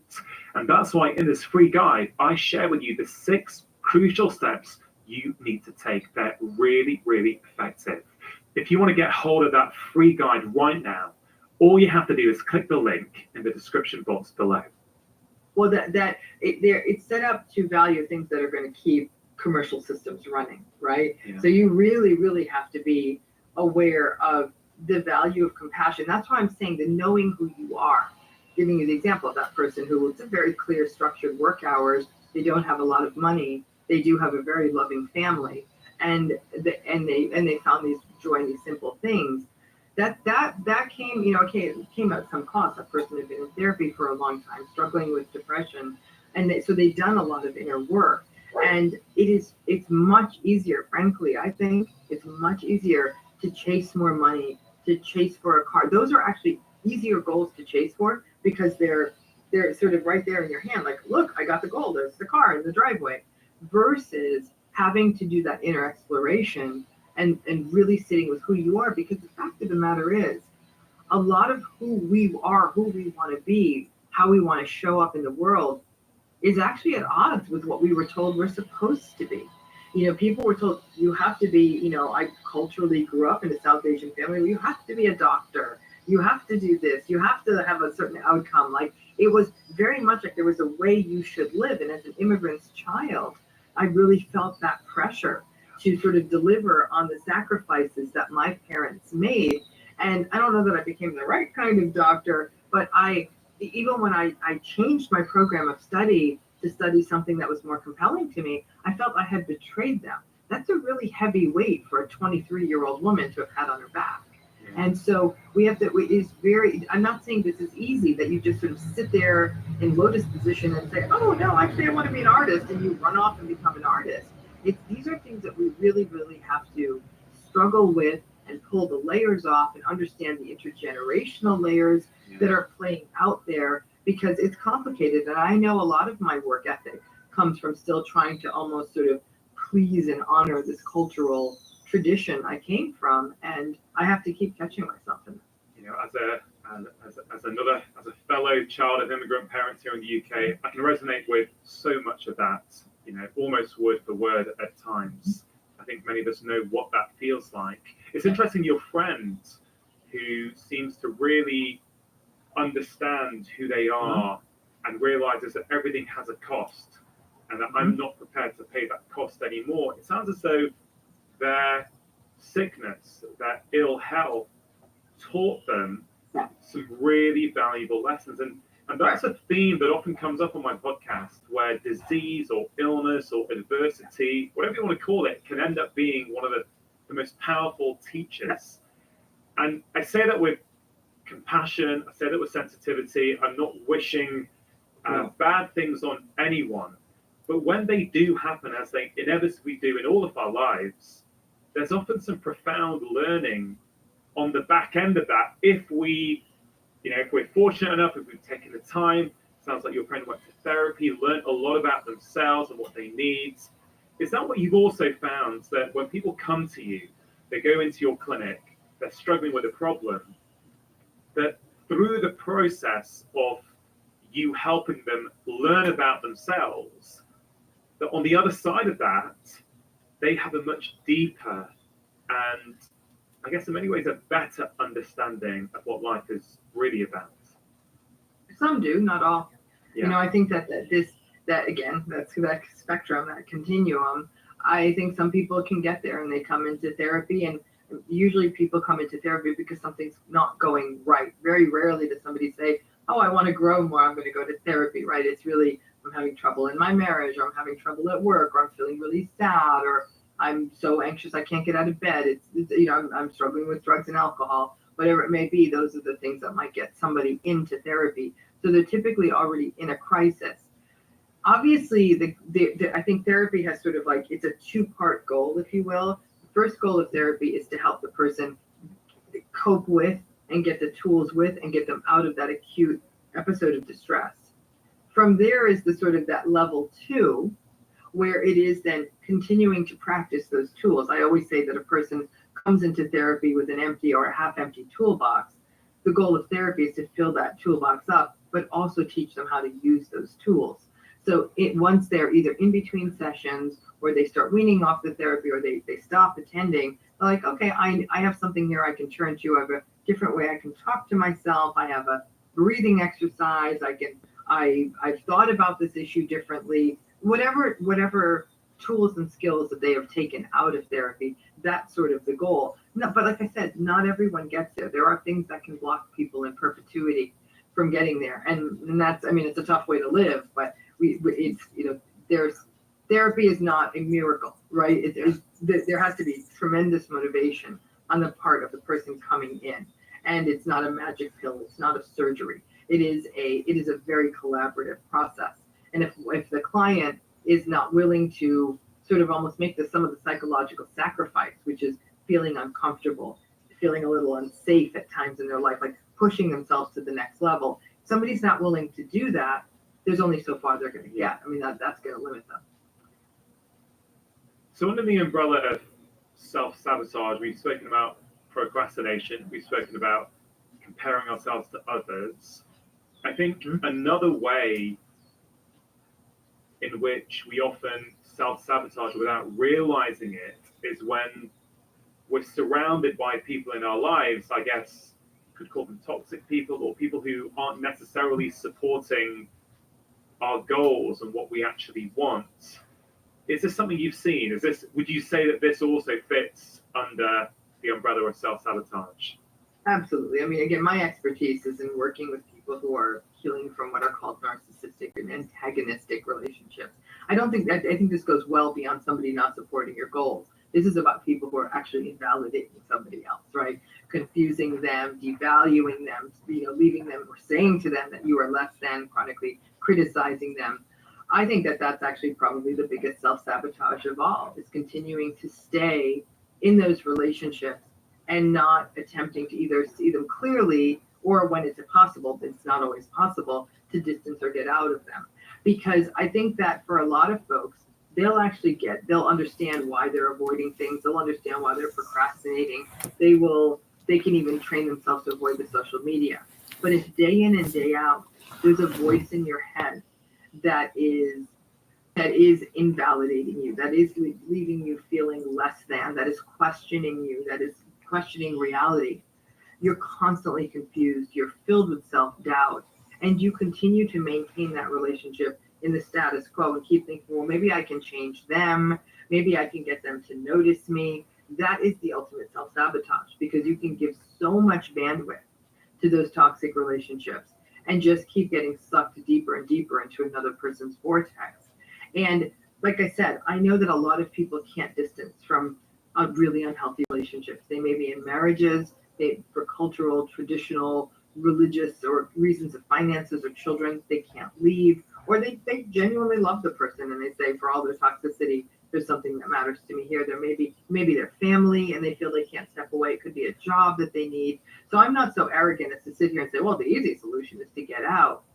But the kind of work I do with folks is to say, when something is toxic enough, and it has been consistently for a long time, and nothing you're doing is changing it, and in fact often making it worse, that there really has to be some level of radical acceptance that this isn't going to shift, and realistic expectations for what you've got in front of you. I'm not saying it doesn't still sting or hurt, but what may come of that is you're less likely to blame yourself for what's happening. Because if you're blaming yourself for what's happening, your entire conception of yourself is shifting to, I'm a bad person. And so these relationships really do shift how people think about themselves. People do feel like, I'm a bad person, I'm disloyal, I'm thinking all these bad thoughts about someone I'm not supposed to be thinking bad thoughts about. And I have to say, probably of all the causes of self-sabotage I've ever worked with clinically or run into, this idea of maintaining toxic relationships and not seeing them clearly is probably the key, if not the specific. So for people who are in relationships where they're having difficulties, it sounds like there are a number of options, right? What advice do you have for people when they're not sure what to do? Should I stay in this relationship? Should I try and work at it? Should I leave this relationship? I know it's very, very difficult to give a black and white answer to that. What are some of the things you would encourage people to think about when considering what they should do with the state of their relationship? So you're gonna sit with yourself right off the bat, and especially if, again, this is not a judgment you can make after knowing someone for a week or two. Odds are that by the time a toxic relationship is sort of taking a toll on someone, they've been in it for a year or two, or even 50 or 60. But it's to ask yourself the question, how will I proceed in this relationship if I know this person's not going to change and this circumstance is not going to change, meaning that the situation, the relationship? How am I going to proceed? Because that's a very different question. Many people in these relationships are living on hope. It's going to get better in a year. It's going to get better when they finish school. It's going to get better when the children move out. It's going to get better when this happens, when we have more money, yada, yada, yada. I'm saying, no, today, I'm asking you, if I'm telling you this relationship's not likely to change, what would you do? Listen, some people say, this is never going to change. I don't want to spend another minute doing this. And they may actually set on the path of ending it. Some people will be hit with a wave of grief saying, what? This is not going to change. And then say, no, it's not. And then the next series of questions is then, what do you need in life? A person will say, well, I want someone to talk to. I want people to spend time with. And that might then lead people down paths of cultivating friendships in a deeper way, joining social clubs, becoming more involved in workplace, volunteering in their community, getting involved in their spiritual community, learning what the dance is in their relationship, recognizing that this is going to sound like a strange example. I always call it the good, the bad, and the indifferent. But if they're really in a toxic relationship, I'll say, listen, if something really good happened to you, can you please take that to a really supportive friend first? Like, you got the promotion, tell your friends, tell someone you know is going to be so happy for you. Get that good energy. And then when you tell that person who traditionally invalidates you and they're like, oh, did that promotion of yours come with more money or something cynical like that? You've already gotten those good feelings. It's not, I'm not saying it's not going to hurt, but at least it doesn't deflate your balloon right out the gate. The same thing with bad news. I'll often say to folks, like, this person who's very toxic, for whatever reason they are, may not be able to be there the way for you and show up the way you need them to if you're going through something hard. Same thing. Let's say you find out, I don't know, you get a medical diagnosis or you get bad news on a loan. I don't know. So whatever it's the bad news, you take it to someone else and say, oh, I got this bad news today. Can I talk it out with you? You'll talk it out with somebody you care about, who cares about you. For some people, that might be therapy, actually. And then when they have to talk with the toxic person about the bad news, they've already sort of approached it from a place of empathy and were held for a minute. The problem may still be the problem. They may still need to figure it out with the narcissistic person. I don't know, with a toxic person. The refrigerator's broken, but at least there was some empathy. So what's left to talk about? Indifferent stuff. The weather, the neighbor's new window. And people say, well, that's not really a relationship. I'm like, yeah, no, it wasn't before. The difference was you were trying to make it into one. And so some people may write this off as cynical. I don't think it's cynical for a person to try to protect themselves. Sometimes these are family relationships. Like it could be a person's mother or father or sibling, right? So they'll and so maybe they're having a different kind of daily contact with them, but it's the same thing. A person will say, I just want my parents to be happy for me. And it is painful for me to say, and they're never going to be the way you want them to. And that is then doing the grief work of grieving not having had that kind of parental relationship. Because the only thing more painful than having to grieve it is to go in every single day and get hurt and be reminded and try to make it into something it's not. And so as a person grieves that, then there is an acceptance and you recognize, okay, I have some chosen family. I have people who are my supporters and have my back. And this is my story. It doesn't mean I'm divorcing my parents. I may still have contact with them, but instead of trying to get them to notice me like an attention-seeking 5-year-old that they're not interested in, I'm an adult.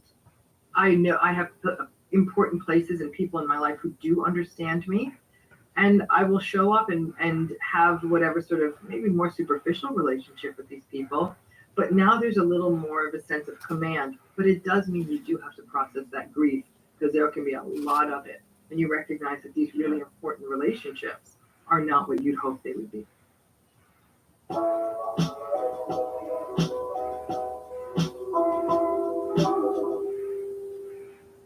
If you're stuck in a relationship of whatever sort, and it's as you say, you're hoping every time it's going to be different, and you're getting upset every time, you've given your power away to that other person. You know, you are like a little puppet on a string. Like, on the off chance that they treat you well, or they behave in a way that you want them to behave, okay, great, you may have a good day, but you're not really in control of your life at that point. So what I hear is you give some really quite profound advice on relationships there is, you know, you're really adding some nuance to it. You're almost, you know, in some ways you're actually, and there's an irony that you're in LA as we have this conversation, you're in some ways shattering the myth of the Hollywood romantic relationship. Right? Heck yeah. Yeah. I call myself the fairy tale killer. I'm like, no. Yeah, but it's true, because I think, you know, buying into that story, like many of us do growing up, that we're going to just meet the one and fall in love, get married, and then life is going to be roses and, you know, whatever else every single day. That's not reality. That is just not how it goes down. But again, if you think it is, you keep thinking that you're failing because you're not meeting this fictional reality. And at this wider point that And I wonder where you think this fits in here. In the West, at least, we're becoming more and more individualistic, aren't we? We're living in nuclear families. We're often away from friends, tribe, family. We've moved away for work. And it's really interesting in these kind of settings, we often put a huge amount of pressure on our partners to be everything, to be, you know, the romance, the confidant, the great parent, the friend, whatever it might be. And so, yes, there can be some very abusive relationships. I understand that, where the best thing might be to leave, of course. But maybe you could comment on some of these themes that I brought up and how that relates to what you've just been talking about. Right. So there's sort of two pieces to this, right? So there is, first of all, there is the unrealistic expectation of what a relationship can be in our life. Because we can harm even a healthy relationship with those expectations. This kind of fantasy that an intimate partnership is all things to us, is our best friend, is our hiking partner, is our sex partner, is our everything partner, it's unrealistic. We've never run ourselves like that as human beings. I mean, really, when you think of what that intimate relationship was, it was like, get in there, have some kids, make sure everyone gets fed. But we were living in these larger social systems, right? The Industrial Revolution brought us down to this bizarre nuclear family. But this idea of people being a one-stop shop, that is not realistic. And every so often I will see a relationship where that happens, but that's definitely more exception than rule. But that said, that's one piece of it. And then we have the second piece, which is that social comparison. We're looking around and people are, again, maybe posting about relationships that are just so happy and all of this, and it seems like everything's perfect. A lot of that is fictionalized and just for whatever they're selling or whatever point of view they're trying to push forth. But then there's this third piece, which is when you have a relationship where the dynamics are actually genuinely unhealthy. There's chronic invalidation, manipulation, entitlement, dysregulated anger, betrayal, deceit. Like, it's not good. It is not healthy. That becomes an entire other game, right? Where a person may still really feel stuck in that structure. They may justify the person's behavior. They may keep trying to change themselves, trying to change the other person, keep running on this hope it's going to get better, and it doesn't, right? That's a slightly different issue, and that gets sometimes even to issues around trauma and not being able to break out of intergenerational cycles of relationships being about invalidation. But I think all of this, though, goes back to that original point I made, which is around expectations. And the bigger the gap between our expectations and what our lives actually are, the greater the distress. Yeah. So if our expectations are this and our actual life is this, that's a lot of distress. The more we bring the two together, and that's not about lowering expectations per se, but it's really about looking at, again, reflecting on oneself, like, what is it I want? What is this life about for me? But I do think that it becomes two different conversations when it becomes whether it's a person expecting too much of one relationship. And even that idea of a happily ever after is just going to come. It's not just going to come. I think that life has become a rather complicated space. People are living a very long time. I think people underestimate how much pressure, for example, children are on a relationship. There's interesting data that shows marital satisfaction plummets to its lowest when people have children who are around 5 years old. And it really makes sense because those have been tough years of sleeplessness and uncertainty and people's attentions being divided and maybe less intimacy and less flexibility. And so that this idea of like, now we have kids and it's going to be even better. I'm like, now that you have kids, it's about to get a lot harder. And I can say that as somebody who's worked with couples and worked with them and watched the difference between before and after kids. It was very rarely pretty unless these were incredibly well-resourced people who really weren't raising their own children. You know, and then that's a different story. You see what I'm saying? So it's these scripts around expectation and how things are supposed to be and all of that get complicated. But then when you throw in there that you're in a relationship with somebody who actually this relationship is psychologically harming you because of their behavior, and yet you don't understand that. Like, we're not taught what psychologically unhealthy behavior looks like. that a lot of people then immediately will blame themselves and say, this has got to be something I'm doing because I actually liked this person at one time, so it's got to be me. And then they'll keep trying to like really destroy themselves in the process of trying to make this thing work. What did you see after March 2020 when there were lots of lockdowns across the world, and specifically in relation to relationships, whereby what I observed is a lot of people who, had a system. They'd go to work, they'd spend this amount of time with their partner, they'd have this hobby that they do. Without realizing it, they had created a life where they had different relationships for different things. Whereas when suddenly all those things got shut down, of course, depending on where you're living in the world and what the restrictions were, people were often spending a huge amount of time with the same person, the person potentially that they love and they really liked, but they thought, I kind of liked it when we had this pace to our life, not when I'm spending 7 days a week, 12, 14 hours a day. How did this change for you? Did you see this sort of coming into your practice, or certainly playing a part there?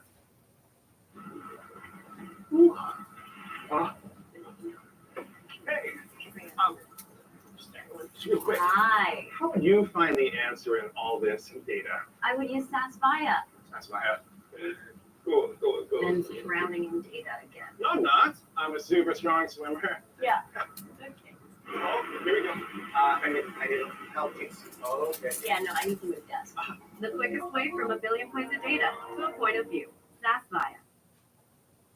Absolutely. I have to tell you, I know of very few intimate relationships that did not take a hit. I think the pandemic did more harm than good to intimate relationships or to close relationships.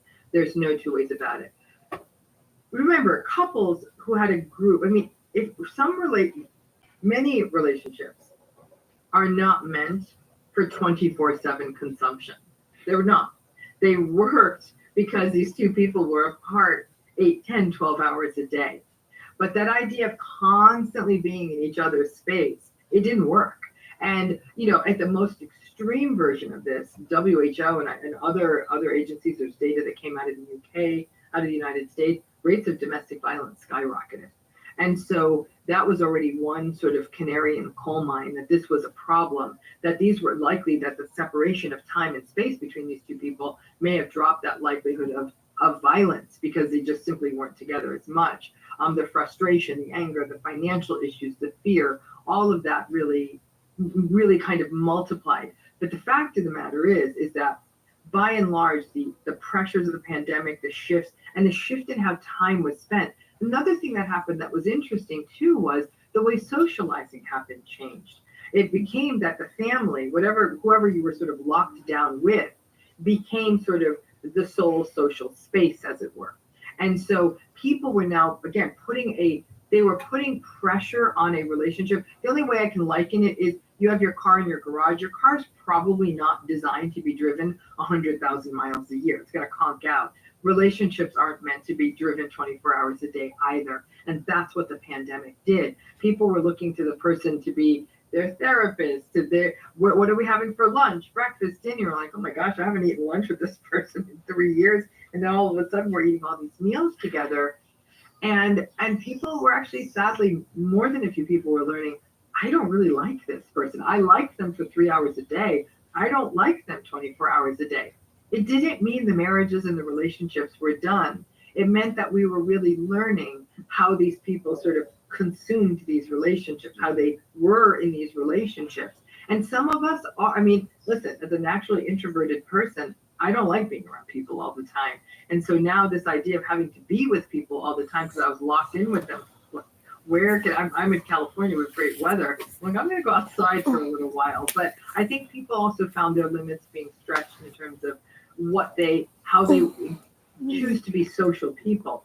But relationships took a hit. And if people were in any kind of relationship that had any sort of toxic underbelly to it, forget about it. Those relationships blew up because that kind of pressure and uncertainty took people with those more antagonistic personality styles, and they could not cope.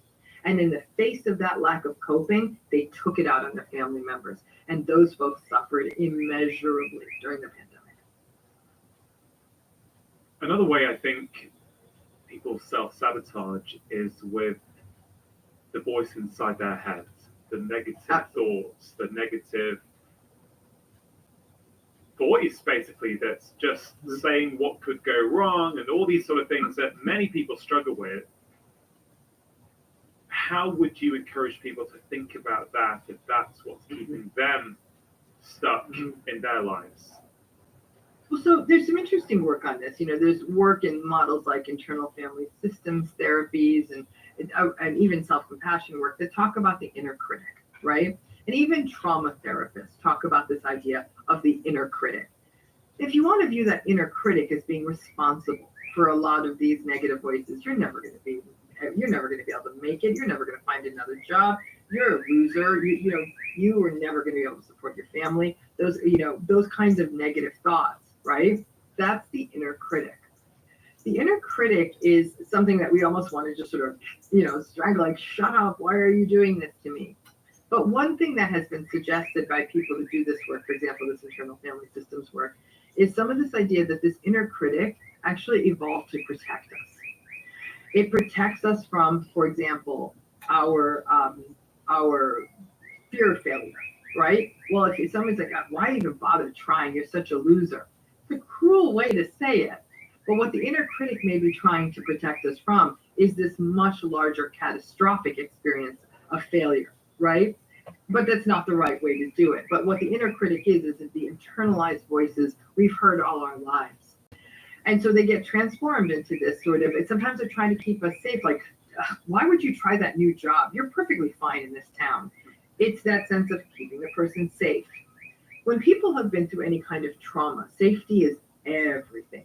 And our sympathetic nervous systems evolve to keep us safe, which means we tend to be a bit more vigilant even when things are safe. Because if you've been through trauma, you've been through tremendous danger, you want to stay safe. The inner critic is doing all of that. When you look at Dr. Kristen Neff and other people's work on self-compassion, it becomes a really interesting offset to that. Because I think a lot of time is wasted in talking about self-love. Like, tell yourself how beautiful and wonderful you are. I'm like, oh my gosh, I'm not there. I just want to not be mean to myself. And that's where self-compassion comes in. And it consists of things like being kinder to yourself, being more forgiving to yourself, no longer judging yourself as much, recognizing that you're not the only person who's going through this. There's lots of people who are in the same situation. You're not the one outlier that's so strange. And also not getting over-identified with your feelings, like thinking like, it's always going to be this terrible. This is like, okay, things aren't that good right now. I guess they could be better in the future. Like holding a curious possibility for the idea that things could change. It's just sort of being a little nicer to yourself and almost like sort of creating an inner compassionate friend to sort of offset that inner critic. But it can help to think of your inner critic as like, oh, I see what you're doing, inner critic. You're trying to protect me from looking foolish. And then that higher level is to say, you know what, if I look foolish, it's not the end of the world. I'll be okay. But I think what happens is we, as inner critical voices, we take them in as truth. Yeah. But if we could view them as a form of protection, that I see what's happening, my psyche, my intrapsychic apparatus is trying to protect me from a fall, almost like an overly solicitous, controlling mother. It's like, don't get on the slide, don't get on the swing, you might hurt your knee. That's in a way what that inner critic is trying to do. To which you have to say, I got this. And if I fall off the slide, I'll just bandage my knee. I'll be fine. And so we almost have to be the grown-up in the face of this rather infantilizing inner voice. Yeah, it's a bit like what you said about procrastination. It's telling us something, right? Mm-hmm. That inner voice is telling us something. Yes. Like instead of getting caught up in it, you go, oh, it's saying that again, I'm not going to do this. It's like, well, where's that come from? Why is it there? What is it protecting me from? You mentioned internal family systems.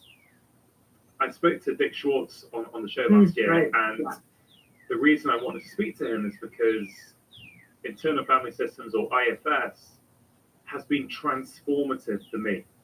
It's for many people. It has been absolutely phenomenal. You mentioned a lot of the beliefs we take on as children of Indian immigrants, you in America and me in the UK, and where our self-worth comes from, and the competitiveness, and this sort of need to be successful because that's kind of what is valued. And you can think about this stuff all you want, but I found the process of IFS helped me go in and change the story. The original story, where that came from, is going back in there and changing that. And it's been phenomenal for me. In your view, what do you think of internal family systems? And for people who are struggling with that negative voice, what other kind of modalities do you recommend to them?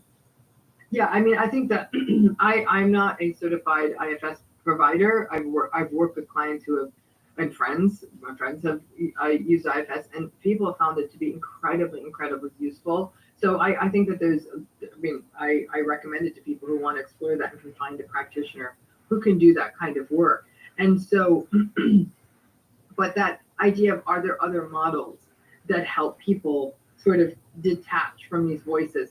I think another really powerful model is something called acceptance and commitment therapy. It was a model developed by someone named Dr. Stephen Hayes. And I like acceptance and commitment therapy because it really finds that sweet spot between cognitive behavioral therapy and mindfulness, and some of the work we see done in dialectical behavior therapy around acceptance. And so it takes in all of that.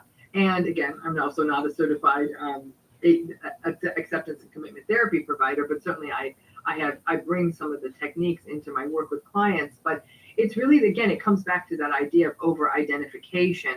And Dr. Hayes talks about something called cognitive diffusion, where we're often like sort of fused with our thoughts. Our thoughts become literal reality rather than just thoughts, and giving, and encouraging people to diffuse from those thoughts so they don't become so real, and they just become one of many options. I have the thought this is happening, instead of saying, I think I'm stupid and a failure. Hayes would even suggest a switch in language where you might say something of, I have the thought that I'm stupid and a failure. It's such a tiny little linguistic switch, but then you're like, which means there's another possibility, right? It opens it up. And that's these kinds of techniques of sort of opening us up, making us more curious, not saying, I am this, versus I could be this, I could also be that. And to do this work of acceptance and recognizing that, life is hard and there are hard moments, but they don't define it. It is that idea that things are kind of, I always view it as like those restaurants where this food just keeps going by. You could take off the little trays. It's like a conveyor that something else is going to come by. And so I think models like that also bring in a lot of mindful awareness that thoughts come, thoughts go, feelings come, feelings go. And our fear of feeling often means that we detach ourselves from our feelings so we can feel safer. I mean, one of the things that seeing someone like you in clinic or seeing a therapist gives people is perspective.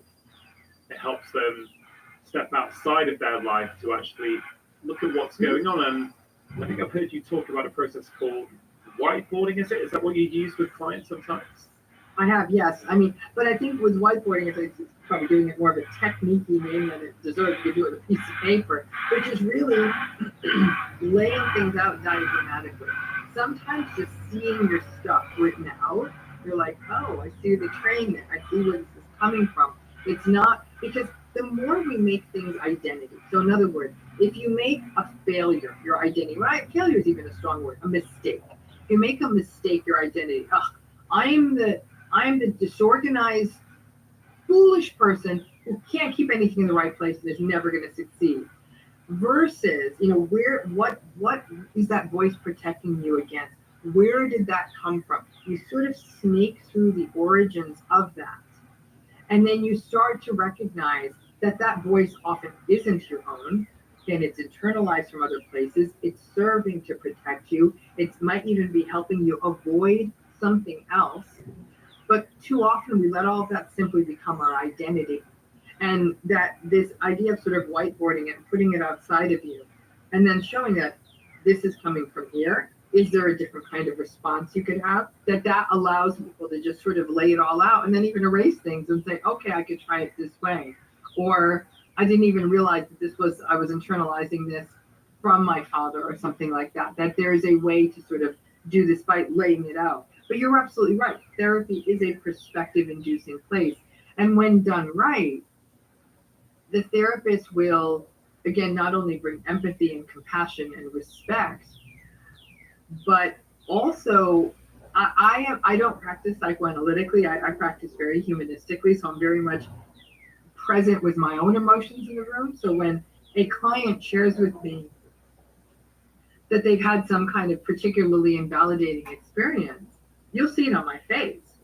And I might say something like, ouch, like that must have hurt, or did that hurt you? And they'll say, oh, it did hurt me. I thought I was just being too sensitive. And in that moment, when I'm saying, I'm just hearing a story as a third person, and I could feel that hurt. And they're now saying, oh, it was okay to be hurt. Like, I'm not weird for that. That now what's happening is they're having the opportunity to have validation for very real emotions that they're experiencing, especially for people in really antagonistic, toxic relationships who have been told over and over again, you're a drama, you're being ridiculous, you have no right to feel that way. And so when someone's saying, gosh, that was hurtful, they're saying, oh my gosh, my emotions do have validity. You have no idea how powerful that is, because all of a sudden now a person's giving their feeling permission, something they were told to cut off a long time ago. Trying to get this heightened perspective on our life, of course, can be done in many different ways. With therapy, this technique called whiteboarding.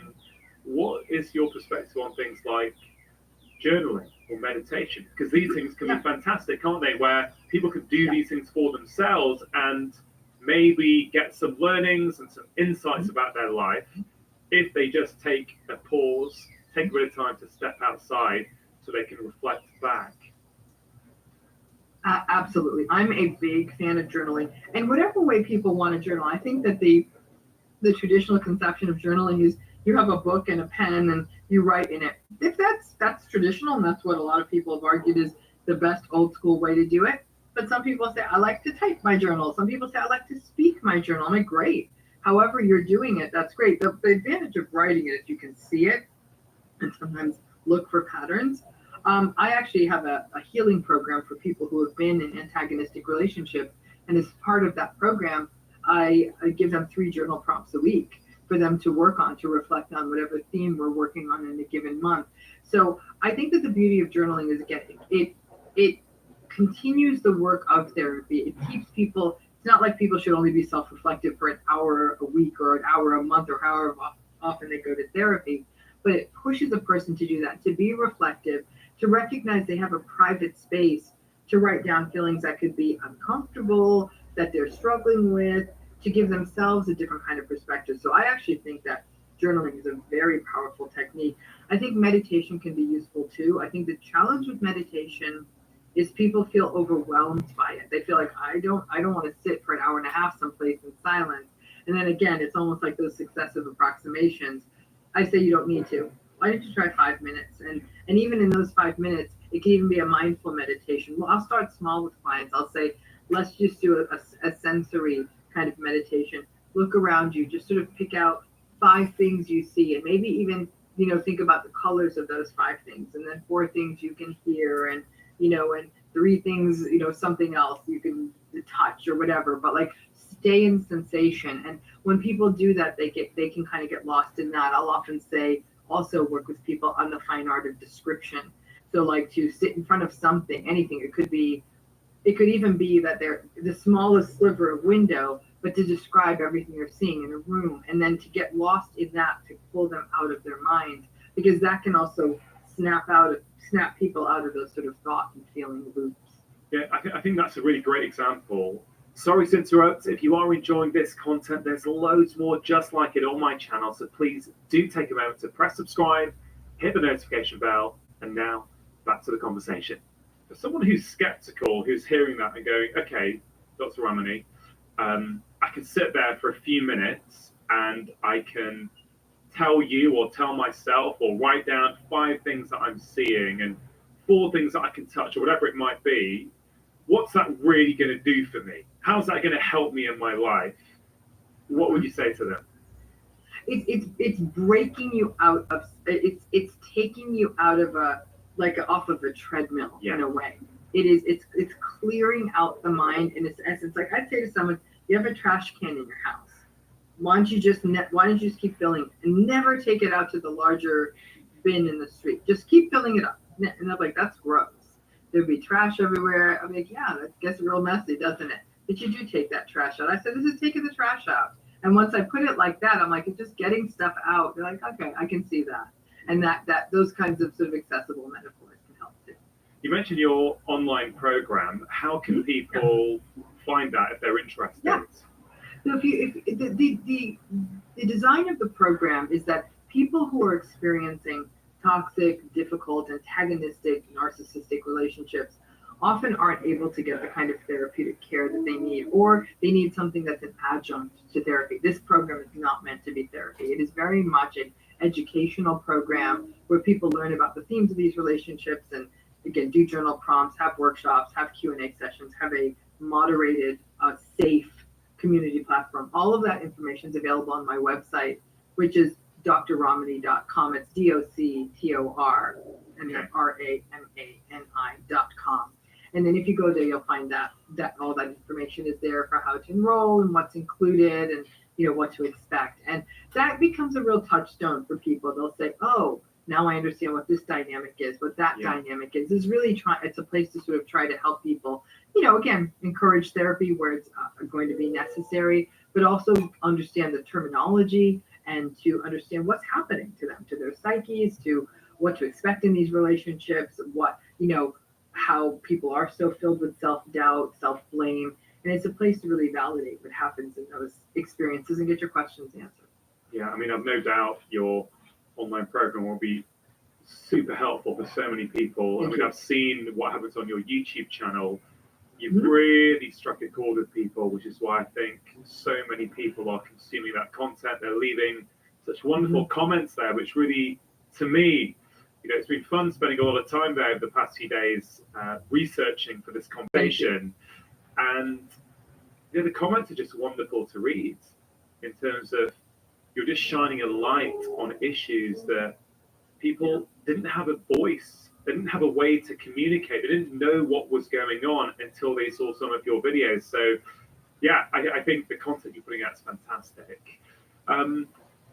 Perfectionism, right? That's another way we self-sabotage, isn't it? I wonder if you could speak to that a little bit, please.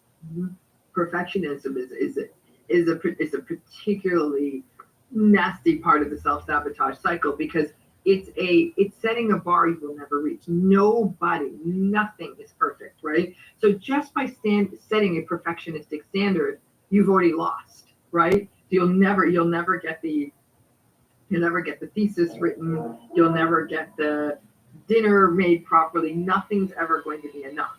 And some people believe perfectionism is a defense, right? It can be a defense of allowing a person to live in sort of in an idealized state. If I can say I'm going to try to make it perfect, then in a way I'm aspiring to be perfect. So on an unhealthy side, it can be part of a grandiose defense of like, I'm trying to be perfect, which means it's possible to be perfect. But then on the other, the perfectionism means that people never get anything done. It can stop things from getting done.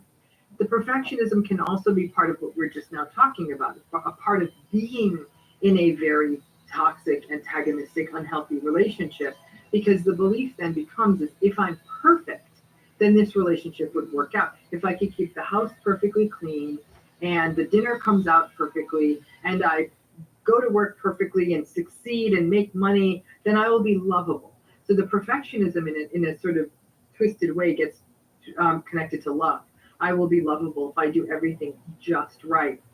Because it's impossible to be perfect, people who are high in perfectionism really do exhaust themselves because it can't be done. And in the case of more toxic people who attempt to be perfectionistic, they'll often rage at the world because they can't be perfect and they'll blame other people for not being able to achieve that. So it's a really, really insidious kind of a dynamic. And I think, unfortunately, we're talking about social comparison. The way the world is set up these days, you could be a perfect parent and a perfect worker and have a perfect house, and your refrigerator can be perfectly organized, and you can have a perfect wardrobe and a perfect body like that. Those are always being touted as possible standards. And so because it's like, well, I could have a better body, I could have a more organized refrigerator, I could have a whatever cleaner house or a more successful career, people are always pushing themselves. Perfectionism, what it does is it pushes people out of the moment. You're never staying present in the moment because there's always something else you could be doing, because there's no way to achieve that state. You're running after a constantly moving goalpost. You're never going to reach it. Yeah, you know, the way I've seen it with patients is, I don't know, it's something as simple as, yeah, doc, I'm going to start running. Yeah, I think that's going to be really good for me. And 2 months later, they still haven't done anything because they're still researching the best shoe or the right running gear or the correct type of workout to do, when just going for a 10-minute run around the block is probably the best thing they could do to get started. So I see this very much, you know, through the lens of health. When people are trying to engage in health promoting behaviors, I think they do self-sabotage with this perfectionist ideal, this unattainable ideal. What's the solution for that person? Or what's, you know, it's not easy to just click your fingers and go, oh, I'm not going to be a perfectionist anymore. I think it's often, it signifies something deeper underneath, but for someone who that resonates with, how can they start to go, how can they start to think about it? How can they start to try and change it? Well, part of it is the tolerance of the discomfort of not being perfect. Does that make sense? Is that the idea of things not being perfect can literally bring up anxiety in a person. So in a way, you'd almost use some of the principles we'd see in the treatment of obsessive compulsive disorder, that idea of exposure with response prevention, which is be in imperfection for a minute. Like, we're just going to hand that in like that. We're just going to, we're going to have people over, and yeah, there's still going to be some laundry in the corner. Let's see how that feels. And the person will say, I feel like I'm actually about to have a panic attack. But say, okay, we're still going to do it. You're going to be fine. Even if you have a panic attack, it'll be fine. And then afterwards, say, what was that like? And because again, what is it with the OCD? That people engage in the exposure, they recognize they're exposed to whatever the thing that they're afraid of without being able to do their compulsive behavior. And they're still standing when it's over. They're very uncomfortable, but they're still standing. They're like, okay, you're right. Nothing terrible happened. And it's that idea of nothing terrible happens when the perfect thing doesn't happen. This goes back to your earlier point of why, in the case of things like illness or other sort of really bad things that befall a person, why we sometimes see a correction, that actually pushes back on perfection. When the whole world kind of comes crashing down on you, right? People are getting sick and jobs are getting lost and people might even be losing their homes. Perfection kind of, you're just trying to stay alive. And those moments of survival can just be where some of that stuff almost kind of gets broken off and it just kind of goes away. But it is just the tolerating that discomfort. It's not easy to do because people are never going to run into discomfort is definitely one piece of it. I think another is also for people to get perspective and hearing the truth from other people. No, I hate to say it, we live in a world where a lot of people aren't telling the truth of their lives. And they're like, I've got it all figured out. I'm happily married and I have a beautiful home and I run every day and I do this and I do that. And I'll tell you that one thing I'm very transparent about is what an absolute mess I am with people. I don't mean that in a disparaging way to myself, but like I am highly disorganized. I struggle with certain kinds of relationships. I think that when we can hear people really be open and honest, I think this idea of the therapist of having it all together is a very, very, very dangerous trope. Like I'm somebody who's had a lot of issues with toxic relationships in my life. And I've had experienced trauma. And I see how, like, you know, little things about myself. I was telling someone the other day, I can never sit in the middle of an auditorium. I always have to sit on the end or I will sit on the floor because I have panicky thoughts when I can't get out of a space quickly because of my own trauma history. And so I'm the kind of bizarre looking woman who's like, I don't care if I can't hear or see, but I'm on the aisle now, so I'm okay. And so I think that when we start hearing other people's stuff, especially people that we might value or admire, all of a sudden it humanizes this idea that nobody's really perfect. And I think that we live in a world where we've almost fetishized people who seem to have it all together, right? And people don't feel good when they see that. It's not that they want other people to be suffering, but nobody's got it all together. And I think sadly social media does fetishize these people who seemingly have it all together. And I can guarantee you they don't. So that's another piece of this too, is recognizing that nobody does. That's that common humanity. That's such an essential part of self-compassion. You sharing that was really powerful. I think the more people who share the realness, the things that they're struggling with, not oversharing, which of course can be problematic, but just sharing some of those things, I think it helps the world actually be a more compassionate place.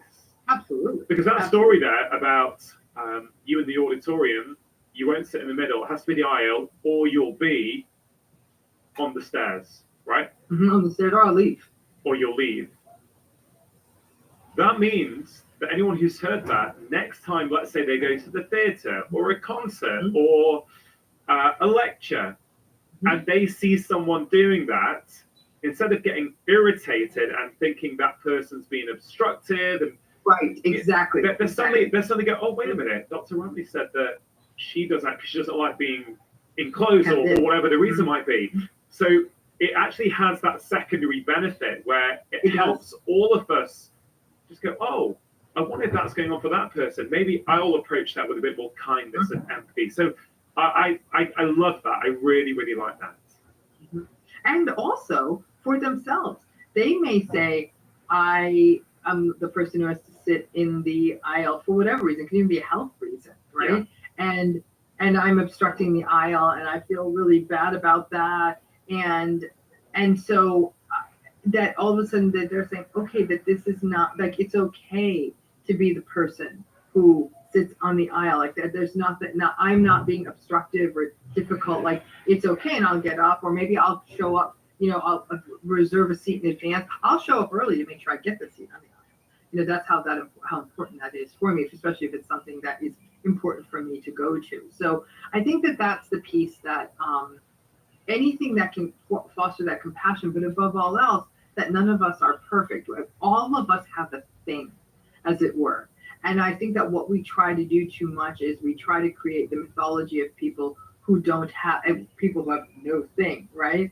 And it's a dangerous trope, because it fosters that sense of it can be perfect. I even think that just sort of what we see in terms of filters, filters that are used on photos, on Instagram and all of that, the image filters, and I'm like, the person doesn't have a flaw on their face, so they obviously have filters, and the kinds of procedures people have to transform their appearance.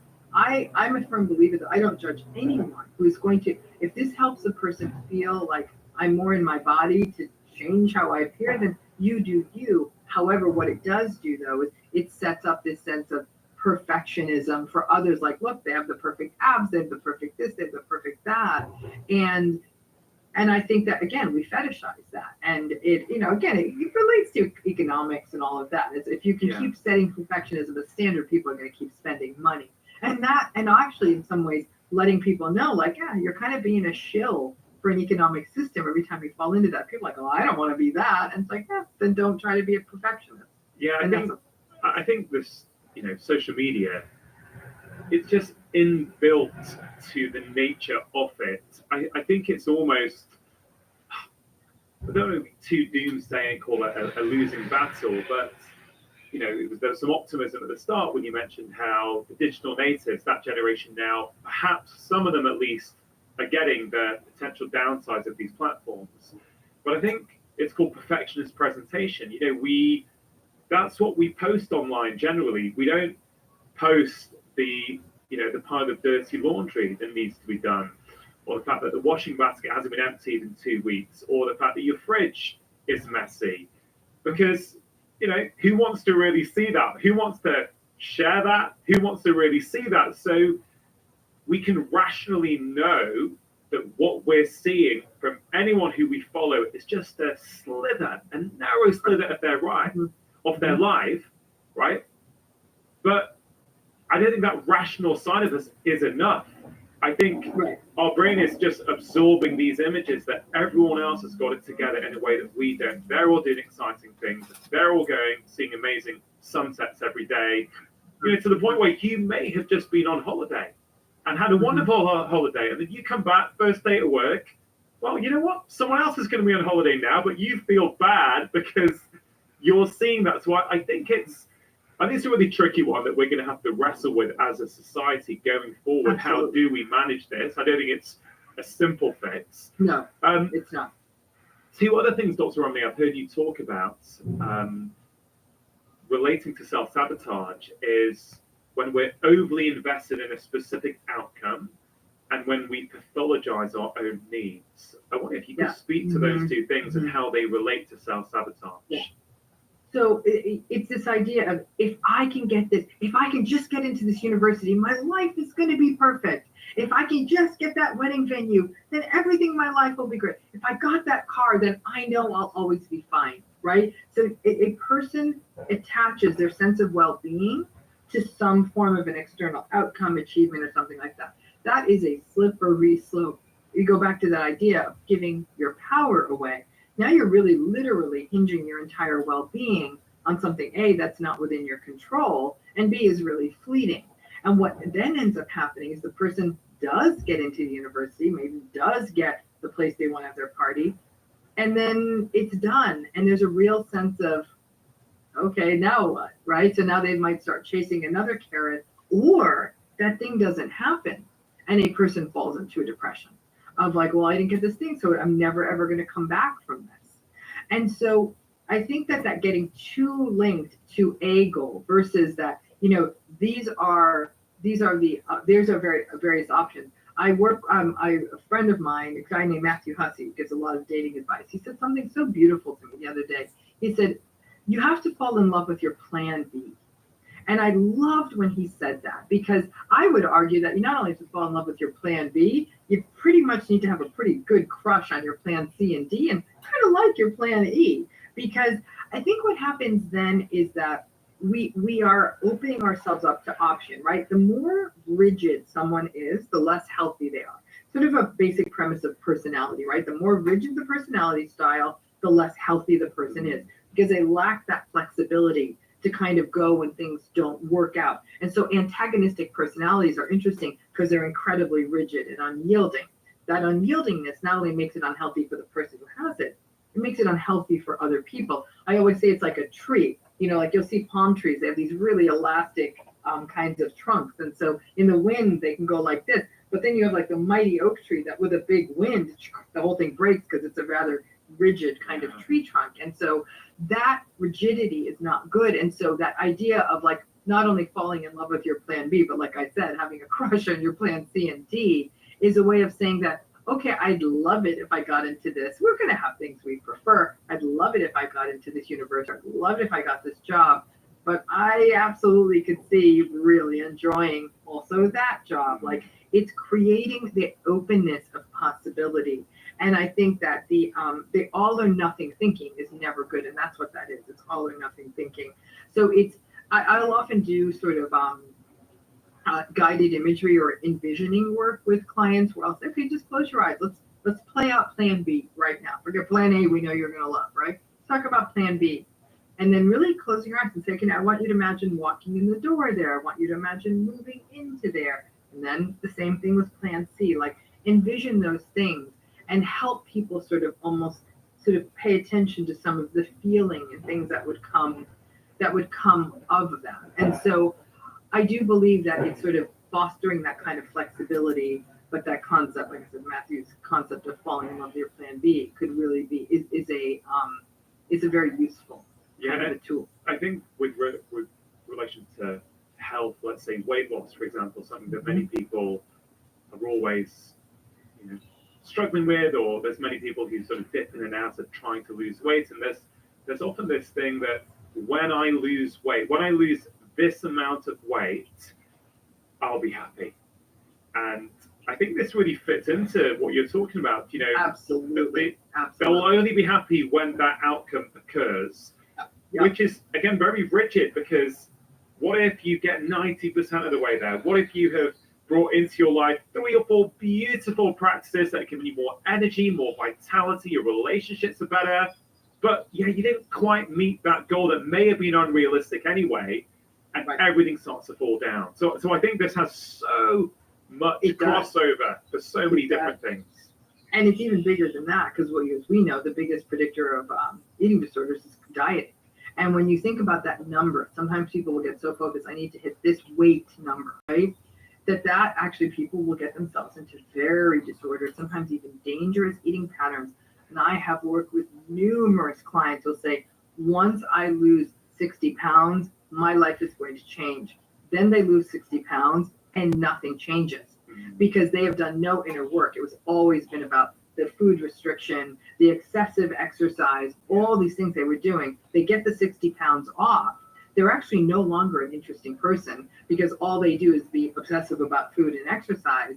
So they're not meeting the love of their life. They're not getting their dream job, because they've actually become so caught up and over-identified with that goal that they'll actually say that was when I was thin, it was actually one of the worst times of my life, or I was really drawing terrible people. They were drawing people into their lives who were drawn only to their appearance.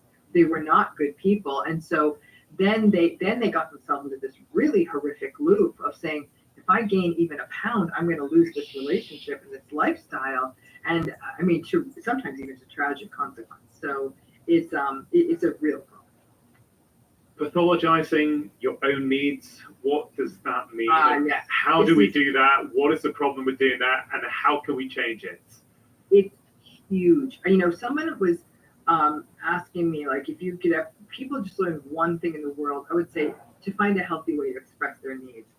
This is something that's often a very ancient problem for many people. Even in childhood, they may have been shamed for expressing their needs, or being told that they're being impertinent for expressing their needs. And I mean realistic needs. I mean, I'm not saying like I need someone to bring a private jet to me so I can go to a theme park. I don't mean that. It's like a person who's saying that I need something, you know, whether it's something related to nourishment or something relationally, or just wanting to be closer or wanting more time, that to make a need known in an appropriate, aware way, you can't just come barreling in and demand anything you want, is a really hard thing for a lot of people. And so what happens is, especially if their needs were shamed when they were younger, that can then result in a person feeling that their needs are a problem when they're an adult.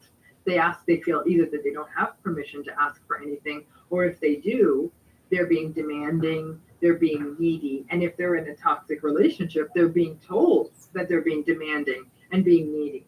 If you even think about how people date, a lot of sort of the rules and rubrics about dating are very much about, like, don't respond too soon. Don't let them know you're really interested. Like, well, I am interested. Why wouldn't I want to tell them that? And like, no, you don't want to give it up. So it's like, even how we suggest people get into relationships can be very sort of opaque and confusing. And people are often socialized to not even ask for what they might need in the workplace, or they'd be afraid, if you ask for too much, they may let you go, or something like that. And it goes on and on and on.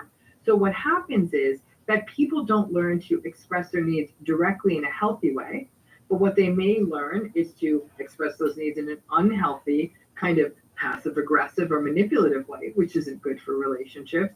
They may not learn to express them at all, don't get their needs met, and then they may suffer from that. And so it is, and then ultimately it's thinking, well, I'm needy, or this is ridiculous that I need this, or I'm being lazy if I do this. Like a person saying that I want to just take a few hours on the weekend and whatever, do something fun, and think, no, that's not very, I should be cleaning the house instead. Then that's another form of pathologizing one's own needs, like the need just simply to have some downtime.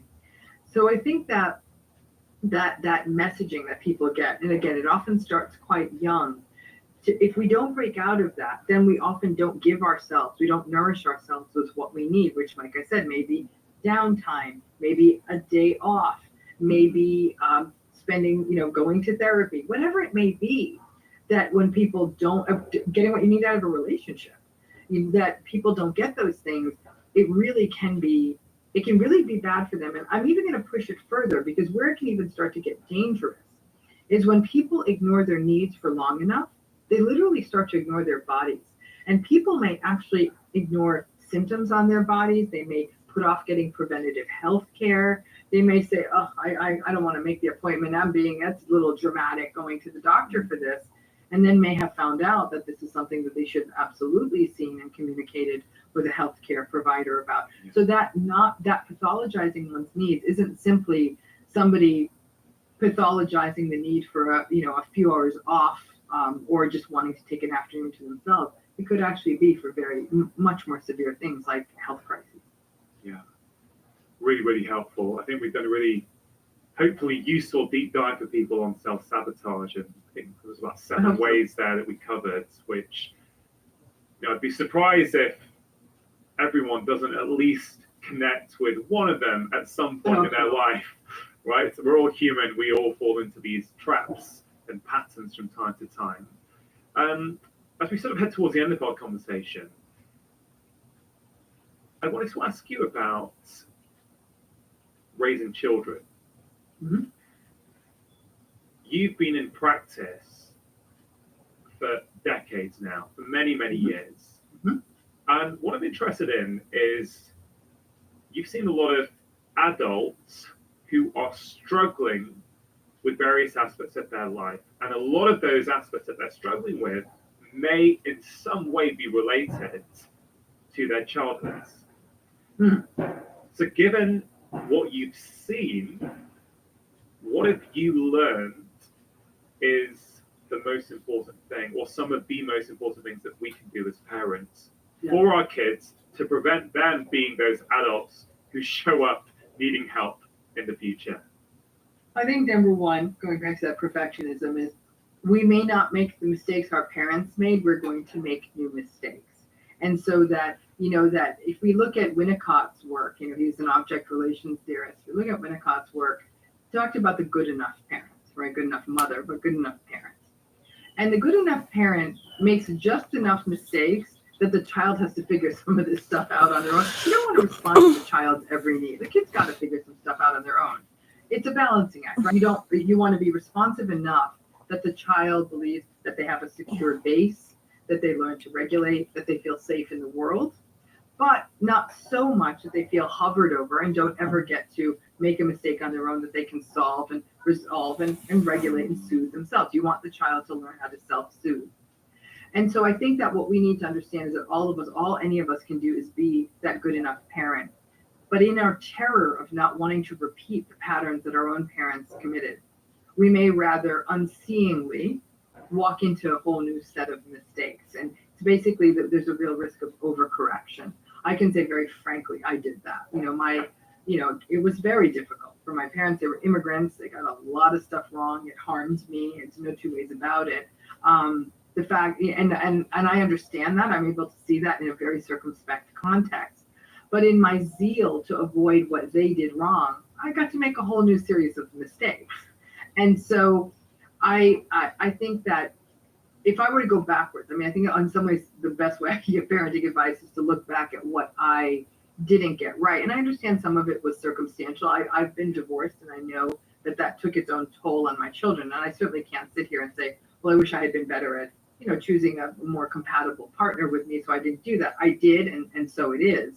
But I think that that to be mindful and present with children to the degree you possibly can. Listen, if dinner is burning and there's someone at the front door and all of that, we can't always be, but there are moments we can be. To really allow that child to feel heard and seen and recognized so that they go into adulthood believing that they're worthy of being heard and seen and recognized, right? And so that is something that I think is so crucial. And I also think another crucial thing is allowing children to experience disappointment. we are in an era of bubble wrapping children, so they never have to have anything bad happen, and they always need to be comfortable. And that's also a real mistake too, because the incapacity to self-regulate is a real problem. And when people can't self-regulate, they're at risk for using drugs and alcohol, using food, and using things external to them to soothe. And it's to leave a child feeling that they're secure and safe enough in the world and can trust themselves enough to sort of regulate themselves, in that moment. But, like I said, I'm willing to hazard that maybe I was about 50-50. I got as many things right as I did wrong. I'm definitely not going to give myself more right than wrong. My children can answer that question better. But like I said, we have to be, I think my biggest mistake was in my overcorrection. That's where I made a lot of my mistakes. I'm like, I'm absolutely not going to do what my parents did. But in doing that, I created new mistakes. It was almost like when you get surgery on one leg, you put too much weight on the other leg and then you screw up the other leg. That's what I did. Yeah, I think many of us fall into that overcorrection trap. Yeah. One of the final thoughts I wanted to discuss with you is something that I heard you say once that I've been thinking a lot about over the past few days. And it's when you said that you really want us as a society to challenge the idea that mental illness is a disability. Mm-hmm. What exactly do you mean by that? Well, I mean, I think that we're back to that issue of a continuum, right? That I think that I struggle with even what the construct of mental illness is, in the sense that what I use as a barometer is how a person is feeling in the world and how they're functioning in the world. And I don't mean functioning in terms of earning money and all of that. I mean like maintaining relationships and feeling purposeful and meaningful and all of that. Those are the things that I would look for in a person. In our zeal to give it a name, right, to call it bipolar disorder, depression, and all of that, we kind of get lost in that labeling, and then we limit people, right? He's depressed, so he may not be able to do as much. He's anxious. I mean, and we know this to not be true, that people with a wide range of mental illnesses and mental health issues are actually contributing in many ways. Now, when we get into the area of severe psychotic mental illness, schizophrenia would be an example. There we do see impairments that would make it difficult for a person to function in the world. So that might fall more under a person being differently abled, right? There may be things that might be more challenging, but even there, I mean, I think the innovative work and people working with people with severe psychiatric illness, including psychotic illness, is still meeting a person from a compassionate place on how can we then, given some of the limitations of the symptomatology they're experiencing, still allow them to achieve as much potential as possible and help them be as safe in the world as possible. Because for individuals who are living with psychotic illness, the world can feel like an incredibly unsafe place, especially if they're not getting adequate treatment. But I think that it's we don't accord people who are going through experiences of mental distress and anguish and despair and the sorts of, at times, functional limitations that can come from that, and certainly the subjective distress that comes from that. We still view it very suspiciously. And we view these people as not being able to, again, like I said, function well, which is completely untrue. Because if you look at the rates of what mental illness epidemiology is, anywhere between 10 to 20% of the population, depending on whose numbers you're looking at, that would mean if you work with 10 people, 1 to 2 of them is living with, significant mental health issues, right? And if you're looking around saying, oh, everyone seems to be doing well, then I don't know who that is. You don't know who that is. And so, again, I don't like the term disability. I really am focused on people who bring different abilities. And I mean, at the risk of sounding too, sociopolitical, I really do get exhausted with people thinking that the measure of a person is how they can contribute to the economy, and that's how we sometimes designate whether or not somebody has ability. And I don't think that that's what ability is. I think it is about being a good, compassionate, respectful human being who's sort of part of this ecosystem of the world, and not just that they can make money for people and make money to make other people money. So I think that that's sort of a bias I have in this space. But I think that we're working on models of diagnosis and mental illness that were conceived of by a very small group of people in a room. And, if you look at how the DSM was originally written, these were very privileged white men who sat in a room in New York City, and most of them were psychoanalysts, and they started drawing down what they thought were these sort of mental health conditions, and that became the core of what is still the DSM. And while there is a little bit more research on biology and culture and all of that, at the end of the day, this is what a group of privileged white men in the 1950s sat in an office in New York, very office I've laid eyes on, and came up with this stuff. And I think in that way, there is a very colonizing influence of how all of this works. We do not account for different perspectives. We do not account for different abilities. And I think that other industries like ours have really gotten their hands in there. So I think that we are getting to the point where there needs to be a real, I don't want to say revolution, but maybe renaissance would be a nicer word, of like taking some of this apart. And I have to say the ICD, the International Classification of Diseases from the World Health Organization, they're making changes that I actually think are a little bit more forward thinking, but I still think we're stuck in a framework that was dictated by a very narrow band of human beings too long ago. So much there to unpick. I think we're going to have to save that for our second conversation, which I truly hope we have at some point. Dr. Romeo, it's been such a joy speaking to you. It really has. This podcast is called Feel Better, Live More. When we feel better in ourselves, we get more out of our lives. For anyone who's listening or watching who feels a little bit lost in their life, a little bit stuck, maybe it's a relationship that they're struggling with, maybe they're procrastinating and they can't seem to make any changes. Have you got any final words of inspiration or wisdom for them? I'll say this. I think because so many of us work on computers, not all of us, but many of us do, lift your eyes. And that lift your eyes is a metaphor, not just even lifting your eyes off a computer, but lifting your eyes out of your life for a minute, right? Get a different view, change things up, step outside. Even if it's wintertime, sometimes that whoosh of cold air can sort of change your perspective. The other thing I'm going to say is break things down, really break them down. Because I think the more you say, like, I am never going to get this house clean, I'll say, start with a drawer, just clean one drawer out. And if you want to keep going, keep going. But if not, you got one thing done. Whether you break things down by time, by task, I'll say to people, do the easiest thing first, because that builds efficacy. Like, oh, okay, look at that. I paid those 3 bills. Okay, let's go on to the next thing. Like, start with the easier thing. Develop that sense of like, ooh, I'm getting some things done, and go from there. Also, the other thing I'd suggest to people is there was actually an interesting article in the New York Times about how messiness, like having a messy environment, is actually associated with mental health issues. And I think it's also associated with procrastination. Now, I understand some people say, well, actually clean to procrastinate. I do get that, and that's a subset of folks. But there's something about a messy space that can make it hard to get going. And cleaning something up is often a little bit easier than some of the other things we need to do. So maybe take that on. Say, okay, this is the area I'm going to work in. So let me make this tidy so I can work in this space.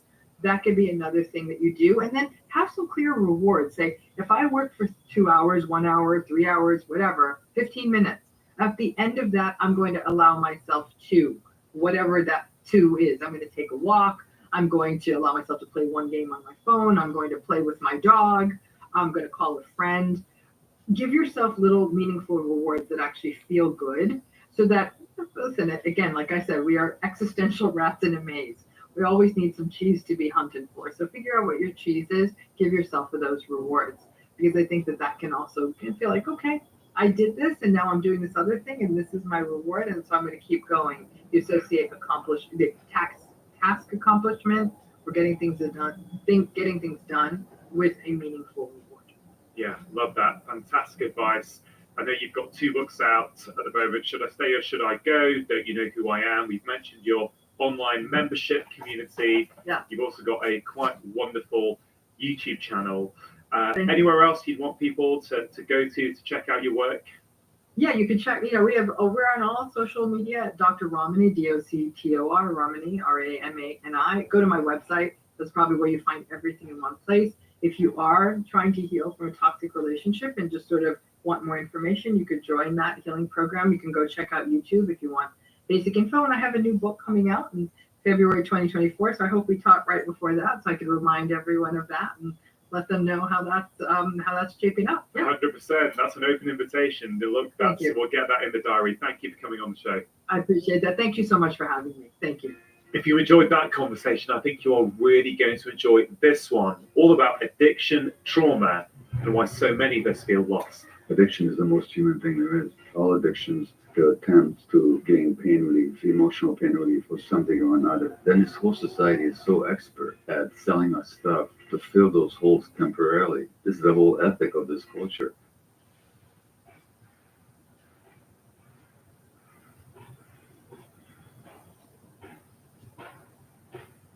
The research you've done around chronic pain, I think, is game-changing. I think it's helping so many practitioners, it's helping so many patients all over the world find healing where previously there was stress and heartache. So right at the top, what is chronic pain? What do those 2 words mean? Yeah. And how common is that? Yeah. Well, everyone's experienced pain, and we need pain. Pain is the protector. Pain is something that, it turns out, our brain creates and generates. So what I say to all of my patients, pain is a discomfortable experience, basically. But it's also an emotion. And so when you get down to it, we kind of think is every time someone has pain that there must be something wrong with their body. And it turns out, as we'll discuss, the vast majority of people with chronic pain actually don't have a structural problem in their body. Most people with acute pain probably do, because if you break an ankle or something. And if you break an ankle, you want pain, because it tells you, it's a message that your brain is giving you to stop, don't walk on a broken ankle. Mm-hmm. But it turns out, if you have a broken heart, you might get chest pain, but it might be due to your brain giving you the message that there's something amiss, there's something wrong in your life. And so what I say to all my patients is you can't understand pain unless you understand how the brain works. So we start with that because it's a much broader view of understanding pain that, that we can get into. Yeah. When you say acute pain versus chronic pain, what does that mean? And do you have some examples of common conditions or syndromes or diagnoses that fit under this chronic pain diagnosis? Yeah, for sure.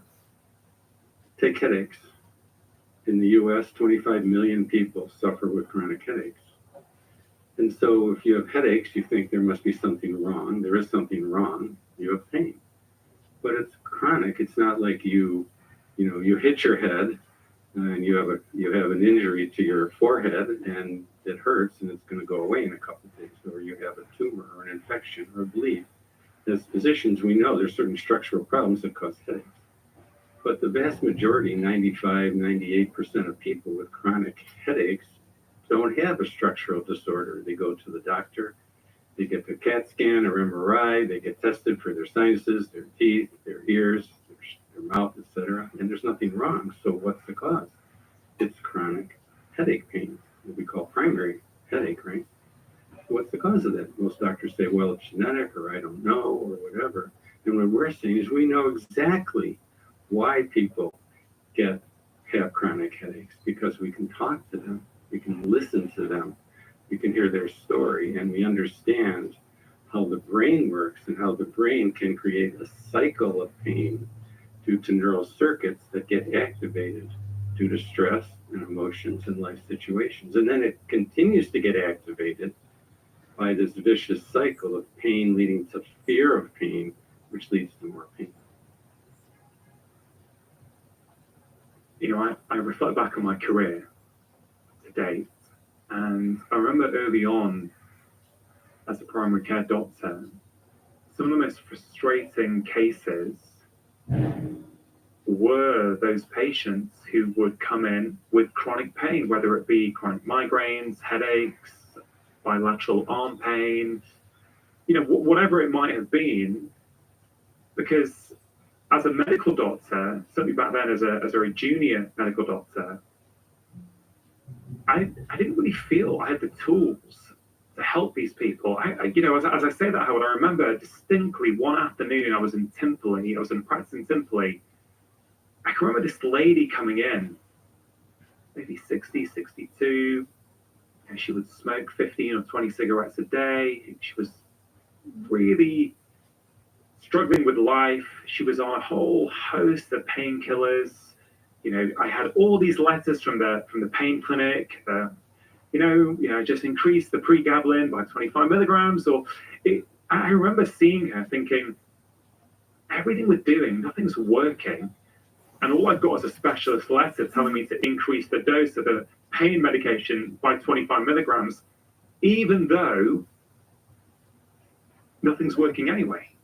I wish I could go back to that patient now, knowing what I know through your research, through my own clinical experience. I wish I could go back and help that lady, because I think she's an example of, A, that patient is struggling and suffering, okay?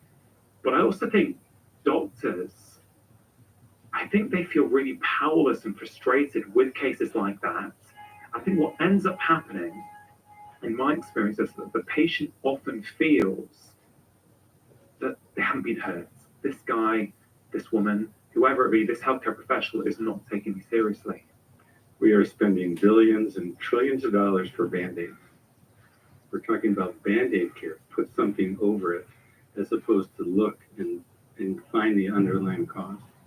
And the pain that is experienced in chronic headache and migraine and irritable bowel syndrome and fibromyalgia and chronic pelvic pain, and we've done research in looking at the causes of these, and most people with neck and back pain, we'll talk more about that in a minute. The pain they experience is real.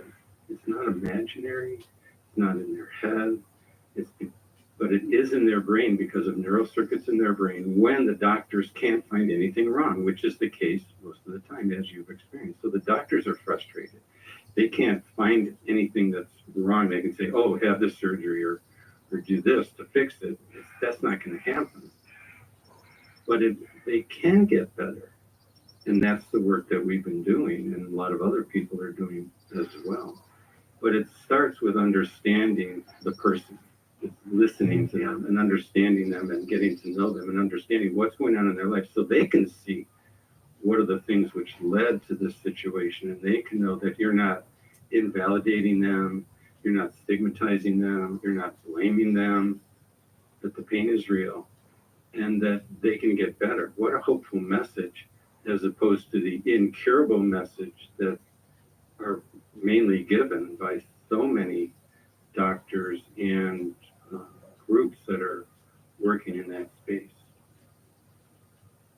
This idea that when we experience pain, most of the time there's nothing actually structurally going on in our body, I think is quite profound for people, because I think we grow up with the understanding that if we have pain, there's a physical cause of that pain.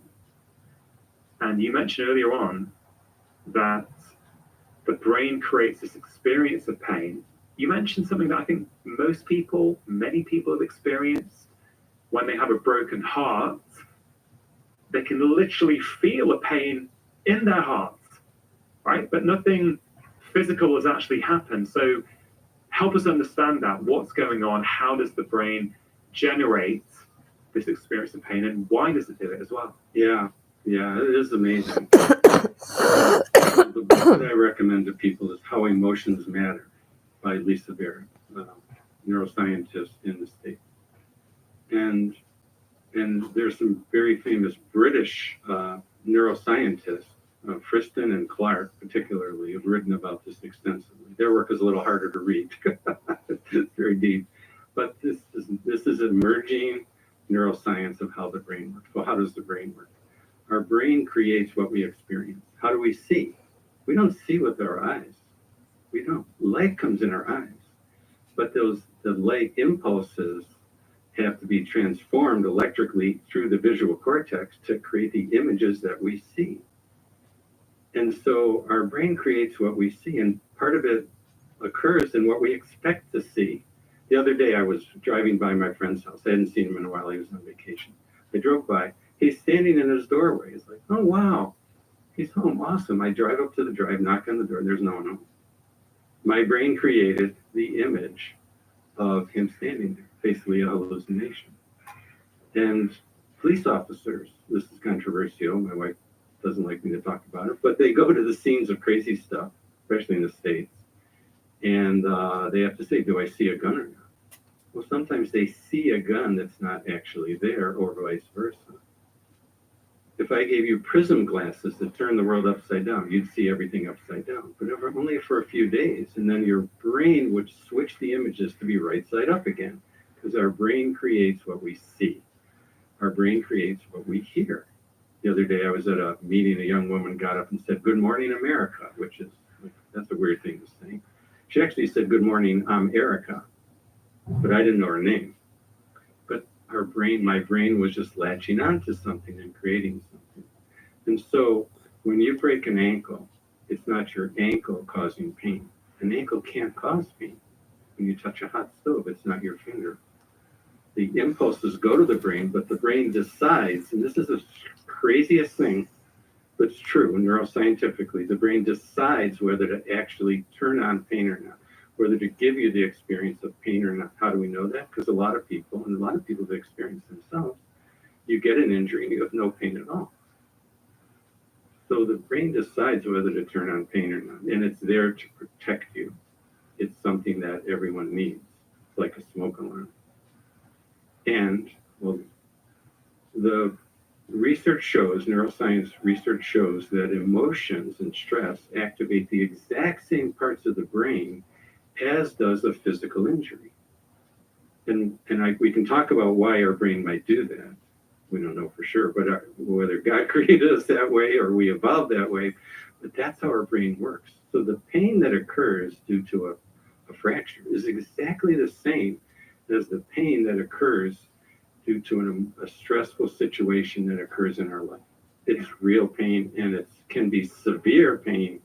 And that's what people say, how can the pain be so frigging severe and not be due to a structural injury? It's amazing, but it's true. We see it every day. Yeah, and that's, I think, the power of a lot of your work, a lot of your research is helping to give scientific validity to something that many practitioners have experienced, many patients have experienced, that emotional pain, emotional injury can totally manifest as physical pain. I have found, like you, Howard, I think that many cases, arguably the majority of cases with chronic pain, can be healed.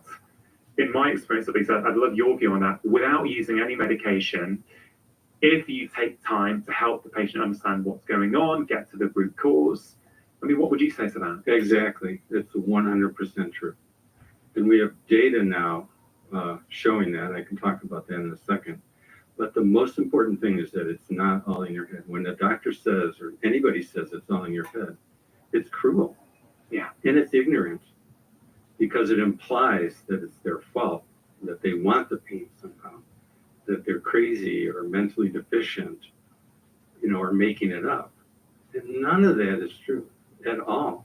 And so that validation is so important. I guess, you can look at it this way. If someone had a physical injury, like we could see, let's say, their ankle, and it was red, it was hot, it was swollen, and they were hobbling for a few weeks and had to, I don't know, take crutches to work with them, people would be sympathetic. They could see that. They could understand, yeah, oh man, you need some help. I get it. You're in pain, right?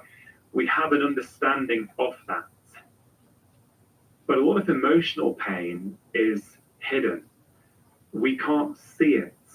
The people around you can't see it. So therefore, one of them we have sympathy for as a society. The other one we kind of ignore. Right, and we're not really looking at the whole person. So if you take, for an example, kind of a common story, right? You take a young woman, say, whose father was critical, yelling and screaming sometimes, maybe alcoholic, kind of that sort of thing. And she grows up with this sense that life isn't safe, that people are unpredictable. People in my life are unpredictable around me and can yell or scream at me, or even worse. And then she grows up, and then when she's 15, she has a boyfriend, and then he betrays her, or cheats on her, or sends pictures of her around the school, or something like that. And then she gets migraine headaches. Do you have sympathy for her? Of course you do. And then she's in her 20s, and she marries a guy who happens to be kind of like her father, kind of maybe abusive, or maybe harsh with the children. And then she starts getting irritable bowel syndrome or pelvic pain. Do we have sympathy for her? And then when she's 35, she divorces the jerk, but still not paying child support or whatever. And then she gets in a small car accident. And then her neck starts to hurt, and it gets worse. And then her whole back starts to hurt. And then she starts to feel anxious or depressed. And then maybe she gets pain all over, and they say she's got fibromyalgia. And now at the end of this, she feels completely broken. And people maybe are looking at her like, just get on with your life. What's wrong with you? Nothing. Do we have sympathy for that person? Are you kidding me? Her whole life has been one which cries out for understanding and cries out for her to be heard, listened to, respected, cared for. And when you look at it that way, yeah, this pain is real, and all these pains are due to the stress that's been caused in her life, none of which is her fault. When you use the term chronic pain, are you able to list some of those conditions that fall under that umbrella term? And I've got a reason for asking this. You mentioned headaches already, but if you could just sort of go down a common list, because I think this conversation and what we're talking about is relevant to almost everyone, whether in their own lives or someone very close to them. And I wonder if you might just make it super, super clear for us who we're referring to. Yeah, exactly. Well, chronic pain just means any pain that's lasted for, they say 3 months or 6 months as the definition. But the conditions that are commonly what I would call neural circuit-based pain, in other words, brain-generated pain in the absence of structural problems, are primary headaches, like tension and migraine headaches, and other headache conditions like occipital neuralgia, trigeminal neuralgia. Most people with TMJ problems do not actually, you can find that there's problems on the x-ray, but actually when you talk to them and take their history and take time, and we can talk about how we do that, how we assess people to know for sure. TMJ pain, most of the time, is neural circuit based or mind-body type pain. If you take people with costochondritis, chronic chest pain, again, in the absence of heart disease or lung disease, most people with the vast majority of people with irritable bowel syndrome and what's called non-ulcerative dyspepsia is the word I'm looking for. You take people with chronic pelvic pain, they may be diagnosed as having pudendal neuralgia or pelvic floor dysfunction or vulvodynia. But all those things are just names. They're just describing that you have chronic pain. Fibromyalgia? Fibromyalgia, absolutely. And we did a study on chronic neck and back pain, and we haven't published it yet. But a colleague I have in the States examined 220 consecutive patients coming into his clinic with chronic neck and back pain. He's a physiatrist, physical medicine physician. And he determined that 88% of them had non-structural pain. I mean, that is shocking. Because if you go to a doctor with chronic neck or back pain, or a chiropractor, or a massage therapist, or a physical therapist, they're going to say, oh, well, you have degenerative disc disease. Look, it's on the x-ray or the MRI. You've got bulgy discs. But everyone has those. And if you look closely at the data, we can share this data with you and your listeners. The vast majority of people have those things on x-ray, as I do in my neck, without pain at all. And so we have to be very clear and very careful what we're talking about, and everyone needs a very careful evaluation. But those are the main conditions. But the brain can produce anxiety and depression when we're under stress, obviously. The brain can produce fatigue that can be severe and overwhelming. We see that all the time. And the brain can produce eating disorders. The brain can produce, well, we can talk about long COVID as well, of course. So there's just so much. The fact is that the reason that my patients and your patients have these conditions is because they're human. They're just human. They have a brain, they have a body, they react to stress that occurs in life, and everybody has some of these. Everyone does. You know, when I like to say when I started my internship, I was a young doctor.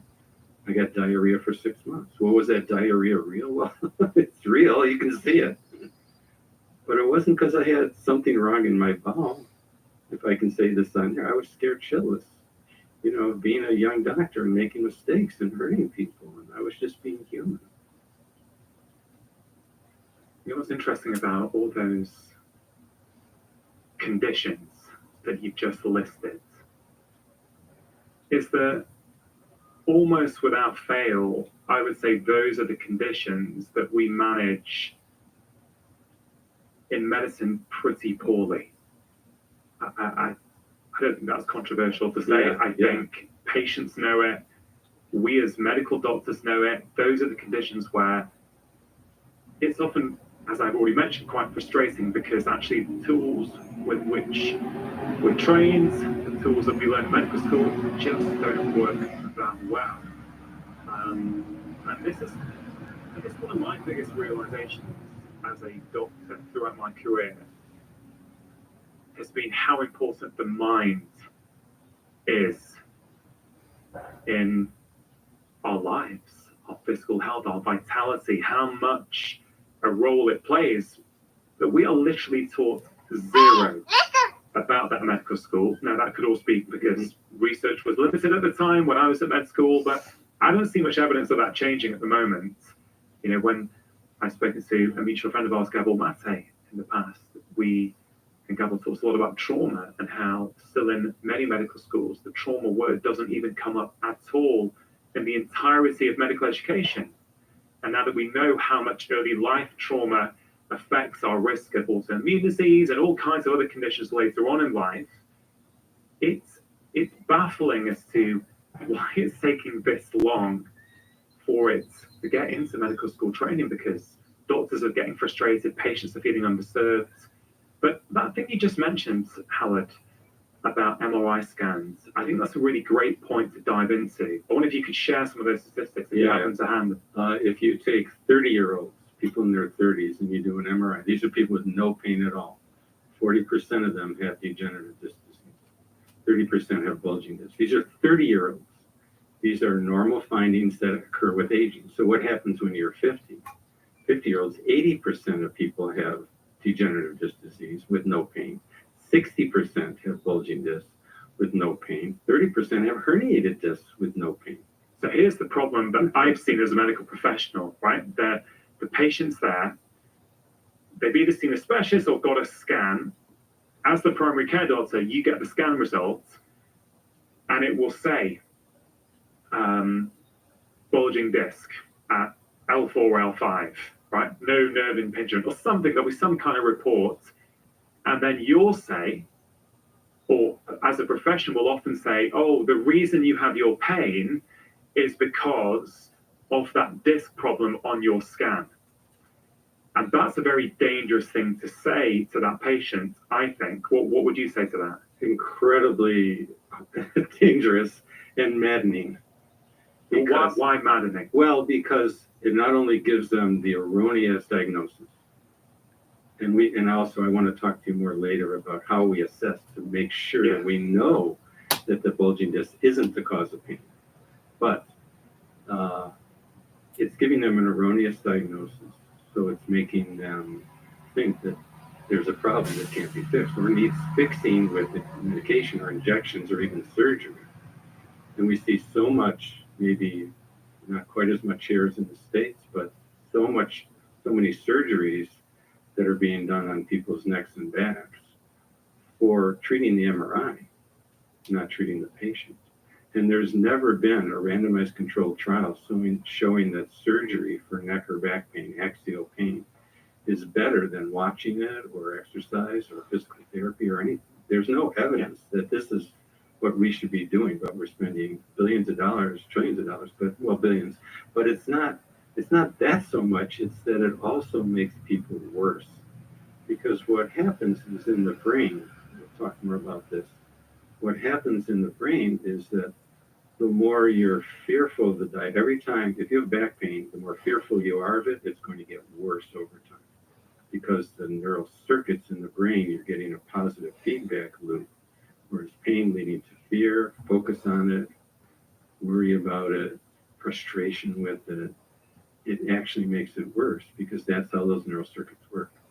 So it's really, and it's all out of, I don't know how to say this nicely, but not understanding the brain and not understanding the data, the scientific data we have about these MRIs, because these abnormalities go up to 90% when you're 60 and beyond. But these are people without any pain. It's like saying you've got wrinkles on your skin, and that's the cause of your headaches because you have wrinkles, or that your hair is getting gray, and that's the cause of your migraines. You know, that's the kind of thing that we're doing. And I think this is a key point, Howard, for me, how we as healthcare professionals can unwittingly make the problem worse. Because as you say, this can worsen things, this can create a fear. And it also, what we say as healthcare professionals, certainly as doctors, has real power. It can really positively or negatively influence what a patient believes, what they feel. Like, let's say they're one of these many people who have abnormal MRI scans of their spine. They've got a bulging disc, let's say. They've probably had that for years, well before they actually had the pain. Maybe that bulging disc has nothing to do with their pain at all. And then here's the problem, the way I see it, is that if we say that to the patient, we found the cause of your pain, that patient then goes out into the world with the belief, my spine, my disc is causing my pain. So everything they do after that is based on an erroneous belief system. Whether they're trying treatments or therapy or anything, it's all based on that truth. And that truth actually may not be true. Now, what if I might share with you my own journey with, through, and now beyond chronic pain? Because I think perhaps if you hear that, you might be able to explain various bits along the way. Would that be okay? Yeah, that would be great. Yeah. So I'm now in my early 40s. Okay, so really, you look much older. I'm sorry, I was going to say younger, but then somehow it's good. Just to make a joke. Yeah. When I was again, because I really feel it's a thing of the past for me, that it's hard now to remember step by step what happened. But let me share with you some of the key things. So I've always been pretty fit and active. And I think it was in the final year of medical school that I was helping my flatmate at the time move into a new flat that we were all going to move into. And all afternoon I was lifting heavy boxes out of the car, probably with appalling lifting technique because I knew nothing about it at the time. I never had a problem with my back or anything, so I wasn't thinking. And at one point during the afternoon, I remember getting something out of the back. I had a sharp pain in my lower right back, dropped everything, and I just went onto the floor. That's the first time, to my recollection now at least, that I experienced back pain. Now, that led to maybe a 10-year history where the quality of my life was hugely affected. I started off against the doctor, the university doctor. I went to. But what happened immediately? So you fell down, you had this acute pain, right? Yeah. And then did you get up and finish the work, or did you have to stop for the day? And what happened in the next 2 or 3 days, if you recall? Honestly, I cannot remember with any degree of accuracy. I probably would have stopped. I may have sat down for a while. I may have rested. Maybe I helped get the remainder of the boxes up. I don't really know. All I remember now, at least, is that I went on a journey for several years where I would take painkillers. I would go and see a physio. I remember I got referred to a physio. I think I paid privately for loads of physio sessions. Limited use. Again, I'm not here to have a go at physiotherapy. I'm just saying for me, it was, I was doing some strengthening exercises. But was the pain coming and going? Was it turning on? Was it turning off? Was it there constantly? I don't think it was there all the time. Yeah. I think I would just have an awareness of it. If I sat down for too long, I think I'd feel it. At some point in that journey, I don't know when that was. It was probably, something like 1999, 2000, something like that. I moved back to the northwest of England from Edinburgh in 2003 to help look after my dad. And I was having real problems. Like I was a junior doctor at the time. I was really struggling sometimes with the long ward rounds, and my back was really bothering me. I had to take time off. And I think I once went to my GP and they referred me for an MRI scan. Mm-hmm.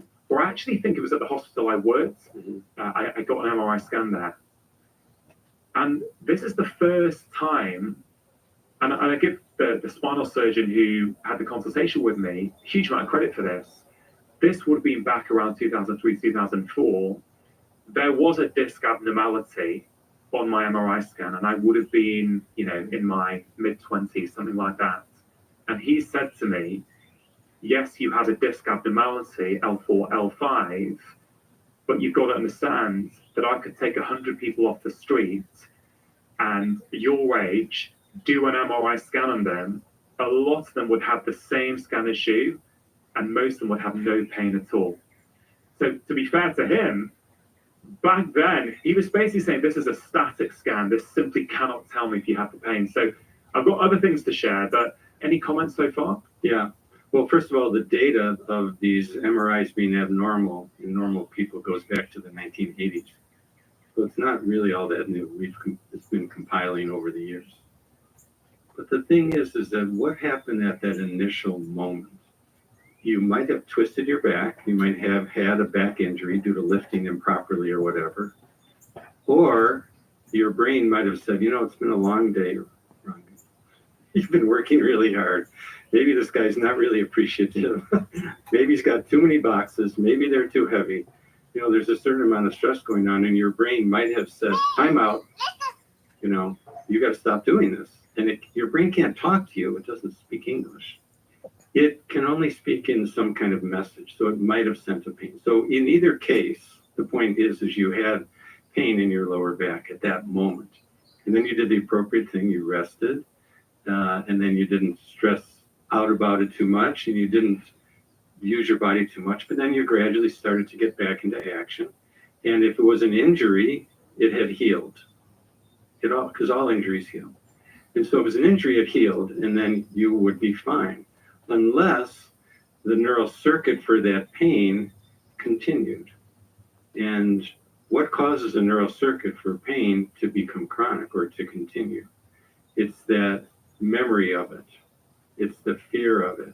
Next time you go to lift something, there's a little subconscious reaction going on in your brain there. Uh-oh, be careful, don't lift. You might get pain again. And then that actually can cause that neural circuit to turn on pain. Yeah. And then it can enlarge not just the lifting, but to other stressful situations like being on rounds for a long time, standing up for a long time, sitting for a long time. Yeah. These can all become conditioned responses. And so the chance that, you may have a little muscle pull or something minor like that, but that healed. Yeah. And then what happened is the pain became chronic because those neural circuits got activated and then reinforced over time. It's so interesting looking back at that now with fresh eyes, with someone like you sitting in front of me. Because bit by bit, it became chronic and it would affect how I felt about myself. I would become fearful. Oh, I can't help anyone. I can't lift the sofa. And then again, the narrative, you're 6'7", you're really tall. Of course you're going to have back pain. But there was a deep part within me, Howard, who thought, that's just nonsense, right? I do not have to be committed to a life of backache in my mid-20s because I'm, mega tall. I just refused to accept that. I thought there's something going on here. I'm going to find the way to heal this. I'm not accepting that. And I won't get into the whole story necessarily, but there's two distinct things I wanted to share with you. One is that on this journey, I, like many people, spend a lot of money on different therapies because this is just, I can't play squash anymore. I can't sit for long periods of time. I can't drive for more than an hour. Like all this kind of stuff was, and for me, it was like, oh, it's because you're tall, you look at your posture, you look at all these things. And again, I'm not saying they have no value ever, but I found this guy, it was a ski video actually, this chap called Gary Ward, who I've written about. He's an incredible, incredible guy in terms of biomechanics. And I went to see him, I went to study with him, and he was basically saying to me that my right foot at the time was flat. And he said, well, I don't feel and this is not exactly what he said word for word, but essentially that your right foot is stuck in pronation. It's not, I think we can help that right foot get better. He gave me some 5-minute exercise to get my right foot going. And literally instantaneously, I felt relief in my lower back. And that continued for years. So I could get back to squash. I could get back to long drives. I'd still have tightness. It would still come back from various times, but that made a huge difference. So I felt I got my quality of life back. But even though it was significantly better, it was still there. It would still come on at times of stress, I would notice. Yeah. Now you're getting to the heart of it. Now I'm getting to the heart of it because when I got the deep realization, so just a quick overview. When I was in second or third year at medical school, my dad became seriously ill with lupus. His kidneys failed. So he was 15 years on kidney dialysis. That's why I moved back in 2003 to the Northwest. That's why I live where I live today, because I was helping my mum and my brother look after dad for many years. Now, at my dad's funeral in 2013, so context again, my back had been good for a few years. Like I'd been back to doing stuff, playing squash, back to the stuff I wanted to do in my life. But I'd still feel it. Now, I mean, this moment, like, my dad was cremated, and I can still remember wearing my suit. At the end of the service, I remember my dad's coffin, I could see it being brought out, and it went into I don't know the official term, like the oven. Yeah. I saw the door open. I saw the orange, the heat, the flames. And I am not kidding you, right? I can almost feel it now as I say it to you. As my dad's coffin went into the oven, I could feel my back ease off. And I was like, I know that just happened. I wasn't thinking about it. It wasn't like I was planning for this to happen. And I thought about that, and I thought, oh my God, this is the weight of looking after my father. I honestly felt, as I analysed it afterwards, oh wow, in that moment where you knew that dad was literally going to be gone, but because his body's about to be burnt, there is no more dad. Yeah. On some deep level, it was like, I knew I no longer need to care and take on that weight. Well, you had fulfilled your obligation. You came here to do what you needed to do. And it was a great gift your father and your family, and it was a great gift to you as a son, and it was a beautiful thing. But it was a hard thing. And you did it for many years, and when at that moment you realize I've fulfilled my obligation, I've done it. And you can relax to that degree, and that's what happened in your back. Emotions matter. Emotions are real. We are psychological human beings. And the connections between emotions and our physical body are very real. These are neural circuits that get ingrained, get built in, get activated, get turned on and off. And I just think it's a beautiful process to understand, because when we can understand that, we can understand ourselves and the people we love and care about. And as doctors, we can understand our patients. And people can understand that the symptoms they're getting in their bodies sometimes are really just a message. They're a message from our brain telling us something, but we have to interpret it. And oftentimes, and this is really hard for some people to hear, but oftentimes they're a blessing in disguise. They're pointing us towards something that we need to do or we need to take care of. If you're in a situation in your life which is difficult and overwhelming, you need to change your job or change a spouse or change your relationship or set some boundaries or do something in your life, you may be having headaches or stomach pain or chest pain or back pain. And you have no idea why, but if you look deeply and you are open to understanding these simple concepts, you can see it. And it's very real. You're touching on a concept that often comes up on this show. And I say this with compassion, with, I hope, a great deal of sensitivity. But many people have shared with me, when the mics are running, if they have got through to the other side of something, they'll say, my disease was the best thing that happened to me. My cancer was my greatest teacher. And again, these are people who have got through to the other side. So I understand it. You know, if you've had cancer and you've had real problems with it, and or someone's had a friend or a family member who's died from cancer, I understand. I'm not trying to in any way invalidate that, of course. But what you're really speaking to for me is this idea that our pain, our chronic pain,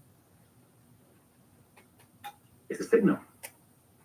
And if we can get to the root cause of what that signal is, the learnings we're going to get from that will not only help our pain, but it will help every other aspect of our life as well.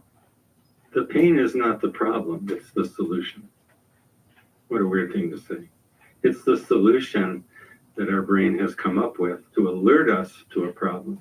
It's a signal, it's a message, and it's a protector. It's a guide. Your brain is saying, like, look, I'm worried about you, you know, there's all this stuff going on. I'm worried about you. There's something wrong, there's something amiss. And here's a signal for you to stop doing what you're doing, stop and think, stop and evaluate, whatever the message is. And oftentimes, I remember there was a woman, I was on a video call with a bunch of people. A young woman was having neck pain. And it had started when she was in her university days. And I just asked her to close her eyes and put her hand over her heart and think about that person who was her, 8 or 10 years ago, whatever it was. And think about what that person, what she needed, what she was going through, what was happening in her life at the time that the neck pain started. And she just started to cry, because she felt compassion for herself. A lot of people have trouble with that, right? She felt compassion for herself at that age and what she was going through and how much pressure she was putting on herself and how hard she was working and other things that were going on in her life. And all of a sudden, it made sense to her why she got the neck pain at that time. And what happened as she started to cry, as she had her hand over her heart, as she was turning those tears into compassion for herself, neck pain disappeared. Just like that. It's amazing. You mentioned that it's important to properly evaluate the patient who's suffering with chronic pain, because of course there might be a structural component that is amenable to some sort of treatment. Yes, of course. And, related to that, you mentioned the brain is what creates the pain. Do we need to sort of outline what happens? Right? What happens when we touch a hot stove? Is it worth us kind of unpicking that to help people understand that? Yeah, for sure. The signals that go to the brain go up through the peripheral nervous system, through the spinal cord, into the brain, into several centers of the brain. And the different centers of the brain have different functions, somatosensory centers and emotional centers and thought centers and memory centers. All those things are activated when you get these kinds of nerve signals coming up to the brain. And there's an immediate, and this is all subconscious. You're not thinking like, oh, I hit myself. Oh, should I get pain or not? You can't think that. It's not a conscious process. It's all happening on a subconscious level. And so most of the time when you have an injury, the brain will immediately turn on that pain as a signal. Just stop doing what you're doing. Get help, swear, do whatever you have to do to take care of yourself. So that's what happens in an acute injury. But sometimes those signals are overridden. In an acute injury, the brain may not activate pain because there's something else going on. I like to say if you're running across the field and you break an ankle, you're likely to get pain. If you're running across the field and break an ankle, but you're being chased by a lion, you probably wouldn't get pain in that situation. So there's a decision mode that's going on in the brain that can override that. The point is that injuries that occur that cause pain, which is almost all the time, those injuries heal because our body always heals. But what happens is that sometimes the danger signal, what's going on in people's lives, is also activated through memory, through prior injuries, through stress that's going on in our life that can activate this danger signal to make the pain continue even though the injury heals. So we see this all the time. That's why I was asking you, like, what happened in the aftermath of hurting your back initially? Did the pain go away for a while and then it started coming back? Well, if the pain went away for a while and started coming back, chances are the injury healed. This makes sense. But the neural circuits had been learned by the brain and that had gotten activated. So the brain then learns, has this pathway that's sometimes becomes a default pathway of neural circuits. It keeps turning on pain every time you wake up in the morning or every time you bend over as a conditioned response. And so then those neural circuits become activated sometimes all the time or coming and going or whatever pattern occurs. But those neural circuits are real and they're causing real pain.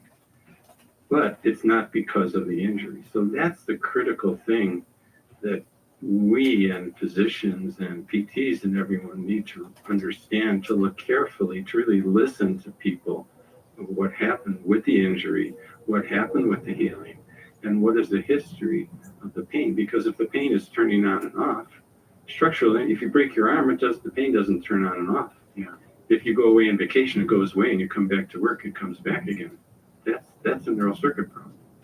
If the pain is triggered by stress, if the pain is triggered by the wind or cold or the weather, there's all these signs and clues that we have as physicians and other professionals to listen to people intently and make sure that we've ruled out a structural problem. I'm a physician. We're both physicians.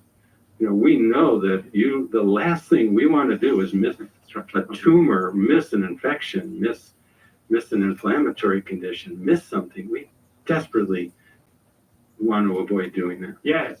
As you say that, I think about irritable bowel syndrome. IBS, super common.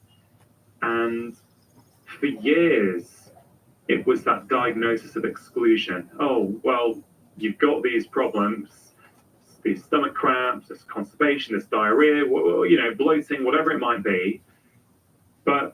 your scans are all fine, the bloods are all fine. Oh, you must have irritable bowel syndrome. But there's something inherently wrong with that sort of phraseology, because we're not giving weight to the fact that, look, you've got really bad symptoms that are affecting the quality of your life. Now, from a physical standpoint, okay, we've ruled out the serious stuff. Okay, that's great news. But now we need to start digging into the emotional stuff. What's been going on in your life? Like, we miss out that part. So the initial part happens, oh, there's nothing seriously wrong with you. But actually, that's very condescending, because actually, what do you mean? You know, for many patients, like, what do you mean there's something physically wrong with me? I can't go to work. I have to open my bowels 20 times a day. It's awkward for me at work. It's socially embarrassing. But the doctor's saying there's nothing wrong with you. Do you know what I mean? So exactly. I think this is such a big point. You said about if you're running across a field and you hurt your ankle, whether your brain decides to give you a pain signal is going to depend on the context. But I think that's really powerful. Like, if the context is a lion is chasing you, your brain, which is always trying to predict the future based on the past, is going to be like, hey, we have no time for pain. I need you to keep running now. Whereas if you can stop, it might go, hey, listen, you know, let's give him pain so that he stops. Like, is that an oversimplification? No, that's exactly. Is that what happens? That's exactly what happens. Yeah. Compare that to endurance running, right, or endurance events, because I think many people may be familiar with this experience of, I don't know, people always say, like David Goggins, this former, I think, US Navy SEAL in America, who's known for doing all kinds of ultra endurance events. I think he says something to the effect of, when you think you can't go on, you're not even 40% of the way there. In terms of you've got so much capacity left that you don't even know. No, I don't know if that's based on science or just his viewpoints, but I think that kind of fits in here. Yeah, Tim Noakes is an exercise physiologist from South Africa. And he's written about this, and he calls it the governor. And there's a governor, and it's like up there. And at some point you're hitting the wall. At some point you're saying, no, I can't go on. But it's a feeling.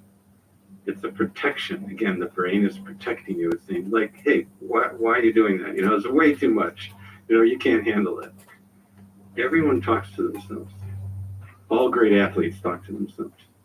But everyone talks to themselves. If you think you're not talking to yourself, you're the one who's crazy. Because we're always giving ourselves messages.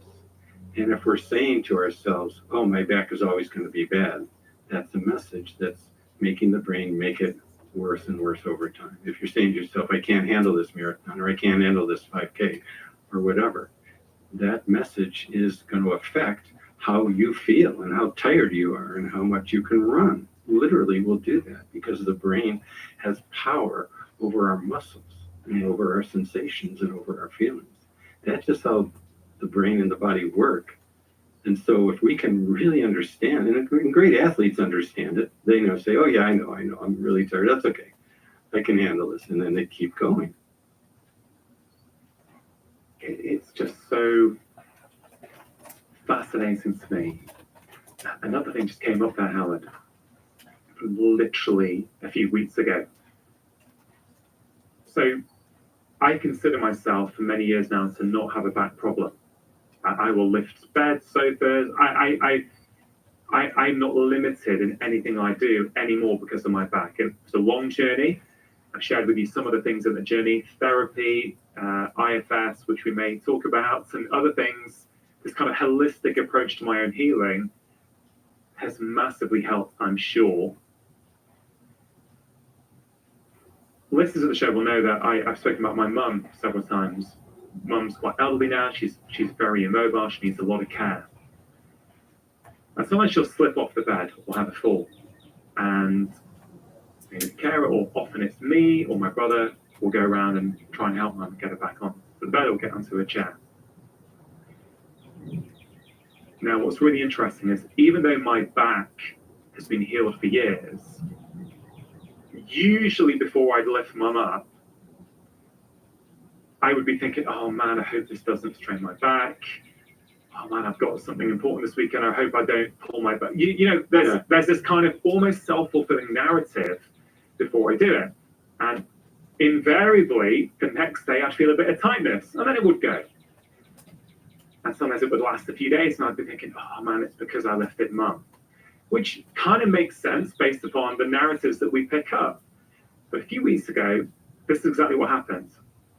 I was in my kitchen. I got a call from my brother. It was about 5 p.m.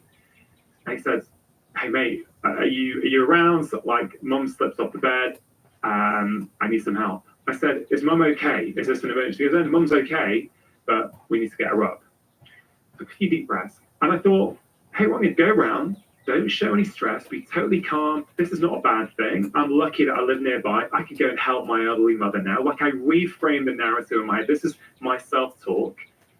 So I went in, said, hey, mum, how you doing? Oh, you're sitting there on the side of your bed. You slipped off. And she had a little smile. She had a little giggle. Like, in the past, I've gone around feeling quite anxious and quite stressed. I intentionally went in, and I thought, before I lifted mum, I just said, hey, I'm a strong human. Honestly, this is what I said. I'm a strong, wild, resilient human. Lifting my mum is no problem. And I went in with a big smile on my face, got mum up, got her back into bed. Again, this isn't N equals 1, Howard, right? I'm aware of that. But I'm sharing this because it really speaks to your experience. This was just a few weeks ago. I consider myself to no longer have back issues. But again, there's a memory. Oh, if I do this in an awkward position, it's going to cause backache. But when I went in with complete stress-free, smiling on my face, telling myself I can handle this no problem, I felt nothing. So that I think that speaks to what you just said. So you just described what we would call pain reprocessing therapy. This is so when we treat people, if I can back up just a second. When we evaluate people, we're listening to their story. We're validating them. We're understanding them. We're looking at what symptoms they have and making sure there's not a structural problem. And we're listening to the symptoms they have and making sure that it is a neural circuit problem by the fact that it'll turn on, that it'll turn off, it'll shift, it'll move, it'll be triggered by innocuous things, it'll be inconsistent. A whole variety of criteria that we use and that we're using in that back pain study that I described earlier. And then we'll look for any emotional stuff that might be going on or has gone on in their life that may have contributed to it. So we do all that. And then we decide, oh, this is a neural circuit problem. This is amenable to reversing by 2 types of solutions. And the one solution that we're calling pain reprocessing therapy, and the other type of solution that we're calling emotional awareness and expression therapy. So the first one dealing with the neural circuits in the brain directly, and the second one dealing with emotions. And in our Boulder back pain study, we evaluated, there were a randomized controlled trial. There were 45 people randomized to our arm of the study. Of the 45, I evaluated all of them. Of the 45, 43 had nothing wrong with their back. Structurally nothing wrong. They had MRIs were abnormal, of course, but based on all the history, as I described, this was a neural circuit problem. 43 out of the 45. The other 2, I'm not 100% sure about, but again, being cautious. And so and these people had an average duration of back pain of 10 years. Wow. Now, of those people, 44 were treated. Of those people, 33 were pain-free in 1 month. So 75% of the people we treated were pain-free after 10 years of back pain in 1 month, simply using what we're calling pain reprocessing therapy. And you just described it to a T. Really? Because what is pain reprocessing therapy? It's changing the narrative. It's thinking about yourself differently. It's thinking about the back differently. It's understanding why it's there. And it's understanding that it is a neural circuit. It's having hope that it's reversible because it is. And then it's as you go to lift or bend or move, you're telling yourself, I'm okay. I'm safe. I'm not in danger. And you're smiling. I mean, you did it. And when you smile and when you give your brain reassurances, you're turning off that danger alarm mechanism that is the actual cause of the pain. And so for these folks, we didn't go into emotional issues. We didn't go into their past. We didn't deal with their emotions at all. We just changed the narrative. And how powerful that was to have 75% of people pain-free in 1 month. I mean, it's amazing. There's never been study with chronic back pain, or any chronic pain, that's shown that kind of result. Yeah, that's incredible. 75% better after a 10-year history in 30 days. Yeah. It's incredible, and I hope that that gives people listening and watching to this hope that actually, no matter how long you've been suffering, there may well be something you've not tried yet that could help. Now, again, do you face much skepticism from people about this? You know, what's the pushback? Where does that pushback come from? I know this is real because it's massive. Yeah, because I've also, I did that. I didn't know it was pain reprocessing therapy. I didn't know I was doing that on myself. I was just, based on everything I've learned, everything I've seen with patients, it's like, no, just, you don't need to have the same experience. You can change your experience of this same event. But yeah, where does the pushback come from? Well, you did that because you felt that you could. Yeah. You were saying, I don't have a back problem. That's step one. And then it's talking to yourself with this positive. I mean, it sounds silly to talk to yourself, you know, give yourself affirmations. How stupid is that? But those have been shown in fMRI studies of the brain to change the brain. Our brain is neuroplastic. And when you're giving yourself these positive messages, and then you start, we use a graded exposure technique where you start to maybe move a little, or even imagine yourself moving with joy. Imagine yourself moving with a smile. Imagine yourself moving with these messages of safety. And we do this right in the office. And I've got videos of folks in my office where, you know, they're having pain with bending over, and then I have them imagine bending over, and then it hurts. And say, oh, you're imagining bending over, and it hurts. Your brain is afraid of you bending over. Oh, yeah, that's what's happening.